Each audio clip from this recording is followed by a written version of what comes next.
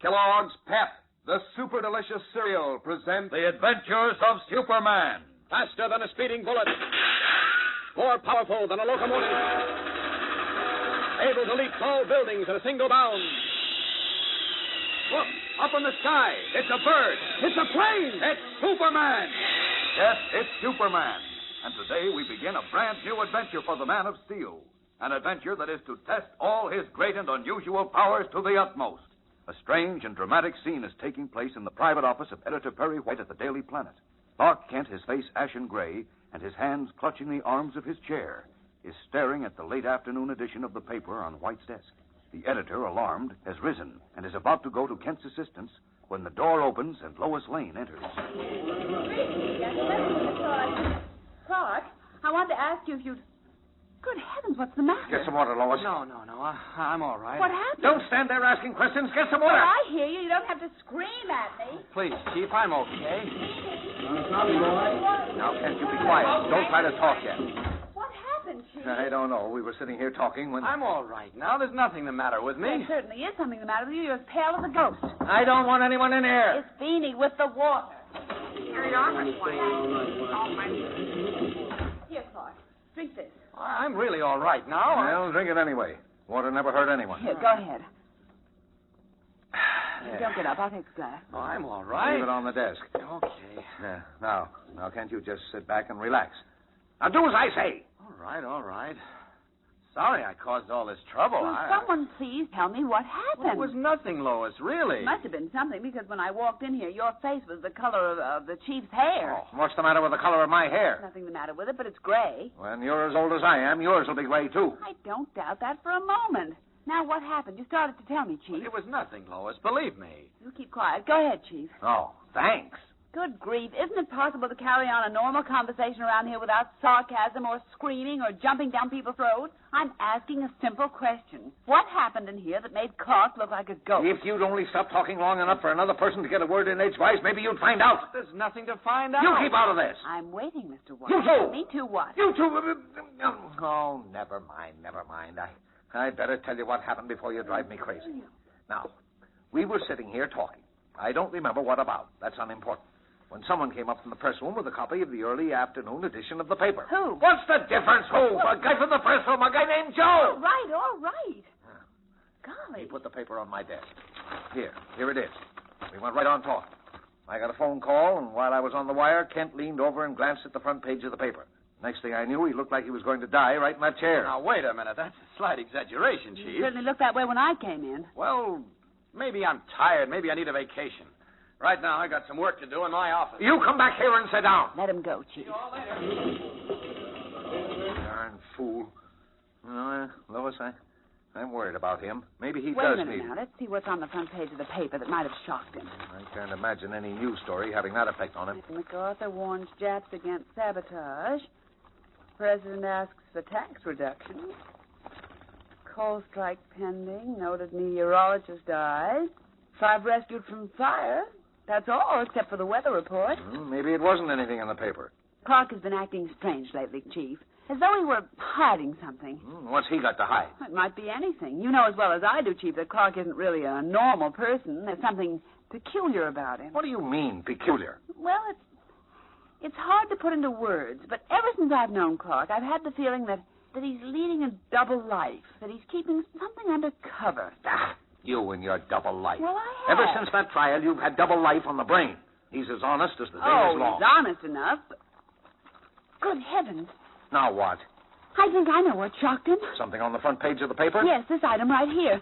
Noted meteorologist dies. Dr. John Whistler, head of the Department of Meteorology at the Metropolis Museum, died at the city hospital this morning following a brief illness. I know, but why should that upset him so? Now, listen, you remember about a year ago a strange meteor fell in a field outside the city? Faintly, yes. Well, Clark covered that story.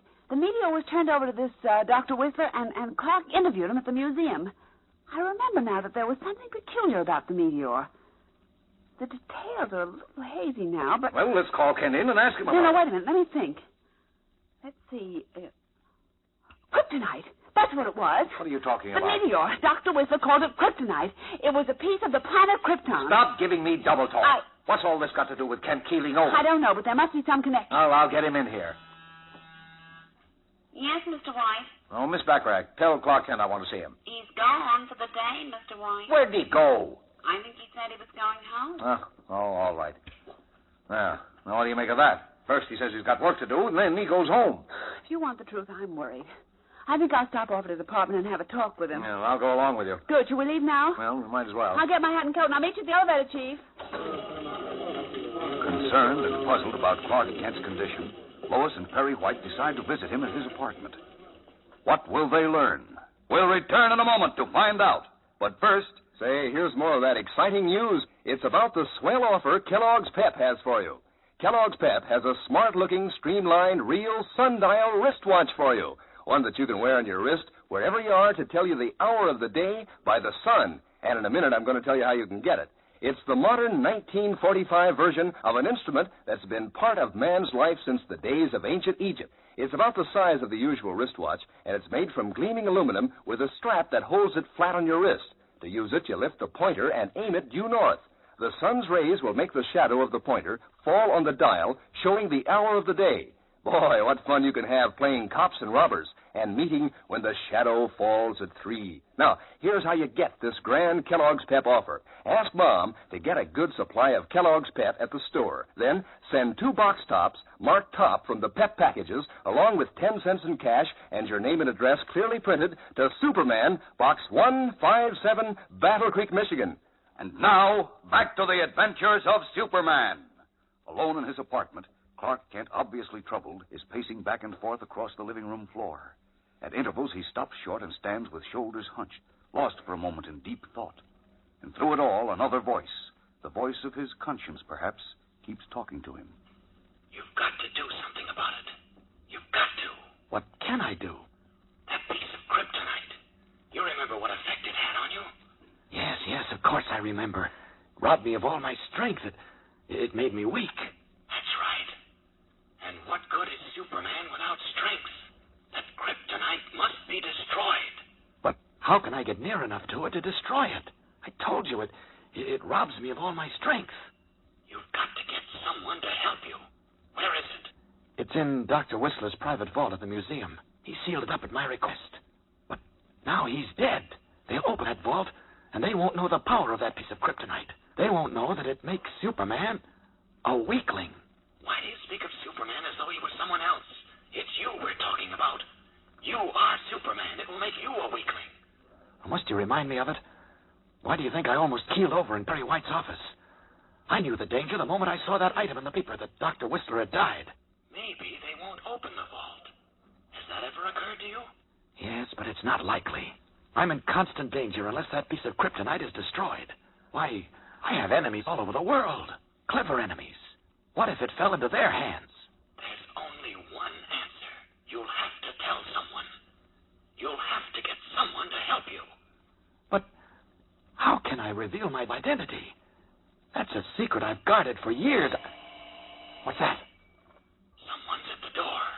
Good Lord. Lois and Perry White. This is your chance. Tell them the story. Get them to help you. Oh, no. No, I can't. You've got to. Go ahead. Just a moment. I'm coming. Oh, well, hello. What brings you two here? We just thought we'd stop by to see how you were. May we come in? Oh, sure, of course. Oh, I'm fine now. Feel like $1 million. Now, look, Kent, let's not beat around the bush. There's something wrong with you. You're not yourself. Well, what do you mean, Chief? Lois has the idea you're hiding something. Hiding something? Clark, do you know anything about a piece of kryptonite? What? Hey, Kent, what's the matter?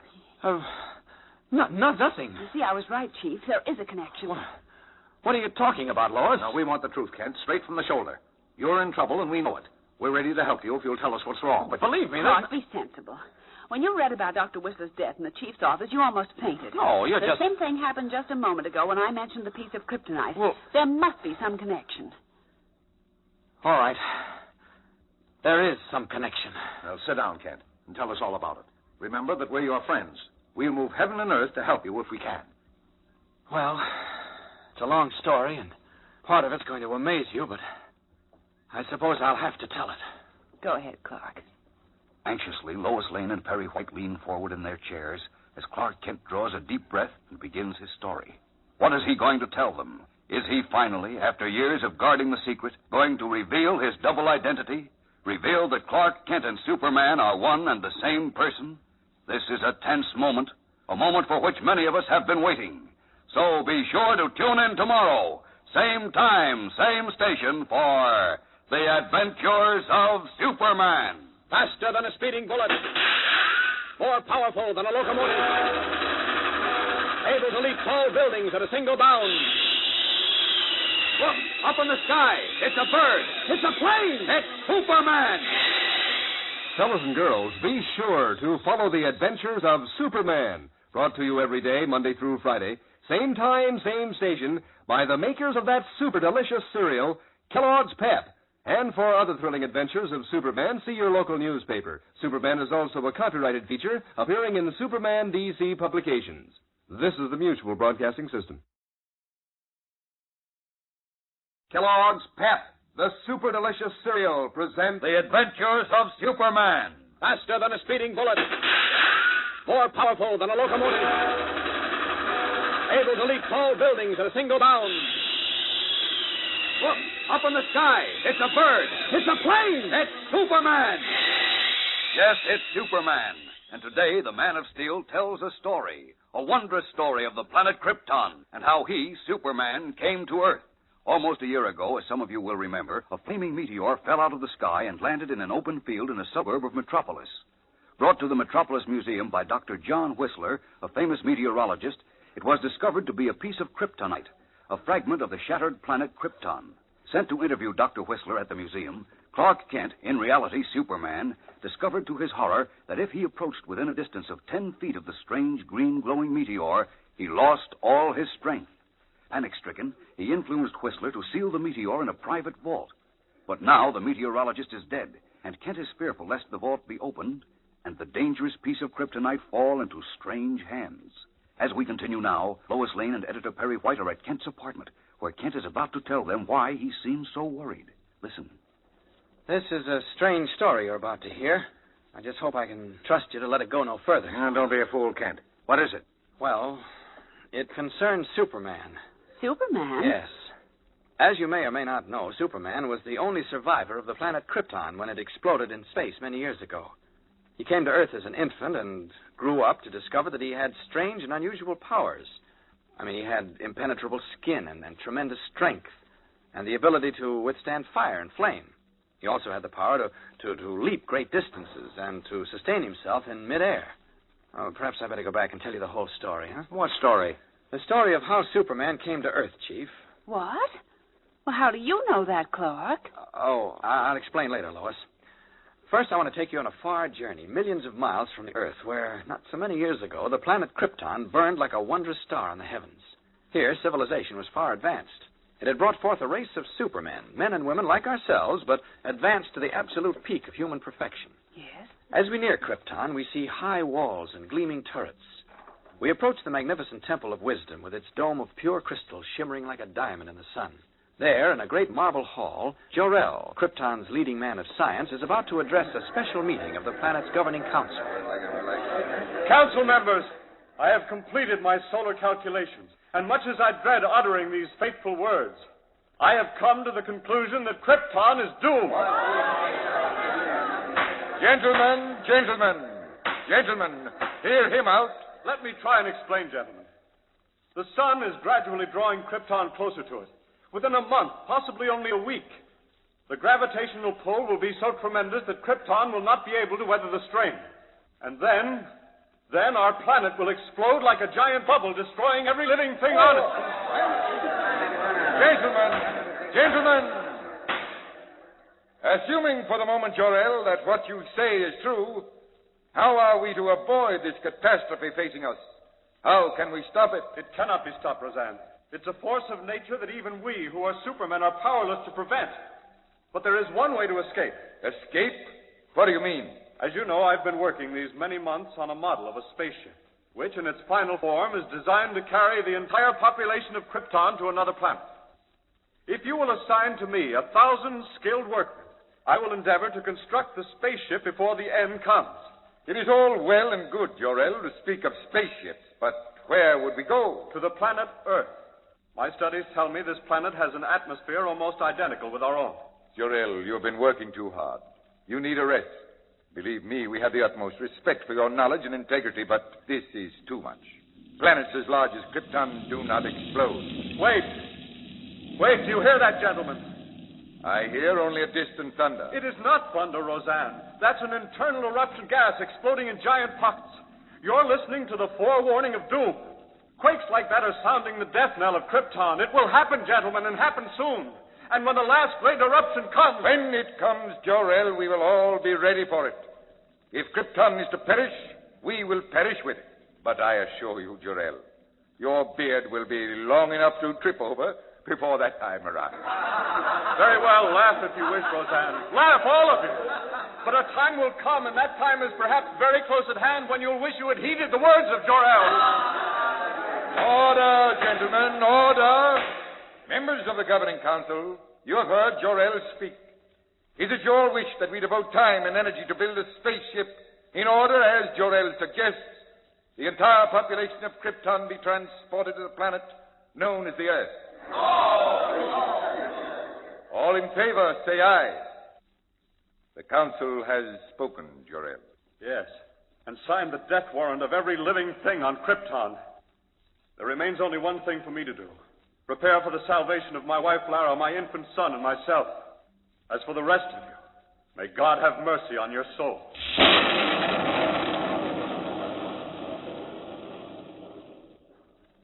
Leaving the Temple of Wisdom with the mocking laughter of the council members ringing in his ears, Jor-El hurried to the terrace of his hilltop home and feverishly set to work on the steel model of his spaceship. Time was short, as he alone knew. A matter of days, possibly only hours. Driving home the last rivet, he stepped back to examine the bullet-shaped spaceship, only to discover his young wife standing behind him. Oh, Lara, I didn't hear you come out. You were too intent on your work. What did the council say, Jor-El? They laughed at me, Lara. Marked me for a fool. Even Roseanne? Oh, he above all. But no matter. The model is finished now, and tomorrow at dawn I'll send it on its way, watching its flight through the high-powered telescope on the observatory roof. And once I have proven to myself that it works, I will begin building a spaceship large enough to carry all three of us to the planet Earth. Jor-El, I feel faint. It seems to have grown oppressively hot. Is that because we're being drawn closer to the sun? Yes, there's a strange glow in the western sky. I don't like it. Where is Kal-El? Asleep. I had quite a time with him. He was restless all day. Jor-El, what was that? An internal quake. A bad one. Jor-El, the house is shaking. Easy, Lara, easy. What's happening? It may pass over. You'd better go in. No, my place is with you. Jor-El, look. The sky, it's darkening. Lara, this is the end. Krypton is breaking apart. Jor-El! We'll return in a moment to find out what happened on the planet Krypton. Well, here I am back again, Pep Gang, to tell you all about the wonderful offer Kellogg's Pep has for you, in case you missed this big news before. Yes, sirree, gang, Kellogg's Pep has really outdone itself this time. It's offering you the smartest-looking all-aluminum sundial wristwatch you ever saw, with a real strap. Now, wherever you are in the sun, this terrific time teller will give you the hour of the day. In a minute, I'm going to tell you how you can get this one, but let me tell you all about it first. This sundial wristwatch lies flat on your wrist until you're ready to use it. Then, you just lift the shadow hand or pointer and aim it due north. And presto, you have the time of day just by seeing where the pointer's shadow falls on the dial. Why, could anything be easier? And this handsome sundial wristwatch is about the size of a usual wristwatch. Now, here's how you get one. Just send 2 box tops marked top from 2 packages of that super delicious whole wheat flake cereal, Kellogg's Pep, along with 10 cents in cash and your name and address, clearly printed to Superman, Box 157, Battle Creek, Michigan. Be the first around your part of town to own this real sundial wristwatch. And now, back to the adventures of Superman. In his guise of Clark Kent, Superman is telling Lois Lane and Perry White of the last minutes on the doomed planet Krypton. How his father, Jor-El, had just completed an experimental model of a spaceship when a strange blood-red glow appeared in the sky, and a series of thunderous crashes and deep rumbles, increasing in intensity, shook the ground under the feet of Jor-El and Lara, his young wife. Lara, this is the end. Krypton is breaking apart. What can we do, Oh, Jor-El? nothing. I was a fool for waiting this long. Oh, it wasn't your fault, Jor-El. The council... Oh, I should have built a spaceship months ago, and now we have only a model.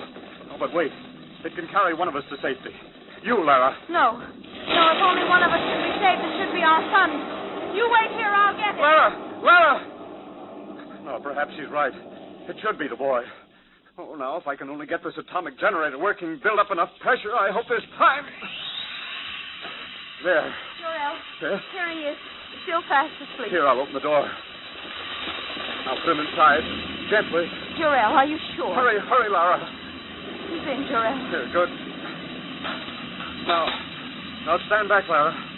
Pressure's building up. How long will it take? Oh, I don't know. Look, the Temple of Wisdom's on fire. All the towers are crumbling. Here, come close to me, Lara. The end is not far off. The mountains are breaking up. Jor-El, the pressure. What's happening? It's building up slowly. Perhaps you're too late if it doesn't happen soon. Lara, it's gone. Our son is on his way to Earth. Hello!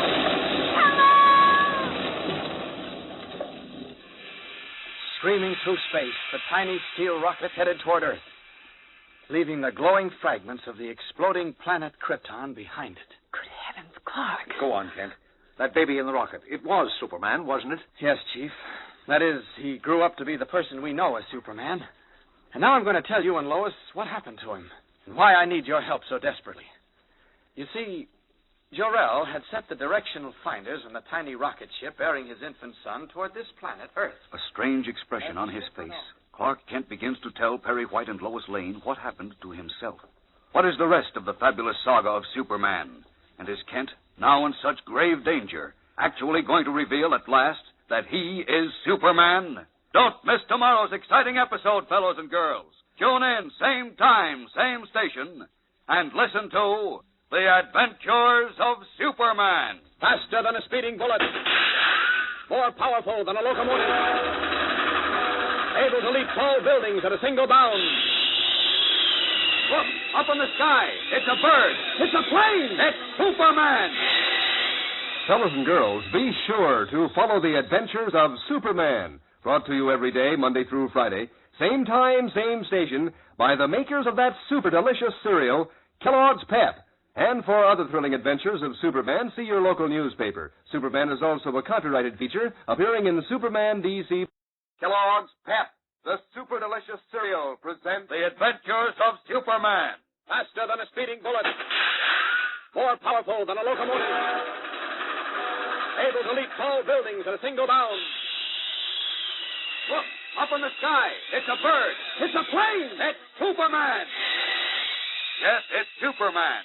And today, at the conclusion of Clark Kent's amazing story of the planet Krypton, Lois Lane and Perry White are eager to question him. When Dr. Whistler, head meteorologist of the Metropolis Museum, died, Superman was alarmed because, apart from himself, only Whistler had known the importance of a meteor, a fragment of the former planet Krypton, which had fallen to Earth about a year ago and was now locked in the museum's vault. Deciding to take editor Perry White and Lois Lane into his confidence, Superman, in his guise of Clark Kent, told them of the last days of the planet Krypton, where a race of Supermen once lived.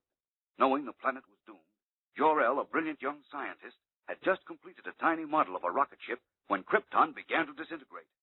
Placing his infant son in the rocket, Jor-El directed it toward Earth and sent it away just as Krypton exploded into 1,000,000 fragments. As we continue now, Perry White asks eagerly, Baby in the rocket. It was Superman, wasn't it, Kent? That's right, Chief. The rocket landed in a farmer's field not very far from here. The farmer and his wife rescued the baby and reared him as their own son. They gave him their name, and they What said... name, Clark? Why, he came to be known as Superman, of course, Lois. Naturally. Clark, how do you know all this? Why, you might say I'm in Superman's confidence, Lois. It's a great story for our Sunday magazine section. Oh, by the way, what happened to the farmer and his wife, Kent? They both died a few years ago. Oh, that's too bad. Well, go ahead, Kent. Well, as we know, Superman has been of invaluable help to us. Time and again, he saved us from injury and, well, even death. You can say that again. Therefore, anything that may place him in danger is our concern. Place Superman in danger? Are you kidding? Unfortunately, I'm not, Lois. Well, now, listen. That piece of kryptonite you mentioned is Superman's deadliest enemy. Eh? What did you say? I said that piece of kryptonite is Superman's deadliest enemy. If he comes within 10 feet of it, he loses all his strength and power. Who told you that fantastic story? Kent, are you out of your mind? All right, I don't blame either one of you for doubting me. But unfortunately, my only witness, Dr. Whistler, is dead. He alone could tell you that due to some unexplained chemical or physical action, that the piece of kryptonite, when placed in the Earth's atmosphere, robbed Superman of his strength. You mean that Dr. Whistler tested it on Superman? Yes. That's why he sealed the meteor in his private vault at the museum. Well, now... We were at war then, and Superman was too valuable to run the risk of placing him in danger. Well, now you know why I turned pale when I read about Whistler's sudden death. I could just see that vault being opened by those who had no knowledge of the meteor's power. And I could see it falling into the hands of Superman's enemies. That's what shocked me, and it still does. I shouldn't wonder. Clark, you're not making this up, are you? Hardly, Lois. As a matter of fact, the only reason I'm telling you the story is because I need your help to destroy that piece of kryptonite forever. If it's not destroyed, Superman may be destroyed. Well, there's only one answer to that. We'll get the museum and authorities to give the meteor up, take it out into the middle of the ocean, and dump it. If that could be done, Chief, we'll have repaid our debt to Superman. Why not? I've got some influence in this city. Matter of fact, I'm on the board of directors of the museum. I'll call the chairman first thing in the morning. That'll be wonderful, Chief. What's the matter, Lois? Still don't believe what I've told you? Oh, yes, I believe it, all right.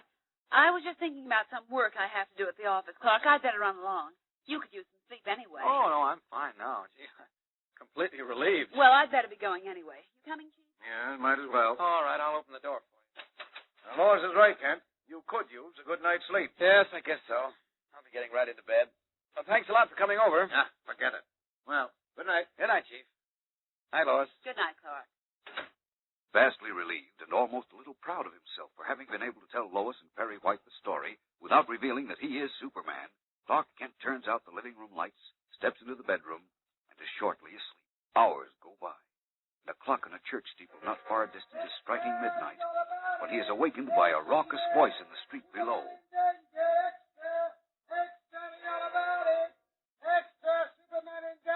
What's that? Superman in danger? Great Scott, what's he talking about? Up with this window. Here's Boy. Boy, what paper are you selling? Good Lord. No, never mind. Thank you. Daily Planet. So that's why Lois said she had to get back to the office. She wanted to catch the last edition with a story. Oh, the fool, the stupid little fool. Doesn't she realize what she's done? Oh, wait a minute. Maybe I'm wrong. Maybe she didn't print the facts. That's it. I'll call her at home. Is her number? Oh, yes, I know.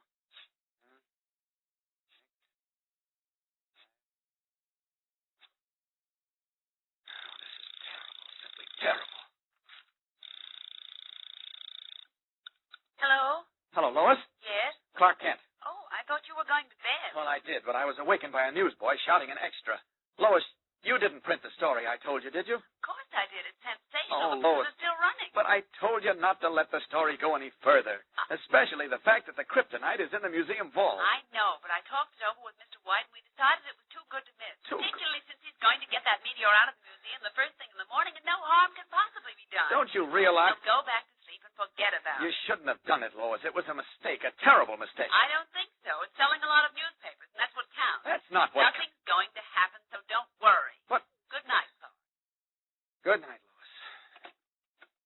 Returning the telephone receiver to its hook, Clark Kent stares off into space for long moments, hoping against hope that Lois is right, that nothing will happen. But something does. We'll return in a moment to find out what it is, and to meet for the first time the most dangerous woman in the world. But first, we have something else important to tell you. Well, still listening, Pet Gang?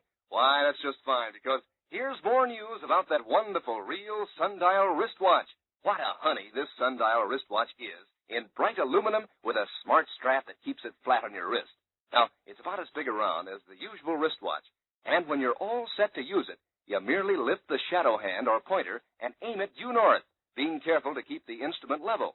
the sun casts the shadow of the pointer on the dial, showing the hour of the day. It's a barrel of fun, gang, as well as something really worth having when you're out in the sun, away from any clock, say on a scout patrol or in the country. I'm sure that you know that sundials have been used for telling time since ancient days when men still believed in witches and ghosts. And this one is a modern, streamlined version. Here's how you can get one. Just send in 2 box tops marked top from packages of that super delicious whole wheat flake cereal, Kellogg's Pep, along with 10 cents in cash and your name and address clearly printed to Superman, Box 157, Battle Creek, Michigan. Don't delay. Send for your sundial wristwatch tonight so that you'll get it that much sooner. And now, back to the adventures of Superman. Our scene is the sumptuous living room of a penthouse suite in one of the most exclusive apartment buildings in Metropolis. A thin, gaunt woman dressed in scarlet is seated on a dark velvet couch. On either side of her, their bulging green eyes reflecting the light from a floor lamp, is a coal-black Persian cat. The woman is known only as the Scarlet Widow, and at the moment she is reading Lois Lane's story in the late edition of the Daily Planet. Her long, bony fingers are caressing the paper as though the story had pleased her. The ghost of a smile plays about her bluish lips, and spots of color highlight her sunken parchment-like cheeks. Suddenly she looks up. The short, weasel-faced man standing in front of her smiles. Interesting story, ain't it, Widow? Yes, Snickers. Very interesting. Lord blimey, wouldn't we have a rum go of it if we only had this Superman bloke under our thumbs, eh? No reason why we can't, provided this story is true. Oh, it's true, all right. There ain't nothing printed in the American papers what ain't true. Your faith in things American sometimes turns my stomach, Snickers. Don't be a fool. Americans are trickier than any other people. I wouldn't say that, Widow. Well, I would, and I know them better than you do. I was born here. I've lived with them. Now I've come back to turn them over to the enemy. Funny, isn't it? You an Englishman and I an American, working for what is left of the enemy. A handful of Japs and Germans, still in hiding, waiting, planning. I ain't working for nothing but money and plenty of it. Or just as soon cut the king's throat as Hirohito's for a prize. Beautiful sentiment, Snickers. Simply beautiful. But we're not cutting any throats. That's far too crude. The Scarlet Widow works with her mind, not her muscle. Ain't that the truth? Now, listen to me. You were perfectly right a moment ago when you said we'd have a rum go of it if we could get this Superman person under our thumb. Well, that's our goal, Snickers. And the first step is to lay our hands on the meteor mentioned in this story. How do we go about it? You're the best safecracker and lockpicker on the continent, bar none, aren't you? According to Scotland Yard, I am. Then a simple little museum vault should offer you no obstacle.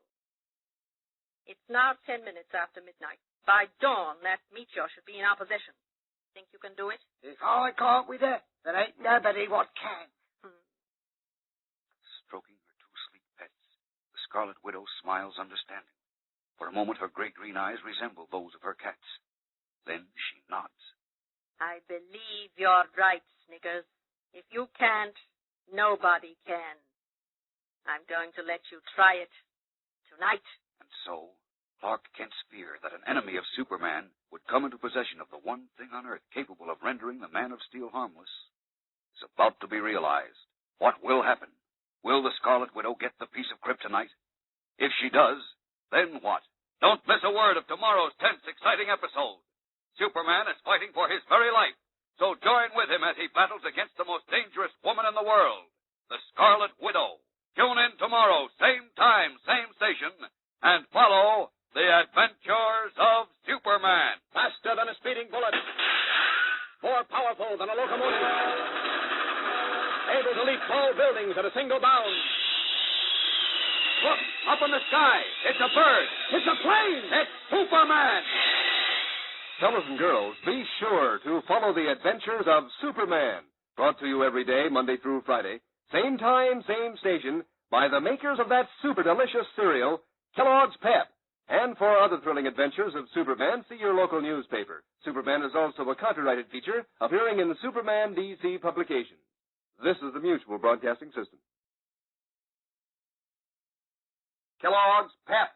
the super delicious cereal presents The Adventures of Superman. Faster than a speeding bullet. More powerful than a locomotive. Able to leap tall buildings in a single bound. Look, up in the sky. It's a bird. It's a plane. It's Superman. Yes, it's Superman. And today, as we know, the Man of Steel is in imminent danger. For the Scarlet Widow is making plans to secure the one great threat to his strength, the fragment of the planet Krypton. For the first time in all his existence, Superman knows the meaning of fear. When a fragment of the planet Krypton, birthplace of the Man of Steel, came to Earth as a flaming meteor, Superman, in his guise of Clark Kent, learned to his horror that the green glowing piece of kryptonite in the Earth's atmosphere robbed him of his supernatural strength and powers, made him a weakling. Unable to venture close enough to the kryptonite to destroy it, he influenced a meteorologist at the Metropolis Museum to place it in a sealed vault. But now that man is dead. Kent fears that the only weapon on Earth capable of destroying him may fall into the hands of his enemies. Strangely enough, he is right. For even now, a woman known as the Scarlet Widow is making plans to gain possession of the deadly weapon. It is shortly after midnight that we find Superman in his guise of Kent at the home of Inspector Henderson, chief of the Metropolis Police Department. I'm sorry to have had to drag you out of bed, Inspector, but the matter is urgent. Well, whatever it is, I'm sure it could have waited until morning, Kent. No, I'm afraid it can't. Here, read this. Read what? The story under the headline, Superman in Danger. Hey, what is this, a gag? No, it isn't.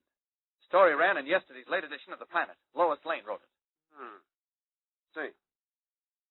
Great and powerful Superman is in great danger of his master. Lies today that a fragment of kryptonite robbing Superman of all strength and power is reposing in a sealed vault at the Metropolis Museum. Hey, what sort of nonsense is this, Kent? It's on the level, Inspector. There isn't time to go into detail. Lois had no business running the story. Well, what I'm afraid of now is that someone may try to get possession of that piece of kryptonite. And I want you to have it guarded. Oh, go on back home, Kent, and take a cold shower. No, Do you a world of good. This is serious, Inspector. More serious than you realize. And every moment we waste is precious. Now, all I ask is that you authorize sending 50 men to guard the museum until morning. Now, is that asking too much when I tell you a great deal is at stake? You know, I really think you're serious. Of course I'm serious. It's a matter of life and death. Superman's life and death. All right, Kent. You win. I'll call headquarters and okay it. Good. I'll get the number for you. Don't bother. I've got a direct line on this phone. Connect me with Sergeant Mulrooney. I want you to understand, Kent, that I'm doing this on your word. If, by any chance, this is a gag or a practical joke, I'll see that you spend the rest of your life in the city jail on bread and water, and But don't even forget as Inspector Henderson puts through the call that will throw a police guard around the Metropolis Museum, the fear in Clark Kent's mind is taking shape and form as a small sedan moves quietly through the dark streets of the city en route to the museum. At the wheel is a nondescript character in a checked cap. But in the rear seat, well hidden save at intervals, when the yellow light of a street lamp flashes through the windows, are a strange couple. One of them is a woman, tall and thin and gaunt, garbed in scarlet. The other is a little sniveling Cockney.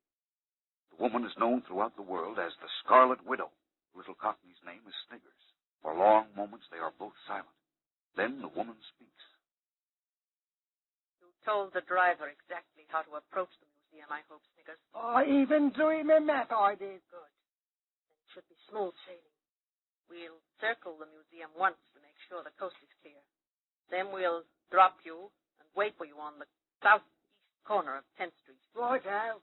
Shouldn't take you very long. The cracking the vault ain't going to take no time at all. It's finding it what's going to take the time. Vaults are usually in the basement of a building. And remember, don't let the piece of kryptonite frighten you when you get the vault open. According to that story in the paper, it glows with an eerie, greenish light. Oh, you can rest easy with it. It's as good as in your hands right now, it is. The museum's on the next block. Look sharp, Sniggers. Lord blimey! Hold up, Benny! What's the matter, Sniggers? Look, they got the museum surrounded. Police. Hundreds of them. No, there ain't that many, but there's enough. I ain't getting in there tonight, and that's a fact. Not so sure. You get out and get as close to the museum as possible without being seen. Tell the driver to shut the motor off. Shut it off, Benny! Now, what's on your mind with it? Got to get into that museum tonight, Sniggers. Police or no police. It's quite evident the thing we want won't be there tomorrow. Simon's right enough, but how do we do it? There's only one way. We'll lure some of those policemen away from the building. You'll have to slip through at the right moment. How do we lure them? And how do I get out once I'm in? Getting out will be a problem for you to solve. You're slippery enough to manage it. We'll lure them away from the building by setting this car on fire. Lord blimey. We've got to work fast. You get going. Driver and I will take care of the car. The moment those policemen see it go up in flames, some of them will run over. That's when you get into the building. It ain't going to be easy with us. Nothing important is easy. Remember that.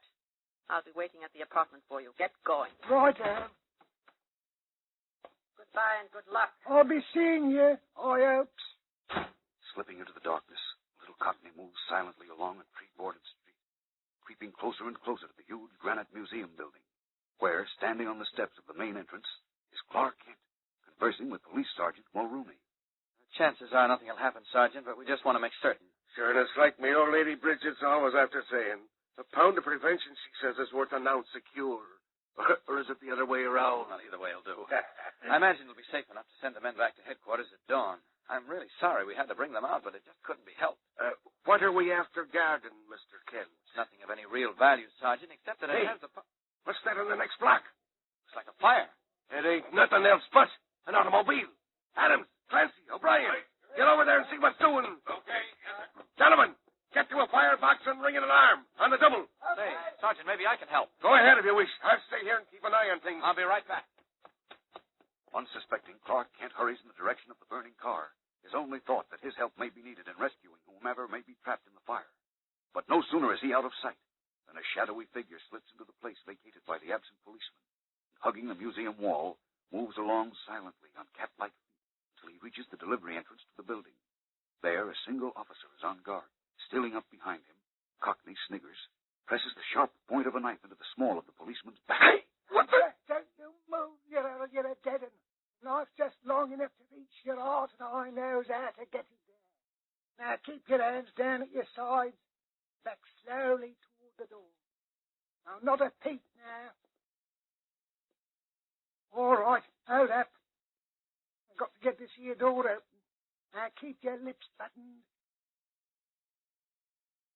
This key ought to do it. Ain't no lock, it don't open.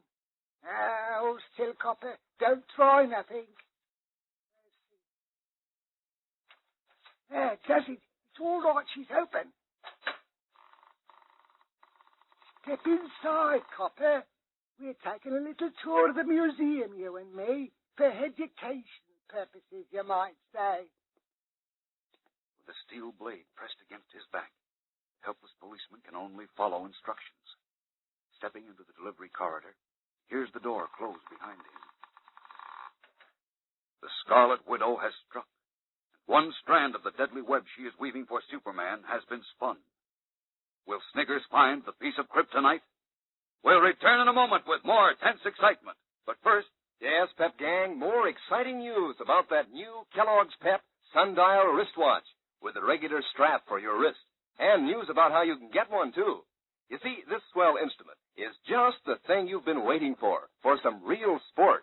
You let nature and the sun help you tell time. And it's really easy. You just aim the pointer on the sundial wristwatch due north. The sun casts the pointer's shadow on the dial, showing the hour of the day. And you can read off the hour quick as a flash. What a grand time you and the rest of the gang can have with this shiny aluminum wrist piece. Now, here's how you get it.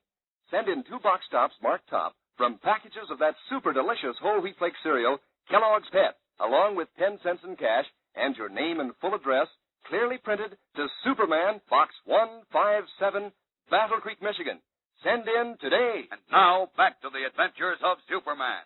The Scarlet Widow's flaming automobile is now a mass of water-soaked junk on the street. The fire engines have left the scene. Clark Kent, back on the museum steps with Sergeant Mulrooney, unaware that Sniggers has gained entrance to the building, is strangely puzzled. You know, that car was empty. No sign of a driver. It might have been a stolen car, and when it took fire, the feller beat it. Possible, but I don't know. I just got a funny feeling there's more to it than that. What do you mean? Everything was all right back here, wasn't it? Yeah, quiet as a church mouse. Oh, I guess I'm wrong, then.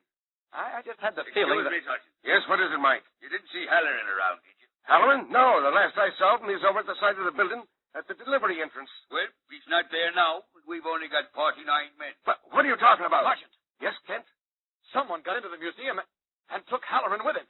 And, great Scott, he's got the kryptonite. Startled, Police Sergeant stares at Clark Kent in evident disbelief. But Kent is right, for even as he speaks, the X-ray eyes of Superman have pierced the granite walls of the building and are watching Sniggers, the Cockney, lift the jagged, green-glowing piece of kryptonite from a jimmied vault in the basement. Now only the guns of the police can stop the Scarlet Widow's emissary, for Superman is helpless. What will happen? Tomorrow's episode is the most exciting you've ever heard, so don't miss it. Tune in, same time, same station for The Adventures of Superman. Faster than a speeding bullet. More powerful than a locomotive. Able to leap tall buildings at a single bound. Look, up in the sky. It's a bird. It's a plane. It's Superman. Fellows and girls, be sure to follow the adventures of Superman. Brought to you every day, Monday through Friday. Same time, same station, by the makers of that super delicious cereal, Kellogg's Pep. And for other thrilling adventures of Superman, see your local newspaper. Superman is also a copyrighted feature appearing in the Superman DC publication. This is the Mutual Broadcasting System. Kellogg's Pep, the super delicious cereal, presents The Adventures of Superman. Faster than a speeding bullet. More powerful than a locomotive. Able to leap tall buildings at a single bound. Look, up in the sky. It's a bird. It's a plane. It's Superman. Yes, it's Superman. And today, as Clark Kent, he hopes to find some way of preventing the Scarlet Widow's henchmen from removing the fragment of kryptonite from the museum vault. When Dr. Whistler, chief meteorologist at the Metropolis Museum, suddenly died, Superman feared that a piece of kryptonite locked in the museum's vault might fall into the hands of his enemies. The kryptonite was a fragment of the former planet on which Superman had been born, and it had the strange power to rob the Man of Steel of all his strength when he approached within 10 feet of it. That Superman's fears were well-founded, we learned when we met a woman known only as the Scarlet Widow. In an attempt to gain possession of the kryptonite, the widow arranged it so that her Cockney assistant, Sniggers, got through a cordon of police surrounding the museum and forced one of the officers to lead him into the museum basement at knife point. Kent, who had been lured from the entrance of the building, returned to find the policeman missing. Instantly, the X-ray vision of Superman penetrated into the basement. As Clark Kent, he gave Sergeant Mulrooney the answer. Somebody got into the museum and took Halloran with him. He's in the basement now, at the vault. He's a little fellow, and Halloran is sitting in a chair, handcuffed. In the basement of the museum? Yes, the little fellow's trying to open the vault. He's after the kryptonite. Come on, Sergeant. He went in the side entrance. Yeah, how would you be knowing all this? Never mind. Come on. Take my word for it. I know what I'm talking about. That I doubt, meaning no offense. I'll prove it to you. Come on. Around to the side entrance. Nathan, why would a man be after breaking into a museum in the dead of night? Answer me that one, Mr. Kent. Because there's something valuable in there. All right. Here's the door. Is there a bell that we can ring for the watchman? The door's unlocked. Now I'm convinced that you're... Saints alive, it is unlocked. Now how could that be? The thief went in this way. Come on. Nathan, would you look at this place? Dark as a graveyard. And them white statues standing there like ghosts. Wait till I get me flashlight working. Now to find the watchman. Never mind him. We've got to get downstairs before the thief gets away with the kryptonite. This way. Kryptonite? Oh, so that's what it is it? Yes. You believe that wild yarn in the papers about a piece of a meteor that can knock out a Superman, huh? Now, that ain't a funny one. It's not at all funny, Sergeant. It's malarkey, that's what it is. No, it isn't. Look now, is that why the inspector put us to guard this place tonight? Yes, and it's a Don't lot more... move, I'll shoot. No. Somebody's behind us. Don't move. Hey, got a gun? What you fellers do here? How you get in? Oh, the police. Yeah, police. Who are you? Svensson. I am watchman. How you coming here? Stop pointing that gun at us. We got in through the delivery door that you forgot to lock. Hey, no, forget. Hey, lock and they check every hour. There, you see, Sergeant? Somebody did get in here, and he's in the basement now. Come on. Keep your voices down. Someone else is here. Yes, down at the vault. Come on, Sergeant. You'd better come along, too, Swenson. Yeah. Hey, come. You know, you may be right at that, Kent. If the watchman's sure he locked that door. Yeah, sure. Quiet. Someone must have stuck a gun in Halloran's back and forced him inside. That's what I've been trying to tell you, only it wasn't a gun. It was a knife. Yeah. How would you be knowing that? Nobody could come in here. Right, Scott. He's got it. Who's got what? Why you stop? I saw the stairs just ahead. Come on, let's go. Hurry. No. Take it easy.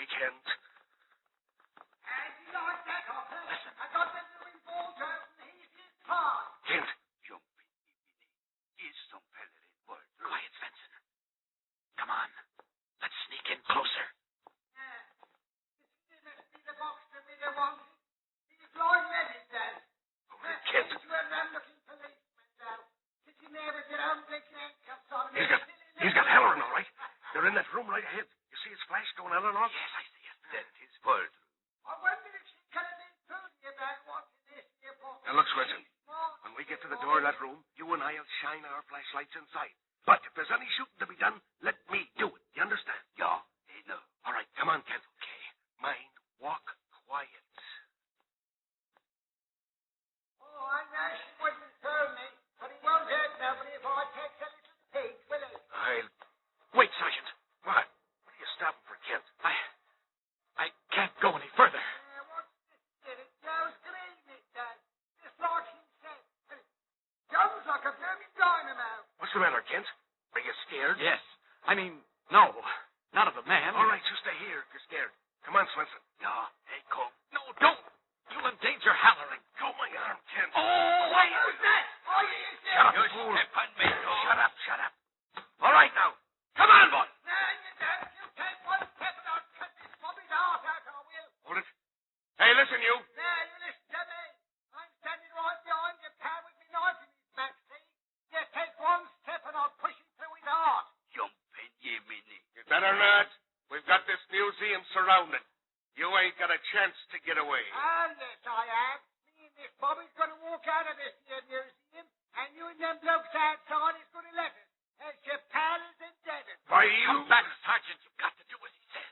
Are you crazy too, Kent? No. Let him walk out with Halloran and whatever he stole out of the vault. Listen, your duty is to save Halloran's life.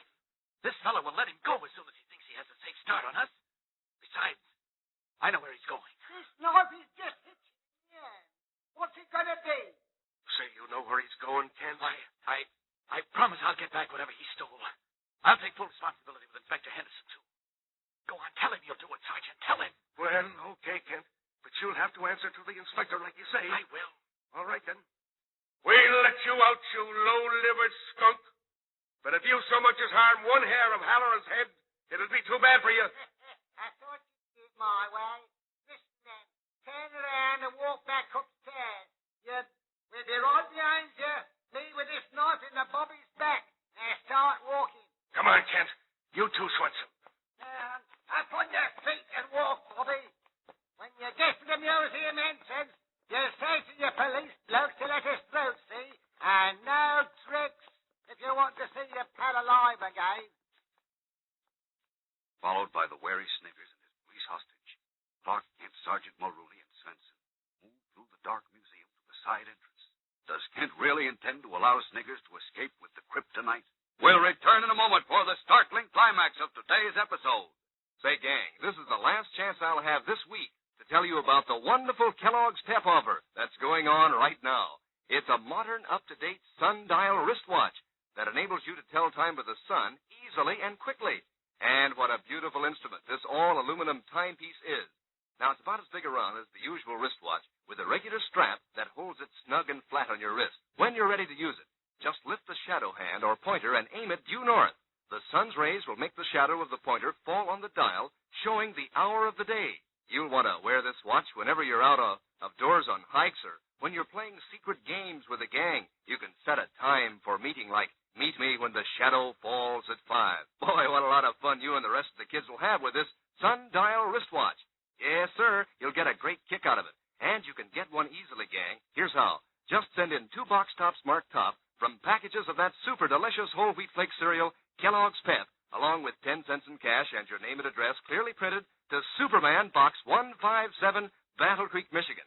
Be the first in your neighborhood to own a modern sundial wristwatch.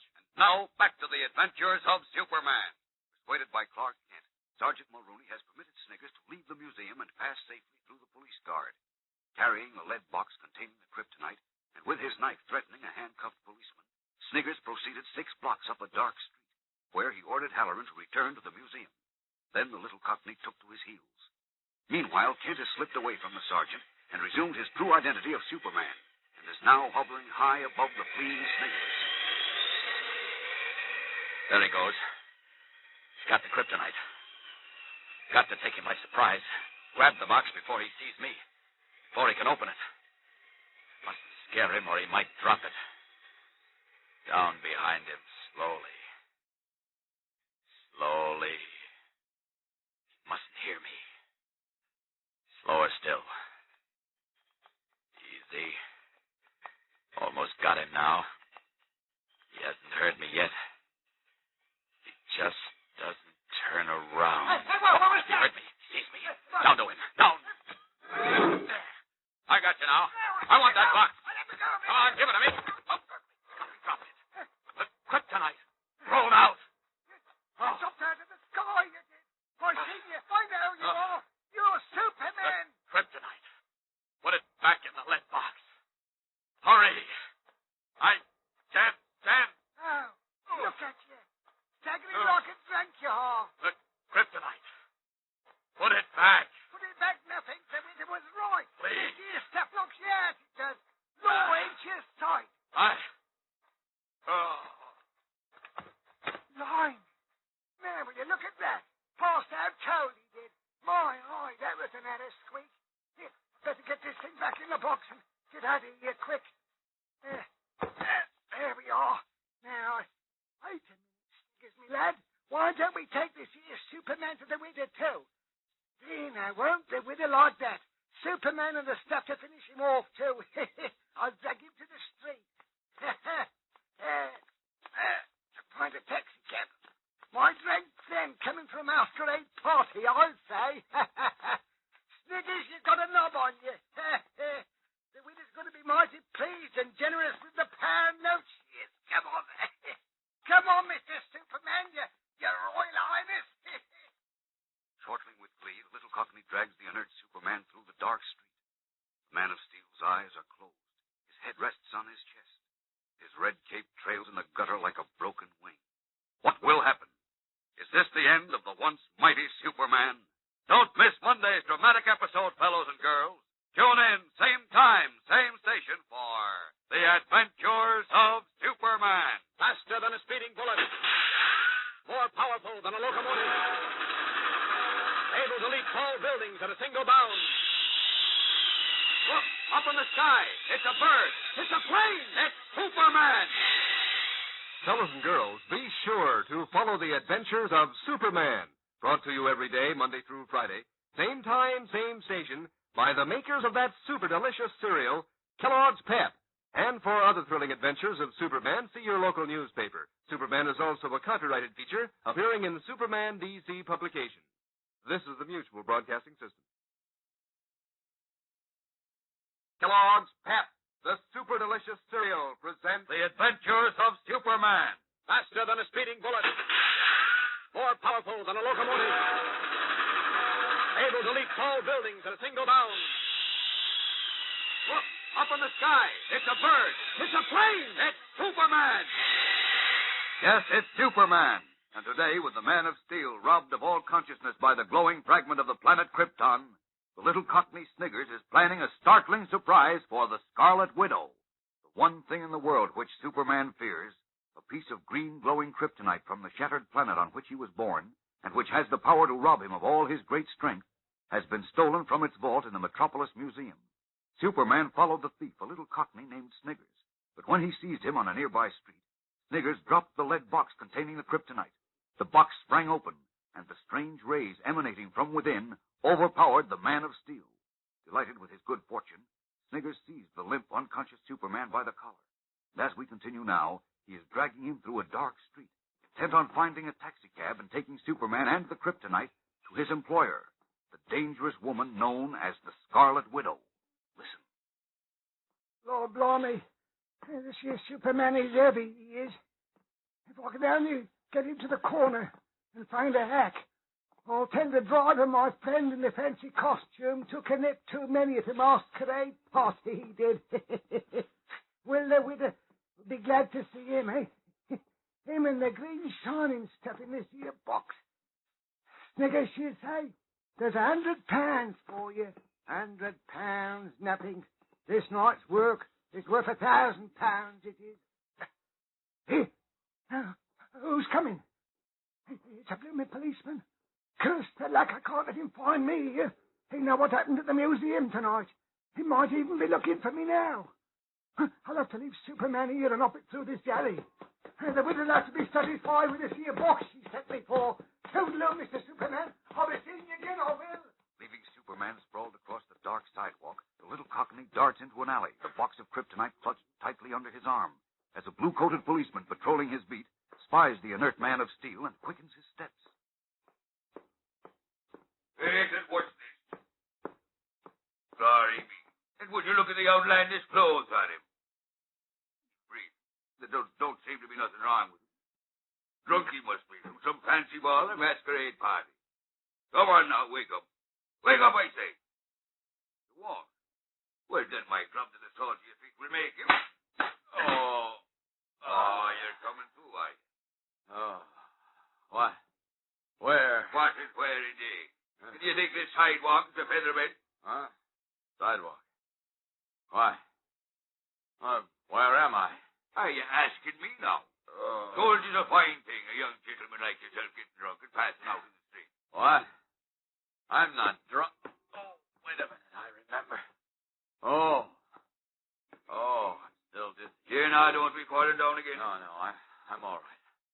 Officer, where did the little man go? Oh, what little man is he? Yes, he speaks with a Cockney accent. Where is he? Sure, he must have flown away with the pink elephant and the purple cow. Oh, I'm serious. Now listen to me, lad. I tell you, a little Englishman was here. He had a lead box with the piece of kryptonite. He stole it from the Metropolis Museum. We've got to find him, officer, and get it back. Now, you listen to me, young fella, and take yourself off to bed. No, you... I don't want to have to run you in. Good heavens, how can I make you understand? I still feel weak. I don't know if I can get off the ground. Off the ground? I've heard enough. And patient as a saint I've been. I'm giving you fair warning, me lad. Now, look. If you're not gone from here before I reach the patrol box, I'll be calling the wagon for you, and you'll sleep the night in this cell. Now, wait a minute. I'll be gone. But, officer... On your way. To the shame of yourself. Oh, I won't believe it. Got to go after that kryptonite myself. Got to find that little thief. I must. Now, the museum is behind me. I know he didn't go that way, so I look in this direction. Up!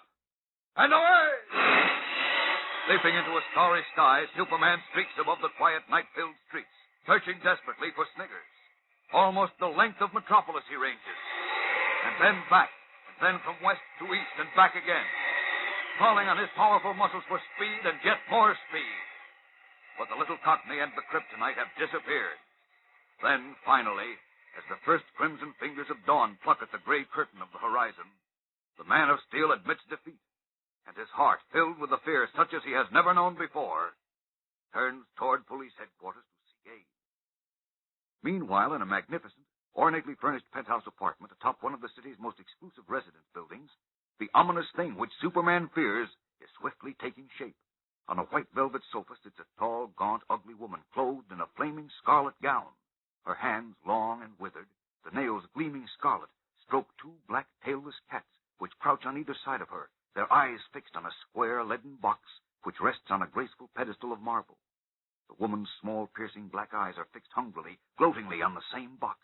Now she, the Scarlet Widow, known as the most dangerous woman in the world, speaks to Sniggers, the Cockney, who stands at the pedestal, an eager look on his sly, ferret-like face. Take the kryptonite from its box, Sniggers. I wish to see it and hear it. Lord blimey, Widow. How many times have you got to see it? It ain't changed now. I love to see it. More than that, I love to hear the sound it makes.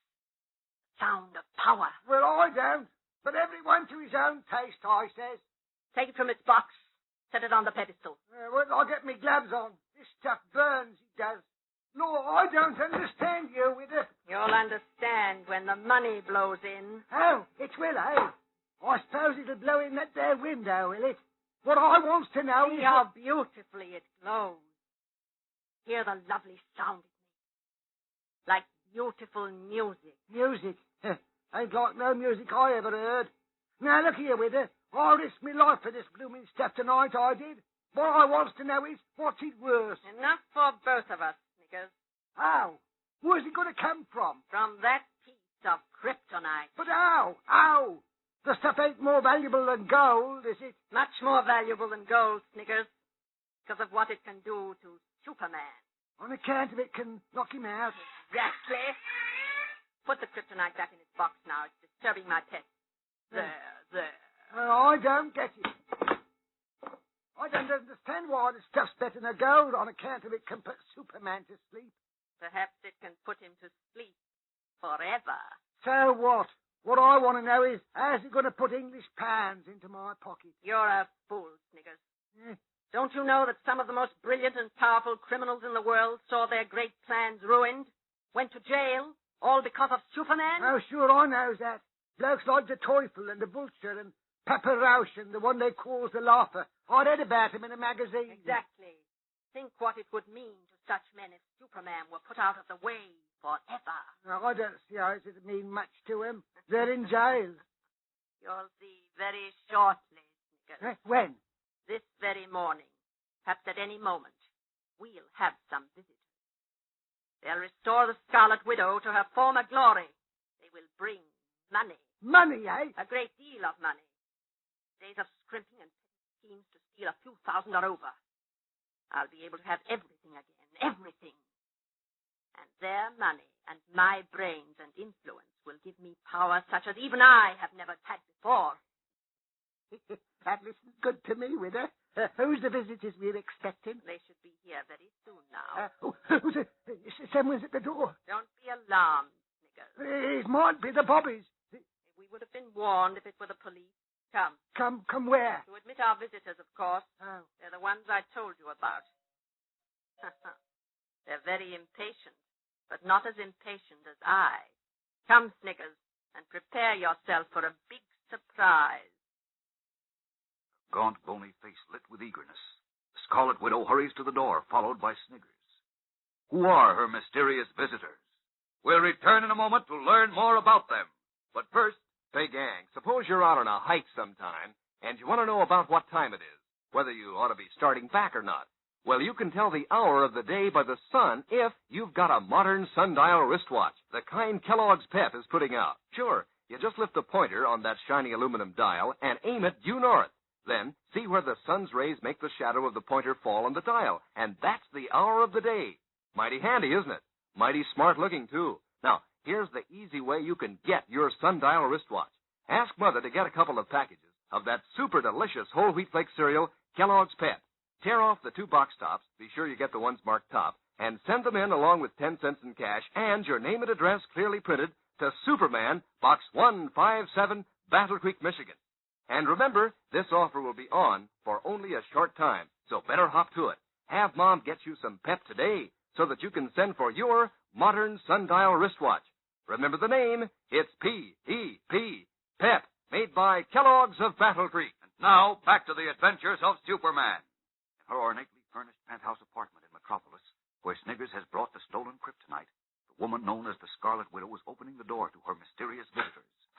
4 men, their coat collars above their chins and their hats pulled low over their eyes, silently enter the apartment. The door closes behind them. One by one, they remove their hats. A faint smile plays about the Scarlet Widow's thin lips as she greets them. Good morning, gentlemen. I'm indeed very happy to see each of you. Who are the 4 men assembled in the Scarlet Widow's apartment? The little Cockney Sniggers stares at them in frank amazement. As still silent, they file into the drawing room where the deadly piece of kryptonite rests in its lead box on the marble pedestal. Who are they, and what plan has the widow in mind? Fellows and girls, Superman has never been in such peril. So don't miss a word of tomorrow's exciting episode. Tune in, same time, same station, for the adventures of Superman. Faster than a speeding bullet. More powerful than a locomotive. Able to leap tall buildings at a single bound. Look, up in the sky. It's a bird. It's a plane. It's Superman.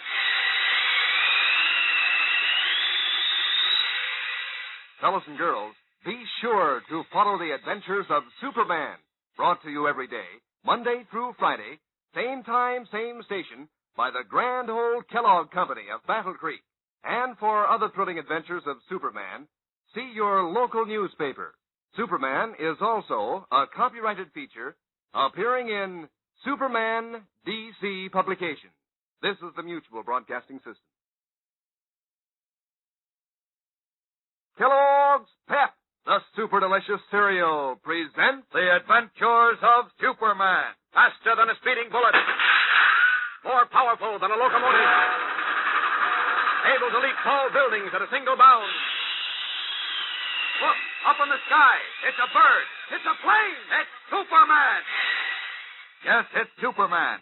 And today there's a big surprise in store as we learn the identity of the 4 visitors to the Scarlet Widow, a fragment of the former planet Krypton on which Superman was born, and which by some strange chemical action renders him weak and helpless when he comes within 10 feet of it, has been stolen from the Metropolis Museum by a henchman of the Scarlet Widow, who is known as the most dangerous woman in the world. While Superman seeks desperately to trace the kryptonite, his 4 deadliest enemies arrive mysteriously at the Scarlet Widow's ornate penthouse apartment. As we continue now, Sniggers, the widow's ferret-faced little henchman, gasps in amazement as the 4 master criminals are about to enter the drawing room. Listen. Lord blimey, it can't be. What can't be, Sniggers? These blokes right here in our place. I recognise them from their photographs. This skinny one is the Vulture. He's in the death cell of the big house this very minute he is. If I am, this is the finest death cell I've ever seen. Thank you, Vulture. And this one here with the thick glasses, he's the one they call the devil. Yeah, I'm the Teufel, which means the devil. You hear that, Widder? And this one here, what looks like a school teacher, he's Papa Rouse. And that's this great big and you're the laugher, ain't you? I'm the laughter, all right. I'm dreaming, I am. These blokes is all in jail. You gentlemen will wait in the drawing room. I'll join you in a moment. Thank you, Widow. Lord blimey. Wipe that silly look off your face and listen to me, Sniggers. I'm dreaming, I am. They're all in jail. You stupid fool, will you stop repeating that? They were in jail, but they're here now. Thanks to me. You, Widder? You mean you got them out? Of course I did. But how? How could you? That's my secret. One of my many secrets. I don't understand. Doesn't matter what you understand. We're wasting time. Those 4 men in there mean money to us. A great deal of money, Sniggers. Money? Now you're talking, Widder. But they're dangerous. And when they find out why they're here, well, they might forget the debt they owe me and become impulsive. You understand? Right, Al. Now, there's only one way out of this penthouse, our private elevator. I want you to make sure that the Turk and Renee are both in it, and that nobody leaves this apartment unless I personally give permission. Hurry now, and join me in the drawing room. Right there, Widder. Consider it done. Now for the greatest coup of my career. Sorry to keep you waiting, gentlemen. Ah, Widow, you're lovelier than ever. What a magnificent gown. Thank you, Vulture. You're even more beautiful than when I saw you last in Berlin before the war. Still the same flatterer, I see, Papa Rausch. Vulture, I speak the truth, do I not? You certainly do. Take this chair, Widow. Oh, I prefer to sit on this couch with my cat. Come here, my pretty. Those are beautiful cats, Widow. Mm-hmm. You have much in common with them, Vulture. And you too, Papa Rausch. You fawn and flatter me, but the moment my back is turned, you unsheath your sword. That's telling them, Widow. You're a woman after my own heart. Enough of this byplay. The widow did not risk her skin to bring the 4 of us here in order to hear compliments. Am I right? You certainly are, Teufel. I had you brought here to offer you the greatest opportunity of your lives. For a price, of course. Well, what is it? Yes, what is it? You, Vulture. Yesterday at this time, you sat in the death house. Who put you there? Superman. If not for him, I would have been free. The richest man in the world. You, Papa Rausch. 2 years ago, you were Germany's #1 espionage agent. You were well on your way to destroying all of America's war plants with your tiny model planes, but somebody stopped you. Who was it? Superman. No one else could stop me. Lapa. You controlled practically every big racket in the United States. You were feared from one end of the country to the other as the king of America's gangsters. You seemed beyond the reach of the law. Until Superman horned in and blasted him. I'd still have been the boss of the rackets and rolling in wealth if not for him. I had the organization, the brains, the connection. But Superman was too much for me. Gentlemen, please. I take it we are all agreed then that Superman was and is the one insurmountable obstacle in your path. But Superman still lives, and while he lives, we, clever and powerful as we are helpless, doomed to hide from him like outcast dogs. Yeah. Right. How's the Teufel to hit the bullseye? Why do you laugh, Is that why you brought us here, to laugh at us? No. I'll tell you why I brought you here, Teufel. It was to offer each one of you, for a price, the means to conquer Superman. Conquer Superman? What is this nonsense you speak, Widow? You all know the Scarlet Widow. You should know that she never speaks nonsense. But what? I will show you. Sniggers! What'll it be with her? Remove the kryptonite from its box and place it on the pedestal. Water? Just get me gloves on first. Kryptonite. What is that? Patience, gentlemen. What's that? A piece of coal? Coal is not green vulture. Coal doesn't make noise either. That strange green glow like cold light. And the sound, almost as if the object was radioactive. What is this, Widow? That, my friends, is kryptonite, a fragment of the planet Krypton, on which Superman was born. Kryptonite? When Superman comes within 10 feet of this piece of kryptonite, he loses all his strength and becomes helpless. Superman helpless? I seen it knock him out myself. I did with my own eyes. I don't believe it. Gentlemen. That's a whopper if I ever heard one. Gentlemen, you forget yourselves. It is I, the Scarlet Widow, who assures you that what Snickers has just told you is the truth. Can you prove this, Widow? Yes, but let me finish. I propose to cut the kryptonite into 4 equal pieces and sell them to each of you gentlemen for $1 million each. What? For $1 million, each of you may become the master of Superman. Himmel, if what you say is true, It's Widow. true. That's what you say, widow. I'm not doubting your word, see? But $1 million ain't hay. Because if you can prove what you say, I'll dig up $1 million quicker than you can wink. Yes, and I. I do not have that much money, but I will secure it. How about you, Teufel? Prove what you say, Widow. And money is no object. Good. I'll prove it. How you going to do it with her? Leave it to me, Sniggers. Step over to the desk. Gentlemen, your dreams and mine are about to come true. What is the Scarlet Widow's scheme? We'll return in a moment to find out. But first... Say, gang, I hope you got a pencil handy so that you can jot this down, because I want to tell you again how to get your streamlined sundial wristwatch from Kellogg's Pep. First, ask Mom to get you a couple of packages of that super delicious whole wheat flake cereal, Kellogg's Pep. Tear off the 2 box tops, be sure they're the ones marked top, and send them in along with 10 cents in cash and your name and address clearly printed. Send them to Superman, Box 157, Battle Creek, Michigan. Get your modern sundial wristwatch from P.E.P. Pep, made by Kellogg's of Battle Creek. And now, back to the adventures of Superman. More than 24 hours have elapsed since the kryptonite was stolen from the Metropolis Museum by Sniggers, the Scarlet Widow's Cockney henchman. Unable to trace Sniggers, and alarmed by the reported jailbreaks of Der Teufel, the Laugher, Papa Rausch, and the Vulture, Superman, in his guise of Clark Kent, is in the office of Captain Donovan, Assistant Chief of Police. This is terrible, Captain Donovan. If any one of those 4 criminals get hold of the kryptonite, I don't even want to think of what might happen. Will you forget that silly kryptonite, Kent? Forget it. You don't seem to understand. Until that kryptonite is recovered and destroyed, I'm in danger of my life. You're in danger. I mean Superman, of course. Superman in danger of his life. Are you out of your mind? You just listen to me and believe me. I got a hunch that the escapes of Der Teufel, the Laugher, Papa Rausch, and the Vulture are tied up with the theft of that kryptonite. Now I know you're crazy. But if you... Look, Kent, I've been patient as long as I could because you and your paper have helped the department in the past. But the 4 greatest criminals in the country have broken out of jail, heaven knows how, and I can't waste any more time listening to fairy tales about some old meteor that can finish off Superman. It's no fairy I tale. say it is. What? Excuse me, that's my phone. Hello? Is Clark Kent there, please? Kent, just a minute. Oh, thanks. Hello? Kent, this is Burroughs at the office. Oh, yes, Burroughs. Look, you're working on the kryptonite story, aren't you? I certainly am. What have you funny got? thing happened a couple of hours ago, and it's just been brought to my attention. An ad was delivered to our classified department by a special messenger. It's signed The Widow, and the $100 bill was attached. She wanted a big 10-inch ad. Who's the widow? How do I know? But get this. The ad was addressed to Superman. Superman? That's right. Read it to me, quickly. Okay, here it is.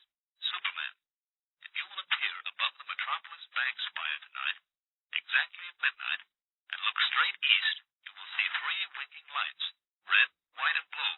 Come to the lights within 5 seconds, and you'll be given an opportunity to obtain the kryptonite. Follow directions, no tricks. This is your got it. I don't hear you laughing. I'm not laughing. So long. Thanks, Burroughs. What's that, Ken? This is it, Captain Donovan. What are you talking about? Let's see. It's almost 11 o'clock. In just a little over an hour, Superman will either be back with the kryptonite or what? Or he'll never be back again. So long, Captain. Space Grim, Superman in his guise of Clark Kent, hurries through the busy station house to keep a mysterious appointment with the Scarlet Widow. An appointment which may mean his death. What will happen? Don't miss tomorrow's thrilling episode, fellows and girls. Tune in, same time, same station, for the adventures of Superman. Faster than a speeding bullet. More powerful than a locomotive. Able to leap tall buildings at a single bound. Look, up in the sky. It's a bird. It's a plane. It's Superman. Fellows and girls, be sure to follow the adventures of Superman, brought to you every day, Monday through Friday, same time, same station, by the grand old Kellogg Company of Battle Creek. And for other thrilling adventures of Superman, see your local newspaper. Superman is also a copyrighted feature appearing in Superman DC publication. This is the Mutual Broadcasting System. Kellogg's Pep, the super delicious cereal, presents The Adventures of Superman. Faster than a speeding bullet. More powerful than a locomotive. Able to leap tall buildings at a single bound. Look, up in the sky. It's a bird. It's a plane. It's Superman. Yes, it's Superman, for whom the Scarlet Widow has today set a cunning trap. By a strange chemical action, a piece of the shattered planet Krypton on which Superman was born robs the Man of Steel of all his great strength when he comes within 10 feet of it. A woman called the Scarlet Widow arranged to have the kryptonite stolen from the Metropolis Museum, and then assembled Superman's 4 deadliest enemies, the Vulture, Der Teufel, Papa Rausch, and the Laugher, and offered to sell each of them 1/4 of the kryptonite for $1 million. They demanded that the widow prove the power of the kryptonite. She agreed. And as we continue now, on the moonlit terrace of her penthouse apartment, the gaunt, ugly widow, her little henchman Sniggers, and the 4 master criminals wait tensely. Behind them in the almost darkened drawing room, a green, glowing, eerily humming fragment of kryptonite rests on a marble pedestal. Listen. What time is it now, Widow? 11:57, Sniggers. In exactly 3 minutes, at midnight, you'll see Superman in the sky to the west, above the Metropolis Bank spire. Suppose he doesn't show up. He will, Vulture. How can you be so sure? The Daily Planet did not publish the advertisement you sent them. I explained that before, Papa Rausch. The Daily Planet seems to have some sort of contact with Superman, especially a reporter named Clark Kent. Kent, he's the one what was in the museum with the bobbies last night when I copped the kryptonite. Yes, I'm sure he saw to it that my advertisement came to the attention of Superman. Just 2 minutes more and we'll know. You've got the red, white, and blue flashlights ready, Sniggers. Right here, got the 3 of them right here. As soon as we see him, I give you the word. Flash them one at a time. Then you, Vulture, and Teufel, Papa Rausch, and Laugher, step back into the drawing room and stand near the kryptonite where you'll be safe. Widow, I just thought of something. Superman is clever as well as amazingly powerful. If he does appear, how are we going to persuade him to come within 10 feet of the kryptonite? Himmel, I forgot that. Yeah. He won't be such a fool. Don't worry, gentlemen. I, too, thought of that, and I've made the necessary arrangements. Sniggers and I cut some small fragments from the kryptonite. Tapping a cutting steel, it was. We buried them in the flower pots around the room and terrace. The flower pots and plants are green, and the fragments are so tiny that the faint green glow they give off won't be noticed. I hope. Superman has the eyes of an eagle. 2 eagles. My instructions said he had to arrive here within 5 seconds after he saw the signal light, if he wanted to obtain the kryptonite. He'll see the big piece on the pedestal, and us, by the time he notices the tiny particles in the flower pot, if he does. It'll be too late. Ain't she got her head on her, though? Yeah, but what is it? What is that? A church clock striking midnight. Now watch above the Metropolis Bank spire. Straight west there. In a moment you'll see Superman. Look, there he is. Yes. I told you he'd come. All of you, get back near the kryptonite. Get back here. Ready with the flashlight, Sniggers. First the red, then the white, then the blue. Hold each one about a second. Then repeat. As the four criminals rush into the drawing room, Sniggers prepares to signal Superman. The Man of Steel hovers above the tall bank spire, his keen eyes searching the east. I don't see any signal lights. Wait. There's a red light flashing. And a white. And a blue. From that penthouse terrace. Man and a woman there. Ah, the man is the little cockney who stole the kryptonite. It must... Yes, there it is. On a pedestal in the apartment. And those four men near it. I thought so. Der Teufel, the Laugher, Papa Rouse, and the Vulture. Now, what... Oh, so that's the little trap they set for me, eh? Tiny particles of kryptonite hidden in those flower pots. They thought I wouldn't see them. Well, I'll just get the police and we... Oh, I can't let them out of my sight. They said they'd only wait 5 seconds. Uh-oh, here they go back into the house now. What'll I do? I can't lose the kryptonite again, and I can't risk letting Teufel and those others get away. Those tiny pieces of kryptonite might not affect me. They don't glow much. I'll stay away from the big fragment. Oh, I'm taking a long chance, but I've got to. If I feel myself going weak, I'll get away. All right, here goes, then. Down to that terrace. Down! Good evening. Look, there he is! Well, this seems just like old home week. I'm not surprised to see you here, Teufel, and you others. I suppose you are the woman who signed that advertisement, madam? Yes, I'm the widow. Come in, Superman. No, thanks. I'll stay here if you don't mind. He's afraid of that blooming kryptonite he is. You and I have a score to settle later, my little cockney friend, but we'll get to that. All right, widow and gentlemen. What have you got to say now when you see the kryptonite fragment so cleverly hidden in the flower pots? Don't affect me. Look, it's the kryptonite. It's getting him. I've got to get away. Up. Why don't you fly, Mr. Superman, eh?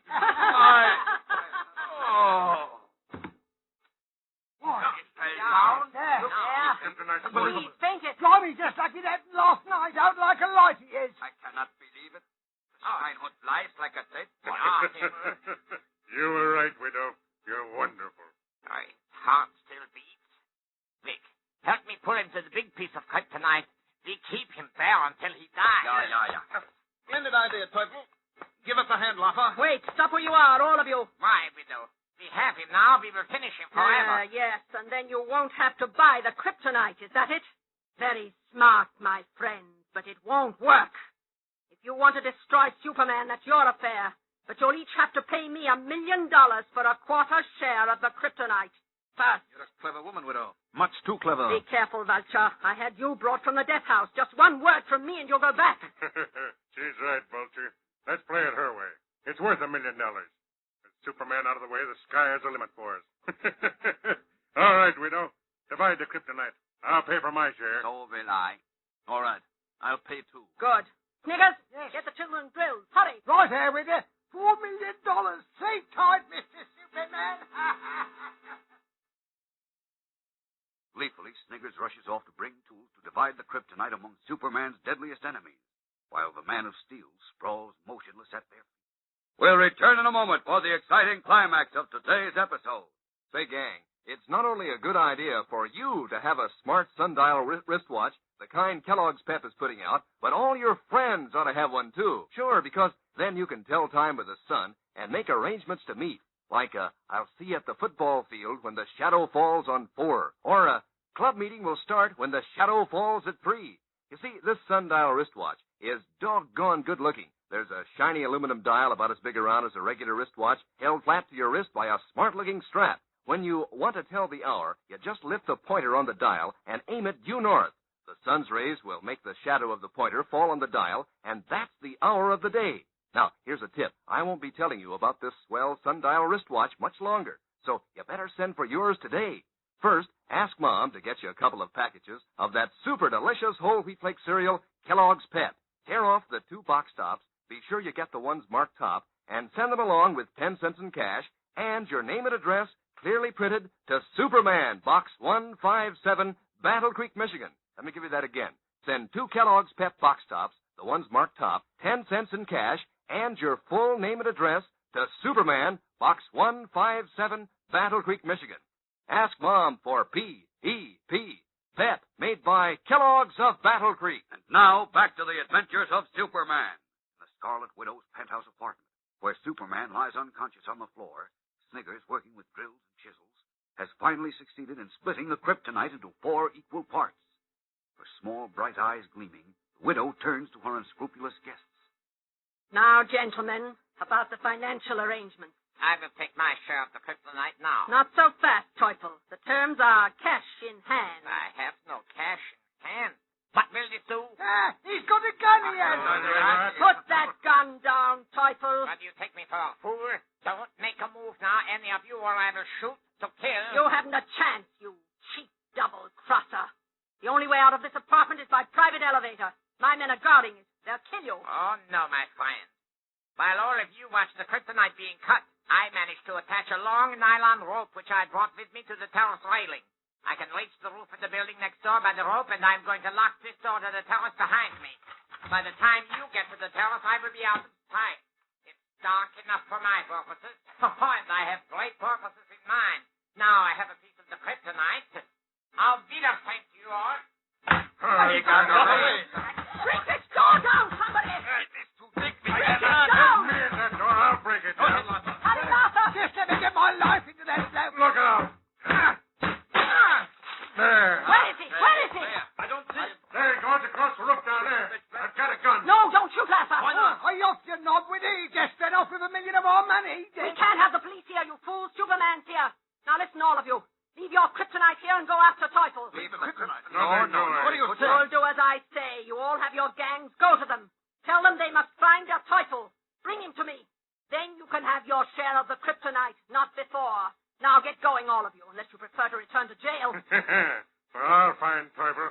Come on, Vulture. Roush. Go on now. Hurry. Get out. Sniggers, show them to the elevator. Oh, come on now, gents. Out you go. Hurry back, Sniggers. We have important matters to attend to. As for you, Superman, I have further plans for you, too. Wild with rage, the Scarlet Widow glares down at the unconscious figure of Superman. What are her plans for the Man of Steel? Don't miss tomorrow's exciting episode, fellows and girls. Tune in, same time, same station, and listen to The Adventures of Superman. Faster than a speeding bullet. More powerful than a locomotive. Able to leap tall buildings at a single bound. Look, up in the sky. It's a bird. It's a plane. It's Superman.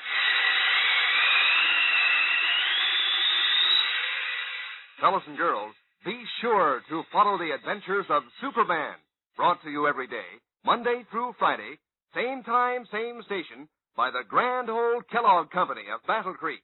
And for other thrilling adventures of Superman, see your local newspaper. Superman is also a copyrighted feature appearing in Superman DC publication. This is the Mutual Broadcasting System. Kellogg's Pep, the super delicious cereal, presents The Adventures of Superman. Faster than a speeding bullet. More powerful than a locomotive. Able to leap tall buildings at a single bound. Look, up in the sky. It's a bird. It's a plane. It's Superman. Yes, it's Superman, against whom the glowing kryptonite has at the moment won victory for his bitterest enemy, the Scarlet Widow. What will she do next? As we know, the Scarlet Widow was in possession of a piece of the shattered planet Krypton, which robs Superman of all his strength when he comes within 10 feet of it. Assembling Superman's 4 deadliest enemies, the Vulture, Papa Roush, Der Teufel, and the Laugher, the Widow set a trap for Superman by hiding tiny particles of the kryptonite about her apartment. The Man of Steel saw the trap, but pitted himself against it in a desperate attempt to capture the kryptonite and the 4 master criminals. Failing, Superman lost consciousness, and the Widow was about to sell each of the conspirators a quarter of the kryptonite when Der Teufel drew a gun and escaped with his share. Enraged, the Widow sent the others in pursuit of Teufel. And as we continue now, her gaunt, ugly face contorted in fury, the Scarlet Widow glares down at the unconscious figure of Superman. Blimey, Widow, but I get the creeps seeing Superman lying there. We better up it before he wakes up. The particles of kryptonite in the flower pots will keep him unconscious, Sniggers. Oh, what a fool I was, letting Teufel cheat me out of $1 million. The dirty blighter. We got 3 ounces of the blooming kryptonite left, though.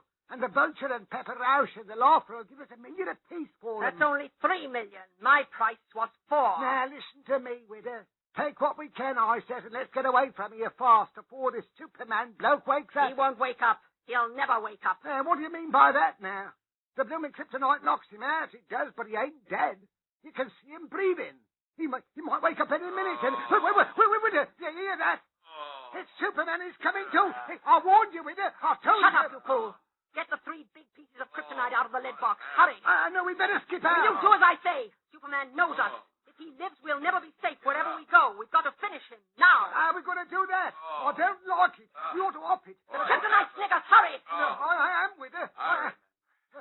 You, Oh, you fool! What did you do? My foot. I caught it in the basket lamp cord, I did. There's Teufel in the Get out of the way, you cunt! Where are they? I'll get the kryptonite. Superman, he's got up. There Look we out, are. Widder. You're too late, widow. Oh, yes? Yes.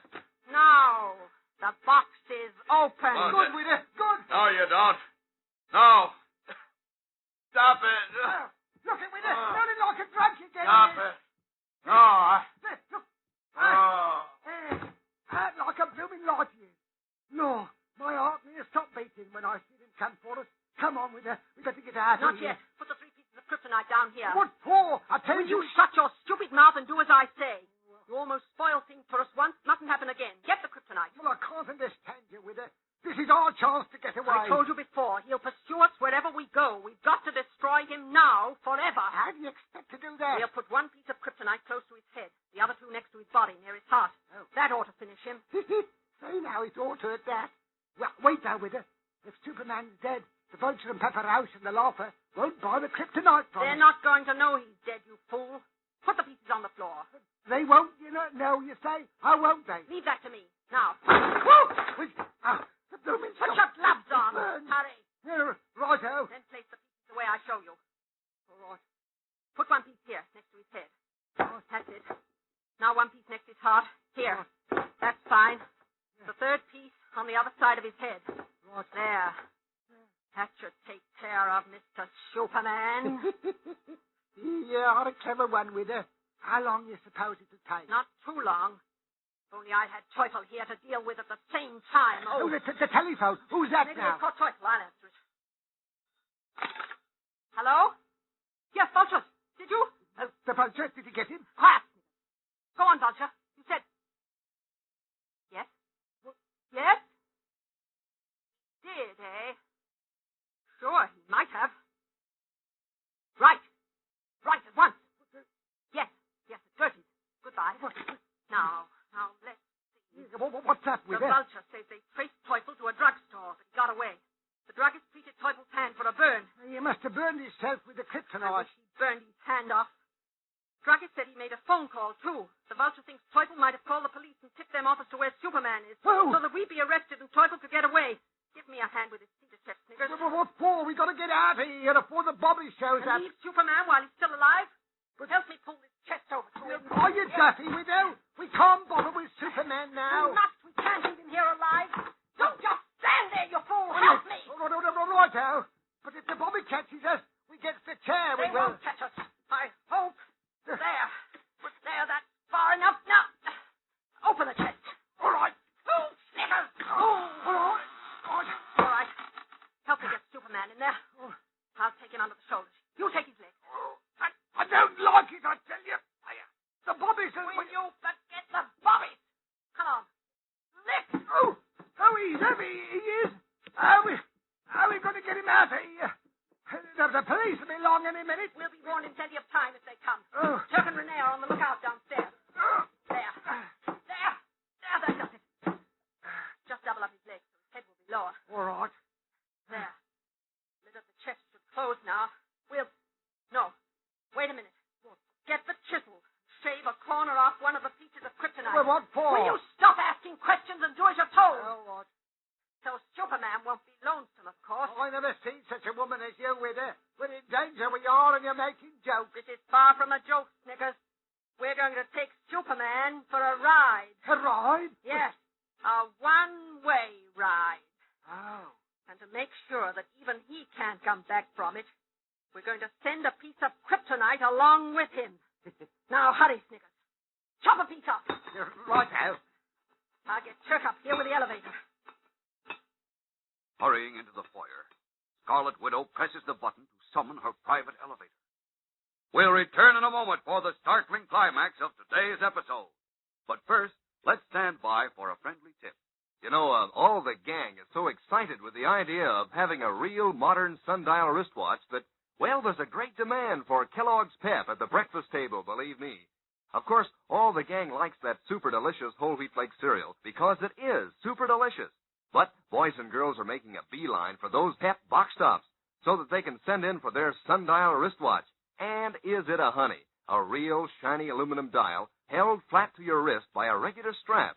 You can wear it when you go hiking or to club meetings so that you can tell time with the sun. All you do is to lift the pointer and aim it due north. The sun's rays will make the shadow of the pointer fall on the dial to show you the hour of the day. Isn't that easy? And it's just as easy to get one of these sundial wristwatches. Ask Mom to get you a couple of packages of Kellogg's Pep. Tear off 2 box tops. Be sure you get the ones marked top and send them along with 10 cents in cash and your name and address clearly printed to Superman, Box 157, Battle Creek, Michigan. Now, don't put it off because there's a time limit on this offer. Send in your order today for a modern, streamlined sundial wristwatch. You get it for only 10 cents and 2 box tops from P.E.P. Pep, made by Kellogg's of Battle Creek. And now, back to the adventures of Superman.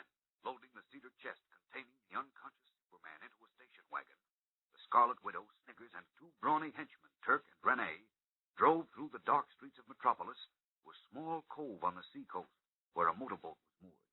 Now, as a damp, swirling fog shrouds the moon and stars, Turk steers the motorcraft out to sea. In the middle of the boat sits the widow, her small, bright eyes shining.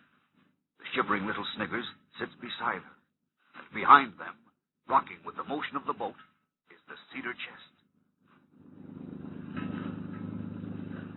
How far out are we, Turk? About 2 miles. That ought to be far enough.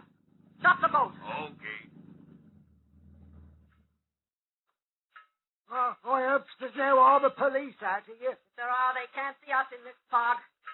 Give Turk a hand with the chest, Snickers. Oh, ready, Turk? Sure. This job won't be hard. Who's the guy we're feeding to the fish? None of your business. Help him, Snickers. Righto. So we ought to put more rocks in the chest with her. Oh, that there cedar wood is like cork, it is. I want to get this job over with. The chest will stay down long enough for our purposes. Oh, I sure hope so. I wouldn't like this bloke coming back from no watery grave after me. Don't worry, he won't. Put your ear to the chest. Can you hear the kryptonite? Aye, is it? Hums like a blooming hive of bees, it does. Good. That and the sea will take care of our friend for keeps. All right, boys. Heave him over. Grab hold there, Snickers. Watch out. Easy does it. Huh? Just get her up a bit higher. Watch it, you sap. You almost tipped it. You clumsy fool, Snickers. I'm a little jittery, I am, remembering who's in this box. Never mind that. Get rid of him. There now. That's better. Hold it. Okay, let her go. Ah. There he goes. Toodaloo, Mr. S. That's the last of you, it is.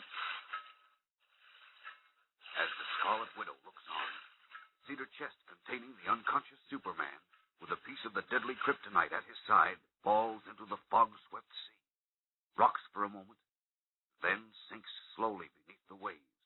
Moment more as the Scarlet Widow and Snickers watch eagerly, and it is lost to view in the dark depths. Is Superman gone forever? Have his enemies triumphed at last over the Man of Steel, and the truth and justice for which he fought and lived? Fellows and girls, don't miss tomorrow's dramatic episode. Every moment of it is exciting. Tune in, same time, same station, for the adventures of Superman. Faster than a speeding bullet. More powerful than a locomotive. Able to leap tall buildings at a single bound. Look, up in the sky. It's a bird. It's a plane. It's Superman.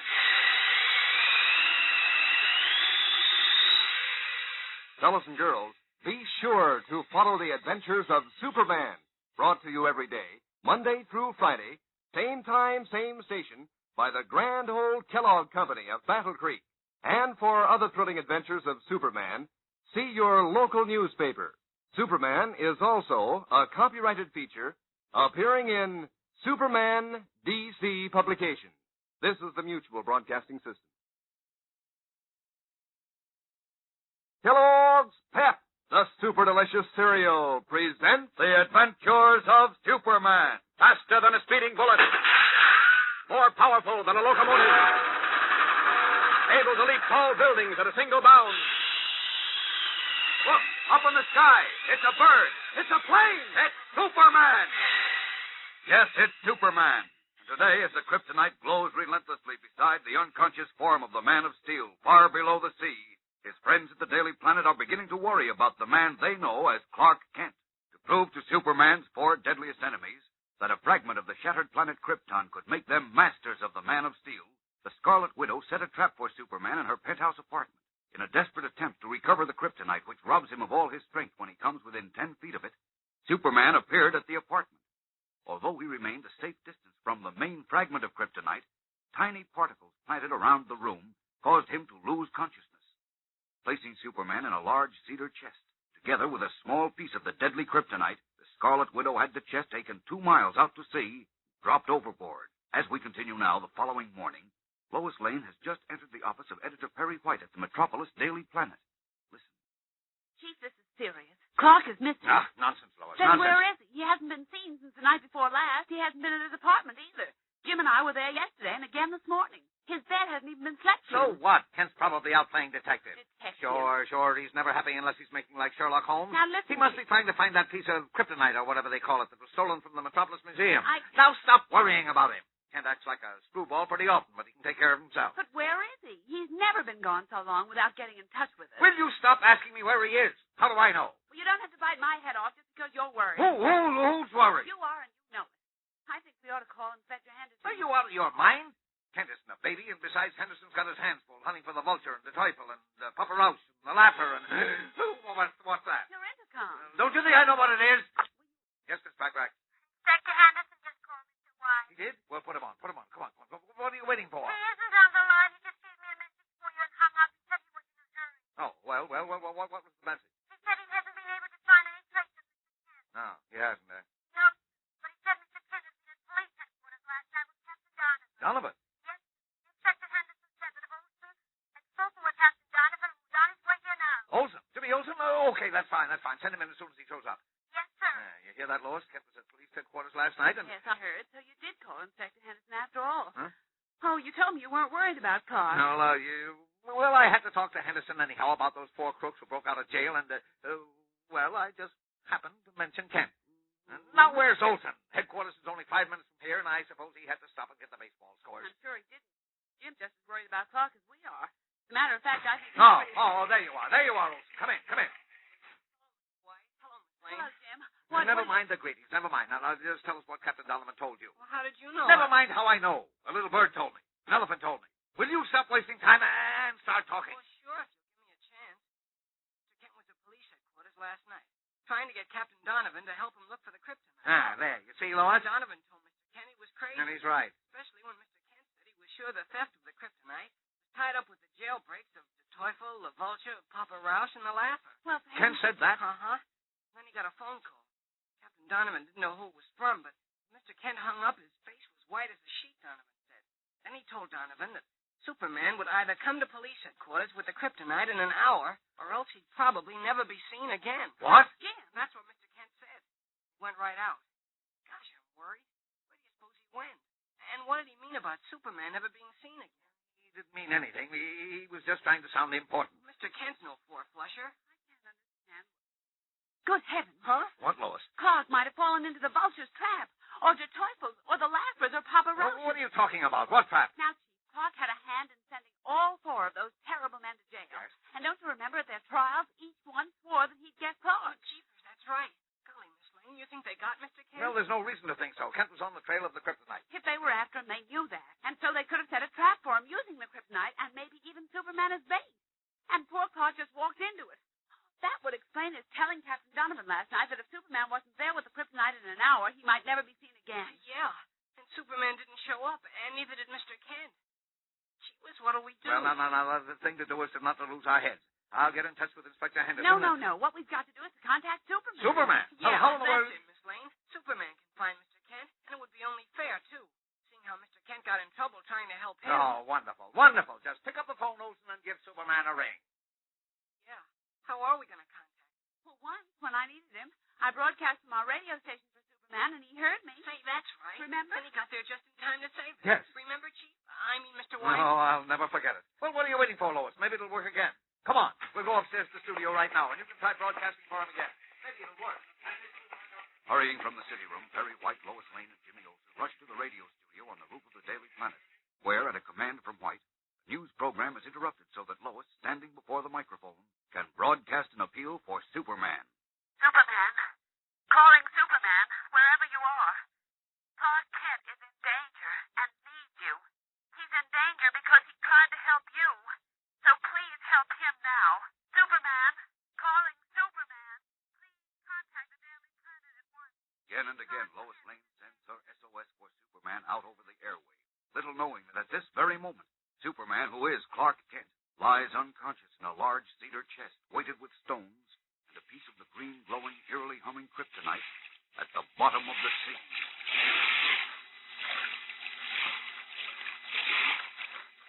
The powerful tide catches at the chest and rolls it over, then drags it along the sandy, pebbly bottom, turns it again and again and again, as in some grim, ironic game.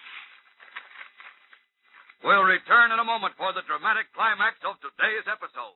But first, let's hear from our good friend. Say, gang, if you let today go by without sending for your sundial wristwatch, the one Kellogg's Pep is putting out, well, you'll be missing out on something mighty swell.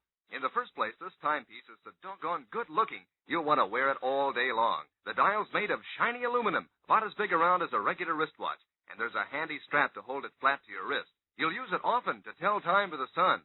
All you do is lift the pointer on the dial and aim it due north. The sun's rays will make the shadow of the pointer fall on the dial, and that's the hour of the day. You don't want to be without this sundial wristwatch when you go on hikes or on scouting patrol or when you go to club meetings. Now, this is the very last day I'll be telling you about this wristwatch. So send in for yours today. First, ask Mom to get a couple of packages of that super delicious whole wheat flake cereal, Kellogg's Pep. Tear off the 2 box tops. Be sure you get the ones marked top. And send them along with 10 cents in cash and your name and address clearly printed to Superman, Box 157, Battle Creek, Michigan. It's your last chance. It's hurry, hurry, hurry, gang. Send for your modern sundial wristwatch today from P.E.P. Pep, made by Kellogg's of Battle Creek. Now, back to the adventures of Superman. North of Metropolis, on the beach before a small rough shack made of old boat planks, a fisherman and his daughter are drying their nets as the powerful surging tide comes in. In the distance, beyond the black rocks, a brewing storm darkens the afternoon sky. The fisherman is bent and weather-beaten. His daughter Abigail is about 16, dressed in overalls, her hair free and flowing, her feet bare. Big storm brewing out there, Pa. Yep. Ain't gonna have these nets dry before that storm blows the rain in, Abby. Yeah, might as well leave them. All right, Pa. I'll go in and cook supper then. Oh, look out there. Eh? Look at what? Right out there by the sandbar. Some kind of a box the tide blew it in. Yeah, sure enough. Stuck on the bar, she is. Pa, let's go get it. Might be something good in it. What are you talking about, Abby? Take a chance in that riptide kind of some worthless old box? Oh, I'm not afraid, Pa. Might be something fine in it. Like some nice dresses I could wear, maybe. Nonsense. Oh, you can't be sure, Pa. There might be something in it we could use. Oh, we could use a lot of things. Yeah, that we can, Abby. A young girl like you should have pretty things. But you ain't gonna find them in that old box. We could drag it in and look. Ain't worth the risk, I tell you. You know as well as I do how strong that riptide is. Besides, look at that storm building up in the north. Might hit us before we could get back. Come on now, we'll go in and get supper. Pa? What now? I'd be awful obliged if you'd go out with me and fetch back that box. Hey, you're just like your mother was, Abby. Looking up at me so trusting like. Yeah, and figuring to twist me around to her way of thinking. Well, I'll tell you what. The tide ain't all in yet. If so be it lifts the box off from the bar, so she comes in past the worst of the rip, and if the storm ain't blowed up yet when that happens, well, we'll go get the box. But, Pa, the tide might not pick the box off the bar. Well, don't get it then. Nothing lost. Come on now, into the house. It's the old pie supper. Stop looking back at that box. Tell you, there ain't nothing in it worth having. All right, Pa. Just as you say. Reluctantly, the young girl follows her father into their shack, neither of them knowing that the fisherman has consigned Superman to the freakish will of the tide and the brewing storm. Yes, Superman is in that chest on the sandbar. With him, the deadly kryptonite. What will happen? Is Superman still alive? Will the tide mercifully carry him beyond the sandbar into the reluctant hands of the fisherman? Or will it fail to dislodge the cedar chest, then carry it back into the fathomless sea? Which will it be? Don't miss Monday's startling episode, fellows and girls, when we learn the fate of the Man of Steel. Tune in, same time, same station, and listen to The Adventures of Superman. Faster than a speeding bullet. More powerful than a locomotive. Able to leap tall buildings at a single bound. Look, up in the sky. It's a bird. It's a plane. It's Superman.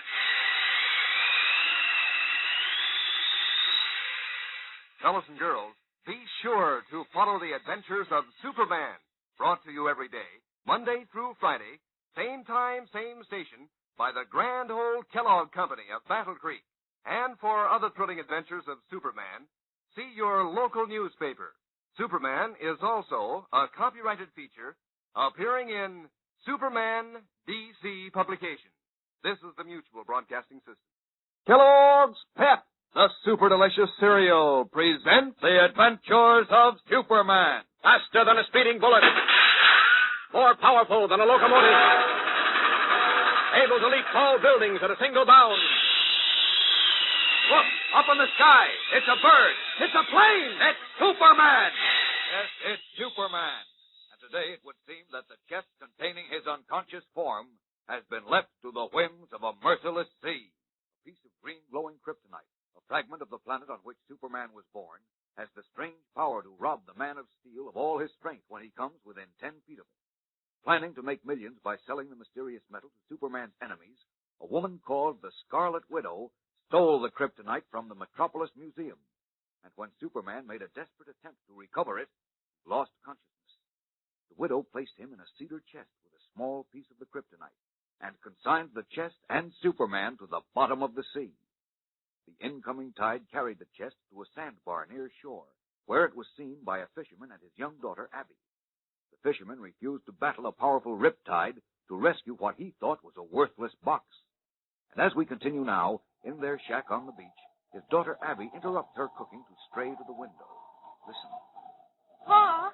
Yeah? I think that storm's going to blow itself out to the north. Sounds like it might at that, Abby. Pa? What now? That box is just stuck on the bar. Tide will be all in soon. It'll lift her off. The box might float out to the sea. Won't be no harm done. That old box is worthless. But, Pa, you promised if the storm didn't blow up, we'd go and get it. I promised if so be the tide lifted her off in the bar and drawn her in past the worst of the rip, which it ain't done. Now, you forget that old box, Abby, and tend to the supper you got in the stove. All right, Pa. Abby? What, Pa? You're crying. No, I'm not, Pa. Yes, you be. You just count that old box? Not just. What then? Thinking about the party at the Grange Hall Saturday night. Now all I've got to wear is these overalls. Pa, I'm getting too big to wear overalls now, except in the boat. Abby, come here. Yes, Pa? Abby, you know, could I get you one of them fine dresses at the store, I'd get it. Oh, I know, Pa. It's just that... Just what? Oh, you're so stubborn, Pa. Say there ain't anything in that box on the bar. There ain't. Well, you don't know, Pa. Not for sure. Maybe there is something in it. Maybe there's dresses or money or something we can sell for things we need so bad, Pa. I tell you there ain't. It's just a worthless old box. Anyone with 2 eyes can see it. All right, Pa.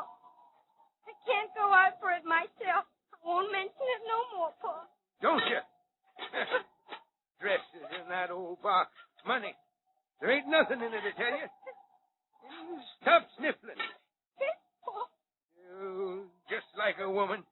You, Abby, get that line off in the hook and come along. Where, Pa? You know where. We're going after that box. Oh, Pa. Yes, I'll just show you your old pa knows what he's saying. Now get that line and bring it to the door. Oh, wait, Pa. Wait for me. The box is still there, Pa, ain't it? Yep. He's stuck in the sand good. I don't like the looks of that riptide, though. Get caught in it and we ain't got a chance. Oh, I ain't afraid. Not with you. Everyone says you're just about the best hand with a boat they ever see. Well, I'll need to be. Good thing that storm veered off. If we can work in close to the rocks and hit the bar above the rip, there's enough water over the bar now to come down to your dratted box. It ain't going to be easy bringing it back, though. Oh, you can do it, Pa. You can do anything. Now you got your old pa doing what you want. He ain't no more stubborn old mule, huh? Oh, I never called you a mule. You're just about the finest pa a girl ever had. And I'm just hoping there's something in that box for you, too, Pa. Not even a moldy cracker, I'll bet you. Throw the line in the dory, Abby, and help me shove her into water. All right, Pa. Come on now. Push. That's it. There we are. Now, wait for this roller, Abby. Now get in.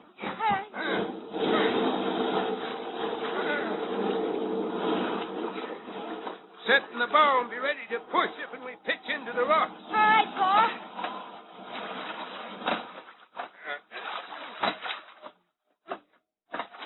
Pa? Yep. You figure the tide might yet pull the box into the rib? That's might. Then it'll smash to pieces. We'll lose it, Pa. Won't be losing nothing. Pa, don't say that. Hurry, Pa. This is a job that can't be hurried.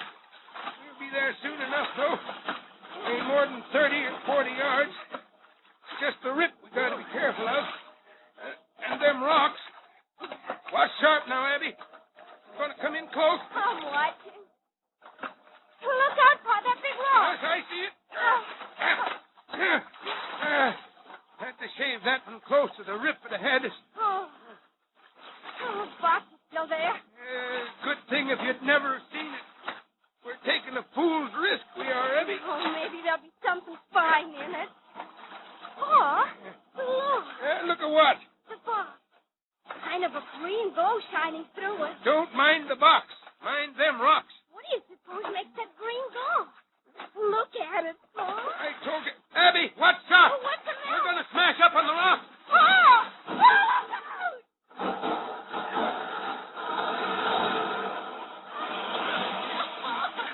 Oh, Pa! Pa! Abby, where are you? Abby! Abby! Here I am, Pa! Pa! I see you. Swim for the bar. Just ahead. Yeah. All right. Don't let the rip get you. Keep going straight. I know, Pa. You're almost there. Keep going. Pa. Now, don't talk. Swim. Swim straight, girl. Straight. You're almost there. Now, you feel the bar under you? Yes, Pa. Now, don't slip off. Don't slip off. You'll be in the rip. Grab onto the box there. I got it. Good. Hang on. I'll be right there. Grab my hand, Pa. Here, Pa, All right. come on. You hang on with both hands. I can make it. Yes.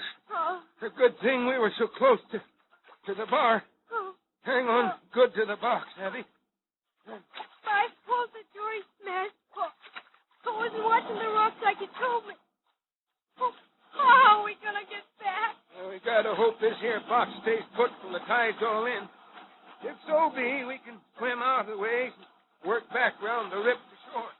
Oh, if the box comes loose before the tide's all in. Yeah, let's not be thinking about that. I wish I'd never seen this so far. There's nothing good in it, I know.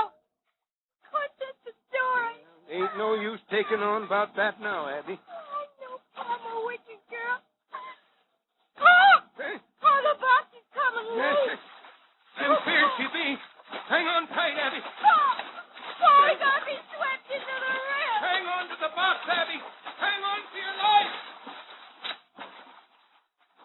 Desperately, the old fisherman and his daughter Abby cling to the cedar chest in which lie the unconscious Superman and the deadly kryptonite as the powerful surging tide lifts it from the sandbar.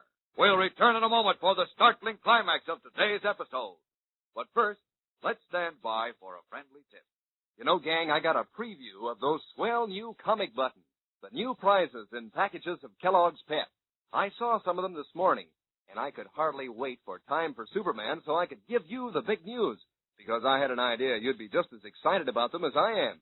Think of it, 18 different buttons in real brilliant colors on sturdy metal, each one with a picture of one of your favorite comic strip characters, like Moon Mullins and K.O., Orphan Annie, her dog Sandy, and Superman, of course. 18 brand new buttons to collect and trade with your friends and wear pinned on your shirt or dress or jacket. Talk about a swell hobby. Boy, this is it. And the best part is, you don't have to send in any money for these new comic buttons, not even a box top. You can't buy them anywhere. They're an exclusive prize for you in packages of that super delicious whole wheat flake cereal, Kellogg's Pep. So ask Mom to get you some Pep tomorrow. Then see which prize you find inside. One of these nifty new comic buttons or a military insignia or warplane button. Get set to collect them all. There's one of these exciting prizes in every package of P.E.P. Pep, made by Kellogg's of Battle Creek. And now, back to the adventures of Superman. Their door erect in their effort to secure the cedar chest containing Superman, which was stuck on a sandbar, the fisherman and his young daughter Abby cling frantically to the chest as the incoming tide dislodges it and sweeps it into a savage, rushing riptide.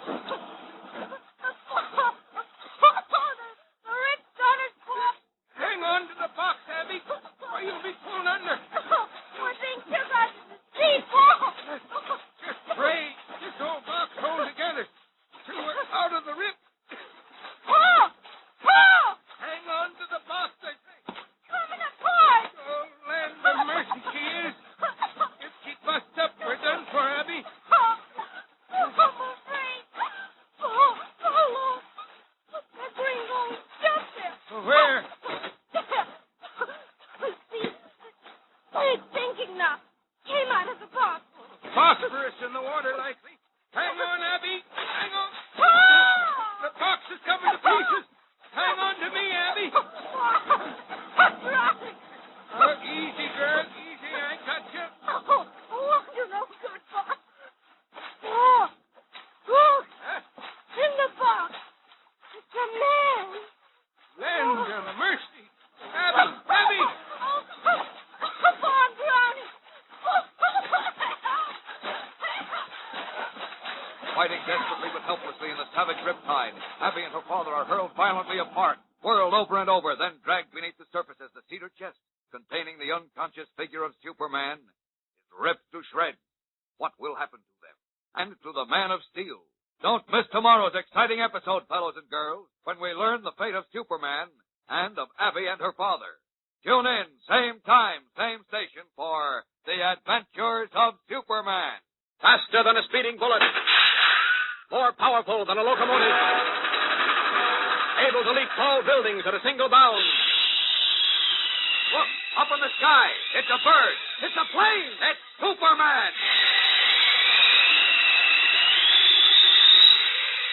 Fellas and girls, be sure to follow the adventures of Superman. Brought to you every day, Monday through Friday, same time, same station, by the grand old Kellogg Company of Battle Creek.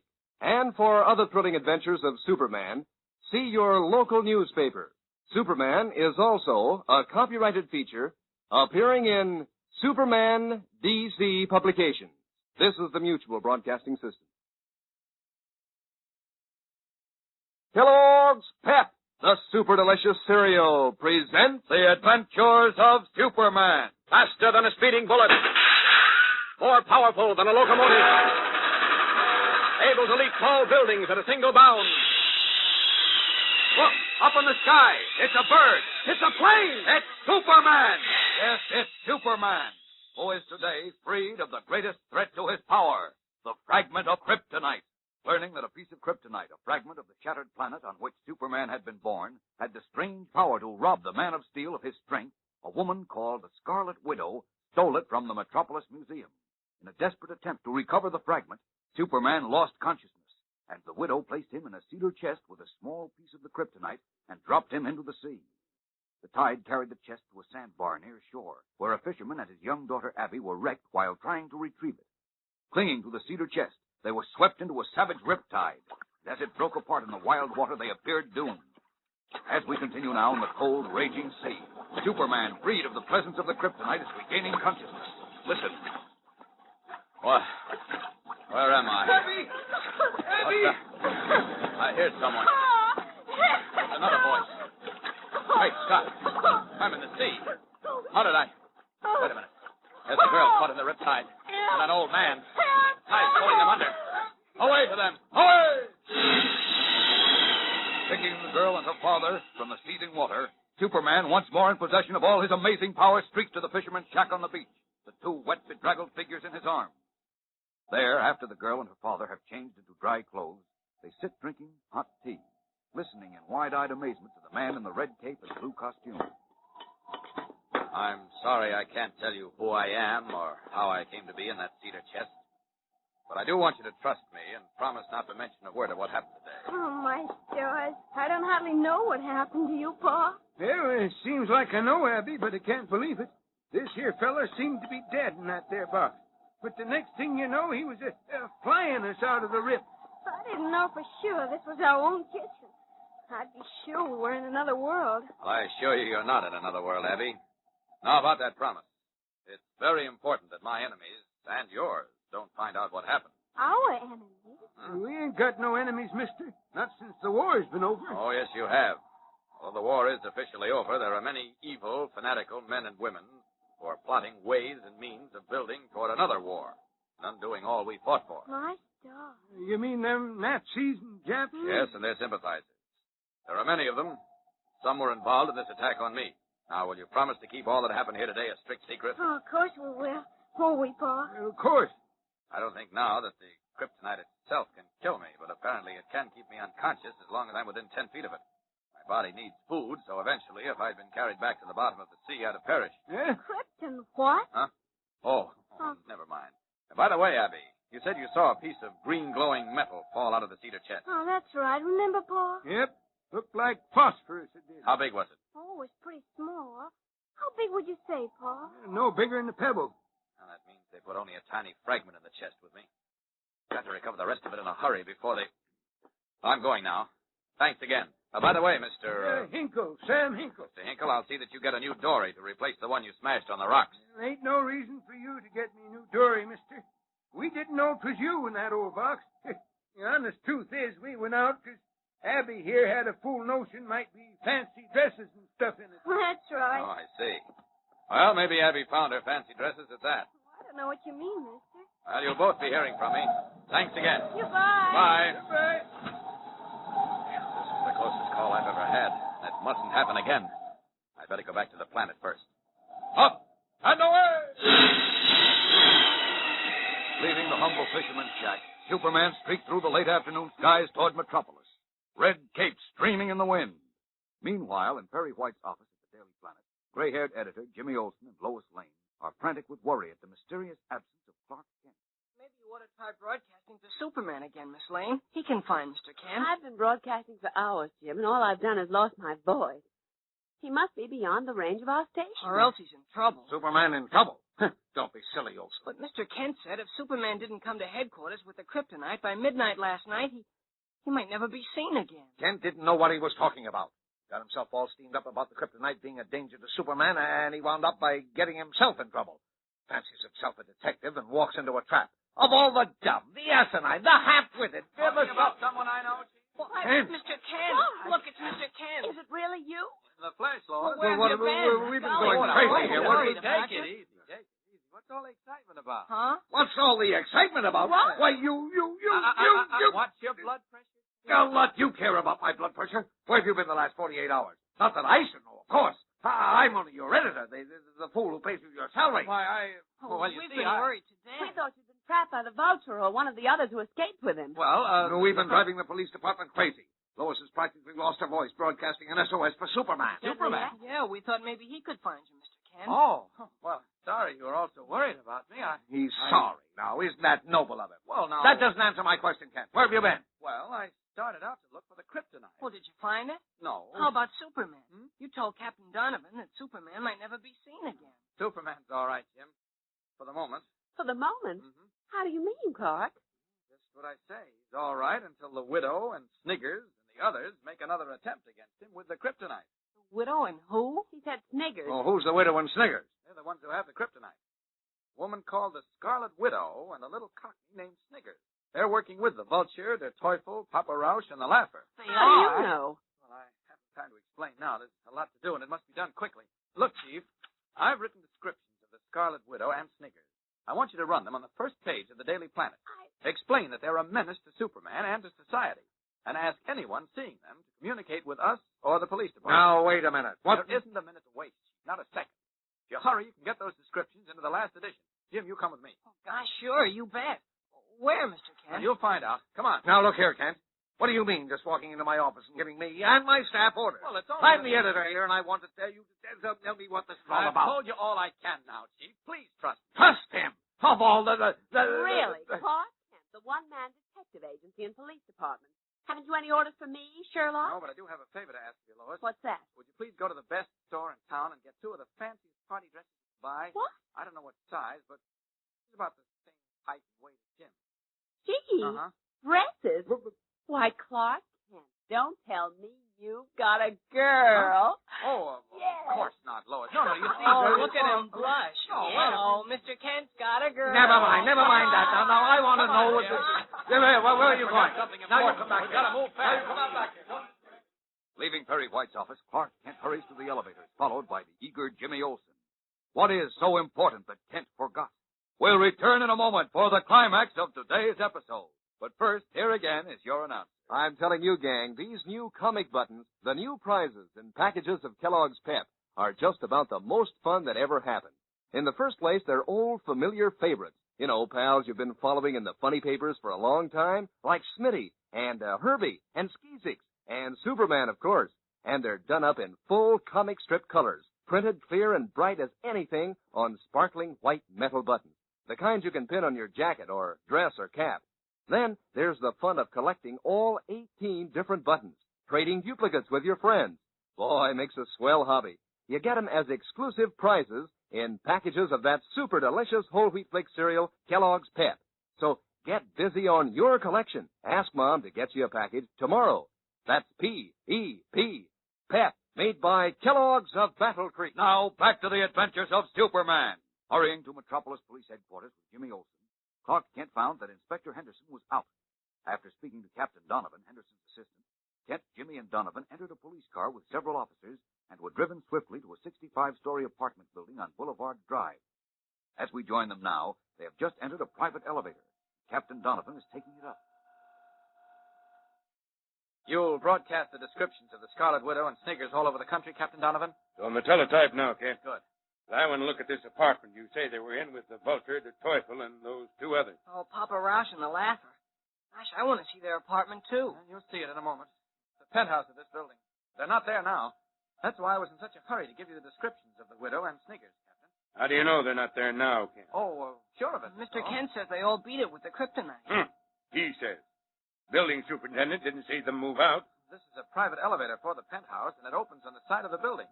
They could easily have left without being seen, especially at night. We'll soon find out. Here's the 65th floor. Okay, man. Quiet now. You don't have to be careful. I tell you, there's nobody in the apartment. How can you tell, Mr. Kent? Yeah. Maybe Kent looks through doors and walls like this fellow Superman he's so worried about. Huh? Ring the bell, Haley. Okay, Captain. See, I told you. Ring it again, Haley. Right. Gosh, maybe they're all waiting in there with guns. Oh, they're not, Jim. Okay. You got the passkey, Haley. Open her up. No, wait a minute. Don't open the door. Huh? What's the matter with you, Kent? Don't open it, I tell you. Don't. You just said nobody was in there. I know, but don't open it. Don't.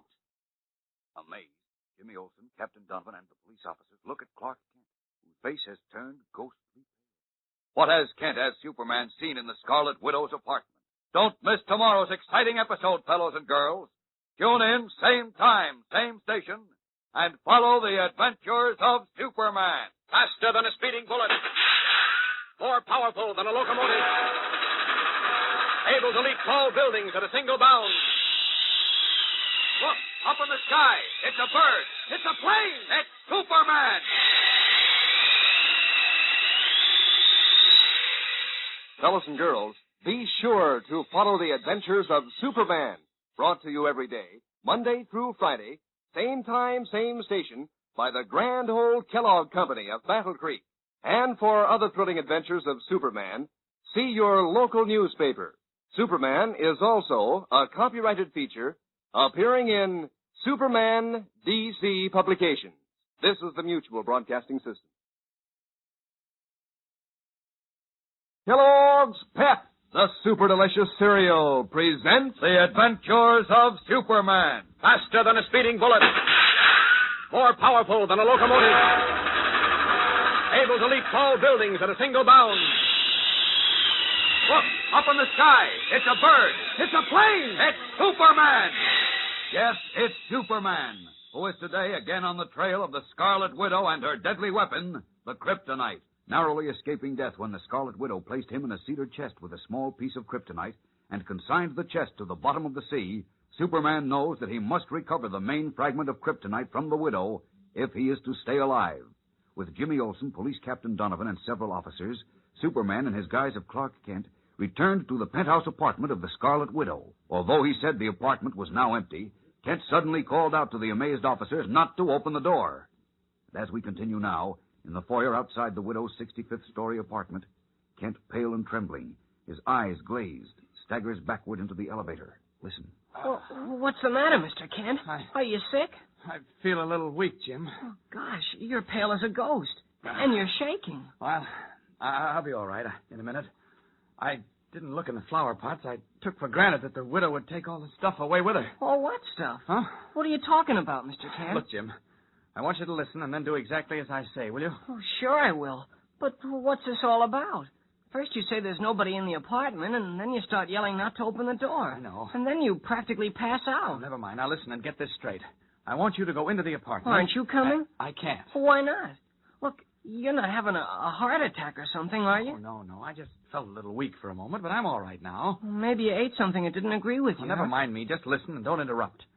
Now, there's a flower pot standing near the entrance to the living room. In the earth around the plant is a tiny piece of green glowing metal. I want you to get it. What for? What is it? Will you stop interrupting? This is important. Pick up that piece of metal with a handkerchief, not with your bare hands, and take it to Dr. John Milliken at the University of Metropolis Laboratory as quickly as you can. But why? What? Never mind the whys and whats. Just get the piece of metal and take it to Dr. Milliken. Tell him I'll be there very soon. Now get going. Oh, wait. If Captain Donovan sees me taking anything, he'll throw me in the hoosegow. No, he won't. There's more of the stuff in the other flower pots in the living room and on the terrace. As a matter of fact, you might call them to Donovan's attention, so he'll take them to headquarters. But warn them not to touch the stuff with their bare hands. All right, go ahead, Jim. Okay. Where are you going? I never saw anyone who could ask so many questions. I'm taking this elevator down. I'll have one of Donovan's men bring it up again. Now, don't fail me, Jim. I won't, Mr. Kent. Okay.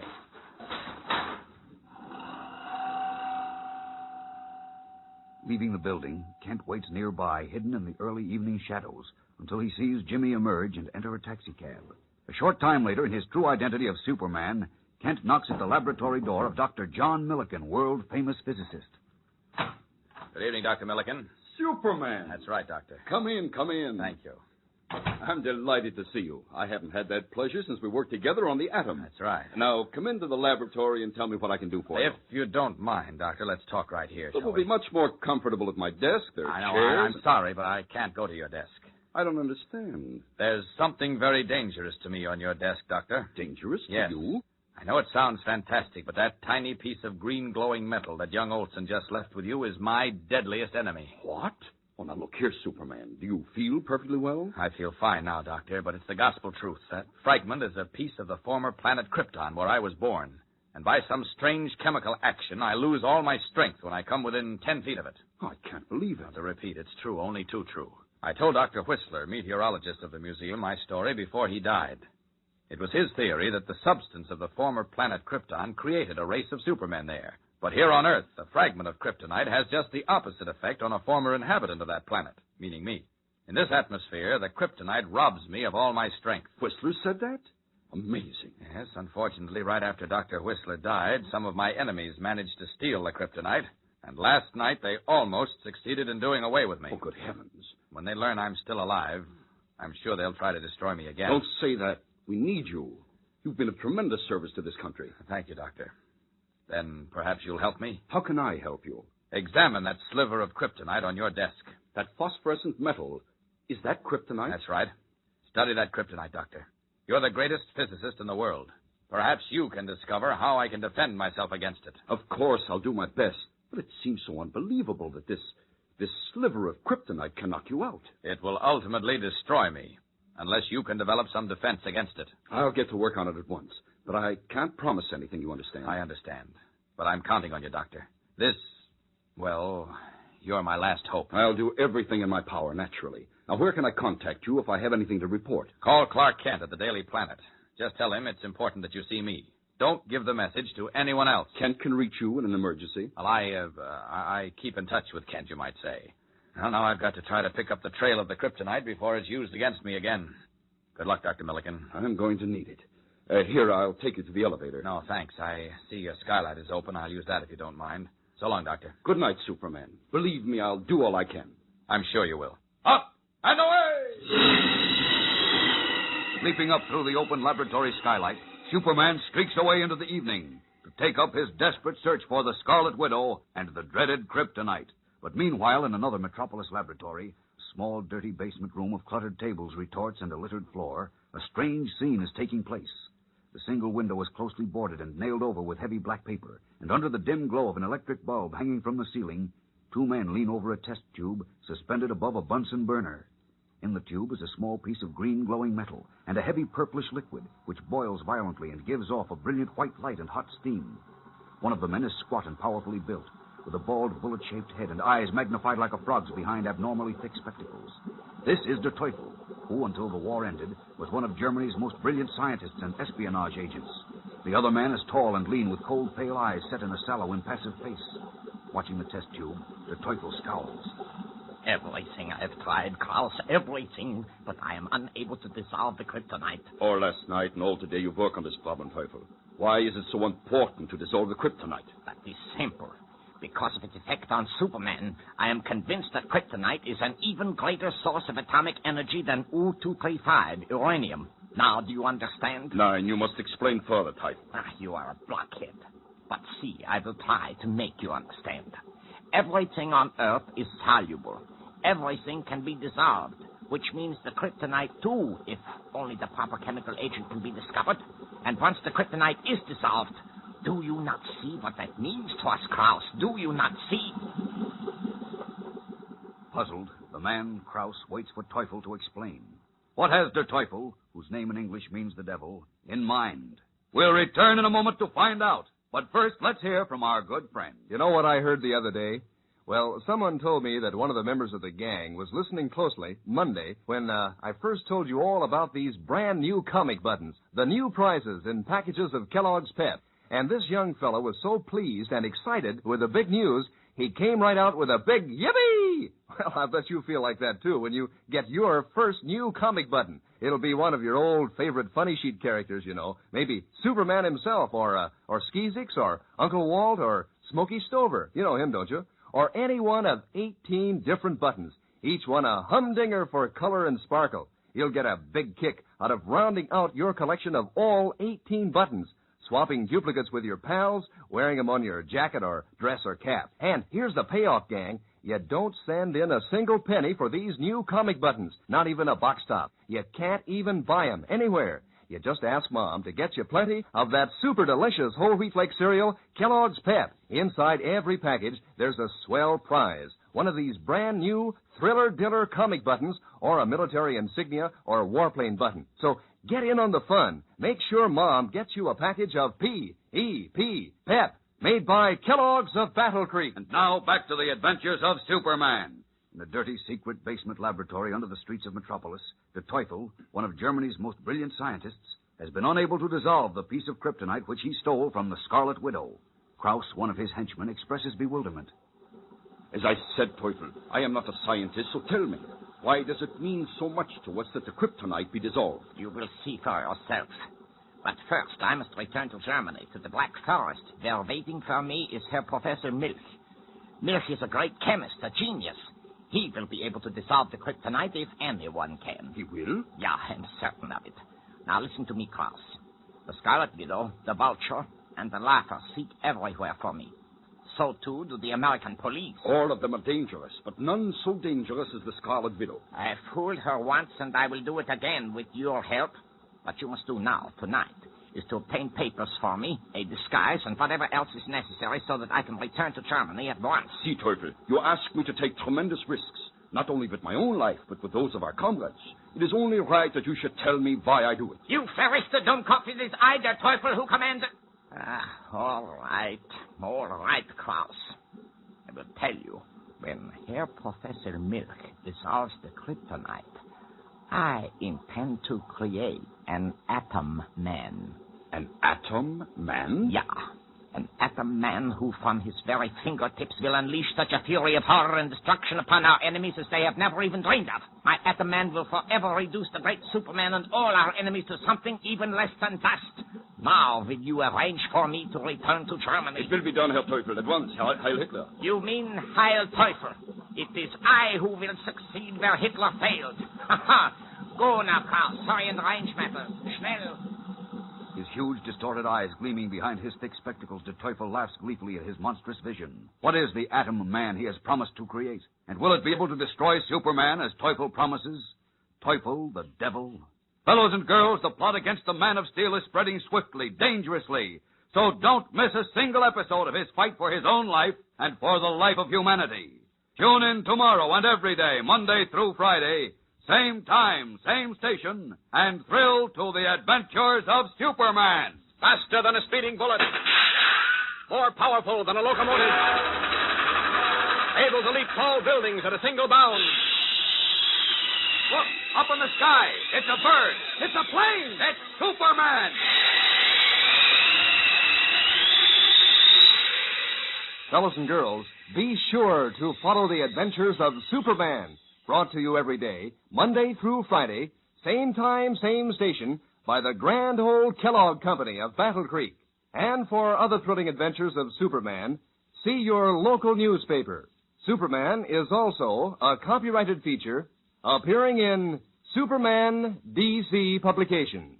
This is the Mutual Broadcasting System. Kellogg's Pep, the super delicious cereal, presents The Adventures of Superman. Faster than a speeding bullet. More powerful than a locomotive. Able to leap tall buildings at a single bound. Look, up in the sky. It's a bird. It's a plane. It's Superman. Yes, it's Superman, whose fight to destroy the one power on Earth that can destroy him is now taking a new turn. And now, the adventures of Superman. In danger of his life, Superman is searching desperately for the Scarlet Widow, who almost destroyed him with a piece of kryptonite. The kryptonite is a fragment of the planet Krypton where Superman was born, and robs him of his strength when he comes within 10 feet of it. But unknown to Superman, part of the kryptonite was stolen from the Widow by Der Teufel, Germany's most brilliant scientist. Unable to dissolve the strange green glowing metal in order to form a powerful atomic substance, Teufel told a Nazi underground agent named Kraus that he must take the kryptonite to Germany, where he knew of a chemist who could dissolve it and create an atom man, a creature who could control Superman at will. Meanwhile, in the back room of a small book and gift shop in a fashionable district of Metropolis, the gaunt, ugly Scarlet Widow angrily hurls a stack of telegrams at the feet of Sniggers, her little henchman. Listen. My agent can't find Teufel in Detroit. They can't find him in Los Angeles. They can't find him in Cuba or Mexico or Canada. Where is he? He's a sly one, right enough, Teufel is. But if you listen to me with her, you'll forget about him. Forget about him? Are you crazy, Sniggers? He got away with a quarter of the kryptonite. Worth $1 million. I sure he did, and I'd like to slit his dirty throat for it. But we still got 3 pieces of the blooming stuff left. And that's why I think you're making a bad mistake with her. Suppose the Vulture and them other 2 blokes finds out we dumped Superman in the ocean, and he's dead. They won't pay us nothing for the kryptonite, then. How can they find out? Only you and I know who was in that cedar chest. Yeah, they're smart, they are. Then let them find Teufel. They know I won't sell them any part of the kryptonite until I see that double-crossing Nazi dead at my feet. Right now he's alive someplace, somewhere. Why don't the police find him? I don't know. The police is hunting for us, too. Don't forget that. And every day that blinking Daily Planet newspaper puts descriptions of us in their first page, telling anyone what sees us to call the bobbies. Don't worry, we're safe here. I don't like it. Not a bit I don't. Look at Widder. Let's sell what we've left of the blooming kryptonite and hop it out of here. No, I said. Not until I see Teufel dead. Now, get off that chair. I want to use the typewriter. What you going to do? I'm going to send a special delivery letter to every one of my agents all over the world, telling them I'm raising my price to $200,000 for Teufel. Ooh, that's a lot of folding money, that is. He's got to be found. He didn't evaporate into thin air. He's someplace, somewhere, and I'm going to find him and see him dead if it's the last thing I ever do. As the Scarlet Widow's long, bony fingers tap out an urgent command to her underworld agents to find the man who robbed and double-crossed her, Der Teufel himself, carefully disguised in a wig of thinning gray hair and a short, stubby beard, his fleshy face cleverly molded to new lines and contours, and wearing a black Homburg hat and mink-lined overcoat, has just stepped from a clipper plane at Lisbon. Holding a bulky briefcase close to his side, he extends a passport to a customs officer who examines it perfunctorily as a large transport warms its powerful motors nearby. You are Dr. Alexander Orlovsky, senor? Yes. You travel from here to Madrid? I do. On my way to my own country, Belgravia, where I'm finance minister. See. Here is your visa, senor. Your plane leaves in 10 minutes. Thank you. Hurrying to the transport plane, his briefcase clutched tightly under his arm, Der Teufel is flown high over the Pyrenees and set down at bustling Le Bourget airport of Paris. Once more, his bulky briefcase held tightly under his arm, he presents his passport to a customs inspector.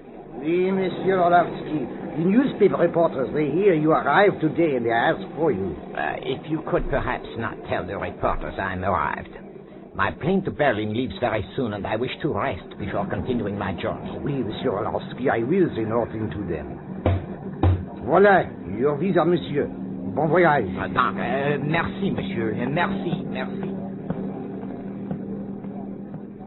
Still undetected in his disguise of Dr. Orlovsky, finance minister of Belgravia, Der Teufel, carrying a small piece of the deadly kryptonite, which he believes can be used to create an atomic creature able to forever control the strength and power of Superman, waits in Paris for a plane to carry him to Germany and his mysterious destination. Meanwhile, haggard from his unrelenting but futile search for the Scarlet Widow and the kryptonite, Superman, in his guise of Clark Kent, is in the teletype room at Metropolis Police Headquarters with Inspector Henderson. Here's the flash from Washington. No soap, Kent. The fellow they picked up as Papa Rose turned out to be a respectable high school teacher. A refugee. Well, if you'd only listen to me, Inspector, and concentrate on the search for the Scarlet Widow and Sniggers, I think you'd get further. They have the kryptonite. Oh, you and your kryptonite. I thought you had better sense, Kent.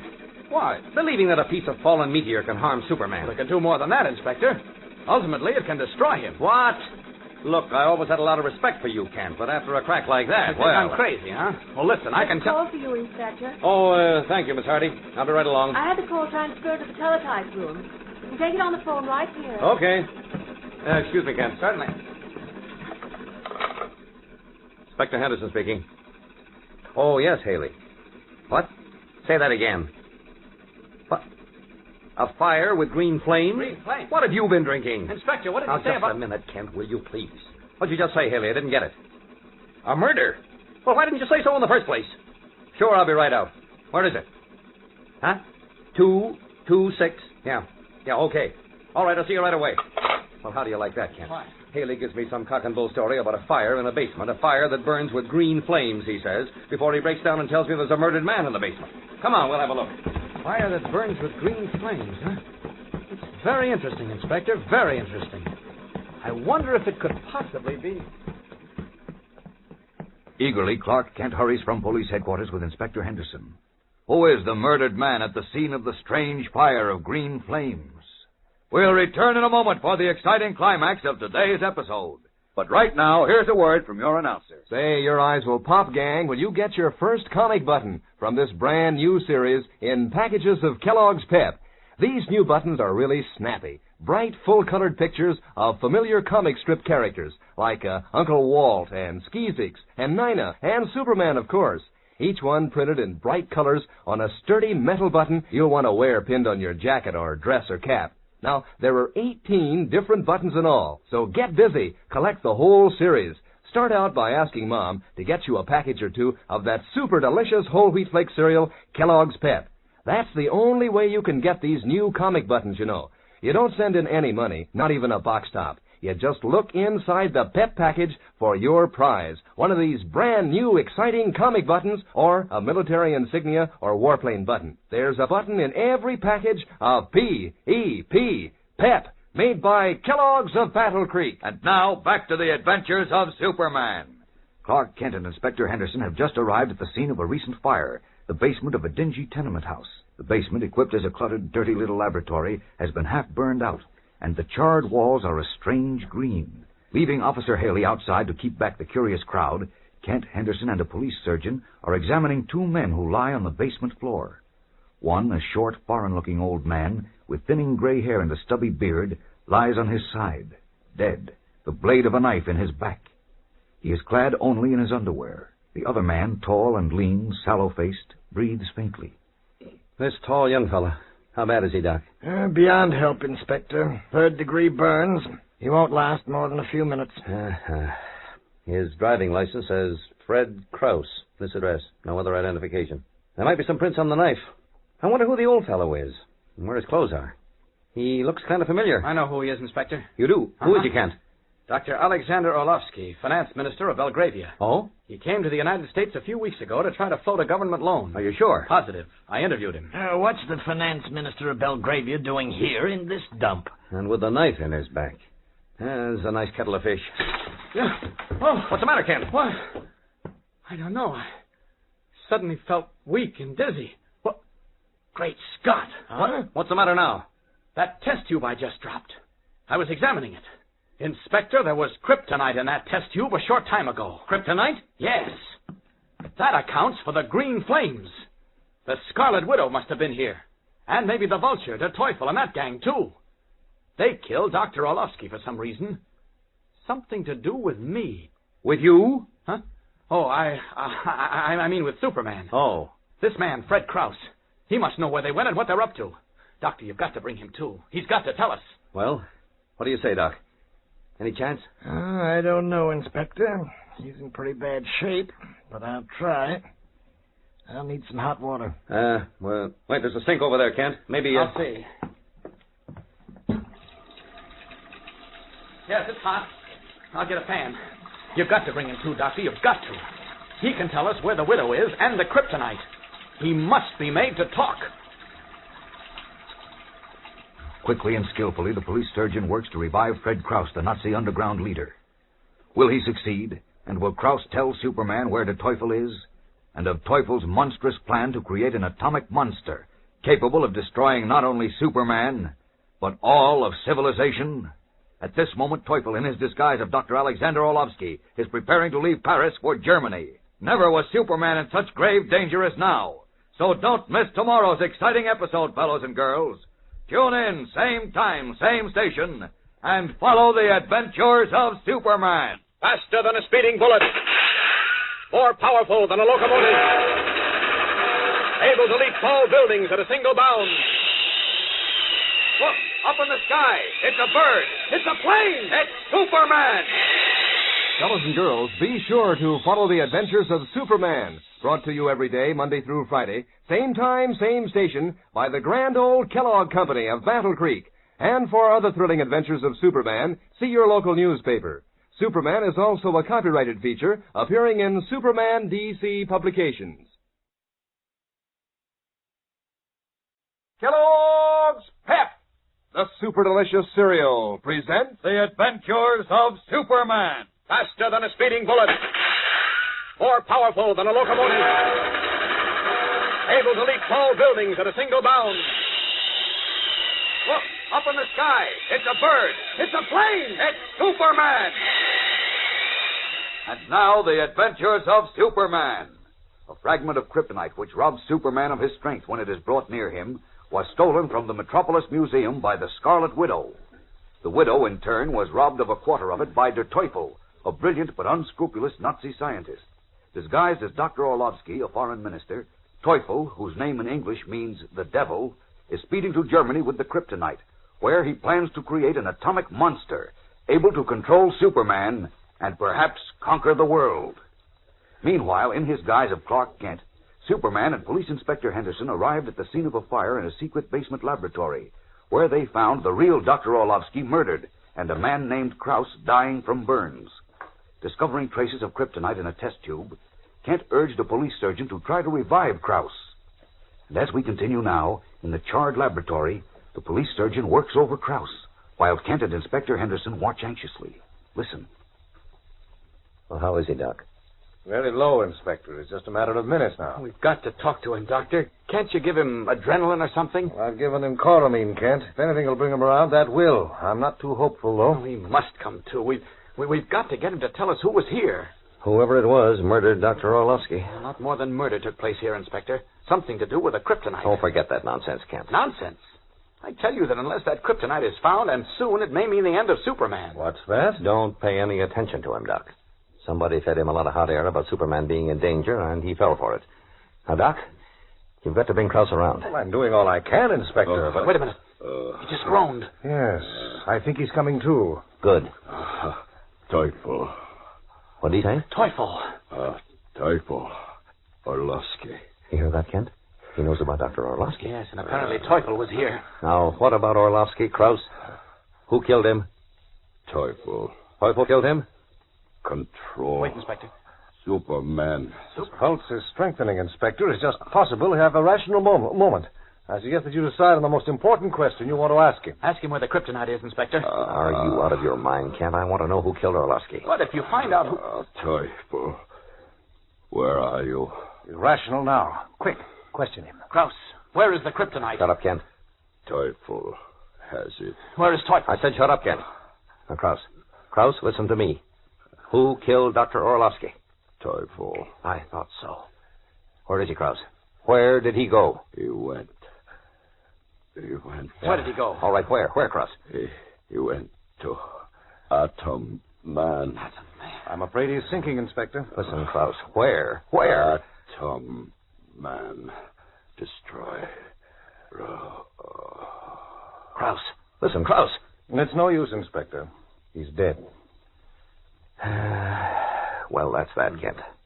Now I'm in a fine spot. I've got to tell the Belgravian government and the newspapers that Teufel, who broke out of prison, somehow knifed Dr. Orlovsky and escaped again. Now, isn't that going to make me look good? We've got to find Teufel, Inspector. No kidding.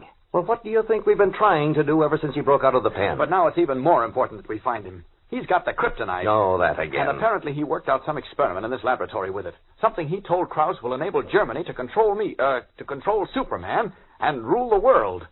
Something to do with an atom man. Have you gone nuts, Kent? No. First, you get all steamed up about that piece of meteor endangering Superman. Well, it does. And now you take a dying man's babbling seriously. Look, I used to think you were a good reporter, but Kent, Inspector. Well, what is it, Doc? There's nothing more I can do here. The wagon's on the way, so I'll be running along. Okay, Doc. And thanks a lot. So long. Goodbye, Kent. Goodbye, Doctor. Oh, you've got to listen to me, Inspector. Look, I haven't got time to listen to fairy tales. But it's not a... Wait a minute. Uh-oh. Here comes a frock coat and silk hat. He must be from the Belgravian embassy. Inspector Henderson. Yes, I'm Henderson. I am Count Brilovich. I received a telephone call. Yes, I know. I'm afraid I've got some bad news for you, Count. The police officer said it had something to do with Dr. Orlovsky, our finance minister. But that I cannot understand because... just step over here, will you, please? Oh, by the way, this is Clark Kent, reporter for the Daily Planet. Count Brilovich, the Belgravian ambassador. How do you do, Mr. Kent? All right, here we are. Prepare yourself for a shock, Count. He's under this canvas. Who is? I want you to identify him. Look. Good heavens. Dr. Orlovsky. You were right, Kent. But this cannot be, Inspector. It cannot be Dr. Orlovsky. What do you mean? You just said it was. Yes, it is. But But how can he be here in Metropolis? Come again, please. What do you mean, Count Drilovich? Why, 3 days ago, Dr. Orlovsky left Metropolis by clipper plane to return to Belgravia. What? What's that? Yes, his mission here was completed. He returned to our country to report to Parliament. I myself said farewell to him and saw him depart for the airport. Looks like he didn't get to the airport.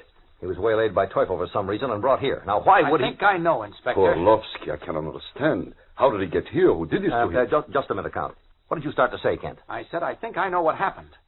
Dr. Orlovsky is about the same size as Teufel. What's that got to do with it? I think Teufel, who was probably working with Kraus here, found out about Dr. Orlovsky leaving the country. They trapped him here, killed him, then Teufel, dressed in his clothes... Hey, Orlovsky's clothes are missing.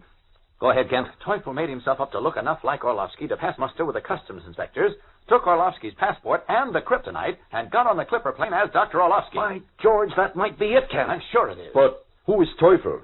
Why did he do this to poor Orlovsky? Teufel is a Nazi scientist, one of the cleverest Hitler had. A year ago, he almost succeeded in solving the secret of harnessing atomic energy. Now, with the kryptonite, he... Great Scott! Kraus talked of an atom man. Oh, no, it can't be. It's too fantastic. What are you I do not talking understand. about? We've got to stop Teufel. Come on, Inspector. Well, if you're right, Kent, and Teufel is traveling disguised as Dr. Orlovsky... I'm sure he is. All right, then, we'll get him. We'll contact the clipper forts on the European police. There's my car. Come on, Kondrovich. We'll drop you at the embassy. Thank you, Inspector. Cassidy, don't let anybody in here. Hurrying from the shabby basement laboratory, Clark Kent and Inspector Henderson leap into Henderson's car to take up the trail of Der Teufel. We'll return in a moment for the exciting climax of today's episode. But first, Dan McCullough is waiting to talk to us. You know, gang, there's sure a mad rush for the Kellogg's Pep package these days, because that's the only place you can get those brand new comic buttons all the gang's collecting. And are these new buttons swell? Full-color, true-to-life pictures of your old favorite comic strip characters. Looking so real, you'd think they were going to speak. There's Orphan Annie and Haroldine and Winnie Winkle, Superman, of course. 18 different buttons in all. You'll have a mighty smart collection when you have these new buttons pinned on your jacket or cap. You'll have a lot of fun collecting these comic buttons, too, swapping duplicates with your pals, and why, it even seems to make it more fun to follow the funny papers when you've got buttons with the real characters on them. And the best part is, you don't have to spend any of your allowance for these new comic buttons. You don't even send in a box top. Can't buy them anywhere. They come only as prizes in packages of that super delicious whole wheat flake cereal, Kellogg's Pep. So ask Mom to get you a supply of Pep tomorrow. Inside, you'll find your exciting prize, one of these brand new comic buttons, or a military insignia or warplane button. There's a prize in every package of P-E-P, Pep, made by Kellogg's of Battle Creek. And now, back to the adventures of Superman. Inspector Henderson, via shortwave, is attempting to intercept Der Teufel, whom he and Kent believe escaped from Metropolis by clipper plane, disguised as Dr. Alexander Orlovsky, the finance minister of Belgravia. Now, at a powerful shortwave receiver in the radio room at headquarters, Henderson and Kent stand by anxiously as the International Police Channel becomes alive with confirming messages. R5C506, Lisbon, Portugal, to WMPD Metropolis Police. It's Lisbon. Quiet, will you? Orlovsky arrived Tuesday 12th. Proceeded via Iberian transport plane to Madrid. I will repeat. Orlovsky arrived Tuesday 12th. Proceeded via Iberian transport plane to Madrid.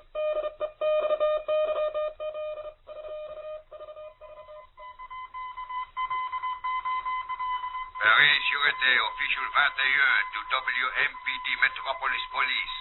Per your request, Orlovsky arrived Le Bourget Field Wednesday, 11:30 p.m., 13th. Departed Thursday, 2:40 a.m.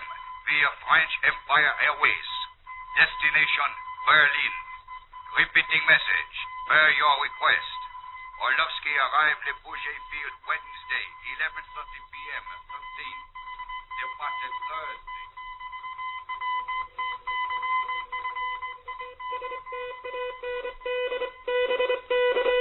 United States Army Occupational Police, Division 22, WMPD, Metropolis Police Department.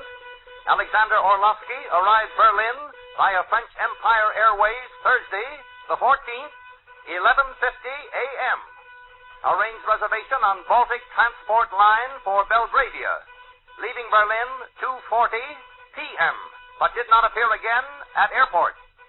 Full investigation underway. So far, no report. We'll keep you advised. United States Occupational Police signing off with WMPD, Metropolis Police Department.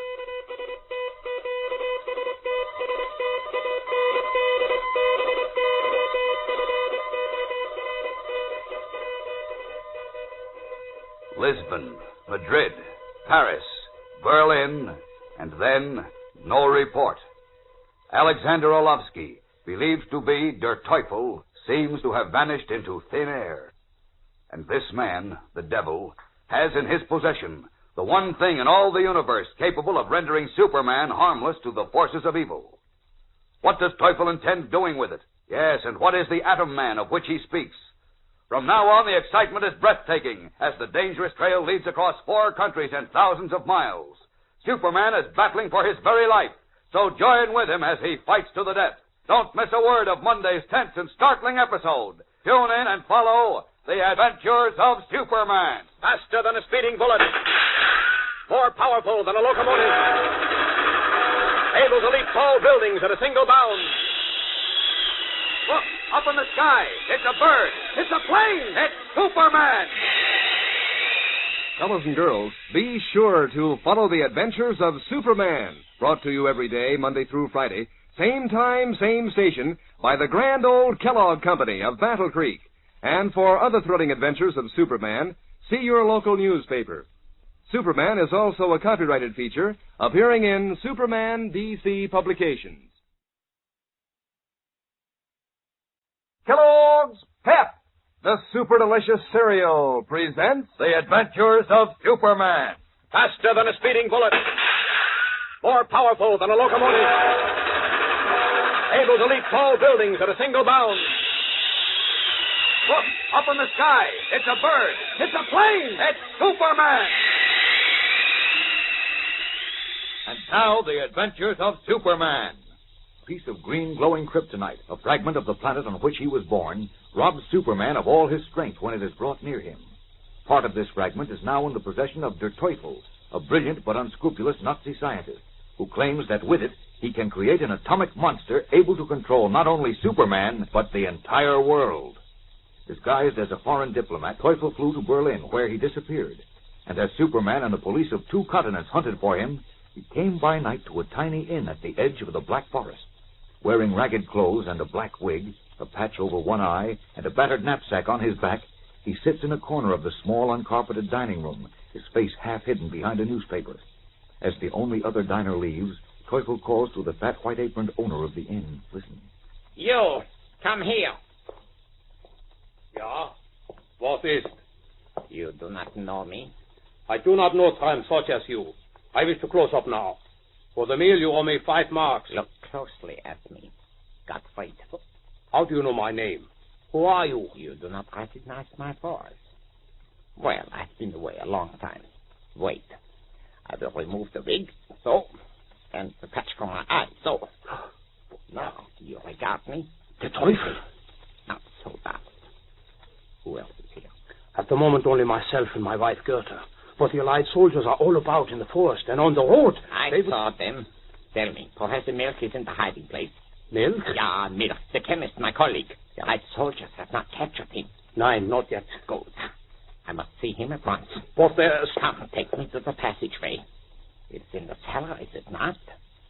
Well, why do you stand there? Take me to the passageway, I said. Nein, Teufel. You cannot go to the hiding place in the forest. You are a great danger to us. A danger? I, a danger? You blockhead. I come on a great mission to restore the fatherland. Tremendous difficulties I had in escaping from the United States and then from the Americans in Berlin. Oh, that we know. And we know, too, that the American police traced you to Berlin, and now their police in Germany may find you. Already, just before evening, they were here at my inn to inquire if any had seen you. So far, they do not suspect that I work in the underground Nazi movement. But... Not afraid. Listen to me. Someone is coming. Send him away, whoever it is. I cannot. It may be the American police. Quick, put that wig on your head and the patch on your eye. Godfrey. It is the American sergeant who guards this road. Oh, Himmel. Now they are in trouble. Why did you not leave? I beg you. Quiet, fool. Do as I say. I am your cousin from Nuremberg, Friedrich Merkel. You understand? It will not work. Silence. Control yourself or all is lost. Oh, there you are, Godfrey. Why didn't you answer? Who is this man? Guten Abend, Sergeant. I did not hear you come in. I was so busy talking, recalling old times with my cousin. Cousin, huh? I haven't seen him around before. No. You see, I've only just arrived, Herr Sergeant, to visit my cousin Gottfried. What's your name? Friedrich Melchior, mein Herr. Where are you from? From Nuremberg. Let me see your papers. What, Yeah, certainly, mein Herr. Here they are. Well, they seem to be in order. Oh, thank you, mein Herr. The American sergeant thought perhaps I was a Nazi, Gottfried. Oh, nein. You Germans are all alike. Now you've lost the war, all of you say you hated Hitler, and none of you were Nazis. Well, I was just checking up. Good night. A glass of beer before you go, huh, Sergeant? Or wine, perhaps? Oh, thanks. Good night, mein Herr. Good night, Herr Sergeant. Auf Wiedersehen. Good. He's gone. Quick, Gottfried. Lock the door and turn off the lights. Hurry, I help you. Oh, Himmel, never was I so scared. Where did you get the papers? What does that matter? Hurry, now lock the door. Yeah, I will lock it. After you leave. Again, that. Listen to me, Gottfried. I tell you, I must see Professor Milch. With his aid, I can not only control the American Superman who blocked our plans before, What is that you say? You can control Superman. Now you become interested. But then listen. With what is in the knapsack on my back, we will be able to control the world, let alone Superman. What is in your knapsack? I will show you, but first, lock the door. I will lower the shade on the window. All right.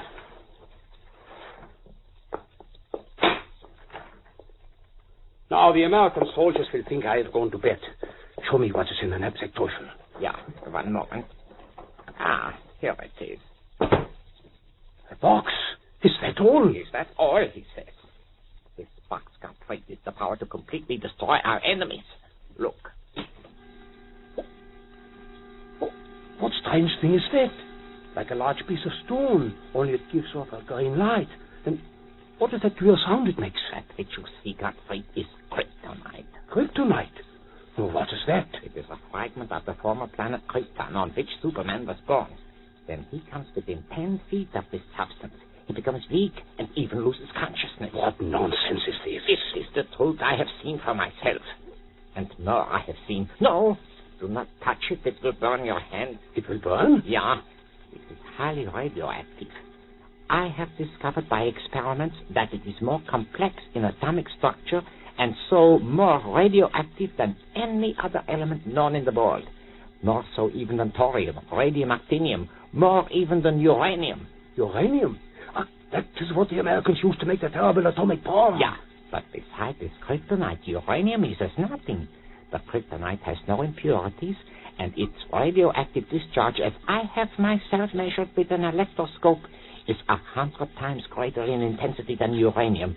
Do you realize what that means, Gottfried? You become too scientific for me, Teufel. Just tell me how you plan to use this material to control Superman and destroy our enemies. Now you come to the heart of the matter, Gottfried. With Professor Milk, whose great genius I require to dissolve this substance, I will create an atom man. An atom man? Yeah, an atom man. A creature more deadly than 12 atomic bombs. A monster from whose fingertips will come the power. The atomic energy which will make the great Superman his servant, his slave, and which will destroy our enemies. Himmel, this atom man, how do you...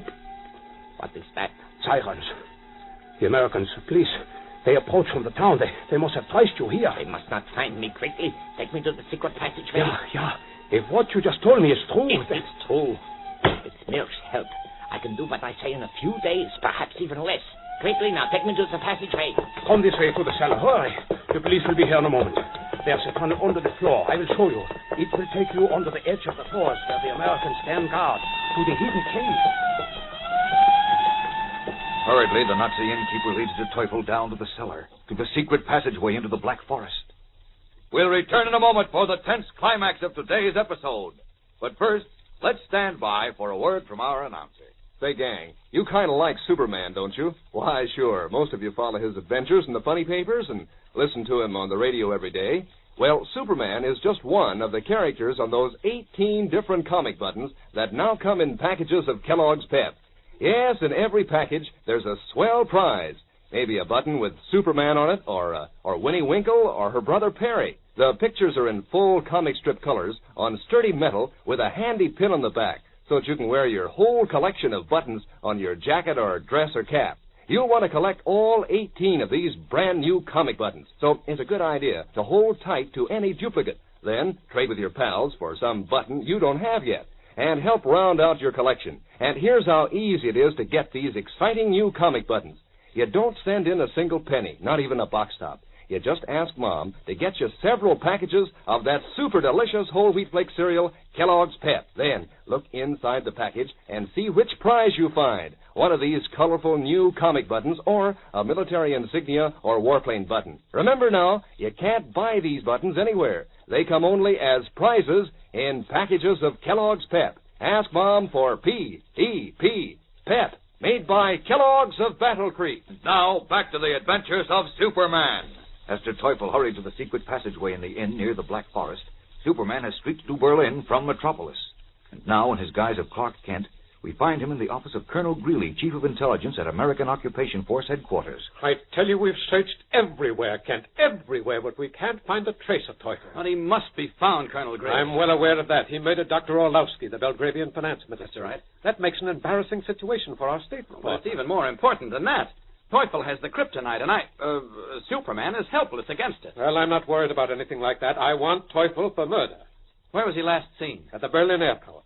The night before last, he landed from a French plane disguised as Dr. Orlowski, made a reservation on a plane leaving for Belgravia at midnight, and then, well, he just disappeared. Oh, but somebody must have seen him. Apparently nobody saw him after he left the reservation office.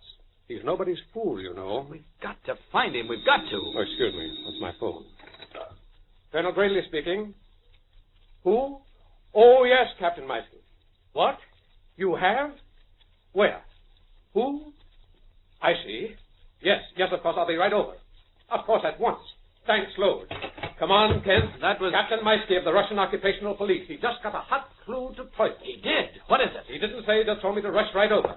I presume you want to come along. Do I? Try and stop me. We can go through the record offices to the back of the building. My car is waiting. We can be at Russian headquarters in 5 minutes. Come on, Kent. On the double. Eagerly, Clark Kent and Colonel Greeley rush from the American Occupation Building. What have the Russians discovered about Der Teufel? Will it enable Superman to intercept the brilliant but unscrupulous Nazi scientist before he can create his dread Atom Man and turn him loose against the Man of Steel and civilization? And what is the Atom Man? Every tense moment counts now, fellows and girls, so don't fail to listen tomorrow. Same time, same station, to the adventures of Superman. Faster than a speeding bullet. More powerful than a locomotive. Able to leap tall buildings at a single bound. Look, up in the sky. It's a bird. It's a plane. It's Superman. Fellows and girls, be sure to follow the adventures of Superman. Brought to you every day, Monday through Friday. Same time, same station, by the grand old Kellogg Company of Battle Creek.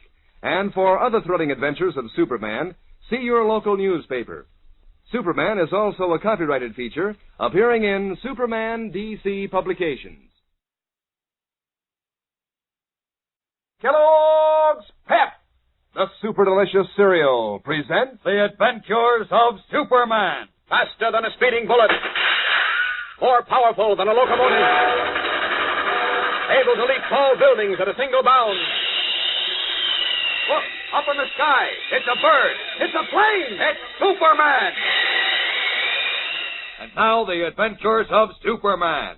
Having stolen part of the kryptonite fragment which robs Superman of his strength, Der Teufel, a brilliant but unscrupulous Nazi scientist, escaped to Germany. At an inn, he told a Nazi underground henchman that he must see a chemist named Milk, who was hiding in the Black Forest. With the kryptonite, Teufel said he and Milk could create an atomic monster which would control and possibly even destroy Superman. Meanwhile, having traced Teufel to Berlin, Superman, in his guise of Clark Kent, and Colonel Greeley, an American intelligence officer, were informed that the Russian occupation police had made an important discovery. As we continue now, Kent and Colonel Greeley are in the office of Captain Nikolai Meisky of the Russian police in Berlin. A German prisoner has just been brought in. A squat, slack-jawed man who seems ill at ease in his handsome frock coat and silk hat. Listen. This is the man, gentlemen. He was picked up in the Russian zone of Berlin an hour ago. He had just sold a magnificent mink-lined overcoat to a pawnbroker. I do nothing wrong. It is my own overcoat. Silence you. But, Captain, this man is not the Teufel. I did not say he was, Colonel Greeley. He had, however, contact with our Teufel. Where? When? A night before the last, Comrade Kent, in a street close to the airport. These are Teufel's clothes he wears now, or rather, the clothes of the late Dr. Orlovsky of Belgravia, as whom Teufel masqueraded. They are? Are you sure? I am positive, Colonel. In a pocket of the overcoat was a label bearing the name of Dr. Orlovsky and the name of a tailor in Belgravia. He gave them to me. I do not know his name. He approached me near the airport, a man much of my own size and wearing very thick eyeglasses. He carried a fine leather dispatch case. That description fits Teufel, Kent. Yes, go on. He asked if I would exchange clothes with him. At first, I thought he made a joke, but he gave me no time to consider. Almost before I knew what occurred, I wore his clothes and he was gone with mine. Gone where? Where did he go? I know not, mein Herren. It was dark at night. I saw him go towards the Kaiserstrasse, and then I saw him no more. Nor has anyone else. I think you attacked him, robbed him, and did away with his body. Nein, I swear it. Then where are your papers, your identification? I have told you. They were in the pocket of my jacket. But so quick was all this, I did not remember them until the man was gone. Uh-oh, now we're getting someplace. What's your name? Friedrich Melcher, mein Herr. I am from Nuremberg. Friedrich Melcher from Nuremberg, eh? Colonel Greeley, Teufel is about this fellow's size. And he has his clothes and papers. That means... Teufel is now disguised as Melcher. Right, Kent. We'll get after him at once. May I use your phone, Captain Maisky? Of course, Colonel. But it is my opinion that this man lies as do most Germans. I think either he killed Teufel, or else is in league with him. Well, if he'd killed him, he'd still have his papers. And if he was in league with him, he wouldn't be so stupid as to walk around in Teufel's discarded clothes. No, I think he's telling the truth. Teufel evidently knew we were aware he was disguised as Dr. Orlovsky, and he needed a new disguise in a hurry to get wherever he's going with the kryptonite. Well, we've got a chance to intercept him now, but we've got to work fast. Right. I'll call American headquarters and send out an alarm. Good. You may be right, Comrade Kent. I'm sure I am. Oh, I will, of course, do all I can to help, too. I, too, will transmit a radio alarm to my men.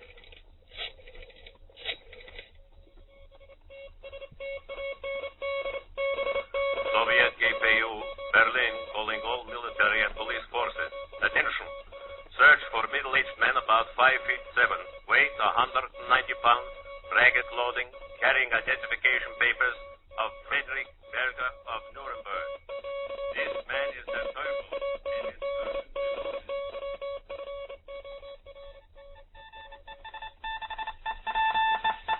Attention, Berlin office calling all military and occupation police. It is believed that man wanted as the Teufel is now disguised in ragged clothing and carries papers identifying him as Friedrich Melcher of Nuremberg. As urgent radio calls crackle over the German airwaves to speed a new search for Der Teufel, the elusive Nazi scientist has made his way through an underground tunnel from a small inn to a deep rock cave in the Black Forest. The main entrance of the cave is cleverly concealed by fallen trees and heavy underbrush. Within, it is large and musty, fitfully illuminated by 2 coal oil lamps, and fitted with rough bunks on which lounge a dozen assorted Nazis. Men, young and old, all former leaders in the Nazi regime of savage persecution and conquest, now hiding from and plotting against their conquerors. Some are men of science, 2 are field marshals, 3 are members of the ruthless Gestapo. In the half-gloom, their eyes gleam like fierce hunted animals as they regard the strangely humming, green-glowing kryptonite which Der Teufel has set in its opened box before Professor Ernst Milch, the stooped, shaggy-haired chemist who did more than any one man to keep Hitler's oil-starved Panzer divisions operating on ersatz fuels. There it is, Milch. Almost insurmountable difficulties I had in obtaining it and bringing it here. This is the kryptonite, Teufel. Yeah. It is a part of the fragment from the shattered planet Krypton on which Superman was born. Yeah? In the presence of this material, Superman becomes helpless as a babe. Superman helpless?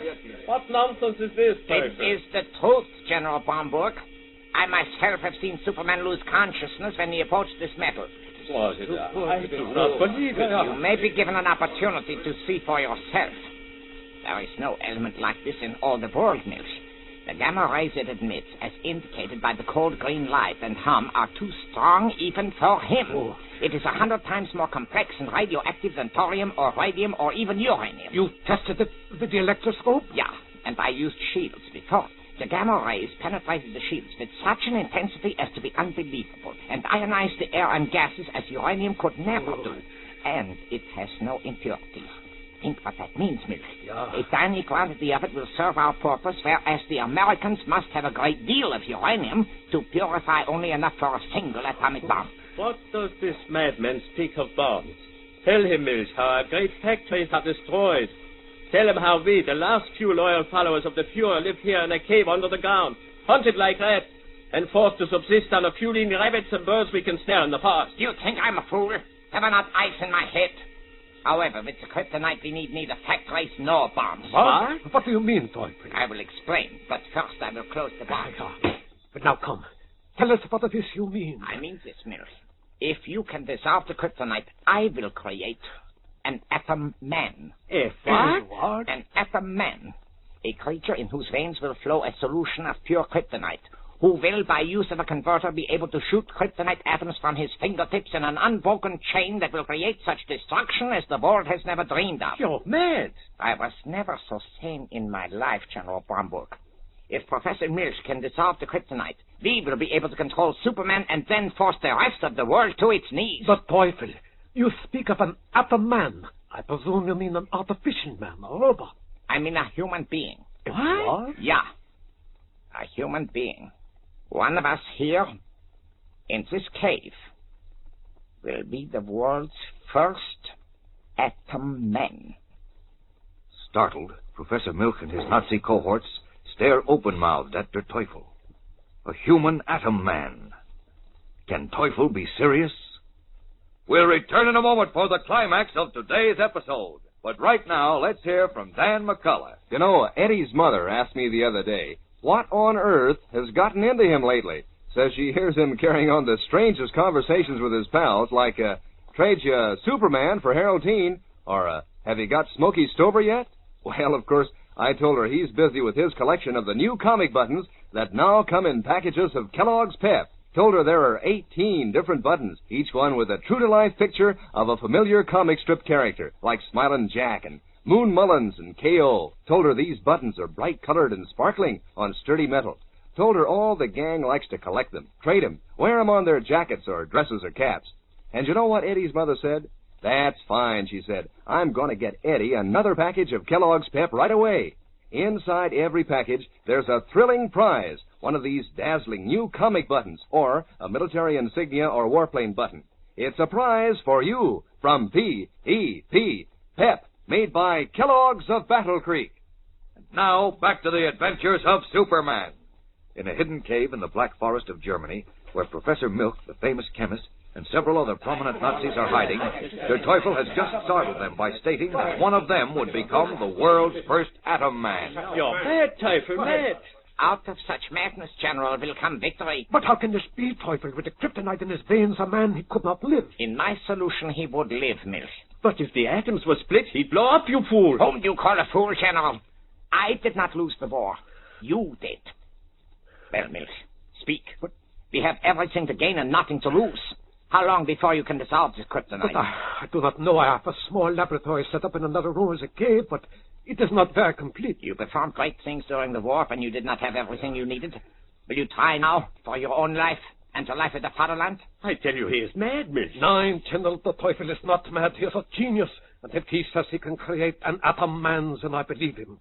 And somehow, whatever the cost, I will dissolve the kryptonite. Well spoken, Milch. A toast to our success, gentlemen. Is there wine? Oh, yeah. Ah, good. Heil Hitler! Heil Hitler! Heil Hitler! His moon-like face beaming, Der Teufel leads the toast to the success of the dread Atom Man. Will this small, desperate band of fanatical Nazis succeed in their grotesque plot? Or will Superman, menaced as he never was before, stop Teufel before it is too late? Don't miss tomorrow's exciting episode, fellows and girls. Tune in, same time, same station, for the adventures of Superman. Faster than a speeding bullet. More powerful than a locomotive. Able to leap tall buildings at a single bound. Look, up in the sky. It's a bird. It's a plane. It's Superman. Fellows and girls, be sure to follow the adventures of Superman, brought to you every day, Monday through Friday, same time, same station, by the grand old Kellogg Company of Battle Creek. And for other thrilling adventures of Superman, see your local newspaper. Superman is also a copyrighted feature appearing in Superman DC Publications. Kellogg's Pep, the super delicious cereal, presents The Adventures of Superman. Faster than a speeding bullet. More powerful than a locomotive. Able to leap tall buildings at a single bound. Look, up in the sky. It's a bird. It's a plane. It's Superman. And now, the adventures of Superman. Escaping to Germany with a piece of the kryptonite fragment which robs Superman of his strength, Der Teufel, a brilliant Nazi scientist, made his way to a secret cave in the Black Forest where several leading Nazis were hiding. Teufel told Professor Milk, a chemist, that if the kryptonite could be dissolved, the resultant solution, injected into the veins of one of their followers, would create an atom man, a human monster, generating sufficient atomic energy to first control Superman and eventually bring the terrified world to its knees. 48 hours have now passed, and neither Superman nor the Allied police have been able to locate Der Teufel. Once more in his guise of Clark Kent, the Man of Steel nervously paces the floor in the office of Colonel Greeley, Chief of American Intelligence in Berlin. Listen. For heaven's sake, sit down, Kent. You're getting on my nerves. Oh, I'm sorry, Colonel. I guess my own nerves are getting a bit ragged. It's just that Teufel has that kryptonite, and he's a brilliant scientist, and, well, he's performed some experiments, something to do with an atom man, which he says will rule the world. Can't you believe that? Well... Say your nerves are in bad shape. It's just that I know Teufel, you don't. And I know the power of that kryptonite. I tell you, Teufel must be found, and found quickly. He must. But I need help. Even I can't examine every nook and cranny of Germany and all of the 100 million people in it. Fearful as he has never been before, Clark Kent, who is Superman, waits for some word of Der Teufel. Meanwhile, at a little village near the Black Forest, a young military police sergeant named Bill Nelson has just alighted from a train after a 48-hour leave.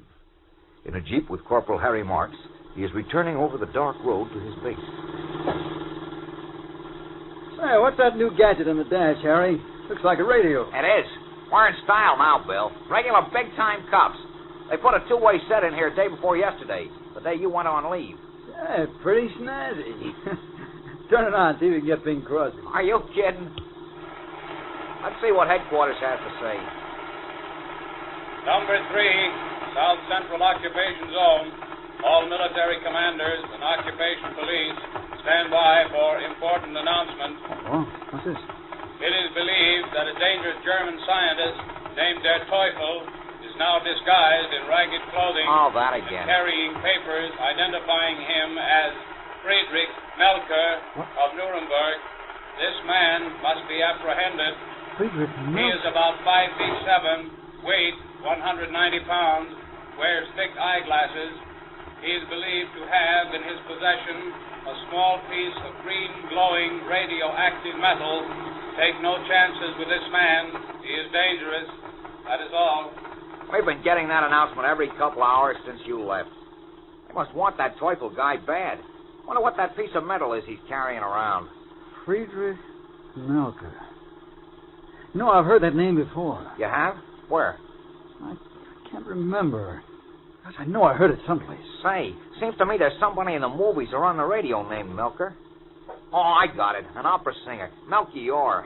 That's why it sounds familiar. Oh, yeah, maybe that's it. Sure. I'll spruce up, Bill. There are the lights of the inn. We'll be at the base soon. You want to look sharp when you meet up with the CO again. We got a lecture this morning about getting sloppy on occupation duty. Oh, I saved on the trip. Harry, stop at the inn. What for? What's at the inn? I just remembered. That's where I saw Frederick Melker. What? Now, wait a minute. I saw him, I tell you, 2 nights ago, just before I went on leave. Go on, pull up in front. You saw him where? In the dining room. He was with Gottfried, the innkeeper. Gottfried said he was his cousin. Gottfried did? Listen, are you sure? Sure as I'm sitting here. I was making my last check before going back to the base. And this short, powerful German was with Gottfried. He was wearing ragged clothes and a patch over one eye. I asked him who he was. He said he was Friedrich Melker from Nuremberg. I asked him for his papers. Did he have them? They were in order, all right. So I left. But holy smokes, Harry, that guy was Teufel. Then what are we waiting for? Come on. Hasn't closed up yet. Oh, you better check your gun. Yeah. It's okay. Let's go. I didn't see anybody around when I was here yesterday or today. Well, it could be hiding in one of the rooms. Or in the cellar. If he isn't, Godfrey don't know where he is. I never did like that rosy-cheeked Kraut. Always fawning. Well, here we are. You're in charge, Sergeant. Proceed. The place looks empty. Here comes mine host. Ah, guten Abend, meine Herren. To what do I We owe came this? to see your cousin. My, cousin? Yes, you remember. He was here 2 nights ago.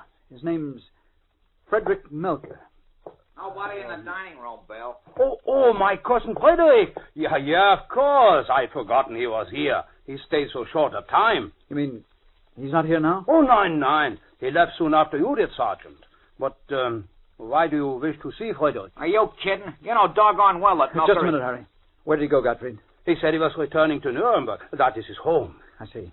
Mind if we look around a bit? No, look around, of course not. But, we'll take a look at the kitchen first. Come on. No, you lead the way, Gottfried. Yeah, of course, but I do not understand. I tell you, Frederick does not... What? He dove behind the bar. Dirty bum, come back here, Gottfried, or I'll drag you out of there. Oh! Harry! Gottfried! My leg. Look out, Bill. Yeah, I see him. He ducked too quick. Harry, all right?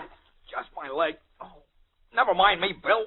Watch when he shows himself again. You better come out from behind that bar, Gottfried. I will come out when you are both dead. Listen, you fool, you can't get away. You better come out while you're still alive. Oh, yeah? I show you. He shot the light out. Watch it, Bill. Stay down, Harry. We can't see the bar. He can't see us either. Yes, he can. There's a little moonlight coming in from the window behind us. Oh, you think that Teufel, eh? Yes, and we'll get him, and you too, Gottfried. Nein, it is I who will get you, you American swine. Sit tight, Harry. I'm going after him. Oh, Bill, you can't see him. Don't worry. Just hug the floor, fella. What, Bill? Quiet. Gottfried, I got you. No, peek, American.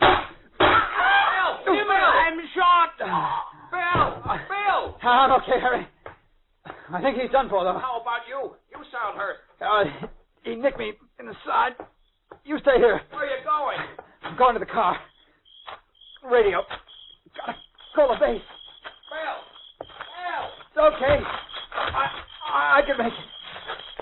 I hope. Gotta get the car.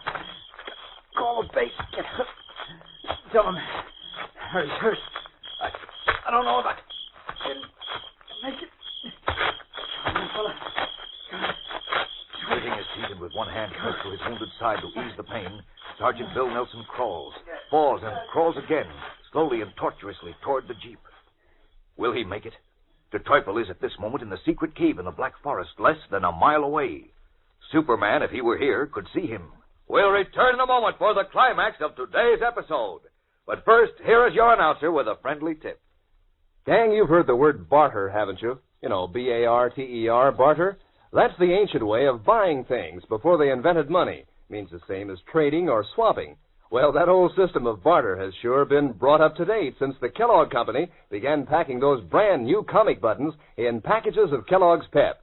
Why, kids are bartering with those swell comic buttons right and left. For instance, you'll hear a fella say, trade you Superman for Uncle Walt.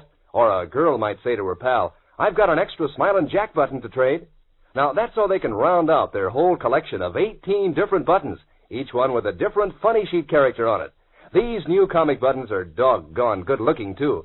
So how about getting your collection built up? Ask Mom to get you a package of that super delicious whole wheat flake cereal, Kellogg's Pep, because that's the only way you can get these new comic buttons.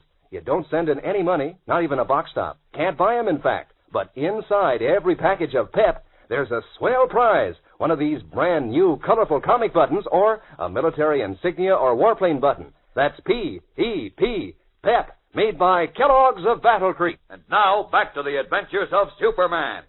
As Sergeant Bill Nelson, badly wounded, is trying to reach his car to inform headquarters that Der Teufel had been in the inn near the Black Forest, Teufel himself, with a Nazi chemist, Professor Ernst Milch, stands at a rough table in the secret cave a mile from the inn.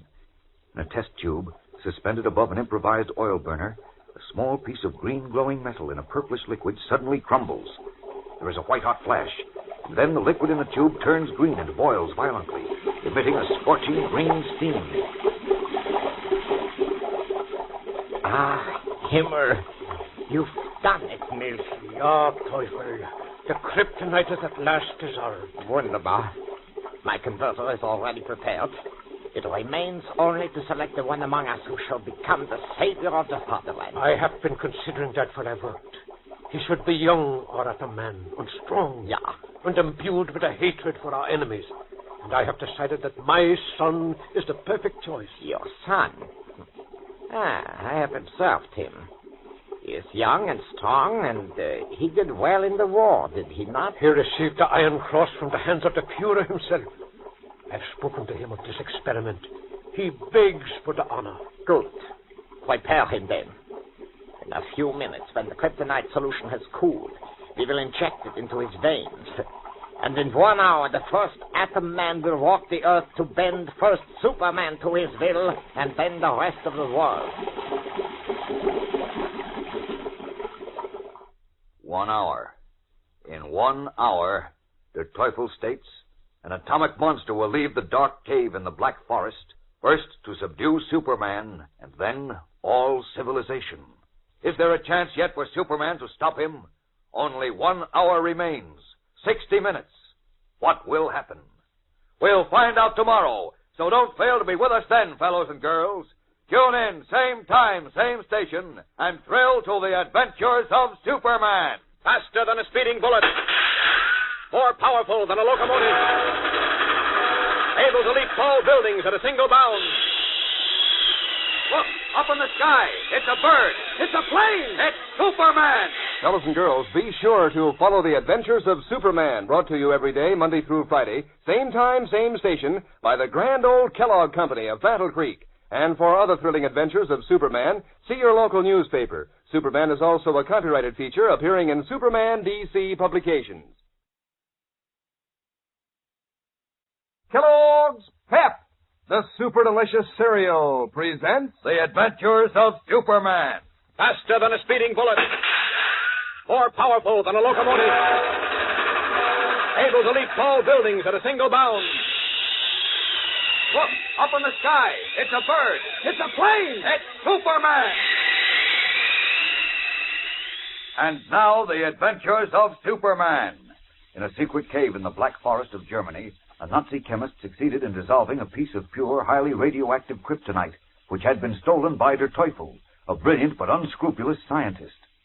Teufel prepared to inject the solution into the veins of a young Nazi, who, in a short time, he said, would become an atomic monster, able to generate such intense power and energy within his body that the entire world, including Superman, would become his slaves.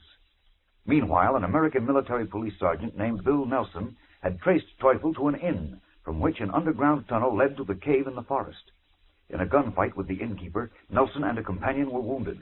And as we continue now at the American occupation base in a nearby village, a radio operator hurriedly summons Major Carroll, the commanding officer. Listen. Major Carroll, will you come here, sir? Yes, Corporal, what is it? We've been getting a signal from Sergeant Nelson, sir. I think he's in trouble. Well, what kind of trouble? I don't know. I can't quite make him out. Something about... Listen. Nelson. Calling. Base. Nelson. There he is again. You hear him, sir? Yes, answer him. Base. Well, I have, but he doesn't seem to hear me. Well, try again. South Central Zone 3 to Sergeant Nelson. We hear you. What's the trouble? Come in. What's the matter with him? He doesn't answer. No, he doesn't. Need help. Wounded. Says he needs help. He's wounded. Ask him where he is. Yes, sir. Where are you, Bill? Where are you? I traced. What was that? Something about trace. He said that before. Teufel. Teufel? Great Caesar, he's trying to tell us he's traced the Teufel. Tell him we heard him and ask him where he is. Yes, sir. We heard you, Bill. You traced Teufel and you're wounded. Tell us where you are. In? Where? Gottfried. Oh. He said that... Gottfried. He must mean Gottfried's Inn. I'll go there at once. Now stand by, Corporal. I may have an important message for you to flash to Berlin. Lieutenant Harris, Lieutenant Harris! As Major Carroll and a detachment of soldiers start for Gottfried's Inn, Superman, unaware of this latest development, has made an important decision. After one more fruitless effort to find Der Teufel, the Man of Steel, in his guise of reporter Clark Kent, has just entered the office of Colonel Greeley, Chief of American Intelligence. I've come to say goodbye, Colonel. Goodbye? Where are you going, Kent? Back to America. But you're here on the Teufel story. You're not going home before we find him. I must. If he hasn't been found by now, he won't be. Nonsense, Kent. It may take time, but we'll get him eventually. Eventually is too late, Colonel. 1 week more, even 1 day more, may be too late. Too late for what? To save Superman. And perhaps far more than Superman. Save Superman? Oh, you're harping on that kryptonite nonsense again. Believe me, Colonel, it isn't nonsense. Kryptonite is Superman's one mortal enemy. Oh, come now, Kent. Believe me, it is. And now Der Teufel has it.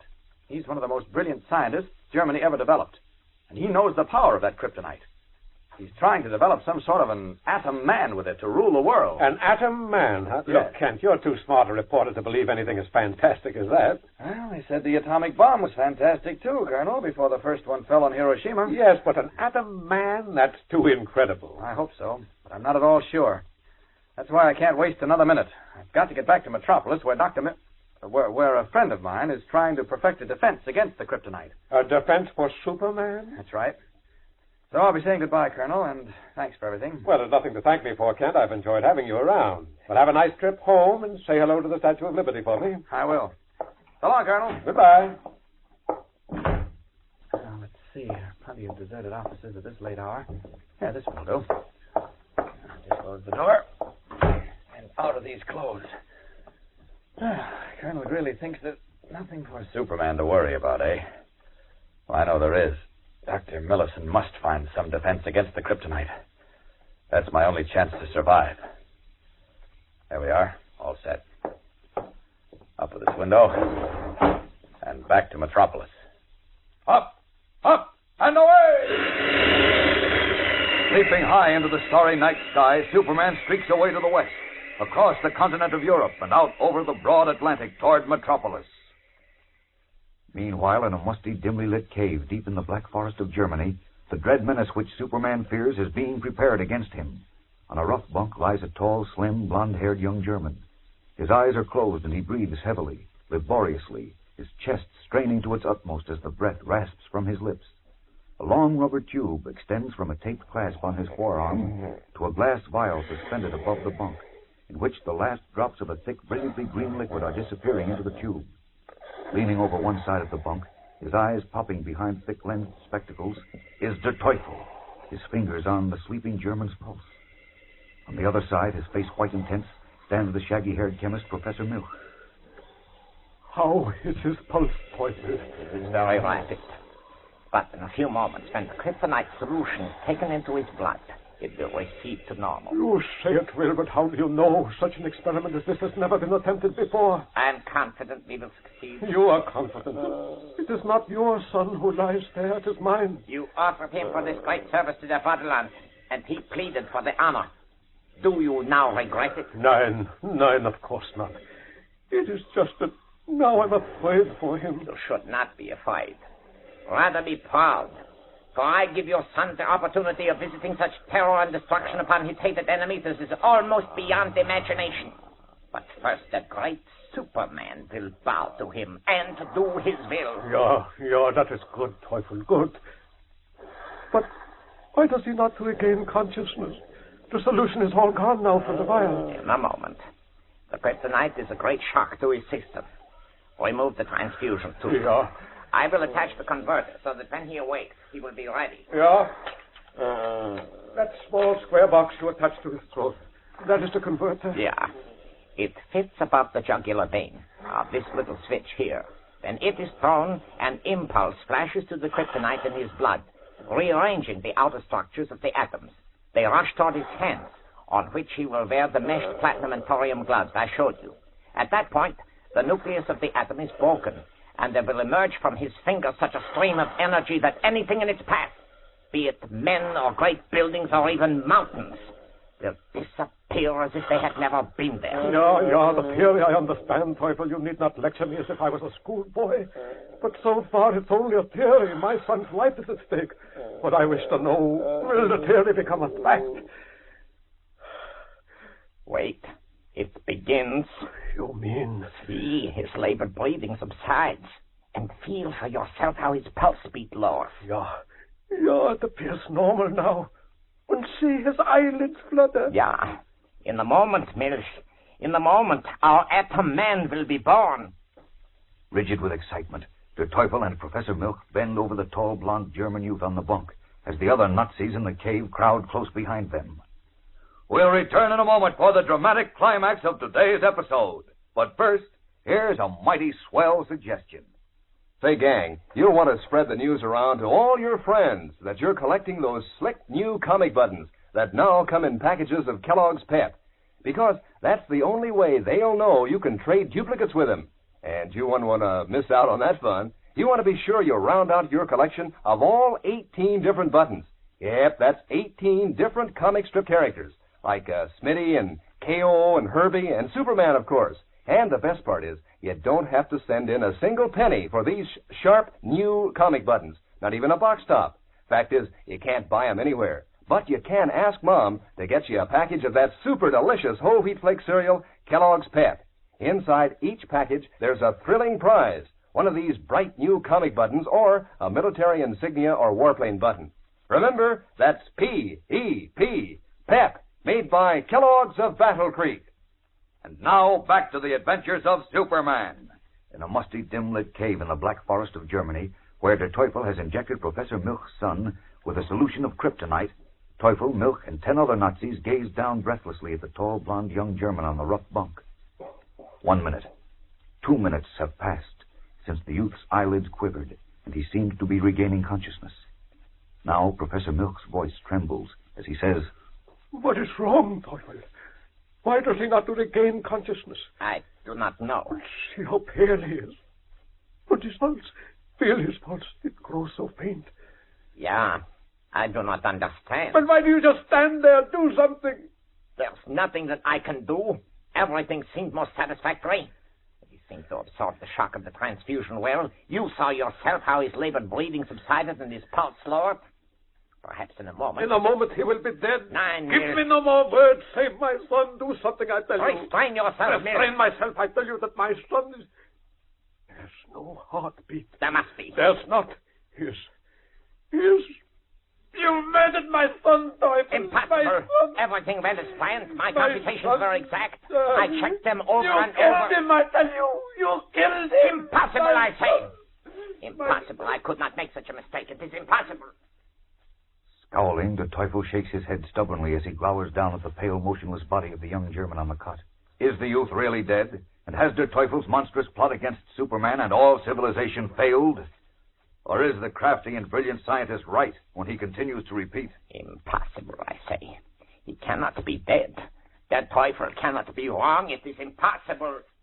What is the truth? Don't fail to hear tomorrow's exciting episode when we learn.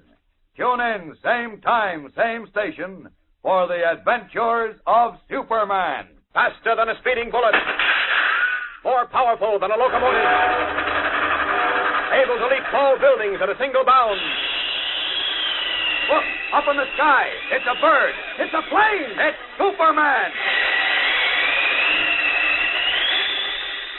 Fellows and girls, be sure to follow the adventures of Superman. Brought to you every day, Monday through Friday, same time, same station, by the grand old Kellogg Company of Battle Creek. And for other thrilling adventures of Superman, see your local newspaper. Superman is also a copyrighted feature appearing in Superman DC publications. Kellogg's Pep, the super delicious cereal, presents The Adventures of Superman. Faster than a speeding bullet. More powerful than a locomotive. Able to leap tall buildings at a single bound. Look, up in the sky. It's a bird. It's a plane. It's Superman. And now, the adventures of Superman. In a secret cave in the Black Forest of Germany, a brilliant but unscrupulous Nazi scientist named Der Teufel has injected a solution of pure kryptonite into the veins of a young Nazi, the son of Professor Milch. Teufel said that when the youth awoke, he would generate such tremendous atomic energy within his own body that the entire world and even Superman would become his slaves. Meanwhile, unable to find Teufel, Superman has returned to Metropolis, where a leading American scientist is trying to discover a defense for him against his mortal enemy, the kryptonite. As we continue now, in the musty, dimly lit cave in the Black Forest, 10 Nazi leaders crowd around the rough bunk on which Milch's son lies, pale and motionless. Almost 2 hours have passed since the injection. Milch, frenzied with grief, addresses the squat, scowling Teufel. You have murdered my son, Teufel. Nonsense, Milch. See for yourself. He has no pulse, no heartbeat. Nonsense, I tell you. Everything went as planned. I myself tested the kryptonite solution. My computations were exact. I checked them over and over. Your computations were false. Your whole plan was mad. I should have known better than to put my son's life in your hands. Restrain yourself, Milch. I warn you. You warn me? Who are you to warn me? It's my son who lies there dead. He will yet revive. He must live. All of the kryptonite was dissolved and is now assimilated in his body. Here's our last chance, our last hope. The 9 is dead, and you killed him. And for that I shall see to it that you too shall die. You're a fool, Milch. You should know better than to threaten me. I said your son will yet live. But if he does not, then he died for the Vaterland. The Vaterland? Who are you to speak of the Vaterland? All that you ever did was for yourself, for your own selfish ends to gain power and money. That is a lie. It's the truth, and you know it. Was I not in the Chancellery the day that your first rocket bomb fell on England and you boasted to Hitler? You and I, Führer, will rule the world between us. You did not say Germany would rule. You said the Teufel would. I leave it to General Bromberg, who was present.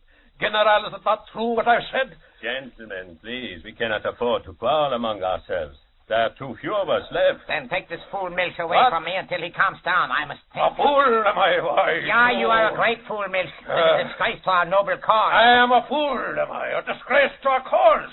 I'll show you, you murderer. There are Allied soldiers in the forest who hunt for you. I'll bring them here. What? Milch? You'll pay for murdering my son. He leaves the cave. Stop him. He only threatens Teufel. He is grief-stricken. When he comes down... The fool will do as he says. After him, all of you. 9. The Allied soldiers are all about. They will see us. Then I will go alone. Quick, General, give me your revolver. 9 Milch can be trusted, I tell you. And he is our only chemist, a great chemist. I tell you, the fool will betray us. Give me your gun. Well, here it is. Good. Remain here quietly, all of you. I will take care of the traitor and return. The boy cannot be dead. There is still a chance. Rushing from the cave into the dense forest, Der Teufel furiously pursues Professor Milch. Meanwhile, summoned by the wounded military police sergeant Bill Nelson, Major Carroll and a squad of American soldiers have arrived at Gottfried's Inn, hardly a mile away, under the cellar of which an underground tunnel leads to the Nazi secret cave in the forest. After treating the wounds of Sergeant Nelson and his companion, Corporal Harry Marks, Major Carroll and an army doctor have just found Gottfried, the innkeeper, who lies faintly breathing behind his bullet-shattered bar. Major Carroll. Doctor, Gottfried's alive. Maybe he can tell us about the Teufel. Yes. He's done for, though. You better make it fast. He can't last much longer. Listen, Gottfried, you're in pretty bad shape. Yeah, I know. Tell me, Major, what will happen to my wife? If she was working with the Nazi underground, too, she'll have to take the consequences. Oh, but she was not. I swear it. Your word is no good to me, Gottfried. Now tell me. Listen, if I tell you where the Teufel is, Major... Yes? You will promise to be lenient with my wife? I can't make any bargains with you, Gottfried, but I'll tell you this. My government wants Teufel badly. If you help us get him, we might be disposed to deal more kindly with your wife. Yeah, I will tell you. Listen, you know the road which goes for the Black Forest to the south of your camp? Yes? If you follow that road almost to the end of the forest, you will come to where it branches off. A wagon trail goes to the south, and a narrow foot trail to the southwest. For perhaps 5 miles on the foot trail is a small log house where the game warden lives. And there, if you make haste, you will find Teufel. You mean that? Yeah, he is there now. But you must hurry. Tonight he meets someone there. Tomorrow he departs. You're giving me a bum steer, Gottfried. It won't do your wife any good. No, I am not. You men have already looked through the inn and found nobody. I know I'm dying, Major. I think only of my poor wife now. But you must hurry, or the Teufel will escape from you again. All right. We can be back in a few hours. I'll leave a car here, Doctor, in case you want to take him to the hospital. Right, Major. Lieutenant Harris, station a guard around the inn and hold anyone who comes here. Johnson, Henshaw, Cohn, get in the car with me. Take the forest road just beyond the camp, Sergeant. Yes, sir. And step on it.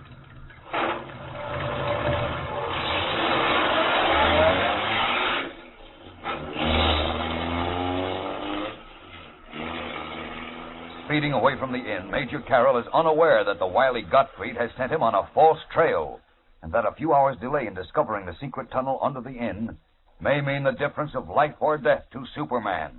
We'll return in a moment for the startling climax of today's episode. But first, here's our good friend. You know, gang, the weekend is a swell time to check over your collection of those new comic buttons that come in packages of Kellogg's Pep. See how you're coming along, how near you are to having all 18 different buttons. You'll probably want to round up your pals, too, so that you can all trade duplicates, because these buttons are really worth having. The colors are bright as anything, really stand out against the clear white background. There are 18 different buttons in all. That means 18 different funny sheet favorites. What's more, you don't have to send in a single penny to get these smart-looking comic buttons, not even a box stop. You can't buy them anywhere because they're exclusive prizes in packages of that super delicious whole wheat flake cereal, Kellogg's Pep. So how about asking Mom to get you some Pep tomorrow? Then, inside the package, you'll find an exciting prize, one of these slick-looking new comic buttons or a military insignia or warplane button. There's one in every package of P.E.P. Pep, made by Kellogg's of Battle Creek. And now, back to the adventures of Superman. 30 minutes have passed since Der Teufel left the secret cave in the Black Forest in pursuit of Professor Milch. Now, as the tall, gray-haired General Bromberg and 9 other Nazi underground leaders wait nervously around the rough bunk on which Milch's son lies, Teufel re-enters the cleverly concealed mouth of the cave. Teufel. Yeah, here is your gun, General. 2 bullets are missing. You will find them in Professor Milch's bag. Ah, what have you done? There are only a handful of us left, and Milch was our only chemist. And he was a great chemist. He was a fool, and his stupid childish sentiment would have made him a traitor. This is no longer his son who lies here, but the future savior of Germany. It is now you who speak like a fool, Teufel. This boy is dead. He cannot be. I made no mistakes. He is dead, nevertheless. His heart has stopped beating, and when I placed a mirror to his mouth a moment ago, not the slightest mist came on the glass. I tell you it cannot be. He must live. If 1 ounce of the kryptonite is in his body and I can get no more, this is our last chance, our last hope to conquer first Superman and then the rest of the world. This is no time to speak of conquering Superman, Teufel. Your stupid shooting of Professor Milch endangers all of us. The Allied soldiers will find him and extend their search for us. We must leave here at once before it grows light. But first, we will bury this boy. None. Yes, within him the kryptonite, the power to destroy our enemies and make me, all of us, such emperors as not even Hitler dare dream of being. A dead youth has this power? He is not dead, I tell you. He cannot be. Where are my papers, my computations? Ah, here they are.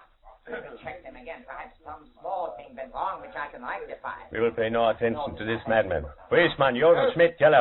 Take spades and dig a burial hole in the rear of the cave. Schnell! Wait, you cannot do it. If you interfere, Teufel, you will be shot. What? You dare to speak to me that way to the Teufel? Now listen to me. I will not listen to you. You endangered us in coming here with your crazy schemes. And now there are 2 less of us. If you must go too, it will be no loss. But Silence! Giselle Bormann, carry young Milch to the grave. Need not be deep, only enough to escape attention. No, wait! 1 more step, Teufel, and I will pull the trigger. All right, Giselle, take him. No, wait. General, look. Look at what? Young Milch. See, his chest moves. He's breathing. Oh, no, Inspector, it cannot be. It is. See for yourself. He breathes, I tell you, he breathes. And see, the color comes back to his cheeks. He lives. Yeah, it is true. See, all of you. My atom man lives. Young Milch lives. And now it is the end of Superman and of all who dare to defy the Teufel and the master German race. Ha ha! I have won! I have won! His frog-like eyes shining behind his thick-lensed spectacles, his fat hands clenched triumphantly above his head, Der Teufel chortles with maniacal glee as the slim, blond German youth on the rough bunk opens his eyes and breathes deeply, then looks around at the ring of excited Nazi leaders above him. Is this young German, in whose veins runs the pure, dissolved kryptonite, now an atomic monster, before whom the world, but first Superman, are doomed to bow in slavery or suffer utter destruction. Don't miss Monday's thrilling episode, fellows and girls. Tune in, same time, same station, and listen to The Adventures of Superman. Faster than a speeding bullet. More powerful than a locomotive. Able to leap tall buildings at a single bound. Look, up in the sky. It's a bird. It's a plane. It's Superman.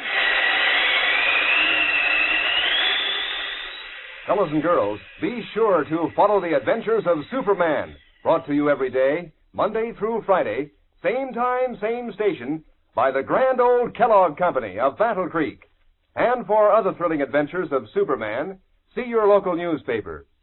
Superman is also a copyrighted feature appearing in Superman DC publications.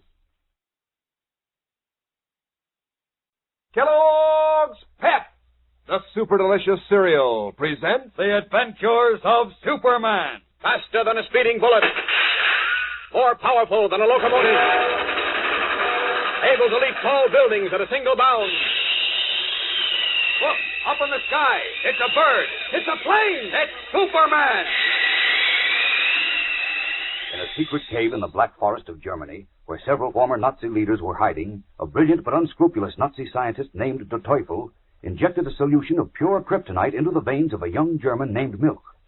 Kryptonite, which is Superman's mortal enemy, is the most radioactive element in the world, Teufel said, and he promised that when young Milch awoke, he would be an atomic monster, generating such tremendous power and energy within his body that Superman and perhaps the entire world must acknowledge him as their master or be destroyed. For hours the youth lay in a coma. Finally, unable to detect a heartbeat, General Bromberg, leader of the Nazis, ignored Teufel's frantic protests and ordered a grave to be dug. But as we continue now in the musty, dimly lit cave, Teufel suddenly cries out, Wait, General. Look. Look at what? Young Milch. See, his chest moves. He's breathing. Donnerwetter, it cannot be. It is. See for yourself. He breathes, I tell you. And look, the color comes back to his cheeks. Yeah, it is true, Teufel. But how can this be? His heart had stopped. It had not really stopped. But without a stethoscope, it could not be hurt. See, all of you, my atom man lives. Young Milch lives. And now it is the end of Superman and of all who dare to defy the Teufel and the Master German race. Ha, ha, ha! He speaks. Come closer. Be quiet, everyone. General Bromberg. Teufel, what is this? His voice is so deep now. How do you feel, Milch? I feel strange. So light, as if I had no body. But I feel strong. Never have I felt so strong before. Good. Can you stand? Stand? Of course. Why not? Let me see you. All right. There, you see? You do not feel dizzy? No, I feel fine. So strong, as if I could carry all of you on my shoulder. Good. But why do you ask, Toy? Why do all of you look at me so strangely? What has happened? Do you not remember the kryptonite? Kryptonite. Ah, yes, the strange green glowing metal which my father dissolved and which you injected into my blood. Yeah, you remember that? Yes, you said it would make me an atom man. You said I would only have to hold out my hands and such a stream of atomic power would flow from my body that... No, it can't be. It can be and it will be. You have now such power that no army, however vast, can stand before you. Not even Superman can resist you. I have such power, Teufel. You have, my son. I can't believe it. I do not believe it, Teufel. I will prove it to you. First, the gloves. Gloves? Yeah. Here they are. Put them on. What strange gloves. They seem to be made of some meshed metal. They are made of platinum and thorium. You must remember always to put them on before you touch the converter. Through their fingers will emerge the atomic power in your body. They fit well. You spoke of a converter? Yeah. It is that small square metal box attached to your throat. It, too, is made of thorium and contains a tiny electronic tube. Then you turn the little switch, an impulse flashes to the kryptonite atoms in your blood. No! Do not touch the switch or you will explode all of us into nothing. You can't be serious, Toy. You will see for yourself. Come. Where? Outside the cave. You two, General Bromberg, and all you others, come with us. Go quietly. There are live soldiers all about in the forest. Still dark, General. Follow me now. You will go to the top of the small hill just ahead. But why do we go there, Teufel? In a moment you shall see. As soon as we reach the top of this hill. Be careful. The Allied soldiers may have heard the shots before and be searching for us. You can stop fearing the Allied soldiers, General. Soon all of them will be the slaves of my atom man. An atom man? You speak like a fool, Teufel. It is impossible. Fantastic. So they said of the first automobile and the airplane and the telephone. And so they said of the first atomic bomb. But an atom man... I said you shall see. Here. It's far enough. All of you stand behind us. Now what? Now comes the demonstration of how the master German race, guided by me, shall rise again to destroy all our enemies and rule the world. Yeah. Now, young men, you will listen to me and do exactly as I say. You are ready? I am ready, Teufel. Your gloves are on firmly? Yes. Let me see if the converter fits exactly over your jugular vein. Yeah. You have felt where the little switch is. I know. Do not touch it yet. You are facing us. Turn toward the cave below. All right. What do I do now? Now, turn the switch on the converter. All right. There. What happens? That sound. My voice. What an unusual voice. You are now an atom man. Your voice is the voice of atomic energy. The kryptonite atoms rush through your blood to your fingertips, where they will emerge in an unbroken chain of unlimited power. What is that? Point your hand to the cave quickly. Ja, Teufel. As the slim, blond young German raises his mesh-gloved hands, a brilliant white light which seems to illumine the entire forest flashes above him. And then there is a tremendous explosion.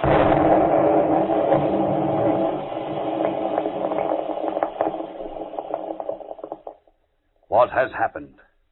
We'll return in a moment to find out. But right now, here's a word from your announcer. You know, one of the swell things about collecting these new comic buttons that come in packages of Kellogg's Pep is that you're already acquainted with the characters. Sure, you've been following their adventures in the funny papers for ages.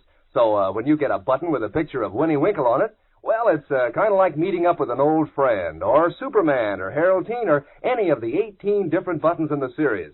And is it swell fun to get a new button for your collection whenever Mom opens a package of Pep, or to swap duplicates with your friends? And the best part is, you don't have to send in a single penny to get these keen-looking buttons, not even a box top. Fact is, you can't buy them anywhere. They're exclusive prizes for you in packages of that super delicious whole wheat flake cereal, Kellogg's Pep. Inside every package, you'll find one of these sharp new comic buttons, or military insignia, or a warplane button. Remember, that's P-E-P, Pep, made by Kellogg's of Battle Creek. Now, back to the adventures of Superman. On a small hill in the Black Forest, a young German named Milch, into whose veins Der Teufel has injected the kryptonite solution, turned the switch on the small converter at his throat, raised his mesh-gloved hands, and pointed them toward a cave 100 yards below. There was a blinding white flash, which seemed to light the entire forest like day, and then a violent explosion. As we continue now, Der Teufel laughs softly and gloatingly as the young atom man, General Bromberg, and 9 other Nazis gape wordlessly at a great canyon-like hole in the forest floor, in which giant trees are uprooted and tons of earth and rock flung wildly into the air have fallen to form new grotesque mounds in the darkness. Then Teufel reaches from behind the atom man to turn off the converter at the youth's throat. Oh, well, gentlemen, what do you say now? I cannot believe it, Teufel. Look, the cave is no longer there. It is as if a giant bomb dropped or an earthquake. Did I really do that, Teufel? Of course you did, my boy. Did I not say that you now have unlimited atomic power within your body? It makes my head whirl. Well, I'll destroy all the Allied army camps. Come on. Control yourself. It is I who give you your power, and I who can take it away. Do you understand that? Yes, of course. I understand, Teufel. It is I who will command, and you who will obey. What are you getting at, Teufel? It is necessary that this boy and I understand each other. Now, hear me, Milch. You will leave here at once and proceed to America. America? Yeah. You will go to America and take care first of Superman. I'll enjoy that. He ruined many of our greatest plans. But how will I find him? In Metropolis, there's a large newspaper called the Daily Planet. I know the paper. When I studied journalism in an American college, we often referred to the Daily Planet. Good. You may be able to secure a position on the Daily Planet. Tell them you will do anything. Sweep floors, anything. but secure a position on the paper. Why? Because the Daily Planet alone has contact with Superman. You will discover what that contact is. I see. All right. When I have finished with Superman, what then? You will then go to a certain address which is sewn within your right glove. You feel a label in the glove? Yes. You will find me there. If not me, then another whom you will recognize. I or he will give you further orders. Make haste, Teufel. I see flashlights in the woods. The soldiers must be coming. Yeah. Go then, Milch. Oh, yes. In America, you must not have such a German-sounding name. Let me see. When I was at school there, I was Henry Miller. Ah, Henry Miller it is then. In your jacket are forged papers and a passport. You will proceed to the village of Neuheim. There you will board a train for Berlin. From there, arrangements have been made to take you to Metropolis by plane. Hurry now. The flashlights come closer. Oh, wait. Take off the mesh gloves and pull the collar of your shirt about the converter. All right. Now go, hurry. All right. Wait. My father, where is he? I hoped I would not have to tell you. When you were in a coma, he left the cave. He was mad with grief, thinking you had died. Two American soldiers saw him and shot him. The swine! Where are they? You will revenge yourself on them and on all their countrymen in due time, but first you must take care of Superman. Then the rest of the world. Go now. Yes, I'll go. I'll take care of Superman. And then of all the United States. Auf Wiedersehen, Teufel. Goodbye, General Bomber. Goodbye, all of you. Hide. Turning abruptly, the Atom Man plunges into the brush to begin his vengeful journey to Metropolis, the Daily Planet, and Superman. And so the first dangerous link is forged in the chain that may soon render Superman helpless. From now on, it's a battle to the death. So don't miss a single episode from now on. Tune in tomorrow and every day, Monday through Friday, same time, same station, and thrill to the adventures of Superman. Faster than a speeding bullet. More powerful than a locomotive. Able to leap tall buildings at a single bound. Look, up in the sky. It's a bird. It's a plane. It's Superman. Fellows and girls, be sure to follow the adventures of Superman, brought to you every day, Monday through Friday, same time, same station, by the grand old Kellogg Company of Battle Creek. And for other thrilling adventures of Superman, see your local newspaper. Superman is also a copyrighted feature appearing in Superman DC publications. Kellogg's Pep, the super delicious cereal, presents The Adventures of Superman. Faster than a speeding bullet. More powerful than a locomotive. Able to leap tall buildings at a single bound. Look, up in the sky. It's a bird. It's a plane. It's Superman. Claiming that he could transform a human being into an atomic monster who would be able to control the world, a brilliant but unscrupulous Nazi scientist known as Der Teufel injected a solution of kryptonite into the veins of a young German named Heinrich Milch. Wearing meshed gloves and a tiny converter at his throat, Milch, in a test, lifted his hands, and a violent explosion ensued which uprooted giant trees and tore a huge canyon-like hole in the Black Forest. Telling the awed youth that his first task was to conquer Superman, Teufel ordered him to go to America, where he had been educated, and under the name of Henry Miller, secure a position on the Metropolis Daily Planet, which was said to have contact with Superman. Meanwhile, having been unable to find Teufel in Germany, Superman has returned to Metropolis, and as we continue now, he is entering the laboratory of Dr. James Millison, a famous American scientist. Listen. Clark Kent said you wanted to see me, Doctor. Yes, Superman. Come in and sit down. Can't we talk right here? If you're worried about the sliver of kryptonite... Frankly, I am. As you know, I can't come within 10 feet of it without losing my strength. Now, you're quite safe in this laboratory. The sliver was destroyed. Come to my desk. Destroyed? Yes, in a final effort to discover the cause for its strange effect on you, I placed it in the cyclotron and bombarded it with atoms. Here we are. Sit down. Thank you. Well, don't keep me in suspense, Doctor. Were you able to find a defense for me against the kryptonite? I'm sorry to say I wasn't. Oh. I did my best, believe me. Yes, I'm sure you did. I tried everything, every method known to science, and all the knowledge of electronics developed during the war. I even called in 3 of my colleagues, the leaders in the fields of chemistry and biology and atomics. They couldn't help either? No. You see, your problem is most unique. It's without precedent. You can withstand the most intense power known to man, and yet you're vulnerable to the kryptonite in its stable state. That is, before its atomic structure is disturbed. Yes, why is that? That's the crux of the problem, which we can't discover. I can only guess at the answer. You were born on Krypton, where the radioactivity of the planet's elements gave you your amazing powers. Yes. But here in the atmosphere of Earth, the chemical structure of your body must react in the opposite way to the fragment of kryptonite and make you weak. I can't tell you why that chemical change takes place. Well, can't you find out? I mean, perhaps some element or vitamin in my system breaks down. If we found out what it was and I absorbed a great quantity of it... I thought of that. I even considered exposing you to the tiny piece of kryptonite I had, and then subjecting you to a blood test. And then I remembered your skin was impenetrable. Yes, that's so. Doctor, something must be done. Der Teufel has a piece of that kryptonite. We traced him to Germany, but he disappeared there. Now, I know he intends to use it against me and then against the rest of the world. Tell me, how large is the piece of kryptonite Teufel has? Oh, roughly about the size of that paperweight on your desk. Uh-huh. Not very large, but the stuff is amazingly pure. You wouldn't need much of it for a bomb powerful enough to destroy all of Metropolis. What? But it's impossible. He'd need a huge factory, and the occupation forces now control all the factories in Germany. But suppose he doesn't intend to make bombs. Teufel told a henchman of his that he intends to create an atom man with the kryptonite. Oh, what? An atom man. Some kind of monster he said would be able to control me and enslave the rest of the world. What in thunder did he mean by that? I don't know, I'm sure, but I'm worried. Teufel is a brilliant scientist. I know he is. He won prizes in science twice before the war, and we know he's the man responsible for the rocket bombs the Nazis used. But an atom man, I can't imagine what he meant. No, I can't either. Unless what? Unless he had some mad idea. Doctor, would you say it was possible to somehow incorporate the kryptonite in a man's body? Good heavens, no. The stuff would probably kill him, and you said it was very pure. Yes, as a matter of fact, it contains practically no impurity. Well? That's another amazing thing about it. But introducing it into a man's body, why, even if it could be done and the man lived, what would be accomplished?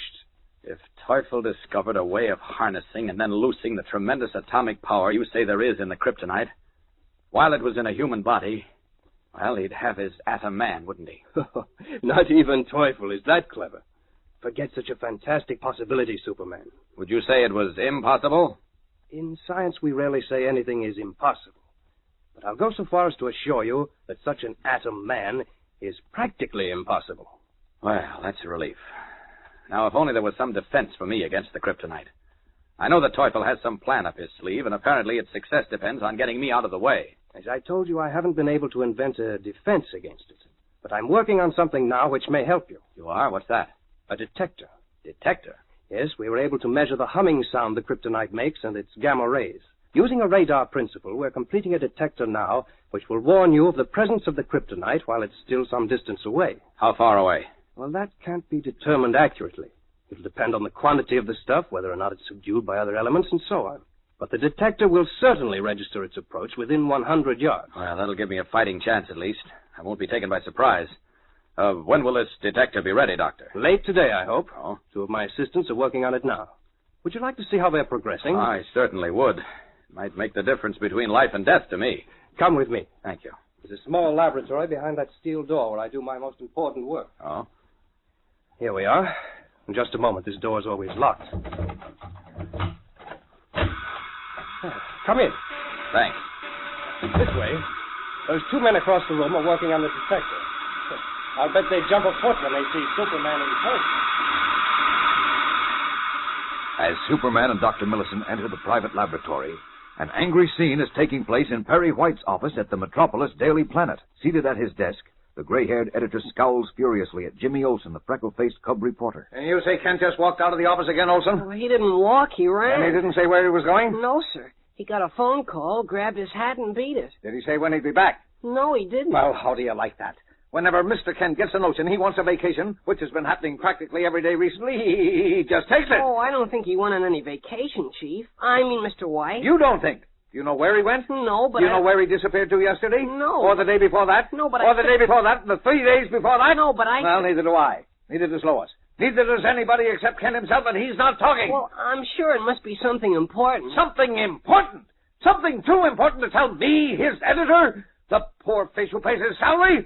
What am I around here anyway? The office boy? I mean the office boy? I mean the office boy? Now, take it easy, Chief. You'll blow a gasket. It's my gasket, and I'll blow it if I want to. I'll blow a million of them. But your blood pressure. Hey, it's my blood pressure, too. Olsen, I put up with all I can stand from, can't I? I won't put up with any more. For years, I've stood for his disappearing whenever he felt like it, and then popping up again. But this is too much.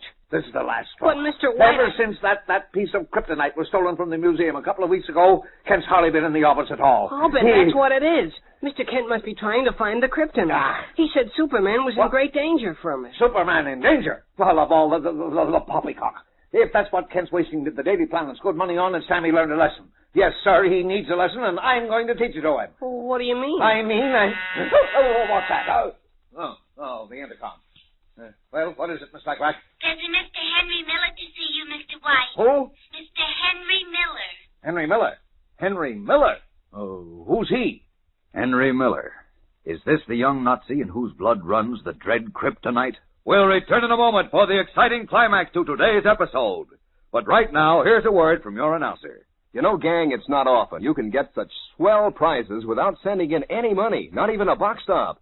I'm talking about those brand new comic buttons that now come in packages of Kellogg's Pep.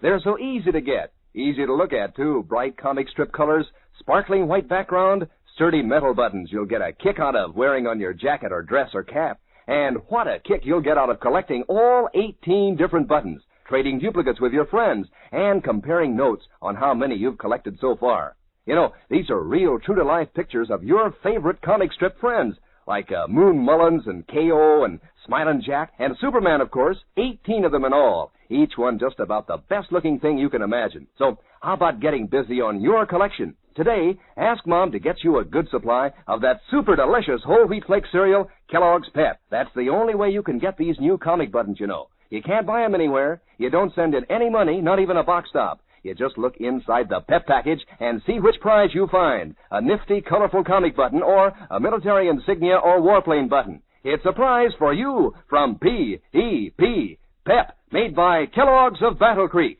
Now, back to the adventures of Superman. In his office with Jimmy Olsen, Editor Perry White has just been informed by his secretary on the interoffice phone that a Mr. Henry Miller wishes to see him. Henry Miller? Oh, who's he, Miss Backrack? Oh, he's young and terribly good-looking, Mr. Good looking? White. Who asked you if he's good looking? Oh, boy. Who is he and what does he want? I'm sorry, Mr. White. He's looking for a position. Well, why bother me about it? Send him to Kinsey, the office manager. But he's looking for a reporter's position, and you always interview reporters yourself. Well, I'm not interviewing any today. I've got enough reporters. Too many, as a matter of fact, for my peace of mind. Send him away. Wait a minute. Did you say he was a reporter? Yes, sir. Will you see him? Will I? You bet I will. And if he's any kind of a reporter, I'll... Oh, send him in, Miss Backrack. Send him right in. Yes, sir. Oh, son, this is rich. Oh, what is? This. It works out perfectly. I said I was going to teach Kent a lesson, didn't I? Huh? Well, sure, but I don't get it. Oh, you will, and so will Kent. He thinks that... Now, come in. Oh, come in, Miller. Come in. Glad to see you. Why, you may be just the man I'm looking for. Cordially, Perry White invites the slim, blond young man into his office, unaware that he is facing the most dangerous man who ever lived. For this is Henry Miller, the German atomic monster created by Der Teufel to conquer Superman, and he is about to be hired as a reporter for the Daily Planet. What will happen? Don't miss tomorrow's thrill-packed episode when Superman meets what may be his master. Tune in, same time, same station, and listen to The Adventures of Superman. Faster than a speeding bullet. More powerful than a locomotive. Able to leap tall buildings at a single bound. Look, up in the sky. It's a bird. It's a plane. It's Superman. Fellows and girls, be sure to follow The Adventures of Superman, brought to you every day, Monday through Friday, same time, same station, by the grand old Kellogg Company of Battle Creek. And for other thrilling adventures of Superman, see your local newspaper. Superman is also a copyrighted feature appearing in Superman DC Publications. Kellogg's Pep, the super delicious cereal, presents The Adventures of Superman. Faster than a speeding bullet. More powerful than a locomotive. Able to leap tall buildings at a single bound. Look, up in the sky. It's a bird. It's a plane. It's Superman.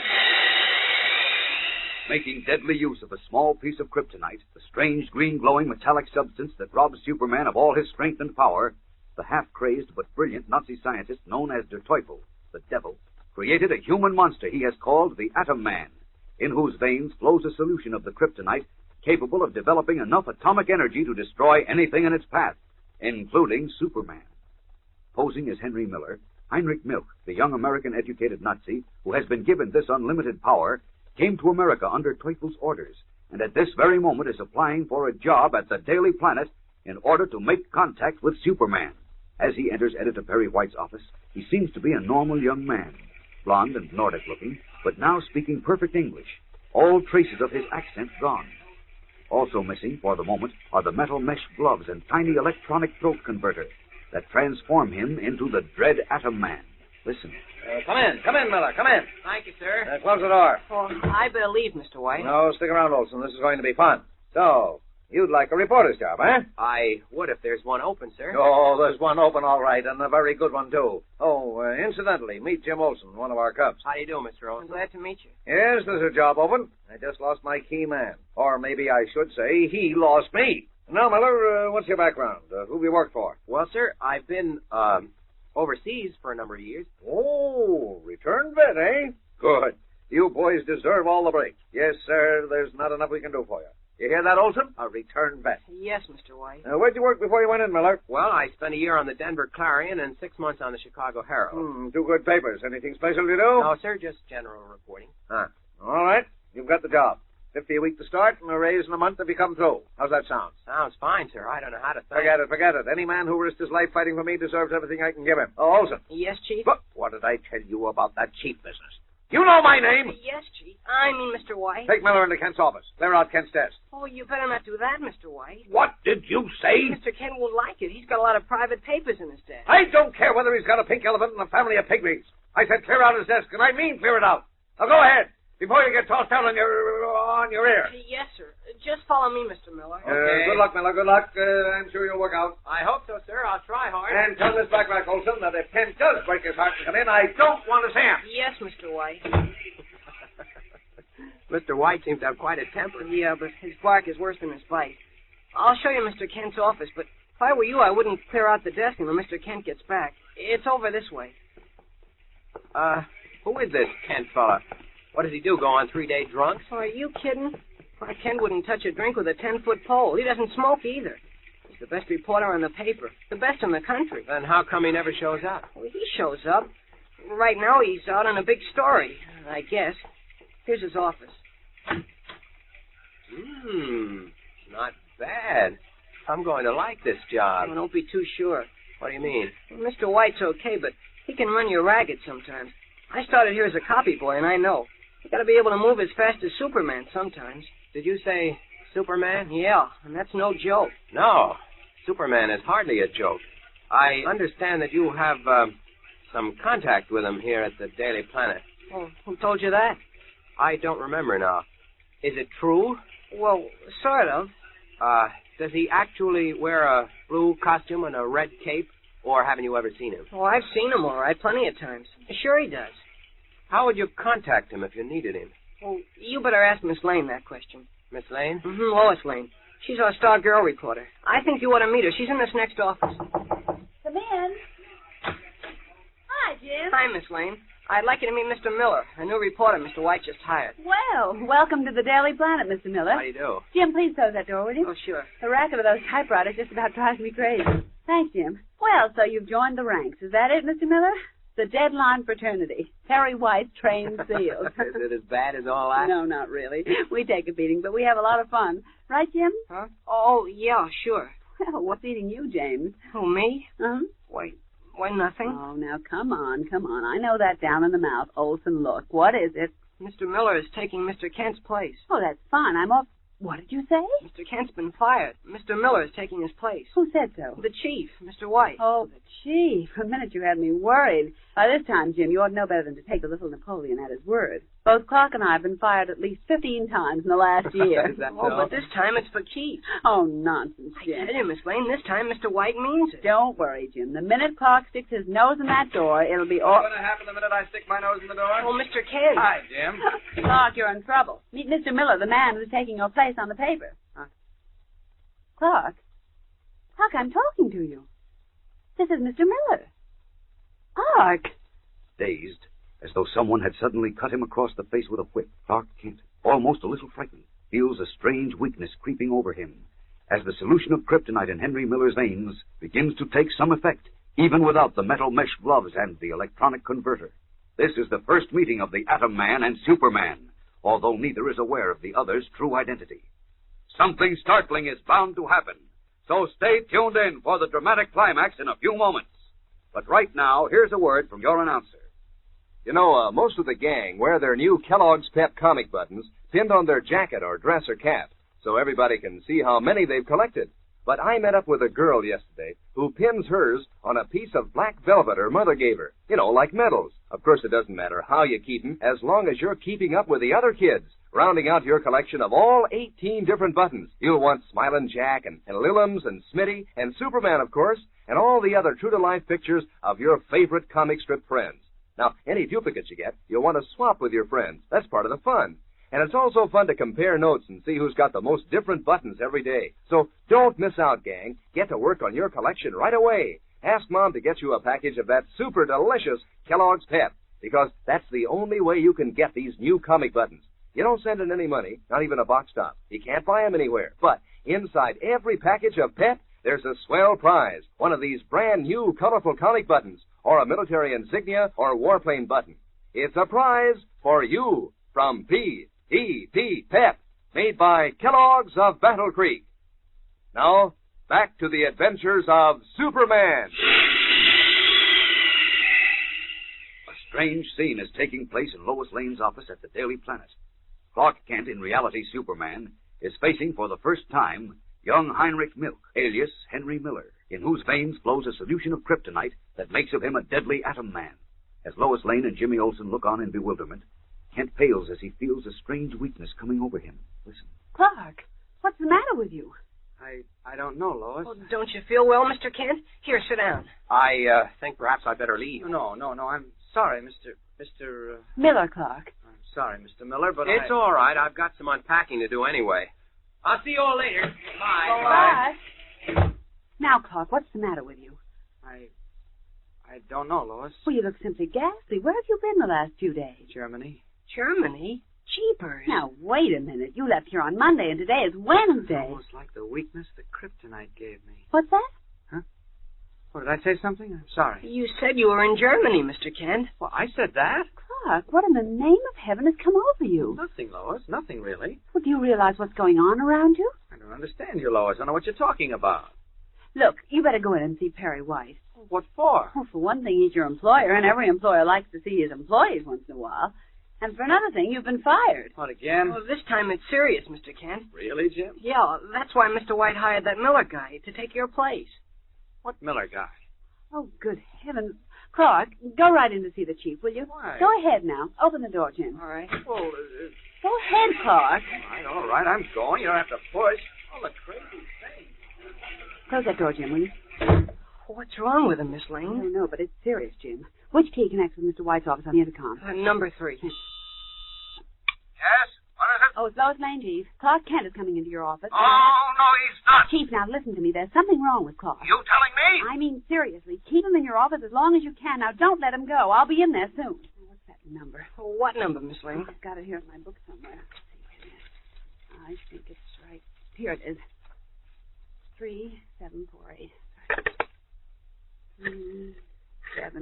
3748. The chief keeps him there. He sure didn't act right. That's right. Hello? Mr. Grady, please.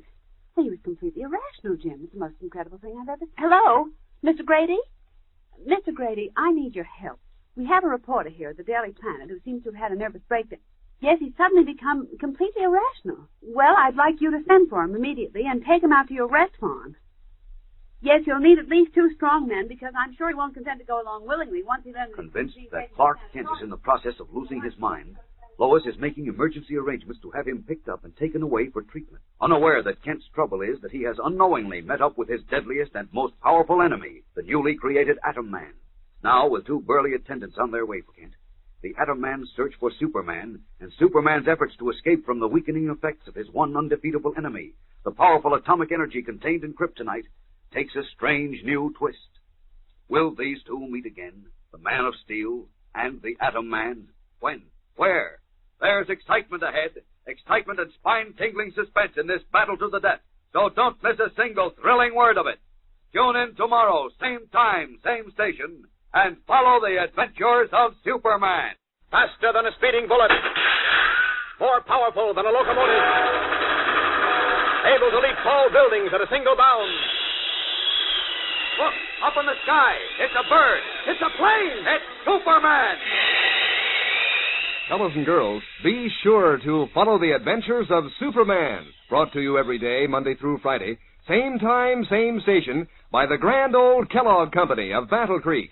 And for other thrilling adventures of Superman, see your local newspaper. Superman is also a copyrighted feature appearing in Superman DC Publications. Kellogg's Pep, the super delicious cereal, presents The Adventures of Superman. Faster than a speeding bullet. More powerful than a locomotive. Able to leap tall buildings at a single bound. Look, up in the sky. It's a bird. It's a plane. It's Superman. While the famed American scientist Dr. Millison works feverishly to develop an atomic detector able to recognize the presence of Superman's deadliest enemy, kryptonite, which robs the Man of Steel of his strength if he ventures within 10 feet of it, Nazi Germany's evil genius, Der Teufel, has made good use of the piece of kryptonite he stole from the Scarlet Widow. At this very moment, a young man presenting himself as Henry Miller has secured a reporter's job on the Daily Planet. In actuality, Miller is Teufel's Atom Man, a human monster in whose veins flows a kryptonite solution that, with the aid of metallic gloves and an electronic converter, can generate enough atomic energy to subdue the world. But the Atom Man has orders first to find and destroy Superman, protector of truth and justice. As you remember, Miller unknowingly met Superman in his guise of Clark Kent in Lois Lane's office at the Daily Planet. There, a strange thing happened.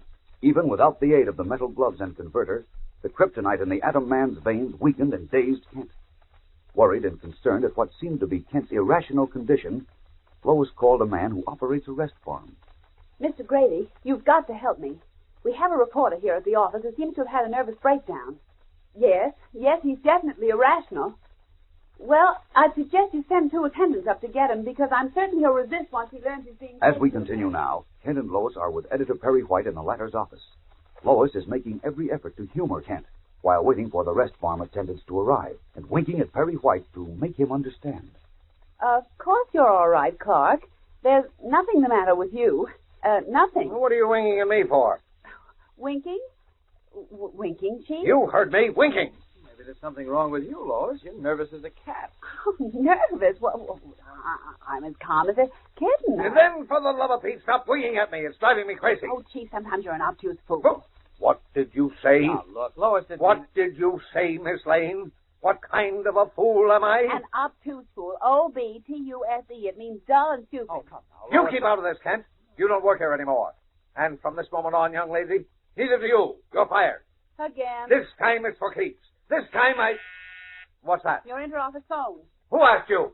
Yes? What is it? Mr. Grady's men are out here to see Miss Lane. Who's Mr. Grady? Tell Miss Backrack to send them in, will you, Chief? I will not. What do you think this office is, a cattle ranch? All right, I'll do it myself. Why of all the... You keep those men out of this office. This is my office, and I won't have it turning up with every dumb Dick and Harry. Okay, Bob, take it easy. It's a nice day out. How about coming for a walk, huh? Are you crazy? No, he ain't, Bob. Take his arm, Charlie. Okay. Let go of me, you go. Wait a minute. That's the wrong one. It's that one. Who, me? Yes, Clark. These gentlemen want to take you for a walk. A walk in the sunshine. Yeah, with the birds and the bees and the squire. Quiet down, Charlie. Come on, pal. We ain't gonna hurt you. Oh, wait a minute. What's going on here? Lois, can you explain this? Well, you see, Clark, it's this way. I don't think you're very well. And, you don't think... Well, I just arranged for you to go and rest. Well, that's all it is, really. Isn't that so, gentlemen? Yeah, sure. You're gonna get a nice long rest, pal. Take his arm, Charlie. Okay. Oh, wait a minute. This is what I think it We'll is. do all the thinking, pal. That's what we get paid for. Come on. Just a minute, please. We're in kind of a hurry, pal. Now, are you gonna come along quiet-like, or do we have to make with the business? Do you mind if I ask who you two individuals are? I'll explain later, Chief. Nobody's interested in your explanation.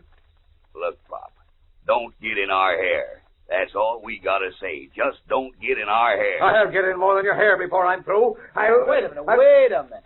Lois, do you think I'm crazy? No, Clark, but I do Grab him, think... Charlie. He's at... Okay. Cut that out. Now, cut it out, I said. This is terrible. Grab his other arm, Charlie. You let go of it. Let go of me, you idiot. Let go of it, Lois. Let go. Lois, do something.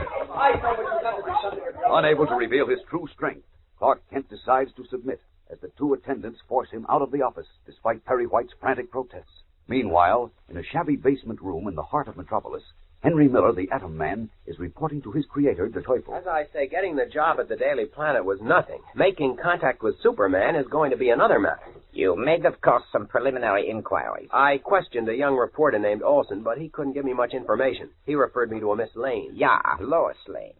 A very clever young woman. You spoke with her? Well, not really. Clark Kent came in just at that time. Clark Kent? Yeah, I know him well. Now listen to me. They have given you a reporter's card? Yes. Good. Unfortunately, I will not be able to keep in very close contact with you, at least until Superman is in your power. Not only the police and the FBI, but hired gunmen in the employ of the Scarlet Widow are looking for me. Therefore, it will be necessary for you to operate on your own. You are not afraid, are you? With the metal gloves and the converter in my pocket, I'm not afraid of anyone, Teufel. Spoken well, my Atom Man. Spoken well. Now, here is what you will do. The editorial offices of the Daily Planet are almost deserted following the printing of the final edition at 7 o'clock in the evening.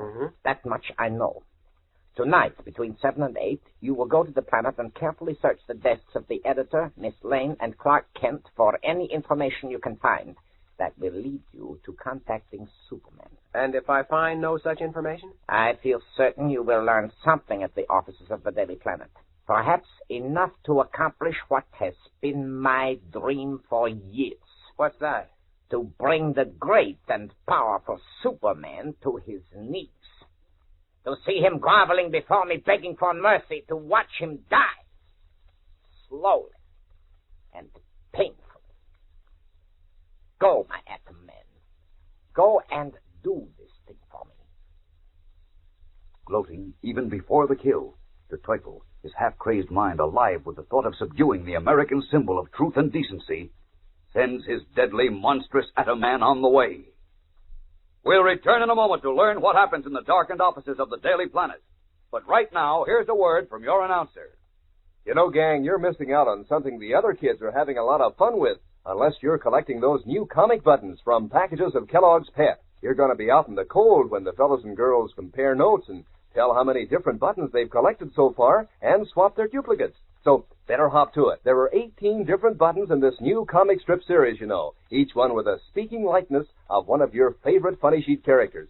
And the best part is, you don't have to send in a single penny for these sharp new comic buttons, not even a box top. Fact is, you can't buy them anywhere, but you can ask Mom to get you a package of that super delicious whole wheat flake cereal, Kellogg's Pep. Inside each package, there's a thrilling prize, one of these bright new comic buttons or a military insignia or warplane button. Remember, that's P-E-P, Pep, made by Kellogg's of Battle Creek. And now, back to the adventures of Superman. Unable to reveal his supernatural strength in the presence of Lois Lane and editor Perry White, Clark Kent decided to submit to being placed in a straitjacket and taken to a rest farm, all because Lois believes he has become temporarily irrational. It is now 7 o'clock in the evening. Off in the distance, a steeple bell tolls the hour. Left alone for the first time since he was carried into the rest farm, Kent studies the small room he is in. Well, the door's locked and bolted, but those iron bars on the window shouldn't be too difficult to bend. I'll fix Lois for this one of these fine days. First off with these clothes. Irrational, am I? Well, you'll make a public apology to me, Miss Lane, before I'm through. There, that does it. Now, to tackle those bars as Superman. I don't want to break them, just bend them enough to get out and bend them back. No sense letting them suspect who they had here. Let's see now, these two should do it. There we are.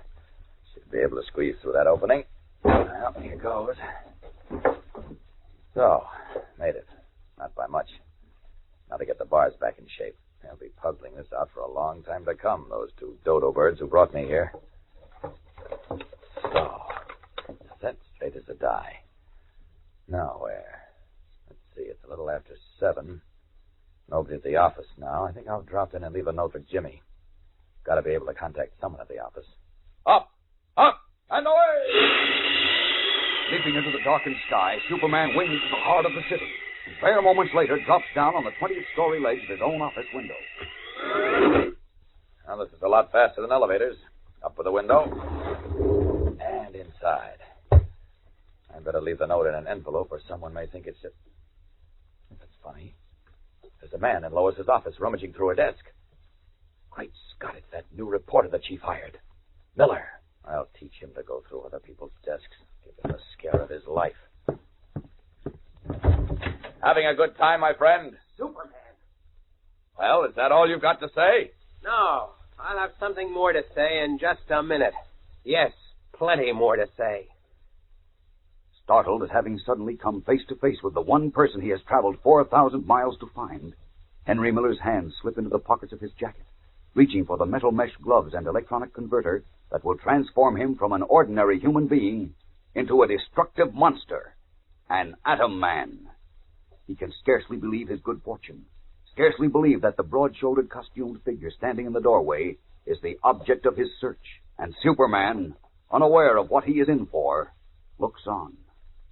What will happen? The man of atoms and the man of steel face one another now. This is the vital moment, so don't fail to hear tomorrow's tense, exciting episode when only a miracle saves Superman from destruction.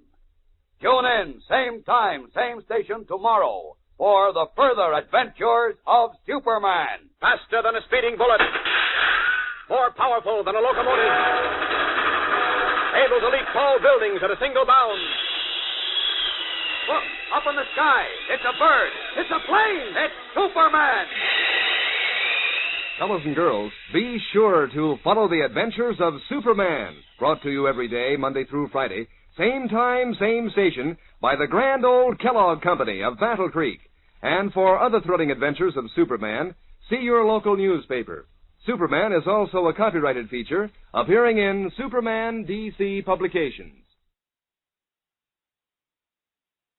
Kellogg's Pep, the super delicious cereal, presents The Adventures of Superman. Faster than a speeding bullet. More powerful than a locomotive. Able to leap tall buildings at a single bound. Look, up in the sky. It's a bird. It's a plane. It's Superman. Using a solution of intensely radioactive kryptonite, which is Superman's mortal enemy, a brilliant but crazed Nazi scientist named Der Teufel created an atomic monster able to generate tremendous destructive power within his body. Teufel sent the human monster, a young American-educated German using the name Henry Miller, to America, where, as his first assignment, he was to find and conquer Superman. Speaking perfect English, Miller secured a position as a reporter on the Daily Planet and was introduced to Clark Kent, who, as we all know, is in reality Superman.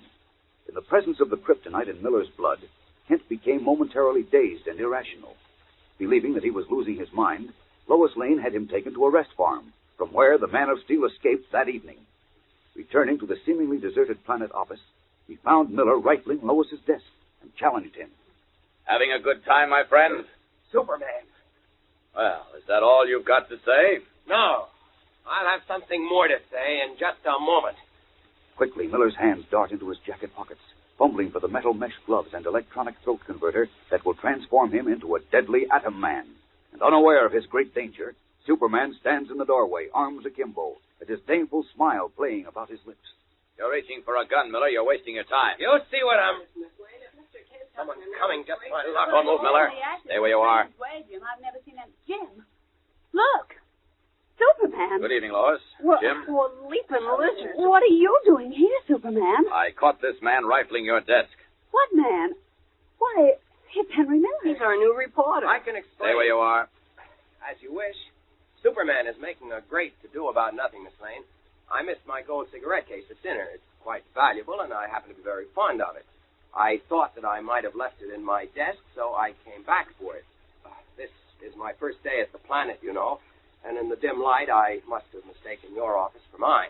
What's that? Yes, my office is right next to Miss Lane. That's Clark Kent's he's office. right, Oh, no. Superman. No, he's right. Clark has been acting very strange lately, staying away from the office for days at a time. And Perry White finally got fed up and fired him, and he hired Mr. Miller to take his place. So that's it. Yeah, and it's a dirty trick if you ask me. Well, it looks as if I owe you an apology, Mr. Miller. Oh, that's quite all right. I can see where my being in Miss Lane's office looks suspicious. It was a perfectly natural mistake. Hey, what's cooking, Superman? How'd you happen to be here tonight? Oh, why, I dropped in to see Kent. To see Kent. Yes, Oh, are you and he working on something together? Well, in a way, Jim. That's very interesting. Is it, Mr. Miller? Why, you're a very famous person. Kent must be very clever to work with. Why, he sure is. I think Miss Lane would know it by this time. But no, she makes up her mind he's seeing things and has him sent away to a rest farm. Now, Jim, I did it for his own good. As I said, Clark has been acting very strange. And this afternoon, right in this office, you were here, Jim. And you too, Mr. Miller. I remember. He became positively irrational. He seemed dazed, and he said a lot of things that just didn't make any sense at all. Well, so what? He probably had something on his mind. Of course. Kent's as sane as I am, Miss Lane. You had no right to send him away. There, you see, Miss Lane. I did it for his own good, Jim. I thought I'd get a lot of good out of a stay at the Grady Rest Farm. You were much too hasty. I'll see that he's released. Oh, you will? Yes, at once. I've got to be running along. A friend of mine is waiting for me. That is, if you're quite satisfied. I'm not a deadly criminal, Superman. Well, Miss Lane and I both seem to have been a bit hasty today. Sorry, Miller. No hard feelings, I hope. None at all. This has been a most instructive evening. Most instructive. What do you mean? Meeting Superman and all that. Well, good night, everyone. Good So night, long. Miller. Night. Are you going to the rest farm and get Mr. Kent out now, Superman? What? Oh, yes, Jim. I'll just sit down a moment. Hey, what's the matter, Superman? Matter? Yes, don't you feel well? Is something wrong with you? Wrong? I don't know. Alarmed, Lois and Jimmy stare at the broad-shouldered man of steel who sits heavily in a chair, his eyes slightly glazed, and a strange weakness flowing through his body. He hears Lois and Jimmy dimly. What is it, Superman? Yo, what's the matter? As from the back of his mind, a voice, his own voice, speaks to the man of steel. A strange weakness. It's the same as when you were in the presence of the kryptonite. Superman, say something. What's wrong? Yes, what is wrong? It happened just like this earlier today. Right here in Miss Lane's office. You were feeling all right. What's the matter? And suddenly this terrible weakness. Are you ill? Can we do something? No, thanks. I'll be all right. Can't understand. There's no kryptonite around here. Send the back over, Jim. Okay. Gosh, I can't understand it. They can't understand it. Neither can you. What's happening? Are there other things? Things beside kryptonite that can weaken you? Would you like me to call a doctor? Doctor? No, of course not. Wait. That ring on Lois's finger. Look at it. A green stone. Milky green. Great Scott, perhaps it's... Here, drink this water, Superman. Oh, thanks, Jim. There. Do you feel any better? Oh, yes, thanks, much. That ring. It may be... Oh, don't try to get up yet. Rest a little bit longer. Oh, I'm all right now. Quite all right. Excuse me, Lois, will you? Come into Kent's office a moment, will you, Jim? Oh, sure, you bet. Shall I come too? No, stay where you are, please. We'll be just a moment. Gosh, what is it, Superman? What happened? Close the door, Jim. Oh, sure. Now, listen. Would you like to do something for me? Oh, golly, sure. Of course. What is it? Miss Lane is wearing a new ring.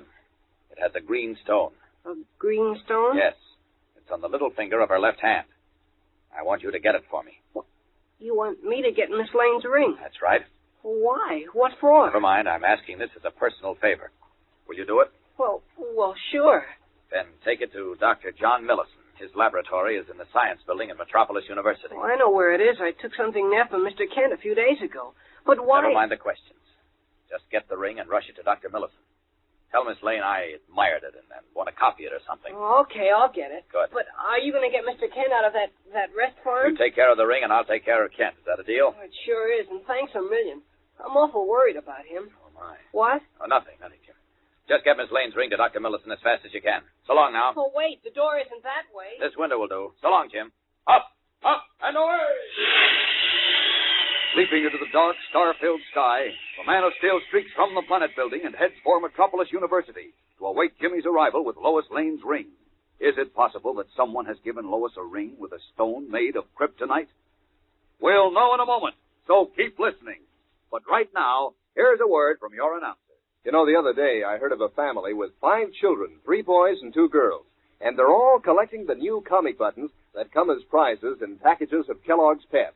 At first, they all used to dive in for the button whenever Mom opened a package of Pep, but that didn't work out very well, so now they take turns. Of course, since there are 5 of them, they eat a lot of that super delicious whole wheat flake cereal, so their turns come up pretty often. Then, if they happen to get duplicates, they exchange them with each other. And you know what? Each one of those kids has already collected 5 different buttons. And are they enthusiastic about the colorful, true-to-life pictures of their favorite funny sheet friends? Anybody would be. Why, Moon Mullen's eyes are popping, just like in the funny papers, and Herbie has his books under his arm, and Superman looks as if he's going to say any minute, up, and away. You know how he says it. Anyway, altogether there are 18 different buttons, you know, and they're easy to collect. You don't have to send in a single penny, not even a box top, and you can't buy them anywhere. You just ask Mom to get you some of that super delicious whole wheat flake cereal, Kellogg's Pep. Inside each package, there's an exciting prize, one of these new comic buttons or a military insignia or warplane button. That's P-E-P, Pep, made by Kellogg's of Battle Creek. Now, back to the adventures of Superman. In the laboratory of Dr. John Millicent, Superman stands some 20 feet away from the white-haired scientist who is examining Lois Lane's ring under a microscope. Evidently satisfied, Millicent leaves his stool and approaches the Man of Steel, who steps back hurriedly. Wait, Doctor. Don't come near me. It's all right, Superman. This ring didn't cause those weak spells. It didn't? You mean... The stone isn't kryptonite. It's a type of milky jade. Jade? Well, then why did I start to lose my strength twice today in Miss Lane's office? I felt exactly as I did when I was near the kryptonite. That's strange. I don't understand it. Not being able to understand it, I'm worried. If things like this keep happening... Don't lose your head, my boy. But, Doctor, nothing else in the world can affect me like that. Nothing but kryptonite. Doctor, I think Der Teufel has begun his plot against me. Wait a minute. I can't wait any longer. The only thing that can save me now is the atomic detector you're developing for me. With that to warn me of the approach of the kryptonite, I'll at least be able to get away before it overcomes me. You said it would be ready this evening, is it? No, and it may never be. What? What do you mean? I'd gladly give 10 years of my life if I didn't have to say this, Superman, but, well, we ran into difficulties just when we thought the detector was completed. You mean?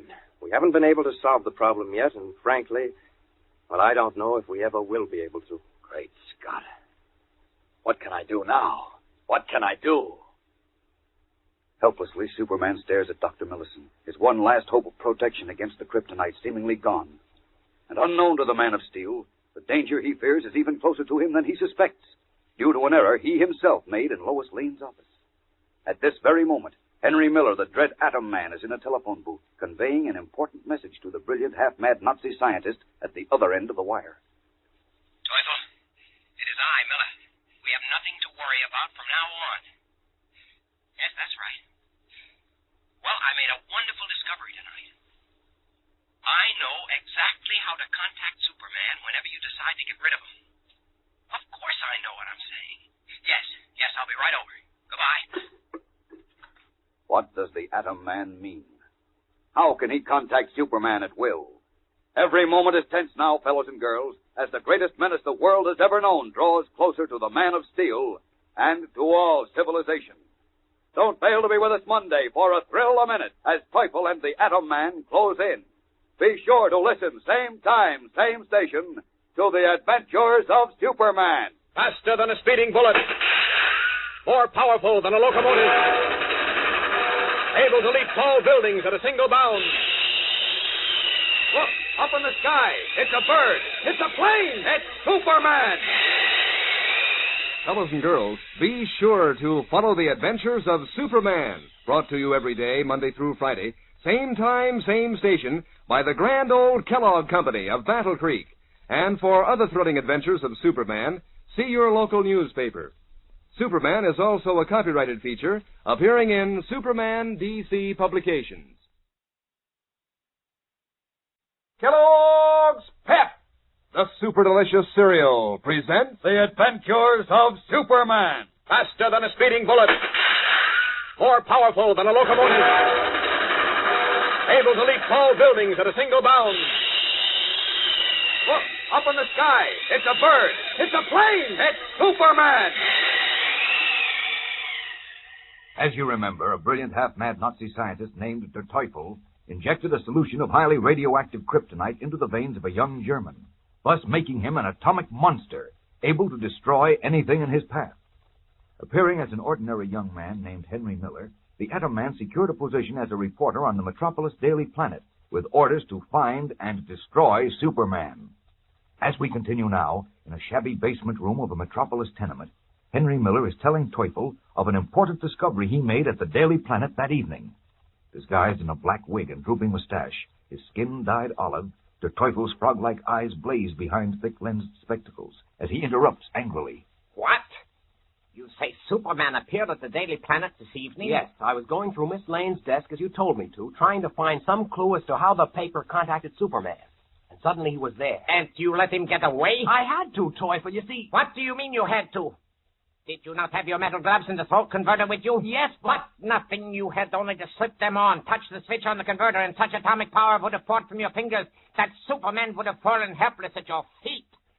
Fool, blockhead. Conquering Superman means everything to us, everything. Once he becomes our slave, the rest of the world will fall into our laps like ripe plums. I know, but I had to let him get away tonight. Just as I was about to put on my gloves and converter, young Olson and Miss Lane came in. You should have destroyed them, too. I didn't dare to. You told me to act with the utmost secrecy until Superman was in our hands. I said if it was possible. Can you not think at all for yourself? Now Superman has escaped you. Who knows when and where he will return? I know how to make him return. Did I hear you correctly? Did you say you know how to find Superman? I do. How? Tell me. Stop grinning like a fool and talk. I can reach him through Clark Kent. Clark Kent? The Daily Planet reporter? Yes. Kent is the planet's contact with Superman. I found that out tonight. He is? How do you know? Superman came to the planet to see Kent. He told Olson and Miss Lane that he did. And he admitted that he and Kent were working on something together. So, that is very interesting. So Clark Kent is the Daily Planet's contact with Superman. I can believe that. Kent is very clever. Well, perhaps you did not fail completely after all. Of course I didn't. All we have to do is grab Kent, take him somewhere, and make him understand that his life depends on his bringing Superman to us. Ha! And have every policeman in Metropolis searching for us? 9. That is the way for men without brains, for stupid gangsters. But silence. Now listen to me. This is what you will do. Beginning tomorrow, when you report to the Daily Planet, you will cultivate Kent. Cultivate him? Yeah, make him your friend. Flatter him, but not too obviously. Then, once he has become your friend, it should not be too difficult to have him arrange a meeting with Superman. Or we can invent some story of a great trouble in which you are involved and from which only Superman can save you. You see? Yes, and it ought to work. Yeah. And with the power I have given you, we shall rule the world together. Go now, it is late. Go home and sleep, and in the morning you will begin with Kent. All right, Teufel. Wait, I just remembered something. Yeah? This evening at the Daily Planet, when I was leaving, I passed close to Superman. I noticed that he turned pale and his eyes seemed to glaze. Oh, yeah? Yes, and when I got to the door of the city room, I looked back. He collapsed into a chair, and Miss Lane and young Olson were asking him if he was sick. He was affected by the kryptonite in your blood.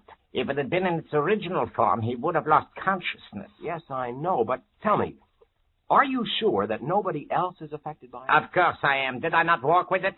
On contact, a large piece of it will burn the skin, but until its atomic energy is released, it is harmless to everyone except Superman.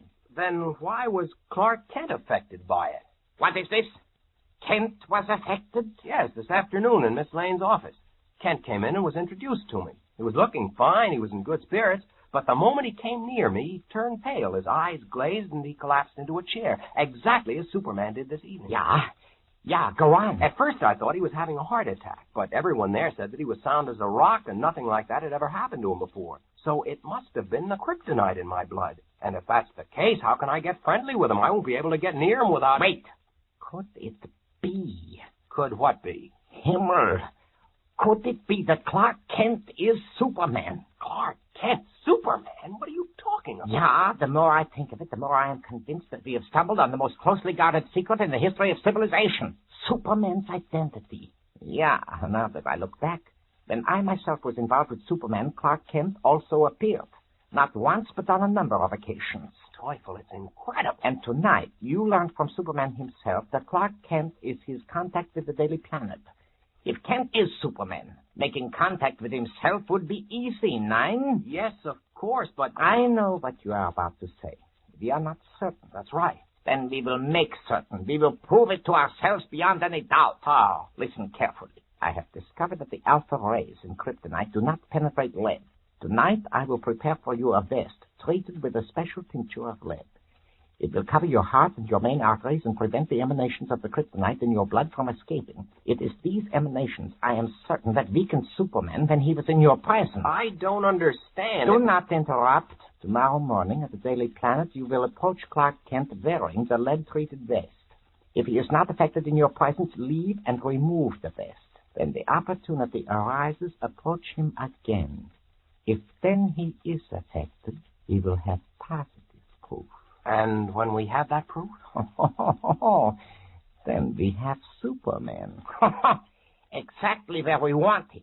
If we are right, if Clark Kent is Superman, it would be dangerous to carry the gloves and converter with you because of his X-ray vision. You think of everything, don't you, Teufel? At the moment, I am thinking of only one thing, my young friend. I am thinking of final victory over the so-called Man of Steel. I am thinking of ruling the world as no living man His has ever frog-like eyes blazing with something close to madness. The Teufel, whose name means the devil, prepares to expose Superman's double identity. Will he succeed where so many others have failed? We'll return in a moment for today's climax. But right now, here's a word from your announcer. You know, a new kid moved into our neighborhood the other day, and right away, when he met Eddie, he spied those brand new comic buttons Eddie's collecting from packages of Kellogg's Pep. So, of course, he wanted some of those comic buttons, too. But, you know, for some strange reason, he didn't know how to get them. Well, he said to Eddie, "I'll bet you spend all your allowance for those sharp-looking buttons." Well, when Eddie told him that you don't have to send in a single penny, not even a box stop, he hot-footed it home to ask his mother to get him some Kellogg's Pep. And no wonder. Each one has a true-to-life picture of one of your favorite comic strip characters, like Skeezix and Uncle Walt and Winnie Winkle and Superman, of course. Why, all the fellows and girls are set to collect all 18 different buttons in the series. So if you want to get in on the fun, ask Mom to get you a package of that super delicious whole wheat flake cereal, Kellogg's Pep, because that's the only way you can get these swell buttons. You can't even buy them anywhere, but inside every package of Pep, you'll find a thrilling prize. One of these smart new comic buttons or a military insignia or warplane button. Remember, that's P-E-P, Pep, made by Kellogg's of Battle Creek.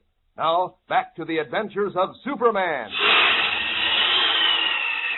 It is not quite 9:30 the following morning.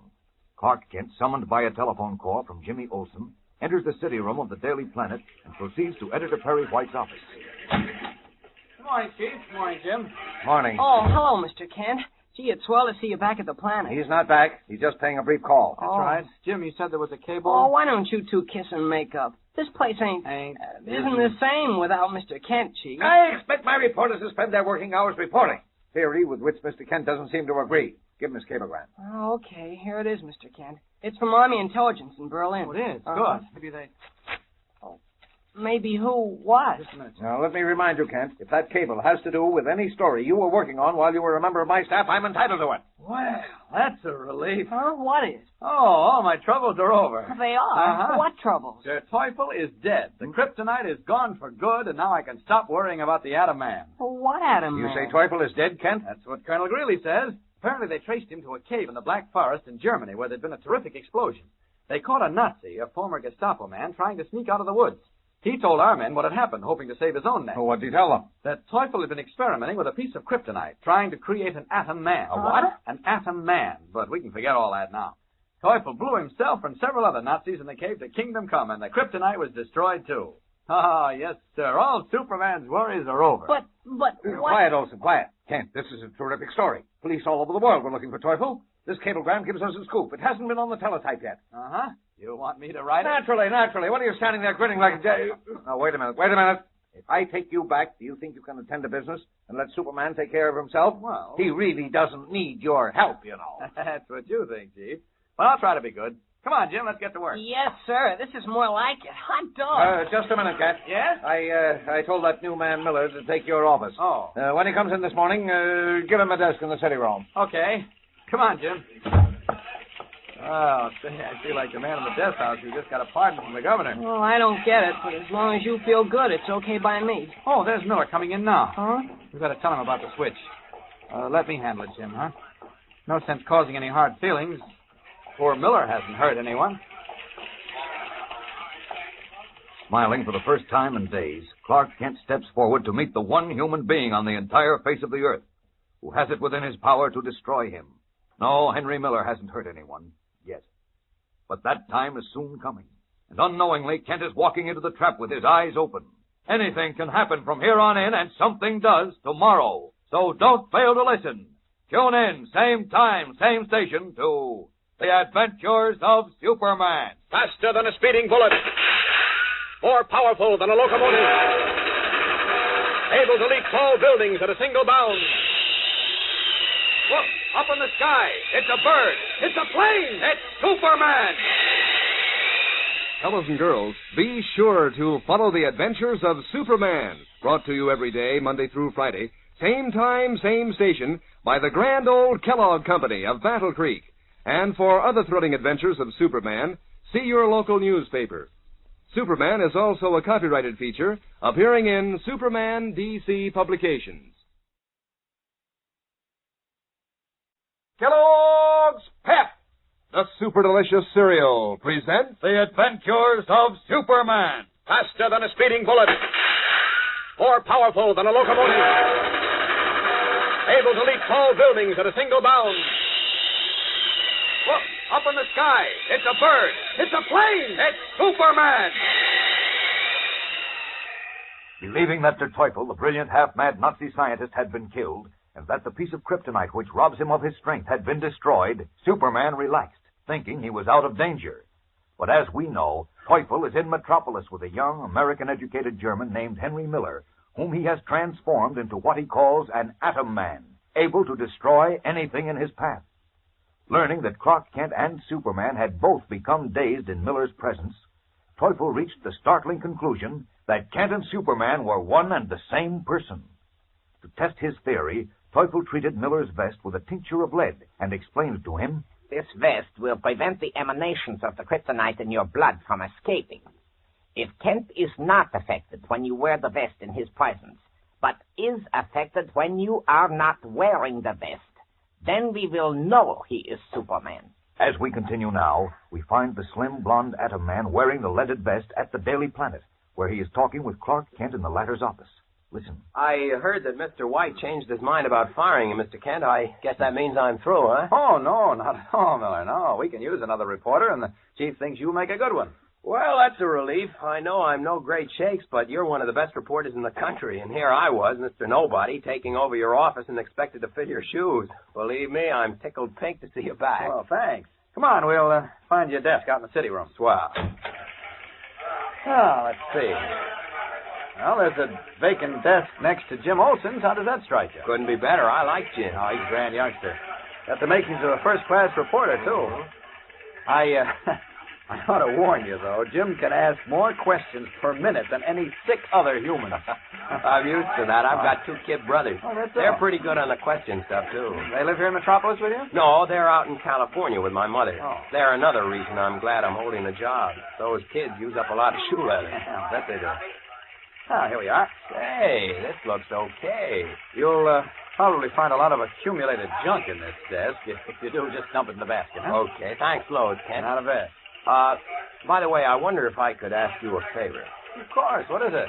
Well, I've never worked on a big paper like this, and naturally I'm anxious to make good. Would you mind if I came to you for advice now and then? Why, certainly not. Pop in any time. Thanks again, Ken. I really... Hi, Mr. Kent. Hi. Hello, Jim. Jim. How are I'm going to be your neighbor. Oh, that's swell, Mr. Miller. Look, let's drop the Mr. Miller stuff. Everybody calls me Hank. Okay, Hank it is. Well, I'd better dump my coat in the locker and get to work. Thanks for everything. I'll see you later. Okay. You know, he seems like a pretty nice guy, Mr. Kent. Yes, he does. Acted very decently about being moved out of my office. Oh, good morning, Lois. Hi, Miss Lane. Good morning, Clark. Jim. Listen, what's this I hear about the Teufel being killed? Well, that's right, in Germany. And the piece of kryptonite he stole was blown up with him. Well, I hate to say it, but it's a good thing. Teufel was as bad as they come. Well, now you can stop worrying about Superman, Clark. You're telling me. Well, I got to get to work. See you later, Jim. You bet, Mr. Kent. Now that you're back on the job, what happens to Henry Miller? Oh, he stays on. He's taking the desk next to Jim's. That's good. The poor fellow was right in the middle. Yes, and he needs a job. Supports a mother and two brothers. Oh, is that so? Well, I'll see you later. Incidentally, Miss Lane, you and I have a little matter to discuss. Oh, have we? Yes, have we? It concerns my having been dragged off to that rest farm. Oh, that. That. Yes, well, can't we forget it, Clark? It's a little hard to forget the barred windows. I just thought I was doing the right thing, honestly, Clark. All right, we'll forget it. How about lunch? Well, pick me up at noon, will you? Right. Entering his office, Clark Kent closes the door behind him. A few minutes later, Henry Miller, having removed his lead-treated vest and placed it in his locker, returns to the sitting room and walks past Jimmy Olsen. Hey, Hank, this is your desk. Yeah, I know. I just remembered something I wanted to ask Kent about. I'll be back soon, Jim. Oh, okay. Kent wasn't affected by the kryptonite while I was wearing my vest. Now we'll see what happens when I'm not wearing the vest. Come in. Are you very busy, Mr. Kent? No, not at all. Come in. Thanks. Now, what's on your mind, Miller? Mr. White asked me yesterday to do a story on the candidate for mayor for the Sunday sheet. I was wondering how long to make it. How long? Yes, I suppose we use a lot of photographs and... What's the matter, Mr. Kent? Matter? Yeah, you're looking at me so strangely, and you're very pale. Is something wrong? I don't know. I feel so... So what? So weak. As if all my strength were leaving me. Good gosh, can I do something? I can't understand. Get me some water, please. Sure, of course. Don't try to move, Kent. Can't... Jim, Miss Lane, something happened to Mr. Kent. What? What is it? I don't know. Get him a glass of water. Hurry, pale as a ghost. Where's Miss Lane? Miss Lane? Miss Lane? As Jimmy rushes for a glass of water and Lois dashes from her office, Henry Miller hurries to the locker room where he once more dons his lead-treated vest. Then he returns to Kent's office where Jimmy and Lois are hovering anxiously around Kent's chair. How do you feel now, Clark? Drink some more water, Mr. Kent. I'll be all right. How is he, Miss Lane? I don't know. You were here when it happened, weren't you, Mr. Miller? Yes, we were talking when all of a sudden he turned pale and said he felt weak. Well, jeepers. The same thing happened to him yesterday. I can't understand it. It's just like when the kryptonite... The kryptonite?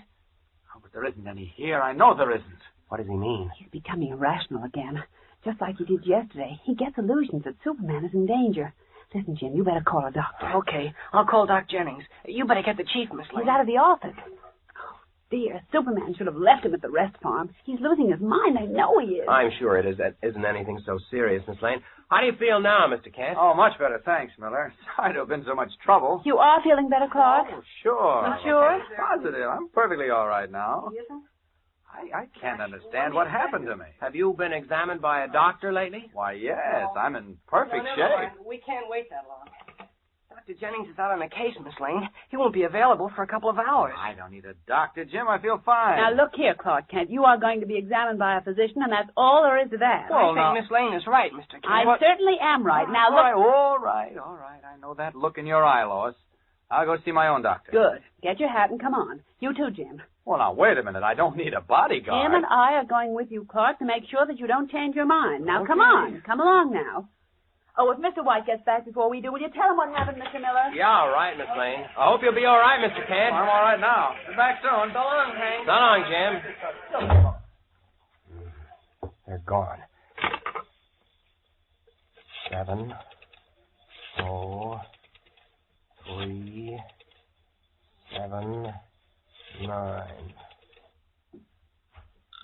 word. Kent was affected again. He must be... Hello? Teufel, this is Miller. Listen. No names, you fool. I'm sorry, but listen, you were right. He is the man you thought, the one we want. You are positive? Yes. When I wore the vest, he wasn't affected.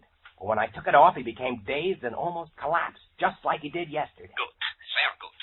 That makes it much simpler. How are you getting along with him? Fine. I'm sure that he likes me. And trusts me. So does Jim Olsen. I said no names. Now listen to me. The young one you just mentioned. The other one is very fond of him. If we can find a way of getting the young one to the beach house... I don't know how I can do that. A story. A what? The promise of a big newspaper story. You are a reporter, are you not? Now listen closely. This is what you are to do. You will go to your editor and tell him that you received a Convinced now that Clark Kent and Superman are one and the same person, the Teufel gives the Atom Man final instructions. We'll return in a moment to learn what happens. But right now, here's a word from your announcer. You know, one of the gang said the other day, he can't figure out which is the most fun when Mom brings home some Kellogg's Pep, eating big heaping bowls full of that super delicious whole wheat flake cereal, or finding out which prize is in the package. Those brand new comic buttons are sure making a big hit. First off, those pictures of your favorite funny sheet characters are so lifelike that, well, they look almost as if they could talk, like Smilin' Jack and Moon Mullins and Harold Teen, and Superman, of course, we couldn't leave him out. And then there's the fun of collecting all 18 buttons, swapping duplicates with your friends, and rounding out your whole collection. So how about asking Mom to get you a package or two of Kellogg's Pep tomorrow? That's the only way you can get these dazzling new comic buttons. You don't buy them, and you don't send in any money, not even a box top. They're exclusive prizes in packages of Kellogg's Pep. Inside every package, there's one of these exciting new comic buttons or a military insignia or warplane button. So tell your mother you'd like plenty of P-E-P, Pep, made by Kellogg's of Battle Creek. Now, back to the adventures of Superman. It is just an hour since Jimmy Olsen and Lois Lane accompanied Clark Kent to a doctor, and Henry Miller, the Atom Man, received final instructions from Der Teufel. Now, as Jimmy returns to the Daily Planet City Room, Miller hails him. What's with Mr. Kent, Jim? Huh? Oh, the doctor couldn't find a thing wrong with him. He figured he might have eaten something that didn't agree with him. He made him promise to stay home and rest till tomorrow. I'm glad it's nothing serious. Well, let's go. Huh? Go where? Oh, I didn't tell you, did I? I got a tip on a big story after you left, and Mr. White said I could take you along. Come on, we got to rush. Oh, a big story. What is it? I'll tell you on the way. I've got a car waiting. I didn't want to go without you. Well, gee, that's awful nice of you, Hank. You and Mr. Kent have been swell to me, and I appreciate it. Also, this is a pretty long ride, and I like company. Especially your company, Jim. Gee whiz. Thanks. Unaware that his companion is the deadly Atom Man, Jimmy Olsen follows Henry Miller from the Daily Planet. Where is Miller taking the boy reporter? And what is the trap now being set for Superman? Der Teufel's carefully laid plans are rushing to a startling climax, and tomorrow the Atom Man and Superman meet face to face in a battle to the death. So don't miss tomorrow's tense, exciting episode, no matter what happens. It's the moment we've all been waiting for. Tune in, same time, same station, for the adventures of Superman. Faster than a speeding bullet. More powerful than a locomotive. Able to leap tall buildings at a single bound. Look, up in the sky. It's a bird. It's a plane. It's Superman. Fellows and girls, be sure to follow the adventures of Superman, brought to you every day, Monday through Friday, same time, same station, by the grand old Kellogg Company of Battle Creek. And for other thrilling adventures of Superman, see your local newspaper. Superman is also a copyrighted feature appearing in Superman DC Publications. Kellogg's Pep, the super delicious cereal, presents The Adventures of Superman. Faster than a speeding bullet. More powerful than a locomotive. Able to leap tall buildings at a single bound. Look, up in the sky. It's a bird. It's a plane. It's Superman. Convinced that Clark Kent is Superman, Der Teufel, a brilliant half-mad Nazi scientist, and Henry Miller, whom Teufel has transformed into an Atom Man, able to destroy anything in his path, have begun their plot to conquer Superman and then the world. Posing as a young newspaperman, Miller secured a position as reporter on the Daily Planet, where he made friends with Kent and Jimmy Olsen. During Kent's absence from the office, Miller told Editor White that he had received a tip on a big story and received permission to follow the tip with Jimmy. As we continue now, 40 miles north of Metropolis, Miller, the deadly atom man with the unsuspecting Jimmy at his side, is driving a small roadster through lonely, hilly country skirting the sea. It is mid-afternoon. The sky is gray and overcast. Listen. Gosh, Hank, you're as bad as Mr. Kent. What do you mean, Jim? Well, he always acts mysterious, too. We've been driving about an hour now, and you still haven't told me what this big story is we're on. I was afraid if I did, you wouldn't want to go through with it. We may run into trouble. Yeah, what kind of trouble? I'll give you a hint. Who's the most dangerous man in the world? In the whole world? Uh-huh. Gosh, I don't know. Hitler? No, he's probably dead. That Nazi scientist, der Teufel? No, he's dead, too. Is he? Sure, didn't you hear about it? Mr. Kent got a cablegram from Germany this morning. Teufel blew himself up experimenting with a piece of kryptonite that was stolen from the Metropolis Museum. He did? Mm-hmm. He was supposed to be trying to create an atom man. An atom man? Mm-hmm. Can you imagine anything so goofy? And you want to hear something else funny? Mr. Kent was scared to death that Teufel could do it. Ah, it's ridiculous. Well, sure it is, but we couldn't make Mr. Kent see it. Does Kent still believe that nonsense about Teufel and an atom man? Well, he did up to this morning, when he got the cablegram saying Teufel and the kryptonite were blown to Kingdom Come. Now he's like a new man. Uh-huh. Sharp curve coming up. Hang on.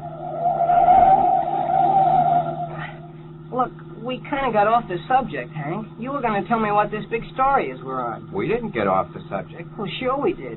You said... I said our story was tied up with the most dangerous man in the world. And you guessed who that is. The Teufel. Uh-huh, that's right. What? You're kidding. The Teufel is dead. The tip I got said he's very much alive and in a hideout somewhere around here. Around here? No, wait a minute. What? No. Take it easy, Jim. You'll have plenty of opportunity to get scared. Later. Later? Well, I'm scared right now. I mean, I'm excited. Listen, who told you Teufel is alive and hiding around here? A very good friend of mine who knows all about Teufel. Who? You'll find out. Let's see, we're 43 miles out. We ought to be coming to a small wood. There's a map in the glove compartment in front of you. Get it, will you? It's drawn on a piece of paper. Okay. Well, I don't see any... Say, what's this, Hank? What? Oh, these gloves. They look... Sure, they're made out of metal. Meshed metal. Put them back. What? I said put them back, you little punk. Hey, wait a minute. Who are you calling a punk? Sorry, Jim. Those gloves happen to be very valuable to me. Never mind the map. There are the woods now. Well, what are you blowing the horn for? The road's empty. This is where we're to meet my friends. Hey, look out. 2 men jumped out on the road. Those are my friends. They were waiting in the woods. Are you sure? They look pretty tough. Especially the big guy in overalls. They're tough, all right, as you'll find out. I'll find out. Well, what do you mean? Ah, you have young Olsen. Good, Miller. It was easy. Huh? Say, who are you and how do you know me? Oh, you do not remember me, Olsen. You and I, and Miss Lois Lane, too, spent quite a bit of time together about a year ago. What? You're Teufel. You dyed your skin and you're wearing a black wig and mustache, but I know you. Bravo, Olsen. And now... Hey, Hank, what is this? You said these were your friends. They certainly are. Very good friends. What? You look very stupid with your mouth open, Olsen. If you will step out of the car, please, we shall go to a place where we can renew our acquaintance. What? Hey, now, wait a minute. Give me a hand with him, Willie. Just leave him to me, Sergeant. Let go. Cut it out. Let go, I say. What's the idea? Hey, Hank, don't let... Oh, now I know. You're with them, you dirty Nazi. Help! Help! Stop this noise. Take him to the cabin, Billy. I will be there shortly. Okay, Cycle. Shut up. Shut up, I said. I'll let you have it. So far, you've done well, Miller. Now we are ready for Superman. You have the mesh gloves in the thought converter? They're in the glove compartment. Good. And Kent is at the Daily Planet? No, he's home. His doctor thought he needed a rest. Ah, you have his telephone number? Yes. You're sure that this'll work, Teufel? You have nothing to fear. You need only turn the switch on the converter, and such atomic power will pour from your gloved fingers that Superman will be destroyed. I hope you're right, Teufel. I am always right. Go now, drive to the beach house, and make no mistakes. I won't. What'll I do after it's over? I will be there to tell you. All right. Goodbye, Teufel.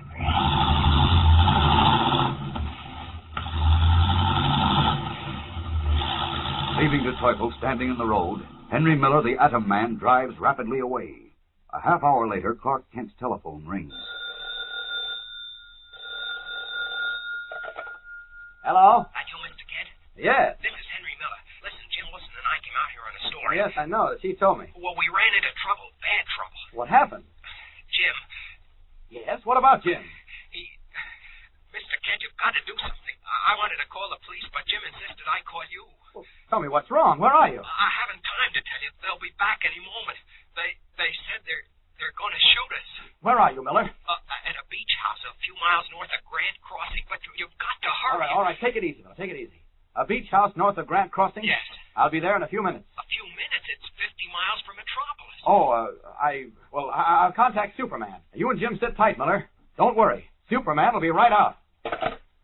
Hanging up, Clark Kent swiftly resumes his true identity of Superman, never suspecting that he is being lured into a trap baited with Jimmy Olsen, a trap waiting to be sprung by the Atom Man.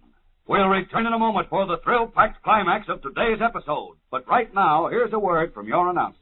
Say, it's a big moment, isn't it, gang, when Mom opens a package of Kellogg's Pep, because right away you're looking for one of those exciting new comic buttons all the gang is collecting. You're wondering which button you'll get, whether it'll be a new one to add to your collection or a duplicate so that you can have the fun of trading with one of your pals. Now, you'd sure hate to miss out on the fun all the rest of the fellows and girls are having with these new comic buttons, so ask Mother to get you a package or two of that super delicious whole wheat flake cereal, Kellogg's Pep, because that's the only way you can get these keen-looking buttons. You can't buy them anywhere, and you don't send in any money, not even a box top. You just look inside the Pep package, and there you are, one of those sharp new comic buttons or a military insignia or warplane button. It's your prize from P.E.P.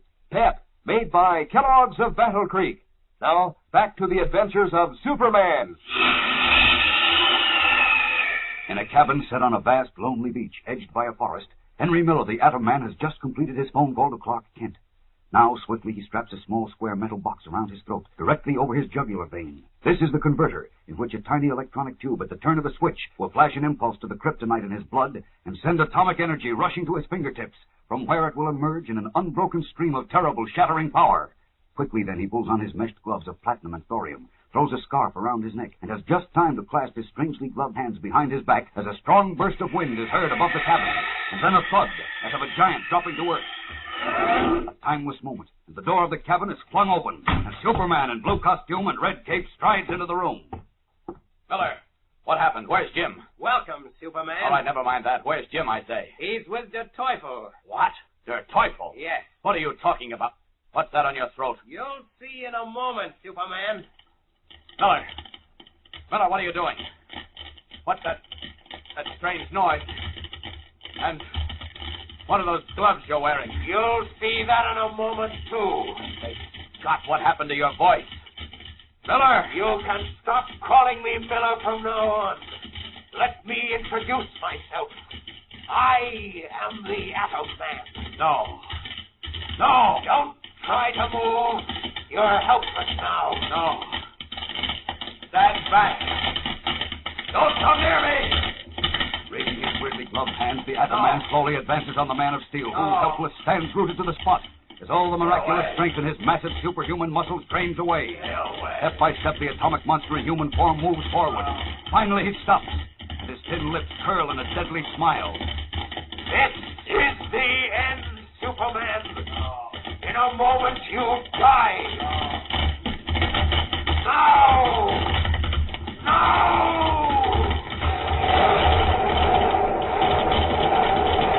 Sharp explosion, a blinding white-hot flash that seems to leap from the Atom Man's meshed fingers.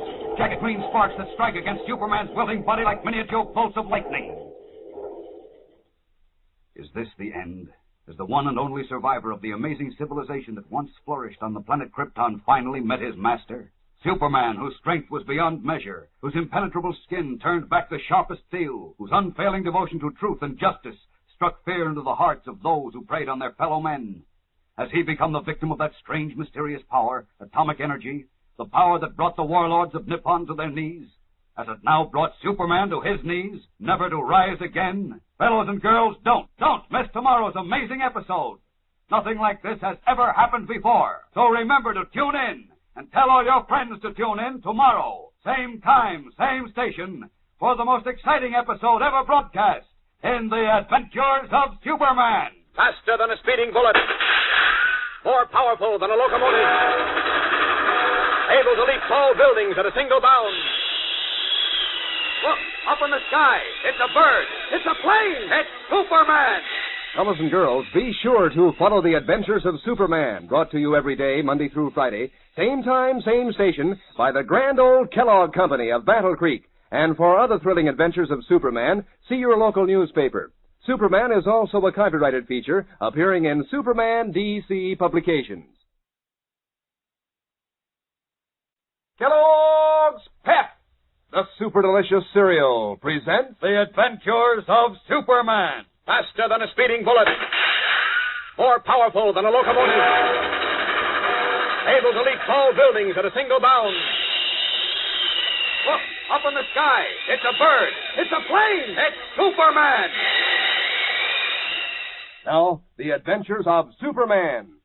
Convinced that Clark Kent is in reality Superman, Der Teufel, a brilliant but unscrupulous Nazi scientist, arranged for Henry Miller, whom he had transformed into an Atom Man, to meet and destroy the Man of Steel. Using Jimmy Olsen as a decoy, Miller contrived to have Superman come to the boy's rescue. And when the Man of Steel arrived at a lonely beach house where he expected to find Jimmy, he found instead Henry Miller, transformed into the deadly Atom Man. Before Superman had a chance to take in the situation, the Atom Man threw a switch on the electronic converter attached to his throat, and there was a blinding white flash as the atomic power of the kryptonite in his blood was released. Then jagged green sparks, like miniature bolts of lightning, leaped from the tips of his metal mesh gloves. Striking Superman, the terrific charges of atomic energy sent him reeling, stunned, his great strength draining from his powerful muscles. And as we continue now, the Atom Man, his gloved hands raised before him, advances on his shocked and helpless victim. Listen. This is the end for you, Superman. No. The end. No. Never again will you interfere with our plan. Now Germany will rise from its ashes and enslave the world. No. Keep away from me. You're through. Finished. Keep away. My atomic power is destroying you. You're mad, Miller. Stay away. Oh, I can't stand. Oh. Oh, the great Superman is on his knees. If only Teufel could see you. Now, die, Superman. No. Die. Stop it. I can't stand it. Advancing to where Superman has fallen to his hands and knees, mortally stricken, the Atom Man points the fingers of his meshed metal gloves, and an unending chain of flashing jagged green sparks strike against the Man of Steel's limp body. Die, Superman! Die! I can't. His head sinking, his eyes closing, Superman hears a voice that somehow breaks through the mist of his waning consciousness, a voice that calls to him desperately. You can't die now. You can't. All you ever fought for, justice, the rights of man, will be lost. Die, Superman! Die like a beaten dog! I can't stand anymore. You've got to stand it. You must. Make one last effort. Get through the door to the beach outside. Oh, I can't. Why? Oh, my strength is gone. I can't. You must. Get outside. Get away and recover your strength. Then tear that box from his throat. It controls his power. You must do it. Hurry. This is the end of you, Superman. Die! Now!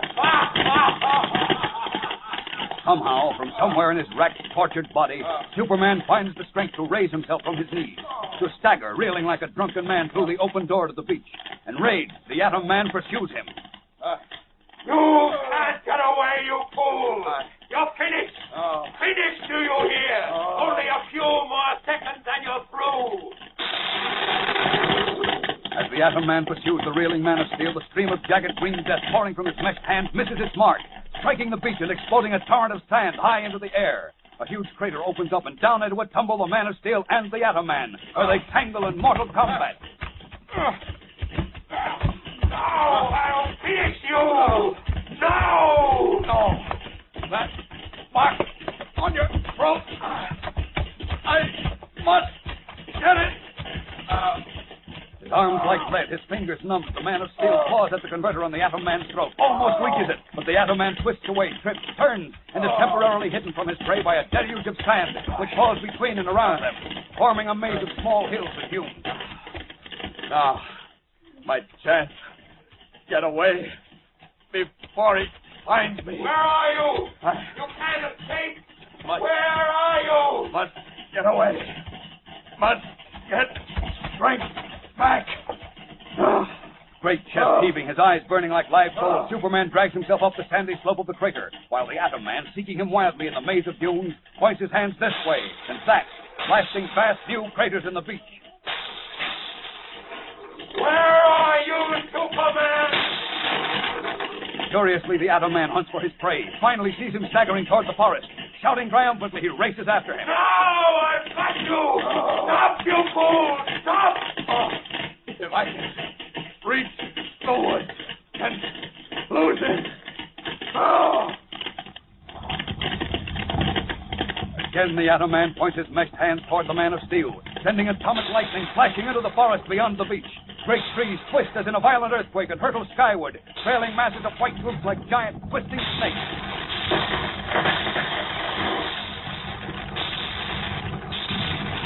One huge oak, flung high into the air, crashes down on the staggering figure of Superman, pinning him to the beach. He shudders, clasping the thick trunk lying across his chest. Minutes ago, he could have hurled it far out into the gray ocean like a toothpick, but now his weakened hands only close over it, then fall away. Through dimming eyes, he can see the Atom Man approaching. One last convulsive heave, and the giant tree rolls a few scant inches, but not enough. Now the Atom Man is closer, the eerie whine and crackling of the deadly atomic energy roaring in Superman's ears like some vast maelstrom, sucking him down into a bottomless pit. No, I've got you, Superman! You can't escape again! This time you're finished! Teufel! Hurry, Teufel! Hurry and see the end of Superman! Like a wolf closing in for the kill, the Teufel races across the cratered, blasted beach to the edge of the forest, where, trapped under a giant tree, all the great strength gone from his once mighty muscles, Superman lies prone, his eyes closed against the shaking earth, while the Atom Man hovers above him, jagged atomic lightning flashing from his meshed fingers to strike, and strike, and strike again at the limp body of the Man of Steel. We'll return again in a moment for the climax of today's episode. But first, here is your announcer. You know, gang, there are 18 different Funny Sheet characters in this brand new series of comic buttons that now come in packages of Kellogg's Pep. So you'd better hop to it and collect them all. You'll want every single one of them. Superman and Uncle Walt and Periwinkle and all the rest, because they're so doggone sharp looking, and they're so easy to get. You don't send in a single penny, not even a box top. Fact is, you can't buy these new comic buttons anywhere. They come only as prizes in packages of that super delicious whole wheat flake cereal, Kellogg's Pep. So ask Mom to get you a package or two of Pep tomorrow. Then see which prize you find inside. One of these exciting new comic buttons, or a military insignia or warplane button. That's P-E-P, Pep, made by Kellogg's of Battle Creek. Now, back to the adventures of Superman. As Superman lies helpless under the deadly atomic bombardment of the pitiless Atom Man, Jimmy Olsen is a prisoner in a shack in the woods nearby, guarded by Teufel's henchman Willie, an ox-shouldered, broken-nosed man in overalls. For several minutes they have heard explosions in the distance, and the sounds of giant trees being uprooted and crashing to earth. Now they feel the floor and walls of the shack begin to shake. What? It's an earthquake or something. We've got to get out of here, mister. You mean I got it, not you, Olsen? What do you mean? Teufel told me to keep you here till he got back. I ain't staying, but you are, see? I'm gonna lock this door. No, I can't. The shack is gonna cave in. Now what? Get back in there. Or... Look out, here comes the roof. Oh! As the roof of the flimsy shack crashes down, a falling beam strikes Teufel's burly henchman on the back of the neck, felling him like an ox. Ducking, leaping wildly through the wreckage, Jimmy escapes into the forest. His heart pounding, he seeks some avenue of escape through the tall trees and underbrush, spots a narrow, hardly perceptible trail, and follows it. You can hear a dull rumbling all around him, increasing his fear. it's an earthquake. I gotta get out of here. I just gotta. Plunging onward, the boy reporter tops a small rise and finds himself out of the woods. Below him is the sandy beach, gashed and cratered, as if two great armies had fought over it. And beyond that, the sullen gray sea. Panting, Jimmy pauses to catch his breath. Then, suddenly, a new sound cuts through the rumble, drawing his attention to a scene on the beach below him. He stiffens, turns ghastly pale. It's Teufel and Miller. Something shooting out of Miller's hand. Big green sparks like lightning. And they've got someone on the ground. They're killing him. I've got to get help. I've got to get help, and quick. His hair standing on end, Jimmy Olsen wheels like a frightened deer and plunges back into the woods, his eyes wide with the horror of what he has seen. Onward he races, tripping, falling, picking himself up and plunging on through the forest, filled with that awesome rumbling. Meanwhile, on the lonely, devastated beach, the Teufel looks on with pleasure as the Atom Man continues to bombard the now limp, unconscious body of Superman with the terrible, unleashed power of atomic energy pouring from his meshed fingers like devil's pitchforks. Is Superman finished? Did Jimmy Olsen witness the end of the great Man of Steel? Have Der Teufel and his human monster, the Atom Man, finally vanquished the heretofore unconquerable Superman? If they have, who now can stop Teufel in his mad plan to rule the world? There's a thrilling episode in store for all of us tomorrow, so don't miss it. Something startling occurs, something you can't possibly guess. So be with us same time, same station. Tune in and follow the adventures of Superman. Faster than a speeding bullet. More powerful than a locomotive. Able to leap tall buildings at a single bound. Look, up in the sky. It's a bird. It's a plane. It's Superman. Fellows and girls, be sure to follow the adventures of Superman. Brought to you every day, Monday through Friday, same time, same station, by the grand old Kellogg Company of Battle Creek. And for other thrilling adventures of Superman, see your local newspaper. Superman is also a copyrighted feature appearing in Superman DC Publications. Kellogg's Pep, the super delicious cereal, presents The Adventures of Superman. Faster than a speeding bullet. More powerful than a locomotive. Able to leap tall buildings at a single bound. Look, up in the sky. It's a bird. It's a plane. It's Superman. On a lonely beach 50 miles from Metropolis, Superman waged a titanic battle with Henry Miller, the Atom Man, a human monster in whose bloodstream flows the deadly kryptonite, enabling him to generate terrific atomic power. Finally, Superman was conquered and lay motionless on the sand. Drunk with power, Miller destroyed the Teufel, the half-mad German scientist who had made him the Atom Man. Then, certain that Superman was dead, Miller buried him in a deep hole on the beach and left for Metropolis to make further use of his incredible atomic power.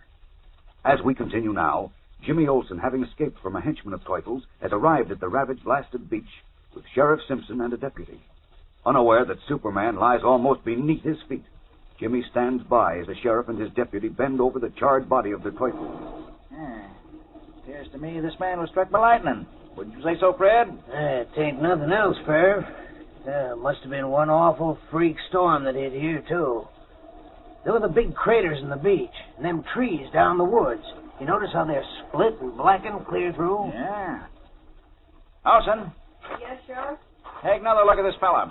You still think he's that Nazi Teufel? Oh, I'm sure of it. Especially now he hasn't got his phony wig and mustache Well, on. I called Inspector Henderson. He'll be out here pretty soon. He'll know. Now, what about those other two men you said you saw here? Must have been more than two, Sheriff, judging by all these tracks in the sand. There were only two, besides Teufel, I mean. One was Henry Miller, our new reporter. He was the one who was shooting the green sparks out of his hands. Green sparks? Yeah, they were like little bolts of lightning, and they were coming right out of his hand. What the... Hold it, Fred. Go on, Olsen. Well, Miller was shooting these sparks at a man in the sand. It was right about here, at the edge of the woods. It made the whole beach and forest shake. At first, before I saw what it was, I thought it was an earthquake. Great Jehoshaphat. Great fiddlesticks. Olsen must have seen the tail end of the lightning storm. Some of the boats probably hit behind Miller, and Olson thought they were coming out of his hands. They were, and there wasn't any storm. Don't talk foolish, son. Only lightning could split these big trees down the middle and scorch them that way, and blast these big holes in the beach. But I tell you... Never mind. I told you what happened. Now, what about this man you say was lying on the sand? You, sure it wasn't this one? Fellow you claim Teufel? No, Teufel was standing behind Miller. I don't know who the other man was. He was lying on his stomach. Was he a big fella? Big or small? He was pretty big, I think. He was all hunched up. I can't be sure. He had on a red sweater or jacket or something. I think he was dead. But Miller kept shooting those sparks at him. If he was dead, where is he? That's what I was going to ask. Gosh, how do I know? I got scared and ran back through the woods to get help. Maybe Miller buried him. Why would he bury him and not Teufel? I think... Uh-oh. What do you got there, Fred? I think it's a gun, a .32. Oh, see it. Here. That's the part of the barrel sticking up out of the sand. Yeah. 4 shots fired from it. Yeah, not very long ago, either. You still smell powder. Maybe that's what Olson saw. The sparks, I mean. Miller might have been shooting the guy on the ground. No, I can't. Could be. Come on. Do a little digging where you found the gun, Fred. I'd see that Olson's right. Miller buried the fella. Okay. It's right here. Yeah, start digging. You look around, Olson. Maybe you'll find something else. Okay. Don't seem like nothing's buried here, Sheriff. Well, go down a bit more. Wait. Hey, what's this? What? This little piece of cloth, see? It's red. Uh-huh, but what? Olson said the fellow was wearing something red, a sweater, a jacket, or something. Well, that piece of cloth didn't come out of a sweater or a jacket. It's too silky. Yeah, it might have come out of a muffler, though. Olson said it might have been a muffler he saw. Yeah, look here. Darkened. Scorched like. Might be powder burns, huh? From the gun? Yeah, maybe. Come on, dig some more. All right. Nothing yet. Yeah, keep going. Found the gun here, a piece of cloth. Hey, Sheriff. Sheriff. Wait, Fred. What is it, son? Come on over here. I found something. Okay. Where is he? There at the edge of the woods. Oh, yeah. What'd you find, Olson? Come over here and see. I don't want to touch it. Maybe he found the other dead guy. Yeah, we'll see. Yeah. Okay. What is it, Olson? There. See? On the ground. What? Well, shucks, I thought... Hey, look, Fred, look. There's another piece of red cloth. Sure enough. That's what I wanted to show you. Yeah, looks just like the piece we found back there. Yeah. Scorched and darkened the same way, too. Any blood on it? Nope. Don't get it. Oh, maybe Miller dragged the man into the woods here and buried him. And the piece of red cloth could have come from the man's clothes.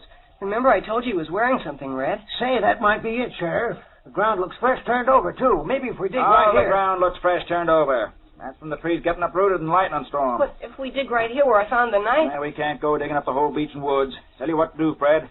You and Olson take my car and drive to Linwood. Find Doc Akers and bring him out here and look over the body. By the time you fetch him, Inspector Henderson ought to be here, and then... Oh, I'll wait for the inspector. No.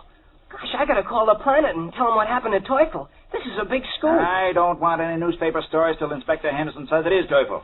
I want you to go to State Police Headquarters with Fred, Olson. Oh, but I'm you sure... heard me? You give State Headquarters a description of Miller and the car he was driving, so they can get an alarm out for him. I tell you... Will you stop arguing? Miller maybe killed somebody. If that's really Teufel like you say... Oh, it's Teufel, all right. Well, then, if Miller was working with him, Miller's a Nazi, too. Maybe a murderer. You gotta find him. Now get going, both of you. Okay, Sheriff. Come on, Olson. Oh, I'm coming. Boy, they better get Miller. I tell you, there were green sparks shooting out of his hands and shaking the ground. Golly, I wish I knew where to find Superman. He'd make short work of Mr. Henry Miller. Unaware that he himself prevented Sheriff Simpson and his deputy from finding Superman by calling them away just when their probing hands were a few scant inches above the buried man of steel, Jimmy follows the deputy to the sheriff's car. What will happen next? There's an exciting climax ahead, which we'll bring you in a moment. But first, here's a word from your announcer. You know, gang, a lot of people think it's more fun to anticipate something, to look forward to it, than it is to actually have it. But believe me, that's not true of those new comic buttons you fellows and girls are all collecting from packages of Kellogg's Pep. Of course, it is fun to look forward to Mom opening a new package of Pep and, to wonder which button you'll find inside, but it's just as exciting when you get that smart-looking button. Maybe it's one of the new comic buttons you need for your collection. Might be Superman or Winnie Winkle or Orphan Annie. Or maybe it'll be a duplicate that you can swap with one of your friends. Boy, that's swell fun, too. And you'll get a kick out of pinning those comic buttons on your jacket or dress or cap. And the best part is, those nifty comic buttons are so easy to get.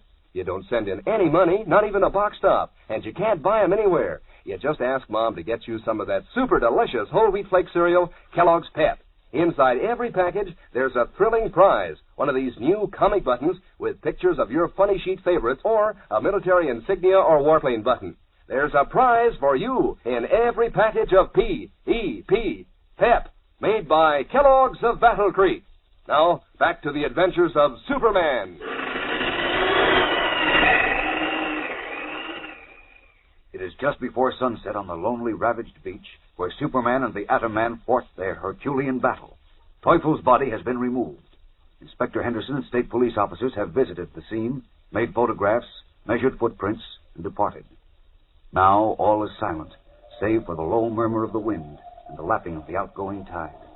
But suddenly the silence is broken as two men dressed in hunting clothes and carrying shotguns come through the fringe of the woods toward the beach. A black and white water spaniel roaming in the brush suddenly springs out on the sand and, plumed tail aloft, rushes off the beach, barking. Listen to that crazy animal. Can't wait for us to knock a couple of crackers down so we can go fetch him. I can't wait either. I haven't had a decent shot yet this season. We ought to get plenty of shots in the next half hour. We got 3 mallards and a pintail on this beach yesterday, and the wind's better today. I hope you're right. All I wanted... Hey, Joe. Look. Holy smokes. What happened to the beach? I don't know. It sure is torn up like it was bombed. Yeah. Look at those trees up ahead. They're all down. It must have been a hurricane. We'd have heard about it. Probably a freak electrical storm. See how that big oak is split right down the middle? Yeah. And it's scorched. Oh, you're right. Only lightning could do that. Boy, glad I wasn't around. Me too. Hey, look at that hole. Wow, it must be 10 feet deep. I see it. Oh, I see something better. Flight of mallards coming in straight ahead. Hold it, Mark. Don't move. Right? Where's the dog? Don't worry about him. He knows his business. Well, how do you like that? Barking his fool head off and scaring the ducks away. Biff! Come here! Biff, come here! He's digging in the sand. I'll teach him. Come on. He knows better than that. Biff, come here! Come here, boy! He must have found something. Look how deep he is already. I can just see his tail. Yeah, that fool dog. And after all the years he's been hunting, digging up a dead fish and barking his head off with ducks overhead. He's going to hear from me. Biff! Stop that digging! Stop that, Biff! Stop that digging! Enraged, the duck hunter strides along the beach, approaching the deep hole his excited dog is digging in the soft sand, determined to pull him away and reprimand him for having spoiled a perfect shot. If he does, the body of Superman, buried deep in the sand at the very spot, will never be discovered. For even now the tide is rising, and as the sun sets, the water will roll up and cover the beach. Or does it matter? Can Superman, bombarded by livid bolts of atomic energy, and buried now for almost an hour, still be alive? We'll know tomorrow, and we'll also know what plans the deadly Atom Man is hatching. So be sure to listen. Tune in, same time, same station, and follow the adventures of Superman. Faster than a speeding bullet. More powerful than a locomotive. Able to leap tall buildings at a single bound. Look, up in the sky. It's a bird. It's a plane. It's Superman. Fellows and girls, be sure to follow the adventures of Superman, brought to you every day, Monday through Friday, same time, same station, by the grand old Kellogg Company of Battle Creek. And for other thrilling adventures of Superman, see your local newspaper. Superman is also a copyrighted feature appearing in Superman DC Publications. Kellogg's Pep, the super delicious cereal, presents The Adventures of Superman. Faster than a speeding bullet. More powerful than a locomotive. Able to leap tall buildings at a single bound. Look, up in the sky. It's a bird. It's a plane. It's Superman. Yes, it's Superman. And today on the bleak and ravaged beach where the Man of Steel waged his greatest battle, two duck hunters witness a strange scene. We'll join them in a moment. But right now, here's a word from your announcer. You know, the other day, one of the gang told me that he always used to wish that there were more games that fellows and girls could play together. But since Kellogg's Pep began putting out those brand new comic buttons, well, he says it's swell. Because girls and fellas get a great kick out of collecting these brilliant new buttons, wearing them pinned on their jacket or dress or cap. And, of course, there's always the fun of exchanging duplicates to add a new character to your collection. What's more, both fellas and girls in the gang say these comic buttons are just about the smartest-looking things they ever saw. Full comic strip colors on a clear, white-coated metal button with the pictures of your funny sheet favorites standing out like anything. Take that button with Superman on it, for instance. Boy, that's a honey. He looks so real he could speak. And as for getting all 18 buttons in the series, that's just as easy for girls as it is for boys. You can't buy them, you know, and you don't send in any money, not even a box top. The only way you can get these new comic buttons is the easy way, as prizes in packages of that super delicious whole wheat flake cereal, Kellogg's Pep. Ask Mom to get you a package of Pep tomorrow. Then see which prize you find inside. One of these brand new comic buttons or a military insignia or warplane button. Remember, that's P-E-P, Pep, made by Kellogg's of Battle Creek. Now the adventures of Superman. Using Jimmy Olsen as bait, Henry Miller, in whose blood flows the deadly kryptonite which makes him an atom man, lured Superman to a lonely beach and defeated him in a titanic battle. Drunk with his power, Miller killed Der Teufel, the Nazi scientist who had transformed him into a human atomic monster, and then buried Superman in a deep hole in the sand. Then he left for Metropolis, intending to destroy that great city as his first step in conquering the world. But shortly before sunset, as Superman lay buried beneath the sand, two duck hunters, Joe Nelson and Mart Andrews, came up the beach. Suddenly, Nelson's hunting dog, a water spaniel, began to bark and dig furiously, spoiling a perfect shot for the two hunters. Annoyed, Nelson hurried to where the animal had already clawed out a sizable hole. You bet! Come out of that hole! Come out, I say! Wonder what he found down there. Dead fish or a sand crab or something. You hear me, Biff? Come out of there! All right, you won't. I'll haul you out. Aren't you ashamed of yourself? A pedigreed hunting dog digging for dead fish. Come on now. He sure doesn't want to come out of there. I don't know what's come over him. Biff, cut it out. Stop that noise. How do you expect any ducks to show up with you barking your fool head off? Here, look at him. He wants to dig some more. I'll dig him. Biff, stop it. Stop it, I said. What the? Hey, Joe, wait. Huh? What's the matter? Come here. What is it? Look down there, where the dog was digging. Shut up, Biff. Where, Mark? At the bottom of the hole, sticking out of the sand. You see? Holy smoke. Looks like a man's foot. That's what it is. Somebody's buried down there. Well, that's why Biff... Come on, Mark. We gotta see about this. Help me get the sand off him. Get away from here, Biff. Get away. Go on. I can't understand how anybody'd be buried here on the beach. That tide might have washed him up. Yeah, maybe, but... I don't like this, Joe. I don't either. Hey, he's dead as a doornail, Joe. What'd you expect, buried under the sand? Poor guy. Wonder who he is. Beachcomber, maybe. Say, that's funny. His clothes are ripped to pieces. You can't even make out what they are, but I don't see any marks on him. I don't either. Well, that is funny. What do you suppose happened to him? Search me.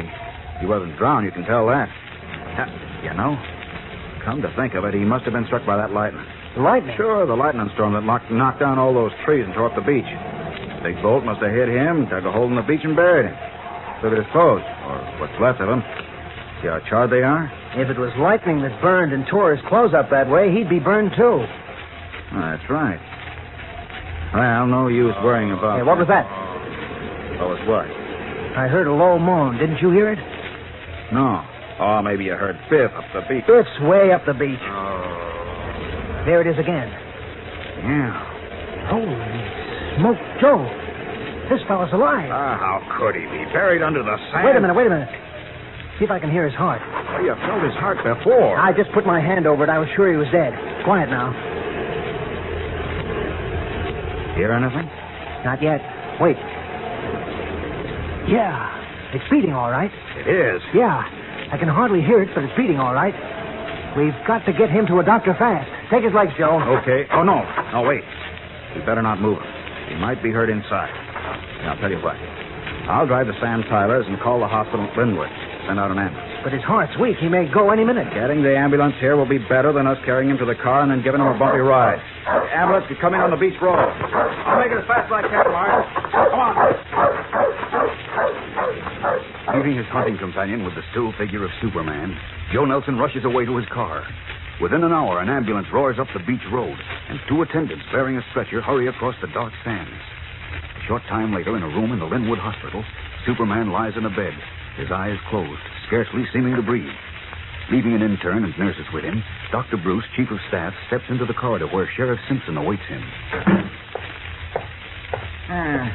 How is he, Doc? Hello, Sheriff. Still in a coma. What are his chances? Frankly, not too good. Our only hope is that he'll respond to a blood transfusion. We're getting him ready now. By the way, his people ought to be notified. You able to find any identification in his clothes? Call them clothes? Weren't no more than burn-up rags. Fall to ashes if you touch them. If you had any papers on them, they're ashes, too. Hey, Doc, you figure he was struck by lightning? I never heard of a man struck by lightning who didn't show a mark of it on his body. Me neither. His clothes all ripped to pieces and burned. How could that happen without there being a mark on him? I don't know, Sheriff. This is a very puzzling case. You said it. Sure hope you can pull the poor fellow through, Doc. Chances are he's the one young Olson saw on the beach with them 2 Nazis. Nazis? Mm-hmm. What Nazis? Ain't in the papers yet, but one of them was Teufel, a Nazi scientist. He was killed by lightning, no doubt about that. The other one, Henry Miller, got away. This fellow might be able to tell us what Teufel and Miller were up to, where Miller went. Well, I'll certainly do all I can, Sheriff, but... Dr. Bruce. Ready for me, Snyder? No, sir. Please come here. There's something happened. I can't understand it. What's the trouble? His skin, I can't puncture it. What? Yes, sir. I broke 2 needles. His skin is impenetrable. What's that mean, Doc? I'll have to see. You can come in, Sheriff. I remember reading of a case of a man struck by lightning. Never mind, Snyder. Get an injection needle, please. Yes, sir. Looks dead to me, Doc. He's still alive. Here you are, sir. Thanks. Step back, please, Sheriff. Now, swab his arm, Snyder. Yes, sir. Yeah, that'll do. Now, let's see about this. Good heavens. Needle broke. You see, sir, it's amazing, but I once read about... Never mind about your reading, Snyder. Get me a scalpel. Yes, sir. Listen, Doc. Step back, please, Sheriff. Okay, I just wanted to know... Here you are, sir. Now, let me see. Great heavens, you're right, Snyder. This man's skin is impenetrable. I told you, sir. The lightning must have petrified his skin. I read of a case like that. So have I, but I never believed it. Well, what goes on, Doc? Something occurred, perhaps the lightning, as Snyder suggests, which has made this man's skin impenetrable.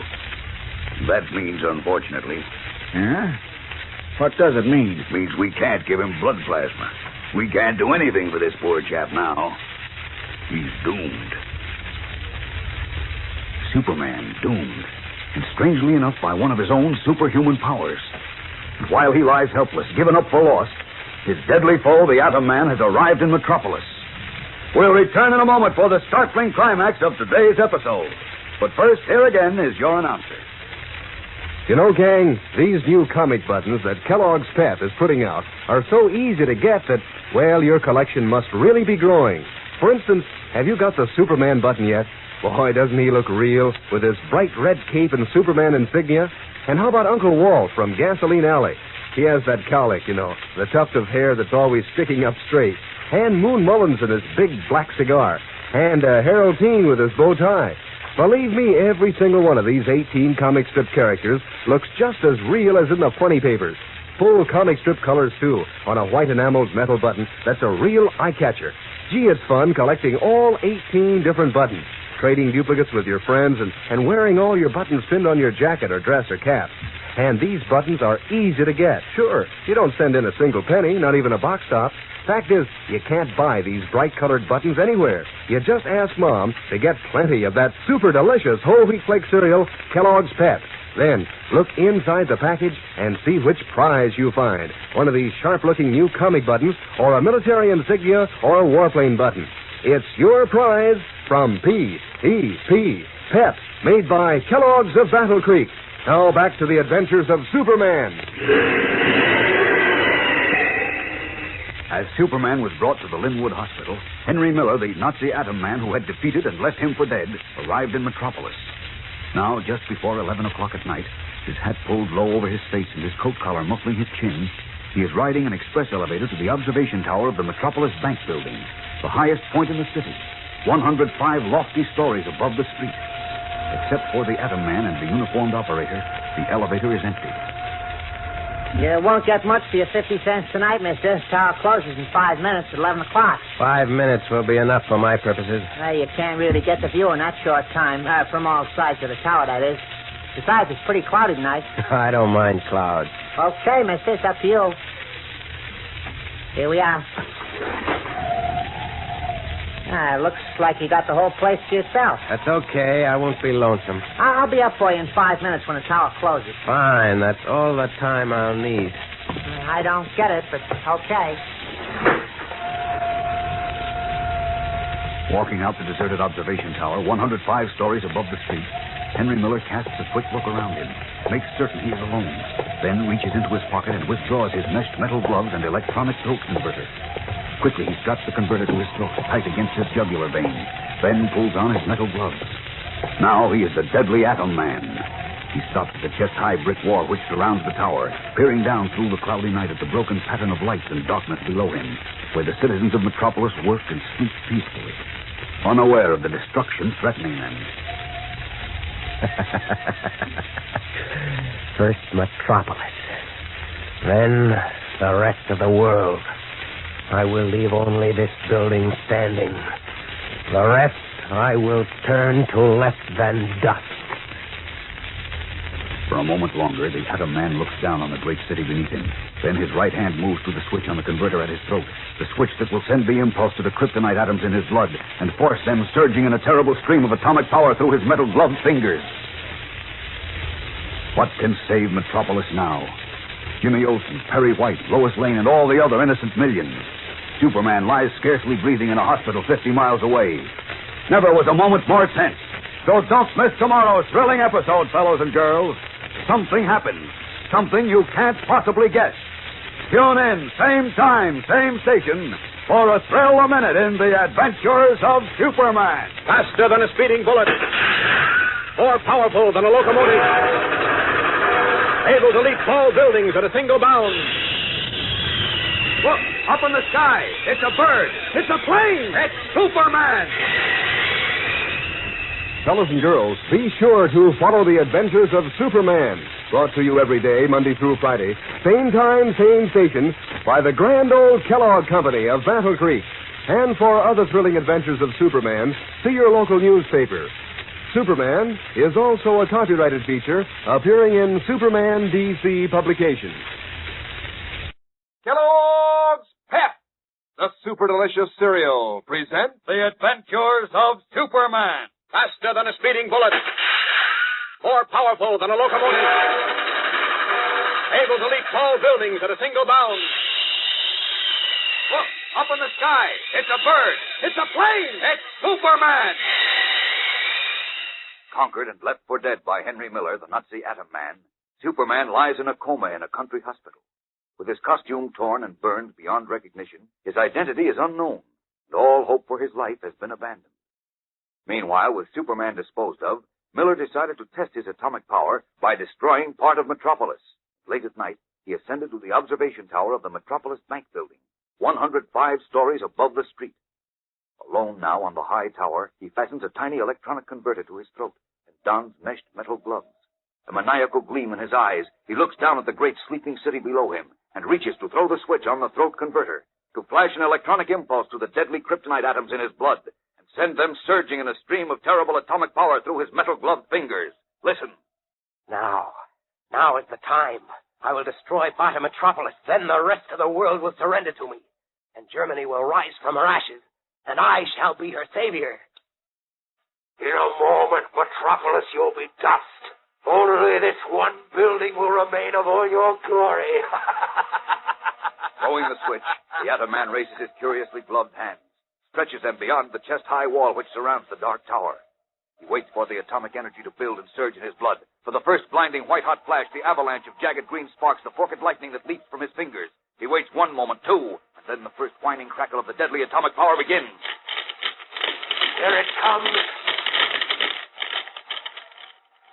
What's wrong? Where is the lightning? Suddenly, the deadly crackling hisses and sputters out, and a look of alarm crosses the Atom Man's face. His hand flies to the switch on the throat converter, turns it again. Still, there is no flashing explosion, no snake-like green lightning. Frantically, the Atom Man turns the switch again and again, seeking for his terrible power. But he hears only the empty, futile click of the switch. Then even the radioactive hum of the kryptonite in his blood fades away. He rages, and then he gasps and pales as he remembers the warning of the brilliant, half-mad scientist who had transformed him into a human monster. The Teufel. He said my atomic power would diminish. He said the kryptonite in my blood could be exhausted. I've got to find the Scarlet Widow. She has more kryptonite. Oh, but how? I don't know her. I don't know where she is. Wait, before I left Germany, Teufel told me something. What was it? What was it? I remember. He said there was an address stitched in one of my gloves. Someone's coming out here. 11 o'clock, mister. Gotta close the tower now, here. The elevator operator. Got to get the converter and gloves off before he sees them. Okay, I'll be right with you. There, into my pocket with them. Sorry to have kept you waiting. Oh, that's all right. I just have to see that everyone's off of the tower at 11 o'clock. Those are the rules. I understand. Yeah. I'll take you down, huh? Hey, you couldn't see much tonight, could you, hey? I didn't see what I wanted to, but I will the next time. Descending to the building lobby, the slim, blonde Atom Man leaves the car and walks rapidly to the street, his hat pulled low over his eyes, his coat collar muffling his chin. In the shadow of a doorway, he carefully examines his metal gloves, nods with satisfaction, then hails a taxi and is driven to a handsome apartment building in an exclusive residential section facing the park. In the foyer of a ninth-floor apartment, he gives one of his gloves to a short, slant-eyed manservant in neat, dark clothes, who disappears with it, then returns to conduct Miller into a luxuriously furnished drawing room. There, reclining on a divan, with a box of chocolates at his elbow, is a grotesquely fat man in a flowered silk dressing gown. Small, almost babyish features are set in a vast, pale, moon-like face, topped with thin, silky pink hair. As he listens, his pudgy hands constantly conduct chocolates to his tiny mouth. But as the Atom Man nears the end of his story, the fat man, who is known only as Sidney, pauses with a candy halfway to his lips, and his sleepy little eyes sparkle like cold blue diamonds. Superman dead, eh? I can't believe it. It's true. Superman dead. My boy, that's... Will you stop saying if? I tell you I killed him. Gently, Miller, gently. I'm accustomed to surprises, but this is the most amazing thing I ever heard. Amazing. All of us, were certain he could never be destroyed. We tried everything. Well, we can forget about Superman now. I need more kryptonite, and you've got to get it for me, Sidney. Where does one get kryptonite? A woman called the Scarlet Widow has it. Scarlet Widow? Yes, do you know her? Who doesn't know the Scarlet Widow? She's the cleverest woman in the world, and the most dangerous. I don't care about that. You know where she is? I can find out, if necessary, but you told me the Teufel had to go to your father in Germany to have the stuff dissolved. No other chemist could do it. But now your father's dead. I helped my father when he was working on the problem. I remember the formula for dissolving it. Of course, we'll need a good chemist. Securing the chemist won't be too difficult. But dealing with the Scarlet Widow is another matter. Very expensive. So what? You must have plenty of money. No man ever has enough money. And I love money more than anything in the world. Are you sure you won't have a chocolate? These are really delicious. I said I don't want any. Look, Sidney, you don't seem to understand. Once I'm the Atom Man again, I can destroy Metropolis, London, Moscow. I can destroy all of our enemies. I'm not interested in destroying our enemies. And destroying cities is a great ways. Great ways. Cities represent wealth, and wealth is all that matters. I'll get someone else to help me. Go ahead. Go ahead. You won't get very far. Probably not even a mile from this house. What do you mean? Haven't you seen the papers? Or heard the radio tonight? The police and the FBI are looking for you. Already? Of course. That's why I think it would be wise to place yourself in my hands. All you want is money. I have no money. But once you have atomic power, we can get plenty of money. All the money in the world. What do you mean? Very simple. Suppose you destroyed Metropolis, or at least a part of it. Yes, I think that would be an excellent idea. The world would then know our power. But instead of destroying London or Moscow or any other city, we only threaten to do so. Can you imagine them refusing to pay us anything we ask to spare them? Well, what do you say? Fine. When do we start? Wait. First, you must pledge to follow my orders exactly. In everything. Agreed? I know that look in your eye, my friend. You think once you're the Atom Man again, you'll finish me off, as you did twice. No, of course not. Don't bother to lie. Let me warn you, I can protect myself even against your atomic power. Zito! Yes, Master. If I know you, Zito, and I think I do, you, managed to overhear my conversation with Mr. Miller. Yes, Master. What a rogue you are. I think that's why I like you. And am I wrong in assuming that you've already made inquiries about people, about the Scarlet Widow? That is correct, Master. Is she, in Metropolis, Zito? Yes, Master. Wonderful. Here, have a chocolate. Thank you, Master. Look, Sidney, let's not waste time. Let's get... When money is involved, I never waste time. And when as much money as this is involved, money beyond counting, then I can act swiftly indeed. What's that? Oh, keep calm. It's only the clock. Midnight. But I'm sure the widow will be glad to see us. She loves money as much as I do. Bring my coat and hat, Zito, and order the car. We're going visiting. His fat baby face beaming, Sidney removes his dressing gown and laboriously dons the greatcoat which his servant brings him. Then, panting, he waddles from the apartment with Zito and the eager Atom Man. We'll return in a moment for the tense climax of today's episode. But right now, here's a word from your announcer. You know, a certain young lady registered a complaint with me the other day. Sure, said I'd been neglecting the girls when I talk about those swell new comic buttons that come in packages of Kellogg's Pep. We have just as much fun as the boys do, she said, wearing those smart-looking buttons on our jacket or dress and collecting all the different buttons and trading duplicates with our friends. And you know, she's right. All the gang gets a big kick out of this series of 18 different comic buttons. They're all done up in full comic strip colors on white enamel sturdy metal buttons that are so doggone smart-looking that, well, they're really on the beam. So hop to it, gang. Today, ask Mom to get you several packages of that super delicious whole wheat flake cereal, Kellogg's Pep. That's the only way you can get these new comic buttons, you know. You can't buy them, and you don't send either money or a box top. You just look inside the Pep package for your prize. There's a prize for you in every package of P.E.P. Pep, made by Kellogg's of Battle Creek. Now back to the adventures of Superman. As the Atom Man and the Master Spy, Sidney, are en route to the Scarlet Widow's hideout, Superman still lies unconscious in the Linwood Hospital 50 miles away. In the last hour, he has been mumbling, incoherent, disjointed sentences. Near the bed in which he lies, their faces grave, Dr. Bruce, Chief of Staff, speaks quietly with Dr. Jacob Sims, a world-famous specialist, summoned from Metropolis. Adam, no. You too would say the case was hopeless then, Dr. Sims. I'm afraid so. You've tried all the usual shock methods to bring him out of his coma? Yes, but not even benzedrine increased his heart action. If only his skin hadn't become impenetrable. Yes, that's an amazing thing. His skin texture shows no sign of calcification. I can't understand it. I can't either. But it has become impenetrable, so it's impossible to give him an injection. Poor chap, I doubt if he'll last the night. Well, it was very good of you to rush down here, Dr. Sims. Not at all. I'm terribly sorry I can't be of more help, but it's a most interesting case. I'll walk you to your car. Is the verdict of the two doctors final? Is there no hope for Superman? Tomorrow's episode is tense and exciting, fellows and girls, so don't miss it. Tune in, same time, same station, and listen to The Adventures of Superman. Faster than a speeding bullet. More powerful than a locomotive. Able to leap tall buildings at a single bound. Look, up in the sky. It's a bird. It's a plane. It's Superman. Fellows and girls, be sure to follow the adventures of Superman. Brought to you every day, Monday through Friday, same time, same station, by the grand old Kellogg Company of Battle Creek. And for other thrilling adventures of Superman, see your local newspaper. Superman is also a copyrighted feature appearing in Superman DC Publications. Kellogg's Pep, the super delicious cereal, presents The Adventures of Superman. Faster than a speeding bullet. More powerful than a locomotive.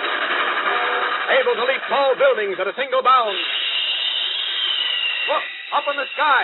It's a bird. It's a plane. It's Superman. After defeating Superman and leaving him for dead on a lonely beach, Henry Miller discovered that the solution of kryptonite in his blood, which transformed him into an atom man able to generate terrific atomic power, had been exhausted in the Titanic battle.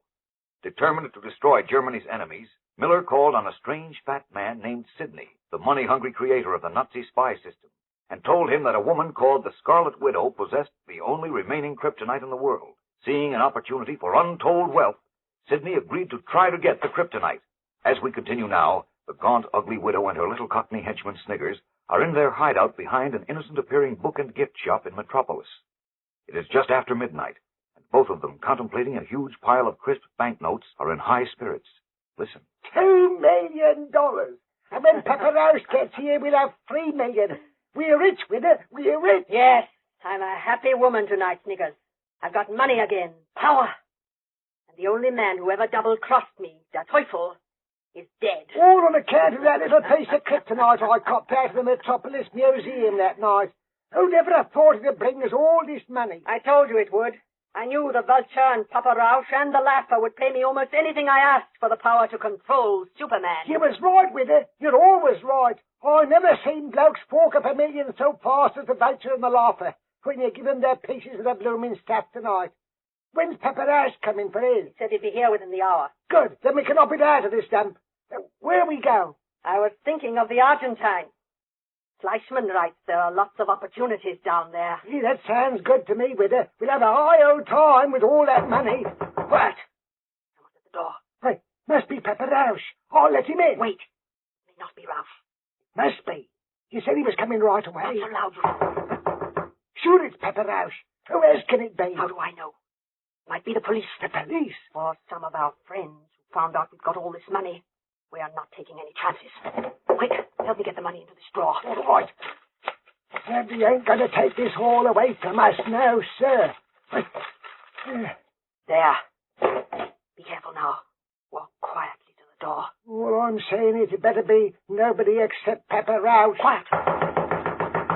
Stand to one side of the door. Who is it? An old friend, Widow. Sidney. Sidney? How did he ever find us? He can find anyone. I wonder what he wants. Aren't you going to let me in, my dear? Don't let him in. I don't trust that fat bloke. I'm not afraid of him. Open the door. No, Widow. He's smart. He's after the money. He'd steal it from us. He won't steal it from me. Open the door. Well, all right, but I don't like it. Good evening, Widow. Just as lovely as ever. And you're as fat as ever, Sidney. Close the door, Sniggers. Oh, yes. The ever-faithful Sniggers. Cheerio, Jeffy. Hello, Sidney. What brings you here so late at night? It is late, isn't it? Well, I'll sit down if you don't mind. Oh. Now we get to business. What business? I'll come right to the point, my dear. I understand that you have some kryptonite. How did you know? How did I know? What a silly question, Sniggers. I know everything. You were about to say something, Widow. I did have it, Sidney. It's gone now. Gone? Yes, I sold it. All of it? All 3 pieces? That's right. You're lying, my dear. No, she ain't. We sold Shut up, Sniggers. None of his business whom we sold them to. Quite right. If you sold all 3 pieces. But I don't believe you did. Why? And because, as I understand it, kryptonite is Superman's mortal enemy. He's helpless in its presence. Yeah, of course you know this, or you wouldn't have stolen the fragment in the first place. Who said we stole it? Please tell this fool to be quiet. Shut up, Sniggers. Go ahead, Sidney. You knew that you could get a tremendous price for the kryptonite from Superman's enemies. If you had already disposed of all of it, as you say, you wouldn't be hiding in Metropolis with the police looking for you. I won't beat around the bush with you, Sidney. It wouldn't be healthy, my dear. I'm not afraid of you. But we've done a lot of business together, so I'll tell you the truth. I've already sold 2 of the pieces of kryptonite. The third and last piece is promised to a man who'll be here to get it and pay me for it tonight. I knew all of it wasn't gone. I want that last piece, Widow. Impossible, Sidney. This man is too powerful to make an enemy of. I'm sorry.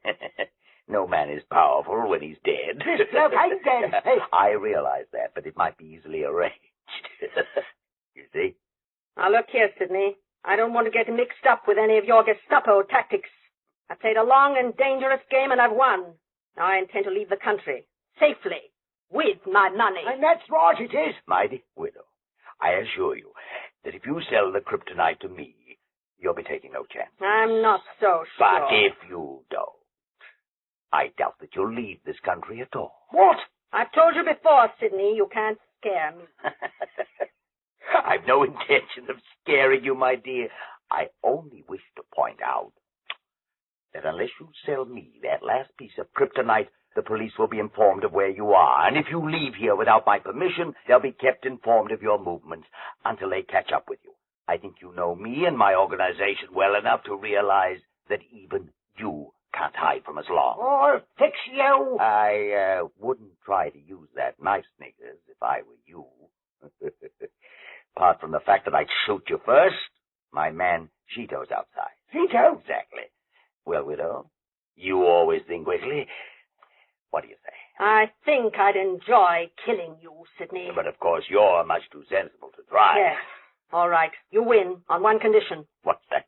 You'll pay me the same price I was to get from my other customer. $1 million. Well, that's a great deal of money. Take it or leave it. Oh, I'll take it. Frankly, I expect to make much, much more than that with the stuff.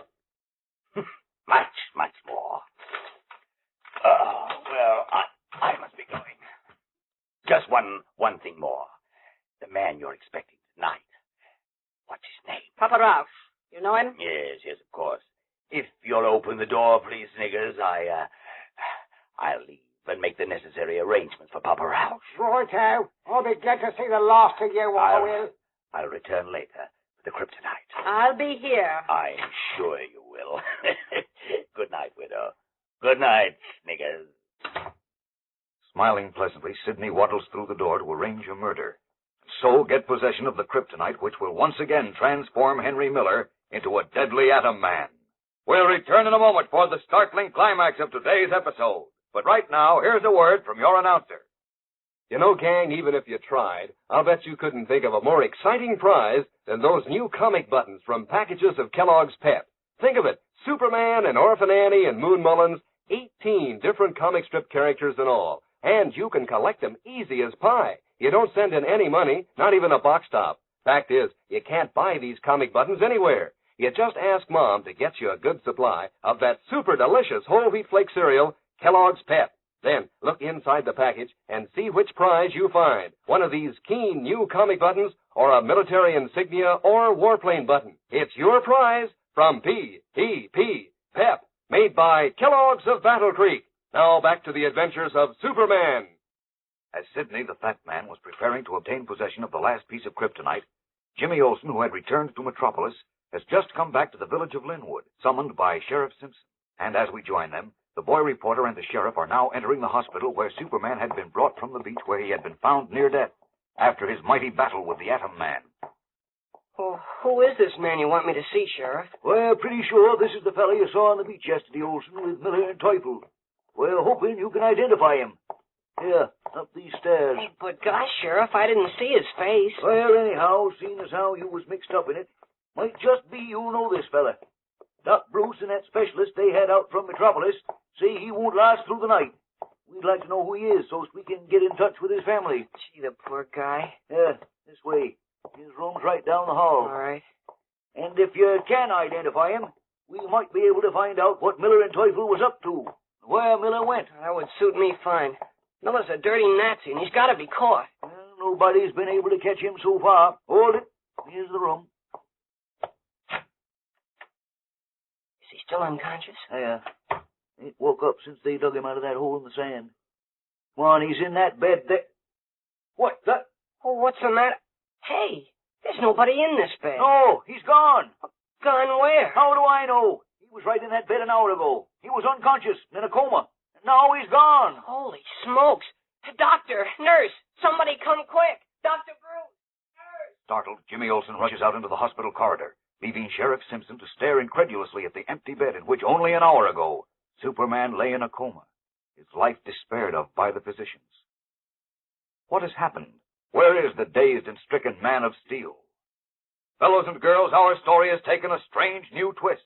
Tomorrow's episode is dramatic and surprising, so don't fail to be with us when we learn the mysterious fate of Superman and find out if Sidney, the sinister fat man, succeeded in obtaining the last piece of kryptonite for Henry Miller. Tune in, same time, same station, for the adventures of Superman. Faster than a speeding bullet. More powerful than a locomotive. Able to leap tall buildings at a single bound. Look, up in the sky. It's a bird. It's a plane. It's Superman. Fellows and girls, be sure to follow the adventures of Superman, brought to you every day, Monday through Friday, same time, same station, by the grand old Kellogg Company of Battle Creek. And for other thrilling adventures of Superman, see your local newspaper. Superman is also a copyrighted feature appearing in Superman DC publication. Kellogg's Pep, the super delicious cereal, presents The Adventures of Superman. Faster than a speeding bullet. More powerful than a locomotive. Able to leap tall buildings at a single bound. Look, up in the sky. It's a bird. It's a plane. It's Superman. Having defeated Superman in a titanic battle, Henry Miller, the Nazi Atom Man, discovered that the solution of kryptonite in his blood, which enabled him to generate atomic power within his own body, had been exhausted. Aware that a woman known as the Scarlet Widow had stolen the original kryptonite fragment, Miller contacted a sinister fat man named Sidney, who traced the widow to her hideout and demanded that she sell him her last remaining piece of the element. Meanwhile, Jimmy Olsen had been summoned to a small country hospital, where the unconscious Superman, his identity unknown, had been given only a few hours to live. But when Jimmy was led into the room in the hope that he could identify the dying man, Superman had disappeared. As we continue the next morning, Jimmy has returned to Metropolis and is in the office of Editor Perry White at the Daily Planet. Listen. When I got into the room, Mr. White, the man, whoever he was gone. They looked all over the hospital for him and all through the grounds, but they couldn't find him. I thought you said he was unconscious, in a coma. Well, he was. They didn't expect him to live until morning. So how could he just get up and walk out of the hospital? He couldn't. Somebody must have carried him out. Oh, but they couldn't know without being seen. The head nurse's desk is right near the door, and somebody was on duty there all the time. Well, maybe they took him out through the window. Anybody think of that? Sure, but the room is on the 3rd floor, and the fire escape is at the other end of the building. Well, they still make ladders, don't they? Huh? Well, sure they do, but who'd go to all that trouble, and why? Henry Miller, of course, or somebody working with him. They found out the fellow wasn't dead, and they were afraid he'd tell who tried to kill him. Maybe what Miller and Teufel were up to, so they took him away. Oh, the poor guy. Miller will certainly finish him this time. Gosh, when I think of those green sparks shooting out of his hand... Oh, stop with those green sparks. It was lightning you saw. Freak storm. No, it wasn't, Chief. I mean, Mr. White. Of course it was. Oh, boy, how I'd like to get my hands on that Miller. Palming himself off as an American war veteran. Getting me to give him a job, and all the time he was a dirty Nazi. What I don't understand is why he took me out to that beach cottage. I never did anything to him.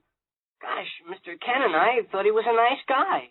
Oh, that reminds me. Ken fancies himself a great detective. Maybe he can find out what this is all about. Where is he? Huh? Oh, I don't know. I called his apartment twice this morning. No answer. Yeah, and it's after 10 o'clock. He's probably off on his own hook again. And if he is, he's through this time for good. I warned him. Well, he might have gone to see his doctor.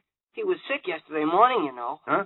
Oh, yes, I forgot. Well, he ought to be along soon, then. Incidentally, remind me to tell him that John Millison wants him to call. He says it's very important. Want me to answer? I am still able to answer my own phone, thank you. Hello? Perry White speak. Oh, hello, Doc. Hello. No, I haven't forgotten, but Ken hasn't been in yet. Yes, I know he isn't at his apartment, and he'll probably be in soon. It's payday, and he usually condescends to drop in then. You sure I can't help you? I see. Well, all right, I'll make sure he calls you the moment he comes in. You're welcome. Goodbye. Millison again. Wonder what he's so all-fired eager to get hold of Kent for. Oh, is that Dr. John Millison, the big scientist? Yes. He says he must talk to Kent at once. I just remembered. Mr. Kent sent me over to his laboratory with something a few weeks ago. Huh? With what? Oh, I don't know what it was. It seemed to be just a sliver of green metal, but burned when you held it in your hands. It was in a flower pot in the Scarlet Widow's apartment. I see. Now, of course, Kent wouldn't tell me about it. I'm only his editor. I'm not supposed to know what stories he's working on until he decides to take me into his confidence. I will... Oh, here's Mr. Kent now. Well, it's about time. What's that outfit you've got on, Kent? Well, what's the idea of the overalls, Mr. Kent? Well, why don't you answer? What are you standing there for? Come in. Yes, all right. Well, come on, explain yourself. Where have you been? And what in tarnation is the idea of dressing up in those dirty overalls? Kent, what's the matter? Grab him, Olson. He's going to fall. I've got him. Here, sit down in this chair, Mr. Kent. Gosh, what's the matter? What happened? I don't know. You don't know? Olson, get him a glass of water. Okay. Never mind. Wait, there's water here in my tub. What do you mean you don't know, Mr. Kent? Were you in an accident or something? Accident? Yes. No. Yes, Don't bother him yet. Don't bother him. Here, Kent, drink this. Oh. Thanks. Do you feel any better now? Feels strange. Strange? Well, how do you mean? I'm weak. I'm tired. I've been walking. Walking? Walking where? I don't know. Just walking. I couldn't get myself up in the air. Huh? He's out of his mind. We've got to find out what happened to him. Now, come on, Kent. Try to pull yourself together. What happened to you? Where did you get those overalls? Farmer. Farmer? What farmer? Met him on the road. Gave me a ride. He was a nice man. I had on pajamas. He gave me these overalls. You were on a road somewhere in your pajamas? Good Godfrey. Why? I don't know. I can't remember anything after the fight. What? Oh, so that's it. He was in a fight and somebody beat his brains out. He ought to know better. He can't fight. Wait a minute. Couldn't have been in a fight. There isn't a mark on him. Well, that's right. Gosh, what is wrong with him, Chief? He's having a nervous breakdown, that's what. Lois was right. Superman should have left him in that rest home. Yes. Superman. What about Superman? Had to come here. Tell you. You have to tell us what? Atom Man. Atom Man? Yes. Miller. Must stop. Are you talking about Henry Miller? Yes. He's Atom Man. Box on his throat. Power. He's nutty as a squirrel. Olson, call up. I know what he means. He means Miller's the Atom Man. What? Now, look here, Olson. Don't you go crazy, too. That must be it. Those sparks shooting out of Miller's hands. And he was a Nazi, and he was with Teufel. And before Teufel escaped to Germany with the kryptonite, he said he was going to create an Atom Man to destroy Superman. Well, that was why Mr. Kent was so worried. Don't you remember? Yes, I remember all right. Kent wouldn't listen to me, and he worried himself into a nervous breakdown. An Atom Man destroying Superman. I've heard enough of that nonsense from Kent. Now, I don't want to hear any more of it from you. But I said stop it. Well, Kent's out of his mind, and now you want to drive me batty, too. But he just said Henry Miller was the Atom Man. Does he act like he knows what he's talking about? Must have seen a headline about Miller being on that beach with Teufel, and so now he thinks that Miller is an Atom Man. I'm going to take him to my own doctor right now, and then maybe I'll take him to Florida. If he'd listened to me, he'd gone there last week. There's a box on his throat. Yes. Sure. Now, come on, Kent. Up on your feet, boy. Now, you come with me, and I'll take care of you. All right. Answer the phone, Olson. And if it's for me, say I'm out. Don't know when I'll be back. Let Lois and Burroughs handle things. Okay. From Mr. White's office, Jim Olson speaking. You come along, Kent. I'm here now, and you'll be all right. Oh, hello, Dr. Millicent. Mr. Kent? Oh, no, he was in, but he just went out again. He's sick. But he couldn't call you, Dr. Millicent. Do I know how to get in touch with Superman? Are you kidding? Excuse me, of course I don't. Yes, I'll tell Mr. Kent as soon as I see him again. Okay, bye. Asking me if I can get in touch with Superman. Some people must think he works here or something. Replacing the phone, Jimmy Olsen looks anxiously after the dazed, staggering Clark Kent, who is being led away by Perry White. Why is Dr. Millison, the famous scientist who was unable to help Superman defend himself against the power of the kryptonite, now so eager to contact him? We'll return in a moment for the exciting climax of today's episode. But right now, here's a word from your announcer. You know, gang, that old phrase, as much fun as a barrel of monkeys, is kind of out of date. Nowadays, it's as much fun as a collection of comic buttons. Yes, sir, these new comic buttons that come in packages of Kellogg's Pep are a barrel of fun. They're so doggone smart-looking in the first place, right on the beam. The full-color pictures of your funny sheet favorites, stand out like anything against the clear white background. Then there's the kick that you get out of adding another button to your collection and swapping any duplicates with your friends. Thanks to the grand old Kellogg Company, it's easy as 1, 2, 3 to collect all 18 different buttons. All you do is to ask Mom to get you a good supply of that super delicious whole wheat flake cereal, Kellogg's Pep. That's the only way you can get these nifty comic buttons. You don't send in any money, not even a box top. Just look inside the Pep package, and there you are, one of these exciting new comic buttons or a military insignia or warplane button. Don't forget now, there's a prize for you in every package of P.E.P. Pep, made by Kellogg's of Battle Creek. Now back to the adventures of Superman. Shortly after the dazed Superman in his guise of Clark Kent was led from the Daily Planet by his anxious editor, Sidney, the sinister fat man, wedged himself into a phone booth in a drugstore and made a call. Hello, this is Sidney. Put him on the phone. Hello, this is Miller. Quiet. I know who you are. Oh, yeah, listen, did you get the... Stop it. Haven't you any sense? Of course I got it. Good, that's wonderful. Our party was cautious, so it took longer than I expected. But everything's arranged. Now pay attention. Don't interrupt. Gito knows where to take you. You'll fix your hair and your clothes as he directs before you leave. You understand? Yes. Where are we going to... I said don't interrupt. You have the formula written down. Yes. Well, bring it with you. We'll find out if it works. I'll meet you. That's all. Extricating himself with difficulty from the phone booth, Sidney waddles through the crowded drugstore to the street, his moonlight face showing no sign of the greedy eagerness in his fat body. For in his overcoat pocket, wrapped in lead foil and clutched tightly in his pudgy hand, is a small piece of green glowing radioactive kryptonite, the deadly element which, when dissolved and injected into Henry Miller's blood, will transform him once more into an atomic monster, able to destroy anything in his path. What will happen? Will Miller's formula, which he says he received from his father, dissolve the kryptonite? And what of Superman escaping death by only a miracle, now dazed and helpless? Fellows and girls, Monday's episode is tense and exciting, so don't miss it. Tune in, same time, same station, for The Adventures of Superman. Faster than a speeding bullet. More powerful than a locomotive. Able to leap tall buildings at a single bound.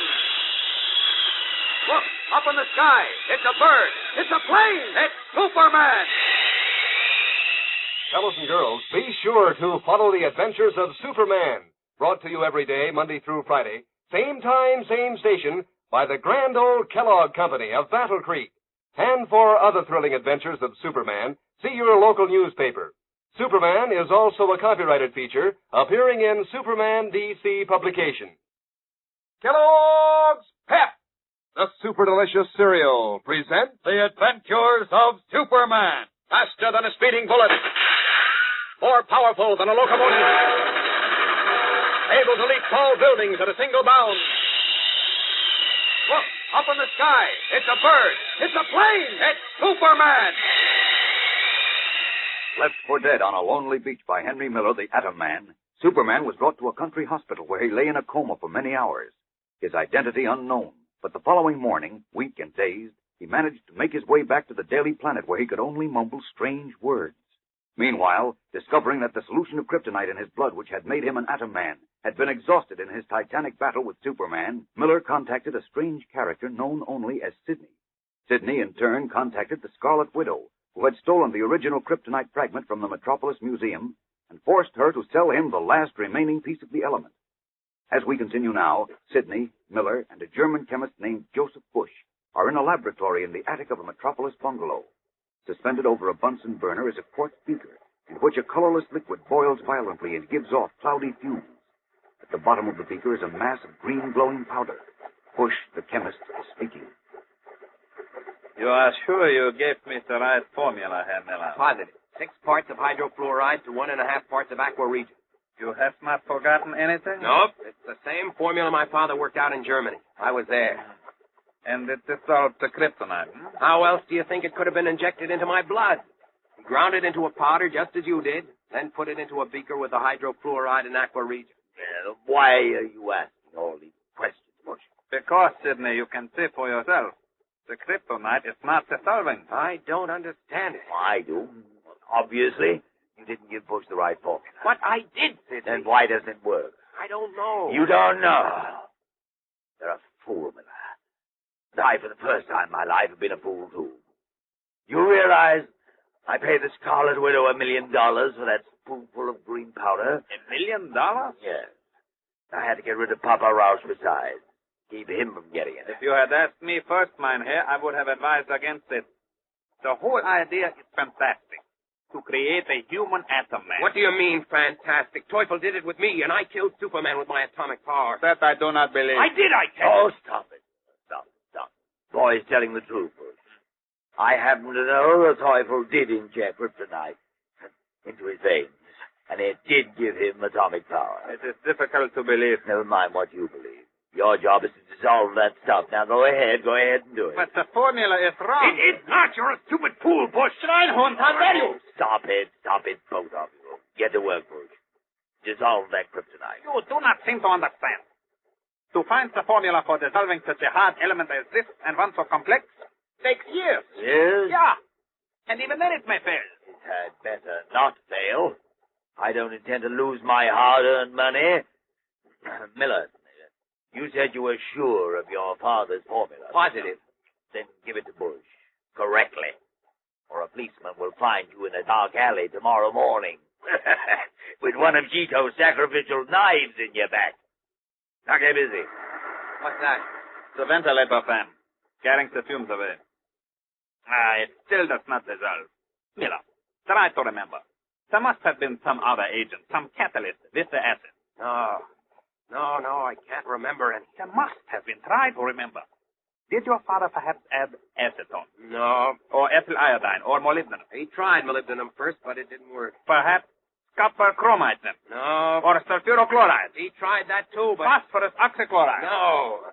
Keep trying, Bush. Keep trying. Maybe he'll remember. What is the use? There are 10,000 chemicals which might have been used, but it is clear this young fool does not remember. Wait a minute. What? I just remembered. I think my father did use another chemical. Yeah? What? Quickly, what was... I'm trying to think. Wait. It seems to me that he did something to the powder before he put it into the beaker with the hydrofluoride. Yes, he did. What did he do? What? Wait a minute.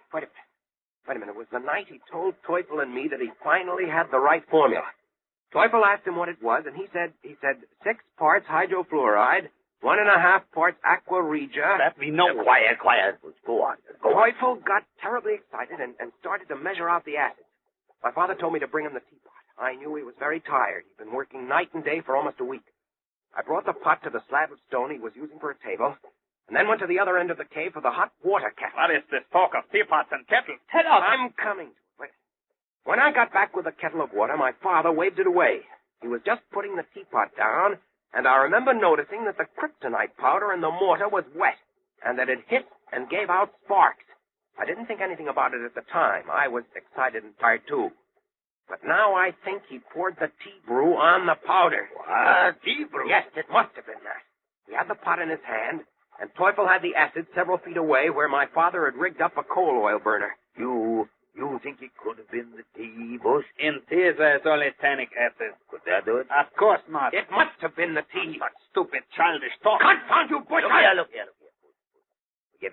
We've got nothing to lose except my $1 million. I don't intend to lose that. Now, try the tea. What? It is a waste of time, an insult to my intelligence. I said, try it. All right. I will have to empty the acid into another beaker. Miller, go down to the kitchen and ask my wife for the teapot. Okay. Then I'll bet it works. You'd better pray that it does. A waste of time. Nothing else. Time is less valuable than money. Time is. And if it works, I'll have all the money I want. All the money in the world. Think of it, Bush. How much do you think the Bank of England would pay not to have London blown into dust? How much do you think they'll pay to have me spare them? It's impossible. Philip, even if this kryptonite can be dissolved, once it is injected into Miller's system, he will die. He didn't die the last time, and he's begging to take the chance again for the glory of the fatherland. I've got the teapot. Bring it here. Here you are. I know this is senseless, but since you wish it... So. See how it hisses and sparks. Right, it does. Wait. The powder is not yet dissolved. Pour in the hydrofluoride and aquarita. That is what I am doing. Anything happening yet? Not yet. Do not stand so close. These fumes are very dangerous. Himmel, what is it? The powder. Yeah. It is actually beginning to dissolve. It is? Yeah. See how it is slowly disappearing. How the liquid becomes a deeper and deeper green. This is amazing. Didn't I tell you? You called me a fool. You said I was stupid. Now what do you say? What? His eyes blazing with triumph, Henry Miller watches the kryptonite powder slowly dissolve in the hissing, boiling acid. Will this deadly brew make him once more a human atomic monster, able to destroy anything in his path? We'll return in a moment for the climax of today's episode. But first, here's a word from your announcer.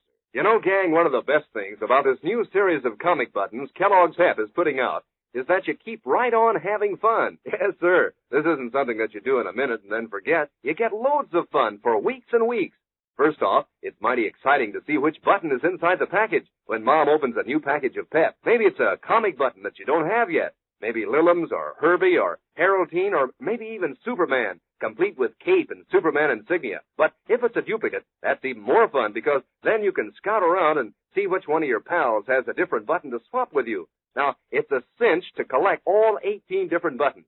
All you do is to ask Mom to get you a package or two of that super delicious whole wheat flake cereal, Kellogg's Pep. Remember, you can't buy these new comic buttons, and you don't send in any money, not even a box top. They come only as prizes inside the Pep package. So get busy. Ask Mom to get you a package of Pep tomorrow. Then see which prize you find inside. One of these smart new comic buttons or a military insignia or warplane button.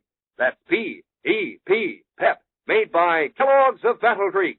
Now back to the adventures of Superman.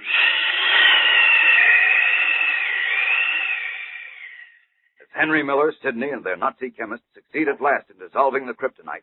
Superman, in his guise of Clark Kent, is high above the city in a transport plane with Editor Perry White. The Man of Steel's mind is still numb and dazed from his battle with the Atom Man, and he mumbles strangely, almost incoherently. Yes, Sir Kent, a few weeks in Florida will make you as good as new again. Doctor agreed with me. All you need is some rest and sunshine and freedom from worry. Must stop Miller. Got to stop him. Now, just get Miller off your mind. Can't. He's another dirty Nazi, that's all. The police will take care of him. No, they can't. Miller is the Atom Man. Now, forget Miller, I tell you. Just concentrate on getting well. But we've... Yes, sir, we're going to have a fine time. I needed a little vacation, too. But we'll sun ourselves on the beach, getting some good deep-sea fishing. Listen, there's a box on his throat. That box controls his power. What box on what throat? Miller. No, that again. Now listen to me, Kent. Oh, For your own good, you've got to forget about Miller and everything else. Wait. Just think about getting a lot of sunshine and rest. But only I know. Only I can stop him from destroying. Only I must get that box before he sees me. Kent, will you stop it? Only I... Oh, but there's something wrong with me. I have no strength. It's hard to think. Only I can stop him. Only I... Weak and dazed, Clark Kent, who is Superman, repeats the same phrase over and over, trying vainly to recapture his former strength, while the plane speeds him farther and farther from Metropolis, soon to be threatened by Henry Miller and the sinister Sidney. What will happen? Only Superman knows the menace of Henry Miller and the secret of his power. But Superman is helpless now. Fellows and girls, there are thrills and excitement ahead for you in tomorrow's episode. So don't miss it. Tune in, same time, same station, and follow the adventures of Superman. Faster than a speeding bullet. More powerful than a locomotive. Able to leap tall buildings at a single bound. Look, up in the sky. It's a bird. It's a plane. It's Superman.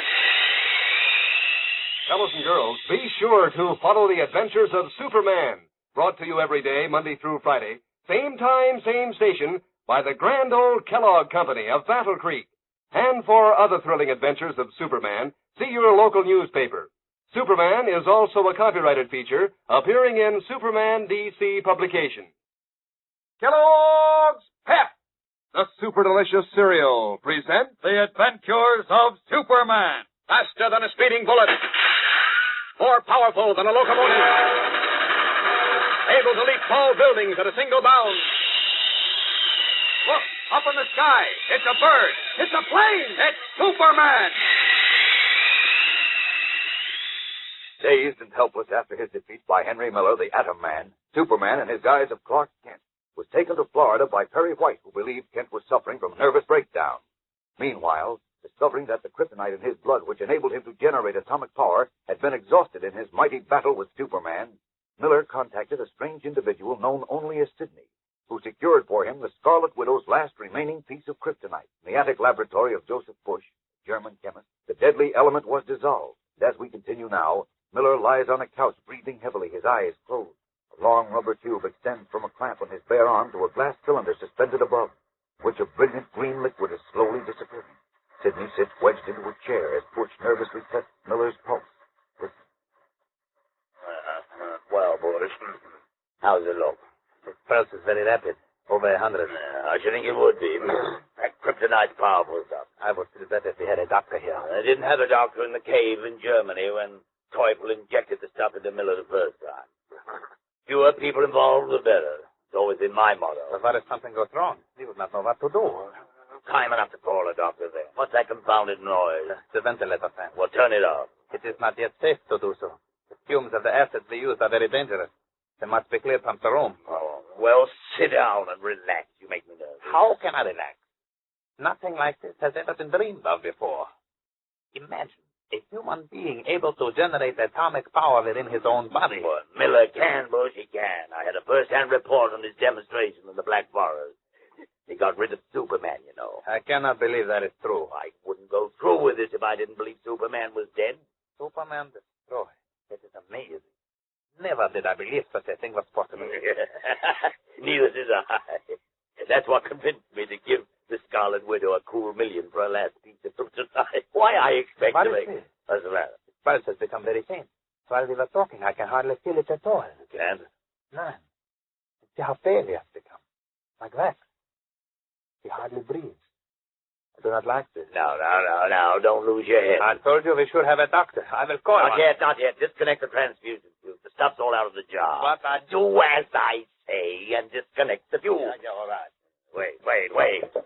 Miller told us he might go into a coma. He said it was like that in the cave in Germany. But this is not a coma. This man is almost dead. He must have forgotten some important detail about the transfusion, as it did with the dissolving formula. He can't die. I paid the Scarlet Widow $1 million. Please, let me call a doctor. If Miller's dead, a doctor can't help him. If he's alive, a doctor might spoil everything. We'll wait a while. But I said we'll wait a while. Sit down. What's that? The car stopped in front of the house. Himmel. Well, look through the window and see who it is. Yeah. It's the police. Are you sure? Yeah, a police car and 2 officers. They are already at the front door. What do they do? They must have traced Miller here. Oh, they couldn't have. His hair is dyed and he wore an American Army officer's overcoat. My man's too smart to let anyone trail the car. Let me think. What will we do? Will you stop repeating that stupid question? Let me think. Your wife's downstairs, isn't she? No, she is out. All right. They won't see anybody through the windows. They may leave. Plan to come back later. We can get away for them. They are not leaving. Come on. Give me a hand with Miller. What are you going to do? Put him on the floor behind the couch. Come on. Take his leg.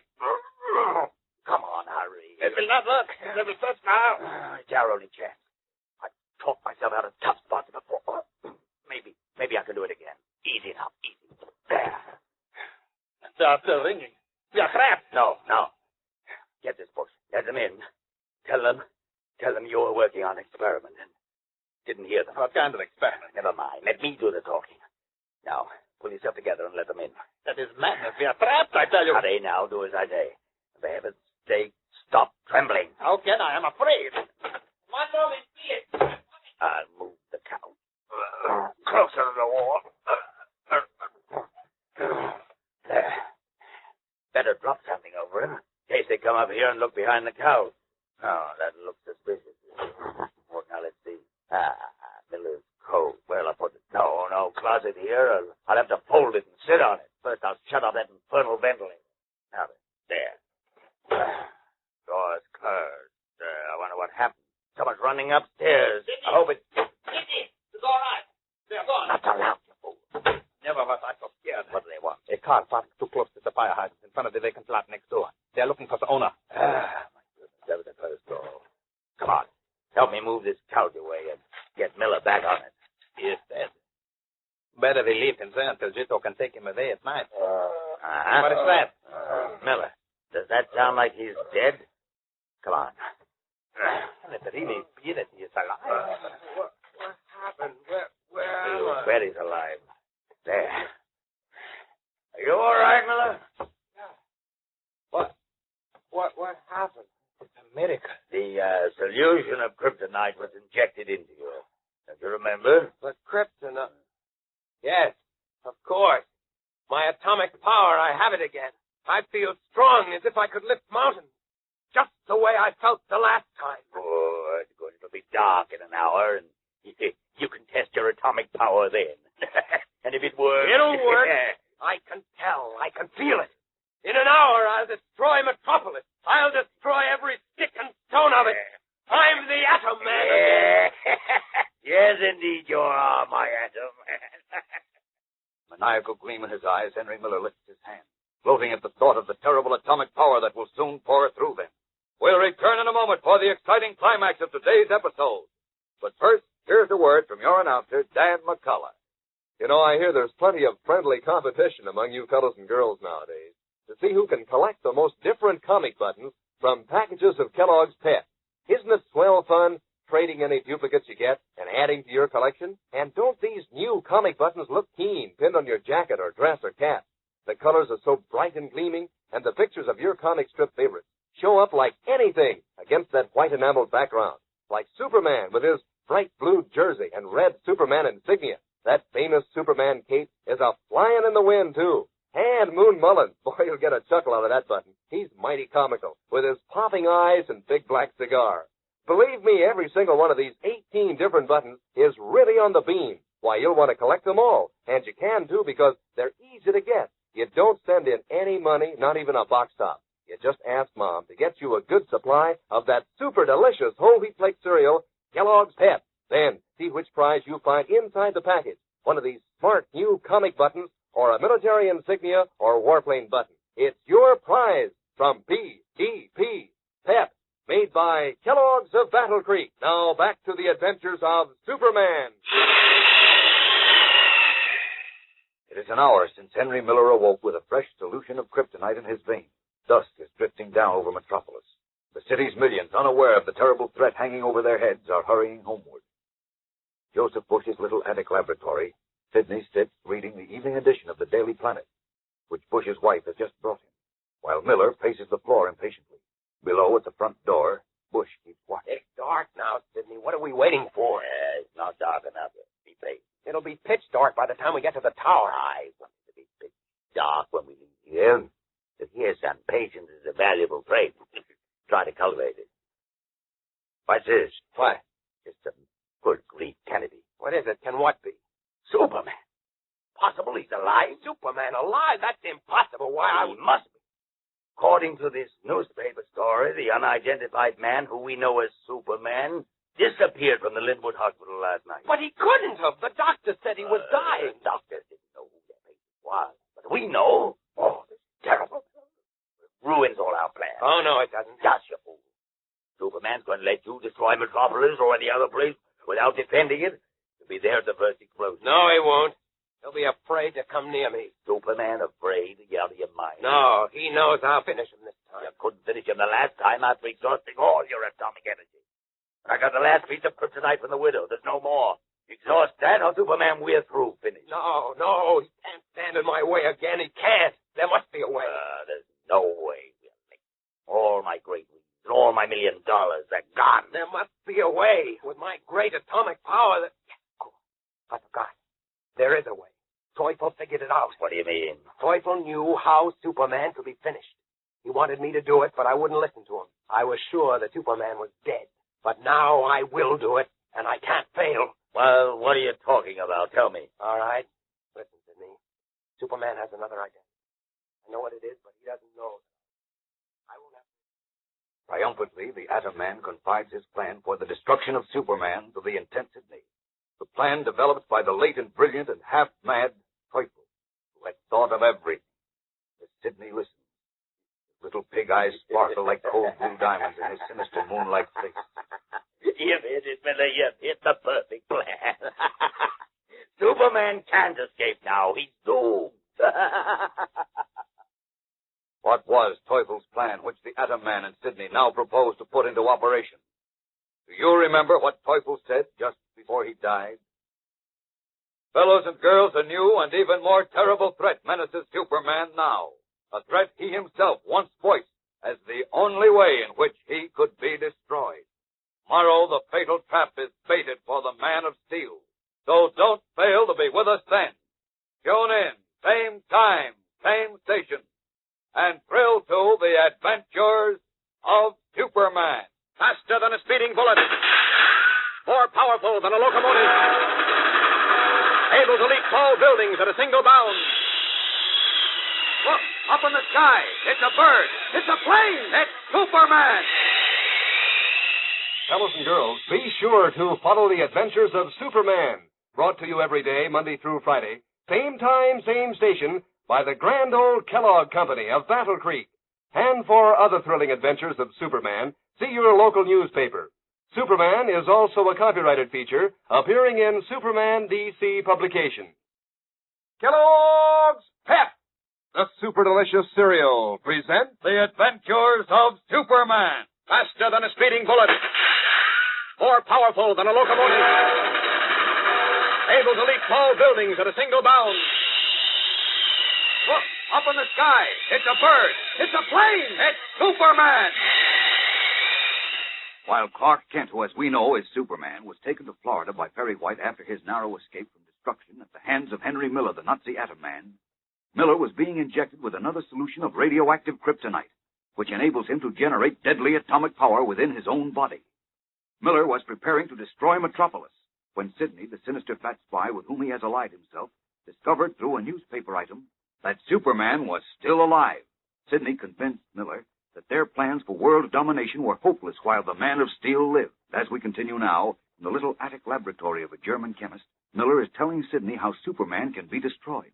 Listen. In spite of Superman's great powers, he's still a mortal, a human being. The doctors and scientists that he permitted to examine him have said so. I know that. Get to the point, Miller. What are you driving at? It's like this. Human beings have to eat and drink or they die. So all we have to do is to put Superman into a coma and keep him that way until he starves to death. That's all we have to do. Just put Superman in a coma. Are you out of your mind? It's easy. Superman can't stand the atomic power of the kryptonite in my blood. I'll expose him to it again. How can you without... It's easy, I tell you. I'll let him know that I'm going to destroy Metropolis. He'll show up to try to stop me, and that'll be the end of it. It'll also be the end of your atomic power, and then we're off. No, it won't. Of course it will. Oh, you idiot. Wasn't it exhausted after your last fight with Superman? Yes, but I exhausted it the last time because I kept trying to finish Superman after he was unconscious. This time I won't do that. As soon as he loses consciousness, I'll stop. It might take too much power to knock him out. I don't think so. The last time... No, we can't take any chances. Superman's clever as well as powerful. He knows what you can do now, and he'll be more careful. He'll make you fight longer. I can handle. You're a fool. Can't you get it through your head that this is the last of the kryptonite? Gotta conserve every hour. Must be some other way. Got to find it. Well, Sidney, Wait a minute. You said that you and Teufel were sure that Superman's Clark Kent, the Daily Planet reporter. Well, practically sure. Teufel treated my vest with lead to keep the emanations of the kryptonite in my blood from escaping. And when I came near Kent while I was wearing it, nothing happened. But when I approached him without it, he became dazed and he almost collapsed, just as Superman. That's not conclusive proof. Kent might have been ill that day. But was there anything else? Yes. I got Superman to the beach by phoning Kent and telling him that Jim Olsen was in great danger. Superman arrived within half a minute, and the beach is 50 miles from Metropolis. Oh, that's better. Much better. So Clark Kent, Superman. Now we get in someplace. Oh, what's on your mind? Got an idea. Yeah. Tell me. Kent has no idea that you suspect his double identity, has he? No, of course not. Good. Very good. One other thing. You say Superman becomes affected by the kryptonite in your blood, even when you're not converting it into atomic energy. Yes. When I met him at the Daily Planet that night, he almost passed out. Fine. Miller, I believe I know how it can be done. Yes, I'm quite sure I do. Why? Exposing Superman to your power, of course, and keeping him under it until he's done for without you having to exhaust the power. How?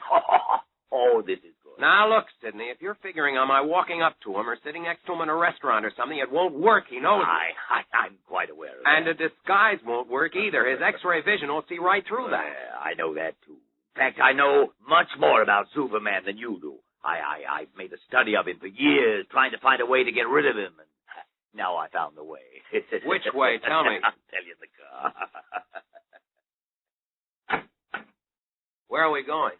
To make the necessary arrangements for eliminating Superman. Careful on those stairs, my boy, careful. The carpet seems a bit loose. Can't afford to have anything happen to you now, you know. There are millions at stake, millions. And oh, how I love money. His fat body shaking with greedy laughter, Sidney leads the Atom Man from the attic laboratory.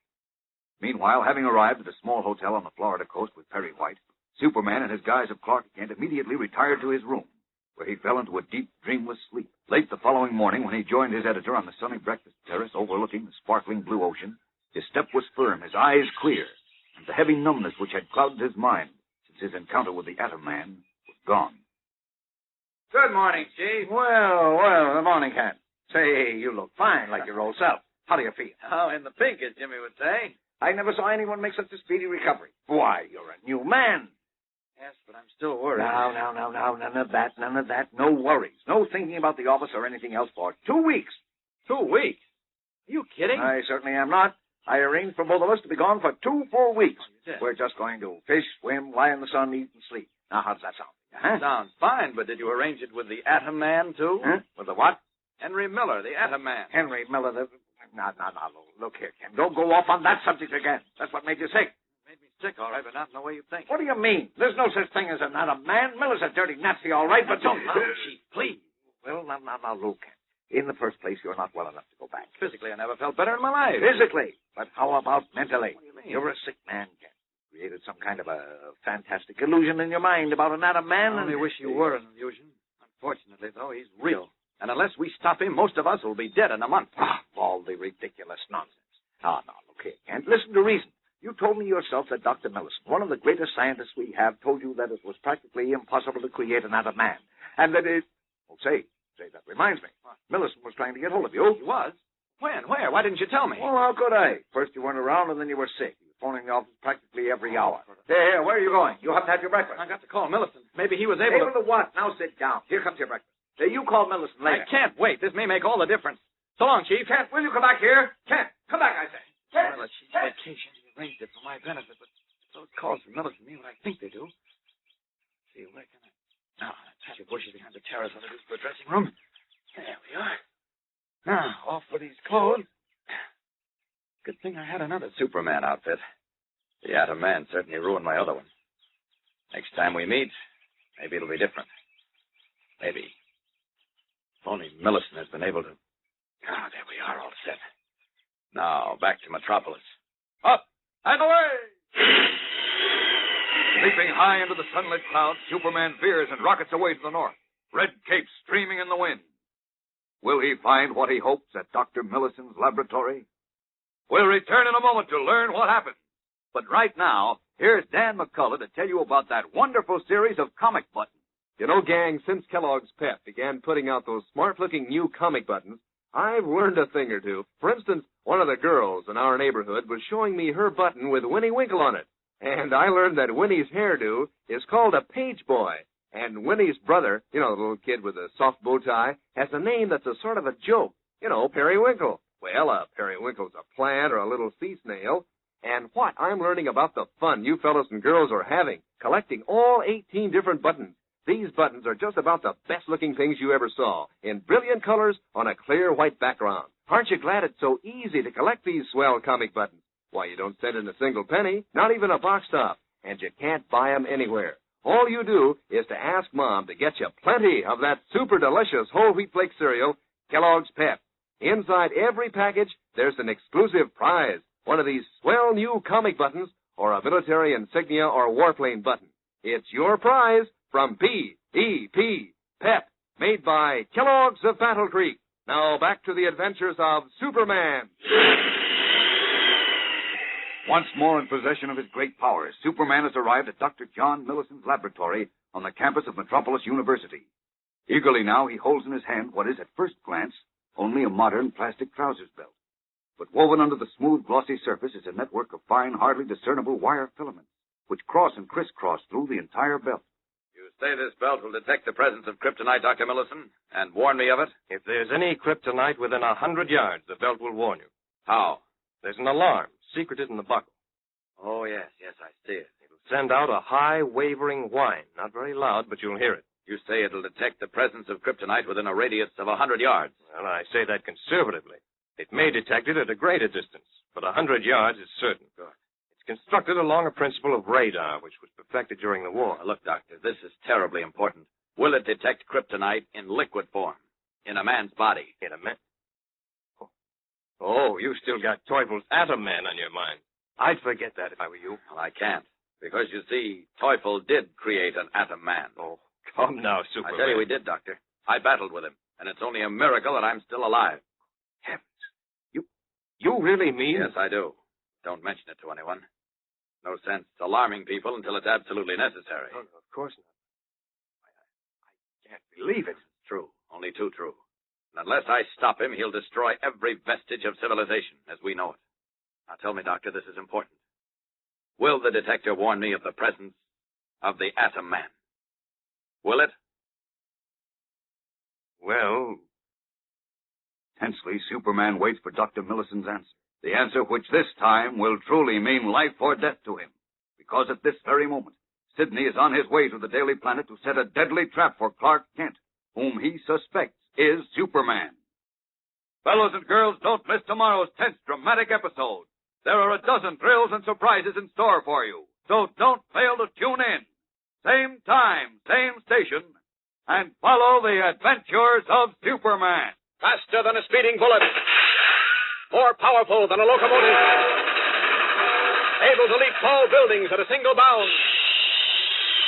Look, up in the sky. It's a bird. It's a plane. It's Superman. Fellows and girls, be sure to follow the adventures of Superman, brought to you every day, Monday through Friday, same time, same station, by the grand old Kellogg Company of Battle Creek. And for other thrilling adventures of Superman, see your local newspaper. Superman is also a copyrighted feature appearing in Superman DC publications. Kellogg's Pep, the super delicious cereal, presents The Adventures of Superman. Faster than a speeding bullet. More powerful than a locomotive. Able to leap tall buildings at a single bound. Look, up in the sky. It's a bird. It's a plane. It's Superman. Discovering that Superman was still alive after his terrific battle with Henry Miller, the Nazi Atom Man, Miller and his sinister ally Sidney concocted a diabolical scheme to once and for all eliminate the Man of Steel. Meanwhile, again in possession of his great powers, Superman hurried to the laboratory of Dr. John Millicent, a famous scientist, in response to an urgent summons. Millicent gave him what appeared to be an ordinary plastic belt, but which was actually an extremely sensitive detector, equipped to warn Superman of the presence of kryptonite, the deadly radioactive element which enables Miller to generate atomic power. Then Superman asked a question, the answer to which may mean the difference of life and death to him. Listen. Tell me, Dr. Millicent, will this detector belt warn me of the Atom Man? Well, I think so. You do? Yes, the detector's extremely sensitive. Makes use of a new principle of radar which we perfected just before the war ended. Of course, it won't register at nearly as great a distance as when the element is in its solid form. No, I can understand that. What distance from the Atom Man will it register, would you say? Well, for a rough guess, I'd say about 10 yards. 10 yards? That's only 30 feet. Yes. It might register at a greater distance, but I wouldn't count on it. 30 feet, that's not much. It might just give me time enough to take him by surprise and tear that box off his throat. That's my only chance to defeat him. What box? Well, he wears a small square metal box over his jugular vein. It has a tiny electronic tube in it and a switch. That box controls his power. I found out that much. Sounds like an electronic converter, designed to flash an impulse to the kryptonite atoms in his blood, starting on nuclear fission. No, it's impossible. He'd explode to bits. Everything he pointed his metal gloves at exploded except me. He remained very much alive. Impossible. Wait. Did you say he wore metal gloves? Yes, they were meshed metal. Jagged green sparks poured out of the fingers like miniature lightning bolts. What was the metal, do you know? I'm afraid I was too busy trying to stay alive to find out. It was gray-white, I can tell you that, with a sort of bluish cast. Those gloves are the secrets, and the converter, of course. I'd certainly like to see them. After my next encounter with the Atom Man, if I'm still alive, I'll bring them to you, Doctor. What makes you think you'll encounter him again? I'm sure I will. He said he intended to destroy me first and then enslave the rest of the world. But he knows now that he didn't destroy me. Chances are he's looking for me right now. How can he find you? Nobody knows where you go or even who you are. That's my ace card, my only salvation. Well, I'll be going now, Doctor. I can't tell you how grateful I am. Forget it. I did very little. I only wish I could do more. You did a great deal. It may make all the difference. No, don't bother to show me to the door. I'll use your skylight again if you don't mind. Of course not. So long. And thanks again. Bye. Best of luck. Up, and away! Leaping through the open skylight, Superman leaves Dr. Millicent's laboratory and streaks away. A short time later, once more in the guise and garb of Clark Kent, he enters the Daily Planet city room and approaches Jimmy Olsen's desk. What? Mr. Kent, what? Well, how? So startled, Jim. But you're in Florida. You were awful sick, and are you all right now? Fine, thanks. Oh, gee, that's swell. Where's Lois? Well, she's out on a story. Where's Mr. White? That's a silly conversation. He's in Florida. Oh, and that reminds me, I'll have to send him a wire. He won't know what happened to me. Oh, well, I guess you're all right again. When you start getting mysterious, it means you're in the groove. Let's hope I am. Jim, have there been any reports on our late friend and colleague, Henry Miller? No, not a one. He just disappeared. Listen, Mr. Kent, did you really mean it yesterday when you said he was the Atom Man? Did I say that? Well, sure you did. Don't you remember? Oh, I guess you didn't know what you were saying, huh? Well, one guess is as good as another. I got some things to attend to. I'll see you later, Jim. Oh, now look, Mr. Kent, don't start clamming up on me again. What? Well, you know something. I can tell by the way you act. Oh, here, I'll hang your overcoat up. Thanks. Now, if you don't mind, I'd like a little privacy. I got a call or two to make. But we can have lunch together if you like. Okay. Hey, where'd you get that snazzy new belt? Oh, you like it? Yeah, it's keen. One of those fancy plastic jobs, huh? I guess you could say that. Jim, send Beanie in, will you? I want to send a wire to the chief right away. He'll be having fits. Okay. Well, what time do you want to go to lunch? Oh, 12:30, 1, whenever it suits you. Well, the earlier the better. You know me. I certainly do. 12:30 then. Check. Right. Let's see. Sorry. Had to rush away. Very urgent matter. Hey, Mr. Kent. Just a minute, Beanie. I'm finishing a telegram. I'd like you to send it out right away, please. Okay, there's a fat geezer here wants to see you. A what? Here you are. A fat geezer. Oh? And very high class. He's wearing yellow gloves and spats and carrying a cane. What's his name? Sidney. Sidney what? That's all he told me. He says he's got something very important to see you about. All right, send him in. And make sure that telegram goes at once, Beanie. Consider it done, Mr. Kent. Okay, Mr. Sidney, you can come in. His mind preoccupied with thoughts of the Atom Man, Clark Kent looks up indifferently as the fat Sidney, his tiny babyish mouth smiling benevolently in his moon-like face, waddles into the office. Kent is about to receive the shock of his life, so stay tuned in for the startling climax of today's episode. But first, your announcer. You know, gang, there aren't many prizes, or such doggone swell prizes, that you can get as easy as those new comic buttons that now come in packages of Kellogg's Pep. Why, you don't have to spend a single penny of your allowance, and yet you can have the fun of collecting 18 different buttons, each one with a true-to-life picture of one of your favorite comic strip characters.